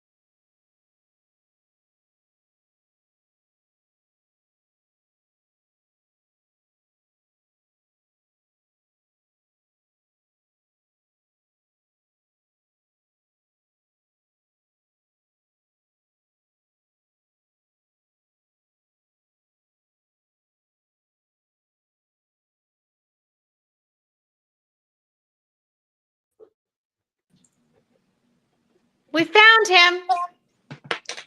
You did. I am here. How are you? I'm good. I'm good. It's always fun with these devices. It sure is. And, technology has not been our friend today. So it's all good. Don't worry about it. Good. Well done for hanging in this long, Shabnam. Not just with me, with this whole thing. We have circumnavigated the world, everybody, because Jeff is actually in Korea at the moment. So we started on a Wednesday and we are ending on a Thursday in Korea. Yes. On a morning of mist, rain, and not much of a skyline. How are you holding up, Shabnam? You're good? I'm good. Yeah, good. I'm good. I get to finish this with you today. I don't know if that's auspicious or terrifying. No, it's a good thing. It's definitely a good thing. So for those of you that don't know Jeff, this is Jeff Fuchs. And Jeff is, what did I put you on the agenda as? Tea Explorer. Does that work? It works.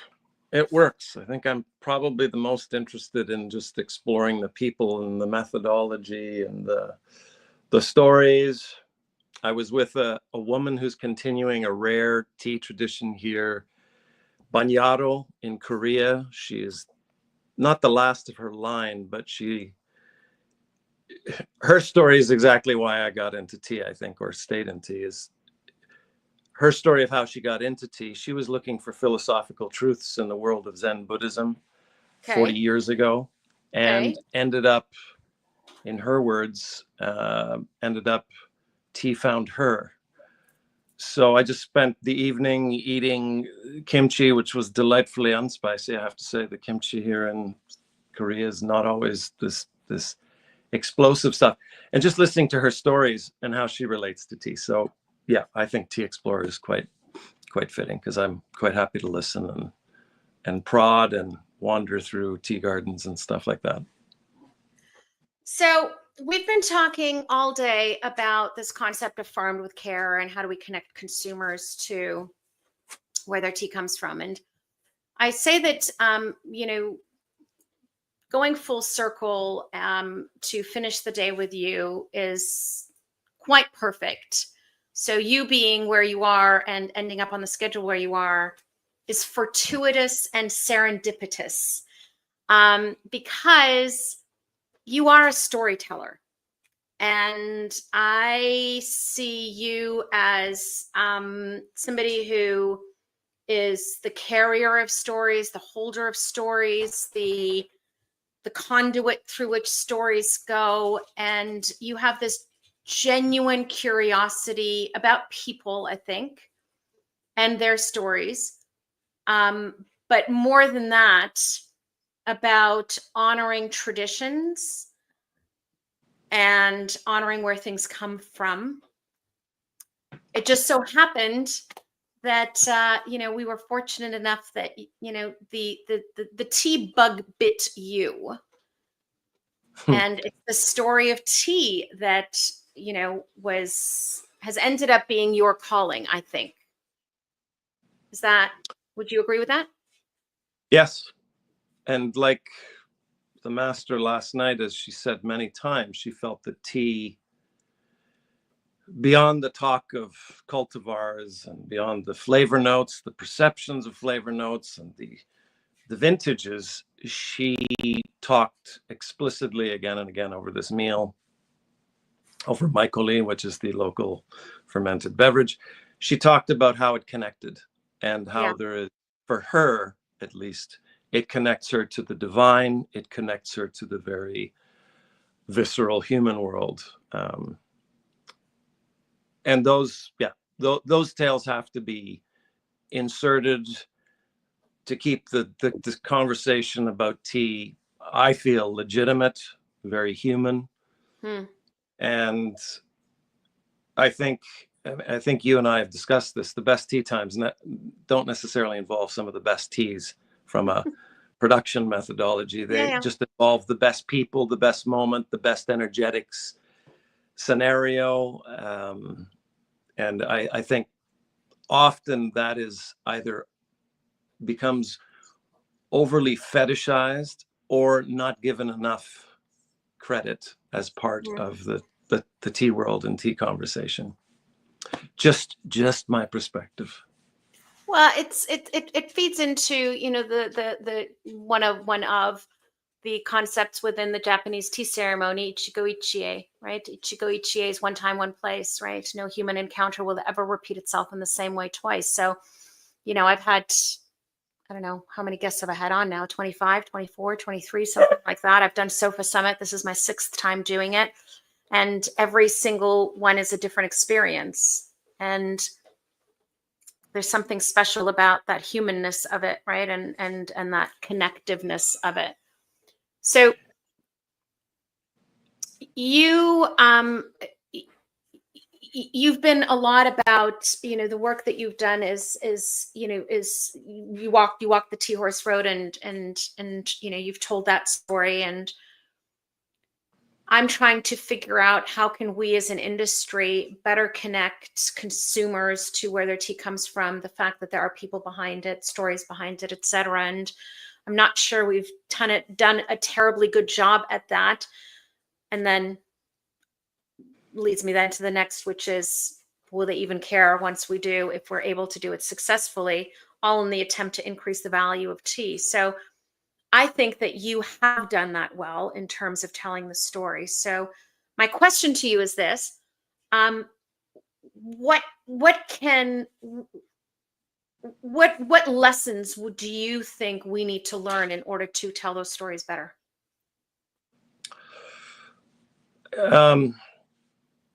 Yeah, I mean, it takes all kinds to make a good story, but I think having real faith in the people that produce it, even though they don't have any of the clever words.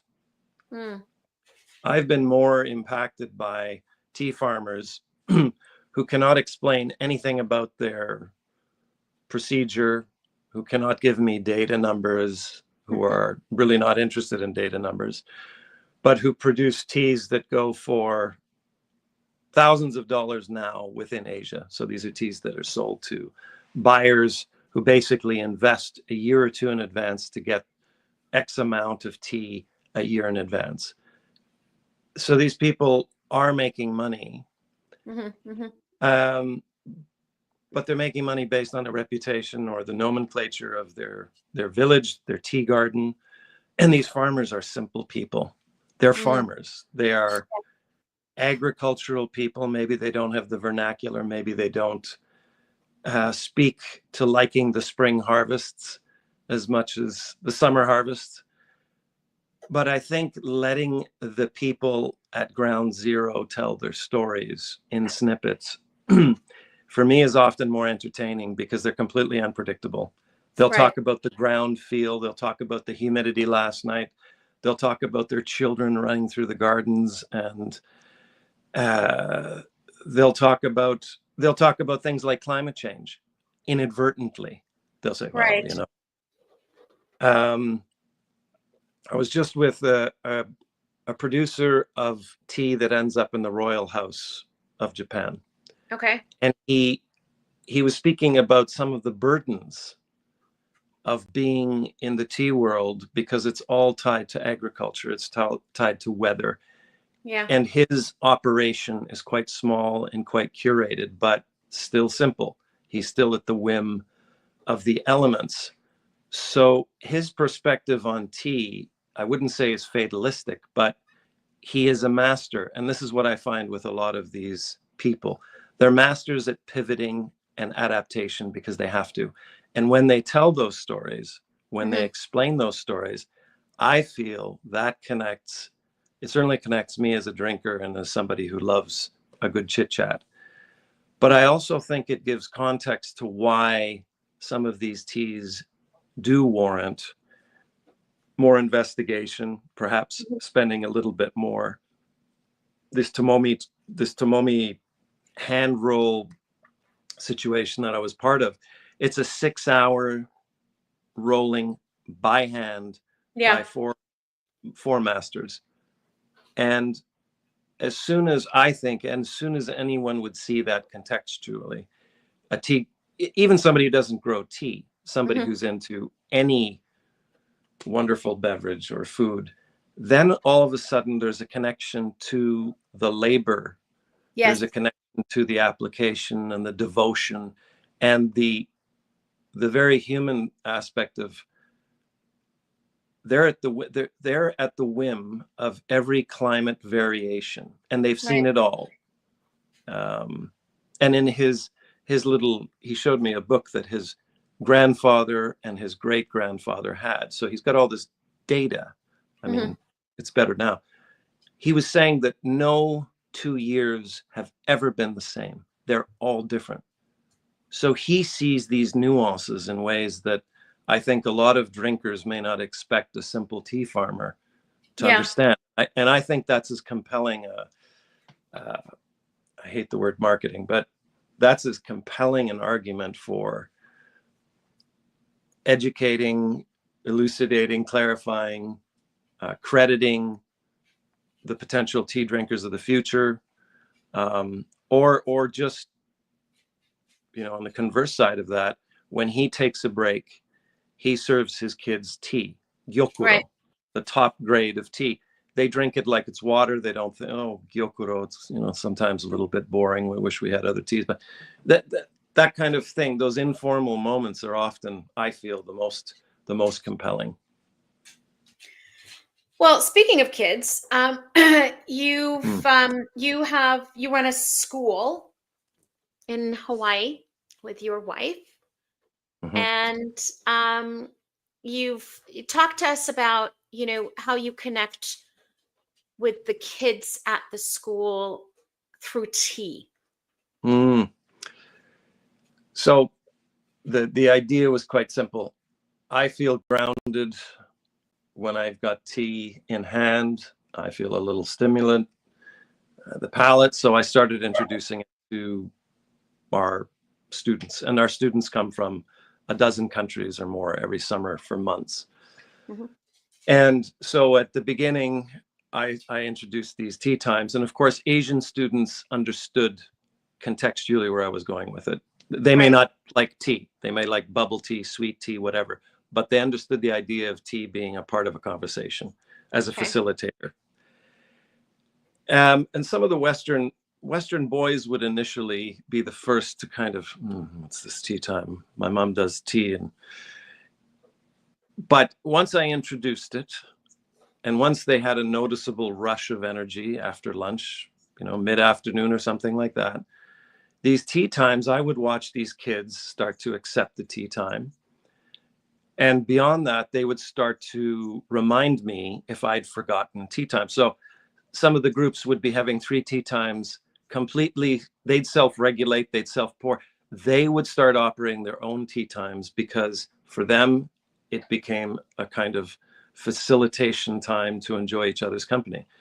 So I introduce the tea, I make it available to them, which I think is also important in the tea world, that we actually empower drinkers and farmers to connect and to drink at their own pace and to find their own brew strength rather than dictate too much with facts and infusion times. Yes, those are great ground rules. But with the kids, I noticed they just took it upon themselves, and it's amazing. And I can say that almost every group completely starts to own it. I give them samples of teas so that they can start playing with their own. But I notice it doesn't really matter what the tea type is. They get the idea that it becomes some sort of a social, restorative, sort of a few moments that they can take charge of that are not on a screen. Yeah. That are, and I feel like the tea, one young guy from Michigan of all places, he suggested that the tea times were his happiest moments in a 2-week program last summer. And I asked him, well, what was it about the tea time? And he said everybody was the most present during tea times. And our programs are entirely about being outdoors, farm to table. So for him to say the tea time was the most present, I took it to heart too, that he found his own interpretation of tea time with his own brew strength. And he was the person who kind of stumped up during the day and wanted to pour tea for people. And I think that offering of it wasn't anything overly complex. He had a bunch of leaves, some good water. We have good water. Good pot, didn't break the pot. I was worried. I used to watch him very carefully because he was using one of my better pots. But anyways, and he would pour these miniature shot glasses full of tea and serve with a smile. And so for him, I think making that offering, and that is something here in Asia that I really like. It's a wordless offering immediately. Right. Well, I mean, it's so inherent and so embedded in their culture, right? I think I know. I think Sharon is still on the screen here, despite the time. But she and I visited Korea back in pre-COVID, and there was we were at a conference, and section of the conference had all these kids different ages, and they all did these tea demonstrations on stage. And these kids were every age group presented with their own age group, right? So we started from these little kids that had to be walked up onto stage holding somebody's hand, like really little children, little human beings. And the whole purpose of it was that they were teaching these children the importance of Korean tea culture and the making of tea, etc. But what I found fascinating was that with the little ones, they weren't making actual tea. There was water in their pots and cups, right? But the point being that, and then as the kids got older, tea was in the cups. But the point being that there was such an importance and such value put into the ritual, the time, the history, the tradition, the whatever it was, that they were trying to successfully ingrain in these children from a very young age, that it didn't matter that it was water in there. It was about developing these habits and having them honor their past and their traditions. And I think that's, for me, I find that that's the piece of tea that's missing in this part of the world. Last night, one of the people I had dinner with, she mentioned something important to me that I feel like tea has, that, and despite where we may stand on the discussion of whether tea should be affiliated and modeled after wine and coffee, the woman last night made a really good point.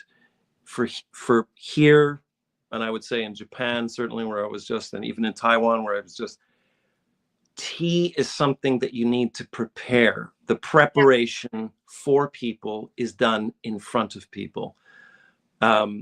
So you discuss the pot makes, it's an important thing. So it just doesn't arrive in an ambiguous cup or vessel. Everything has meaning, and that can be tedious and time consuming for some. But I think in this rapid world we live in, there is a migration for some of us, or a holding tight to this notion that every component of the tea drinking is held to a small story, where this portion was from. It doesn't have to be. I mean, it can be a farmer in a field with a beat up thermos chugging tea. It could be that simple, but tea doesn't just arrive for a quick nuclear shot and a departure. Right. Tea resists that. At least that's my very biased perspective.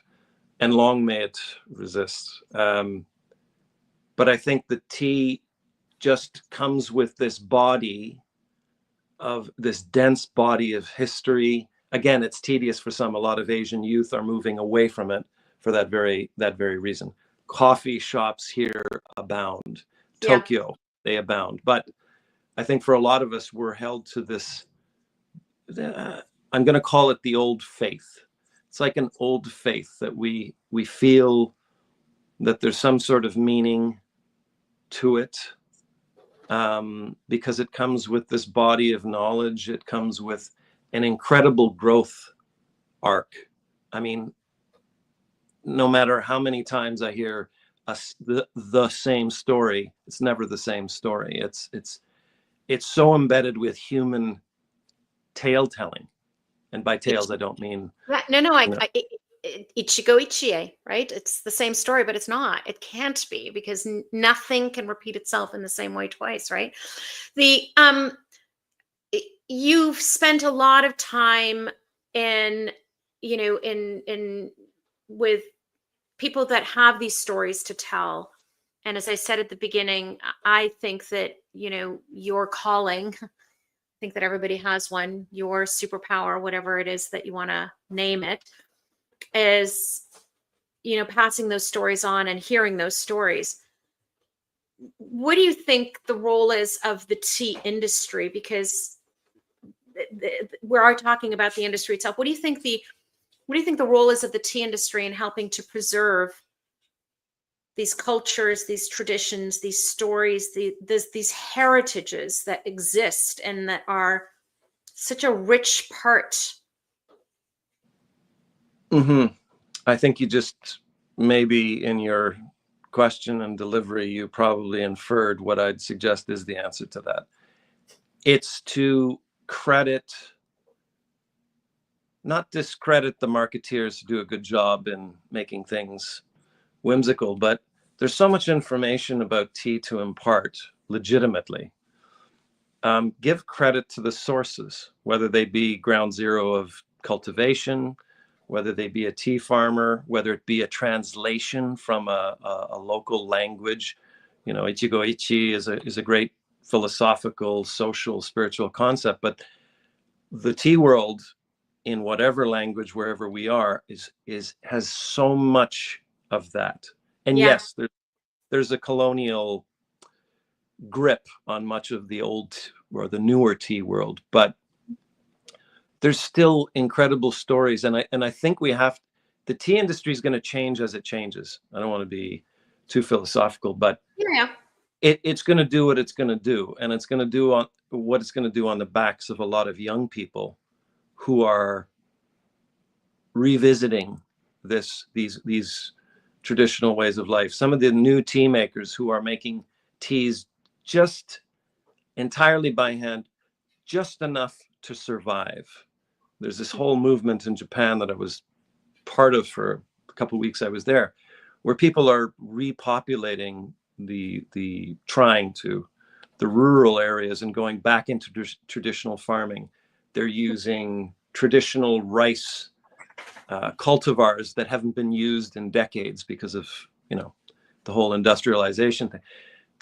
There's a lot of great small stories, and I think we do, us in the tea world, we do ourselves a disservice if we're not as relentless seeking out those stories and people as we are seeking out those really rare cultivars and telling stories about them. I think we need to go out, and I think movement and travel are only increasing with the tea world. There's people I hear of young people in their 20s saving up for 2 years, not to go to a remote island to comfortably vegetate, but they're taking themselves to places in Asia that they study that grow tea. They're participating in the harvesting of tea in a remote area of Wazuka, Japan. So I think tea and the world of tea, experiential travel, cultural appreciation, I think these things are all integral and they're all connected. And maybe the industry, I don't know, maybe more tea travel, maybe more tea tours, not just two people who are going to sell the tea going to the source region, but instead getting a group of a half dozen people who are committed and willing to throw a bit of dice and say, you know what, I don't know what this is going to be like. I don't care if I'm sleeping in a shack, I'm in. Yeah. And because those who are committed to tea, especially the youth that I meet, they're committed. Yeah. And they're into the graft and the grit. Of course, they're into the beautiful language that we sometimes massage maybe a little too much into the tea world. But I feel like the experiential aspect, having a tea, drinking a cup of tea in the garden that it's been made and produced with the family who's for generations been making it, that is a pretty that's a pretty heavy moment. And again, the experiential, visceral enjoyment of not just the tea, but the connection to people. Yeah. It's interesting because that's, you know, I started the day with in tea producing world and tea producing countries. And that was the answer that most people, I think everybody kept giving over and over again, which was come to tea origin and actually live and experience it. Right. I've asked a few people, you know, how did visiting origins change how you saw tea? Because it does, it changes, it has to, you know, I grew up on tea, but visiting a tea garden and actually, you know, hearing stories and seeing what it takes to make a cup of tea profoundly changed how I see a cup of tea, right? It makes me want to give back to the industry. It makes me want to do what little I can to help this industry thrive, survive. No, thrive. I'm going to say thrive. Right. And it personalizes something that has been overly commodified to a degree. Yeah. And when you personalize it, I think then someone can relate to, so I learned that if you shade it too long, this happens. You know, we all love these little sound bites of yes, very simple information that transmits into something we take into the body. You know, and just going back to recent travels, just because it's fresh and it's I think relevant.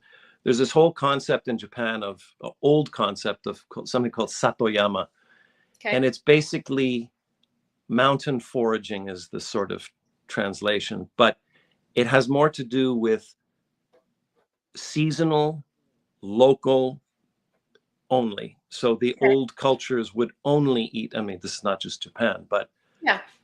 And so this gives a context to why umami, or the mackerel road that connected Kyoto to the coast, bringing the flavor of umami inland. This kind of explains, I mean, in a narrative, this kind of explains why things taste the way they do. And I mean, when you taste the gyokuro, made it 40 degrees for 2 minutes by someone who knows what they're doing, all of a sudden the palate can never go backwards after that moment. Yeah. And it doesn't have to be gyokuro. It could be a good shongpuer, or it could be something. But when we give people the opportunity to have that moment, and it doesn't have to be a shishi fanciful moment. No.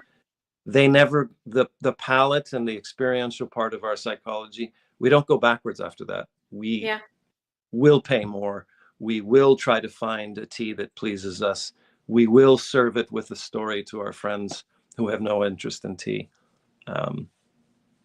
Yeah. Well, I mean, we create ambassadors, don't we? I mean, we I think, I can't remember who I was saying this to earlier, but you know, you when you create these experiences that are beyond going to my grocery store and grabbing something off the shelf, like it becomes more than just a drink, right? And if we can create that in people that then take that back, as you say, and then, you know, sit with a friend who perhaps doesn't drink tea, doesn't like tea, and have them try to articulate that back, it's you know, it's you pass it on and hope that story keeps getting retold and somebody cares about what somebody on the other side of the world is actually doing. You know? Right. And it encourages that old notion too of taking time, because that's one thing that everybody that I've met, that I have any kind of respect for in the tea world, will talk about this very close relationship between tea and time. And more and more, I think, I mean, I'm in a city that's racing quickly here, but more and more, I hope these things don't become nostalgic little notions that just exist in the mountains. I hope that tea times always have that close friend of time along with them. And so many of us, so much of the world craves more time, or a moment of time for themselves. Yeah. One last little anecdote. The woman last night, and when I asked her, what is Bagnaro, the Bagnaro school, how does it differ? How is it unique? And she says, well, it is unique, number one. Okay. And then she said, and I'm trying to quote her first tea of the day is for herself. Okay. That is part of the school, is to learn to enjoy a cup of tea on your own, making the decision about how to make it. The second is to Buddha. So her school is associated with Zen and Buddhism. Okay. But she went back to the idea that her school is very much, like a lot of schools of Zen, more about the self. In other words, don't go out there looking for things. Start here. So I thought about that in respect to how many people I know that serve tea to others, but I don't think have a reflective tea time on their own. They have to make it. So I just thought about that, and I thought, you know, again, it's a version of someone else, but I love to listen to different versions, and clearly the time tea thing. Yeah. It's an eternal connection. And I think it's very much part of how tea is different from, let's say, coffee, wine, because it's about an experiential thing. Yeah. So little provocation there. No, it's good. I really, this is the optimist in me now that's going to speak. And I believe truly that inherently people actually know that, even if they haven't experienced, you know, the experience that you had last night, for example, or haven't been to a tea country or whatever it is. And the reason I say that with conviction is that we saw a rise in tea consumption during COVID. And when we asked Canadians, everyday Canadians, why, their answer was that they were looking for comfort, and they inherently knew that tea was going to give that to them. And I think that that's why maybe I have sort of this faith in the fact that that's not going to be lost. Maybe. I think we need to nurture it. Yes. And ultimately too, as the master reminded me last night,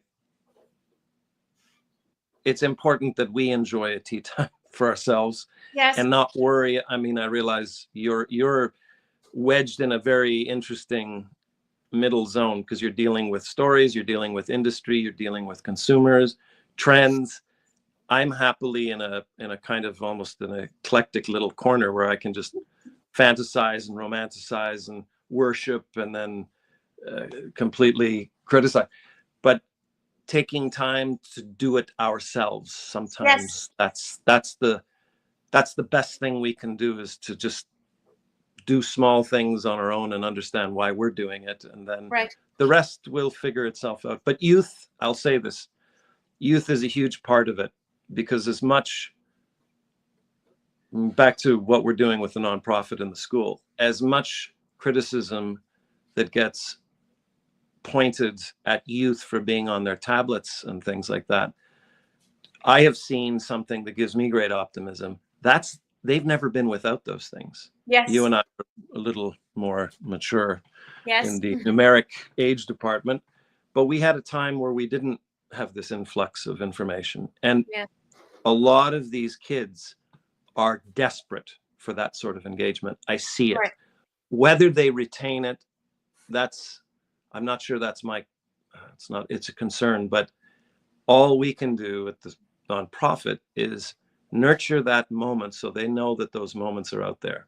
And then they can reform and reclaim their own version of that at home. And some of them do. I'm in touch with a guy who came to our camp the year before, because it was 2019.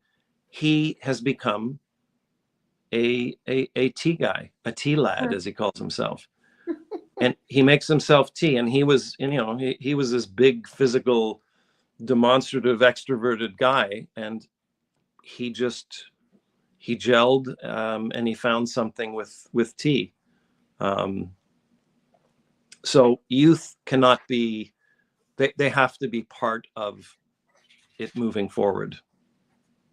So I think it's important that, you mentioned when you came to Korea, I just saw it in Japan where the kids get up and drink gyokuro, which I cannot afford, but the farmers have in, kilos at the back, and they're just piling it back.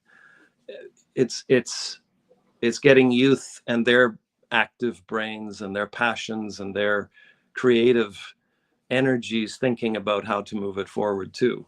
Yeah. Well, and to your point, it doesn't have to be gyokuro, right? It could be anything. It doesn't.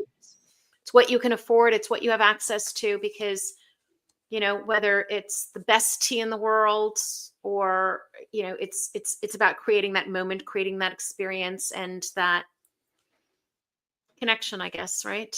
And you can do that through any tea. I feel. Yeah. I feel too.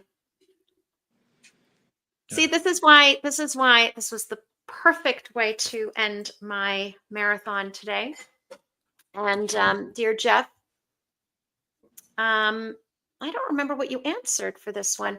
You were on my inaugural SOFA Summit, so 2020. That's 6 years ago. I remember it. I do too. And you were in Hawaii.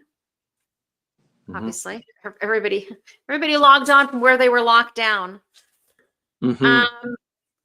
So my question for you today from Marcel Proust is, what is your greatest regret? Well, I've got to premise this by saying that people who say I've got no regrets, I never understand that answer. I think it's delusional. In my case, I've got tons of regret. Okay. What is my greatest regret? I have to make it a little bit, it has to deal with tea. I'm going to make it really self-centered here. In 2003, I was in Sichuan, and I did this crazy tea tour, partially by foot in the Bulang Mountains, where some of the very best Shongpuer comes from, and where the culture almost treats tea as an animistic deity. At least that's what their cultures looked at tea as. And I was there, and I didn't have a lot of space in my backpack to buy tea. So I got one cake from each of the people that I had tea with to honor them, respect them, and say thank you. In the end, it has to be said, of the 7 cakes that I brought home, one was unbelievable. And I knew it at the time. And I knew it at the time because an old man and his daughter, I remember them to this day, clearly said, this is our favorite. And something about them, I just liked them. Okay. And the woman said, I made it. And in that period, it was uncommon for a woman to be the master fryer, the pan fryer. Yeah. It wasn't impossible, but I had this faith that she knew what she was doing. Anyways, my great regret was not just sticking to my guns and saying, I'm going to take 10 of your cakes and forget the rest. I'm not doing it. Anyways, I tried to be a nice guy, and those other tea cakes, I nibbled at them, but they still sit aging. It's something I think about. I know it's maybe a little neurotic, but it's something I often think. I get it. I get it. But I mean, you bought those others for a reason, and you shouldn't regret that. And you and I, we're gonna have to, you know, we're gonna put everybody to sleep if we go to. We'll have to have a chat about, you know, regrets, because I have to confess, Jeff, I am one of those people. Could I list things? Yes, but you have no regrets? No, I'll tell you why. Because I am perfectly happy and content with where I am today, truly, in my own skin, in who I am as a person, in where I am in my life. And I that wouldn't have happened if I would have changed anything. Mm. Does that make sense? Yeah, it does. You're living in the moment, then it's the best way to live. And I aspire to that, but I'm covered in psychological crumble of decisions that I made and didn't make. And as much as I'd love to live in the present, frequently, sometimes with tea, I'll be sitting there meandering through the thoughts going, yeah, no, that didn't play that well. And yeah, there's no purpose in doing it other than, yeah. Okay. Don't torment yourself. It's not worth it, Jeff. It really isn't. No. Okay, my friend. Thank you. Thank you. You have a flight to catch. So off with you to your flight. Thank you for doing this and making it happen, because, you know, logistics were a little bit difficult. I really, really appreciate it. And I appreciate you. So happy International Tea Day. Thank you, Shah. Same to you. And well done with this alchemy. And now go do something and don't drink tea. I actually don't go away. Oh, hello. Hello. Hello. All right. All right. Ciao. Bye. Bye. Get home Bye safe. to everyone. Bye. All right. So I'm gonna go back to our letter of gratitude that Addie and I put together for today, because I think it probably is a good way to sort of wrap up how I feel about today and how I hope you all feel about today. It's, you know, I am greatly honored. I say this all the time, and I feel that I always need to say it. I am blessed and honored to have ended up in this industry. And I am truly grateful for all of the people that I have met, who I'm fortunate enough to call my friends. So many of you are in the chat. I've seen you, and I thank you. And it just excites me for all the more people out there in this industry that I haven't met yet, and who I know are going to probably have as great an impact as the ones that are on, and I do know have already made. So let me share my letter of gratitude.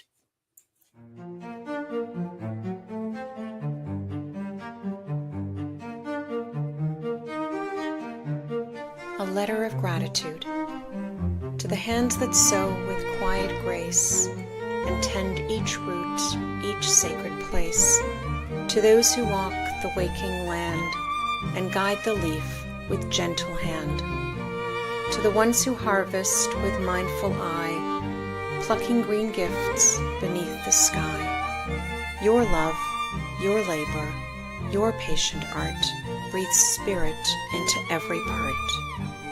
For every soul your tea has stirred with warmth beyond what words have heard, we offer thanks, sincere and deep, a gratitude we'll always keep. From every heart your work has touched, we thank you endlessly so much.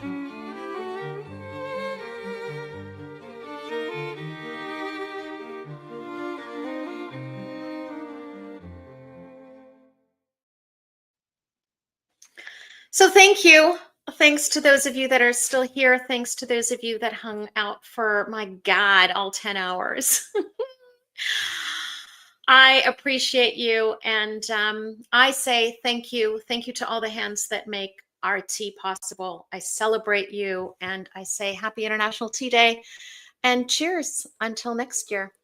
Cheers.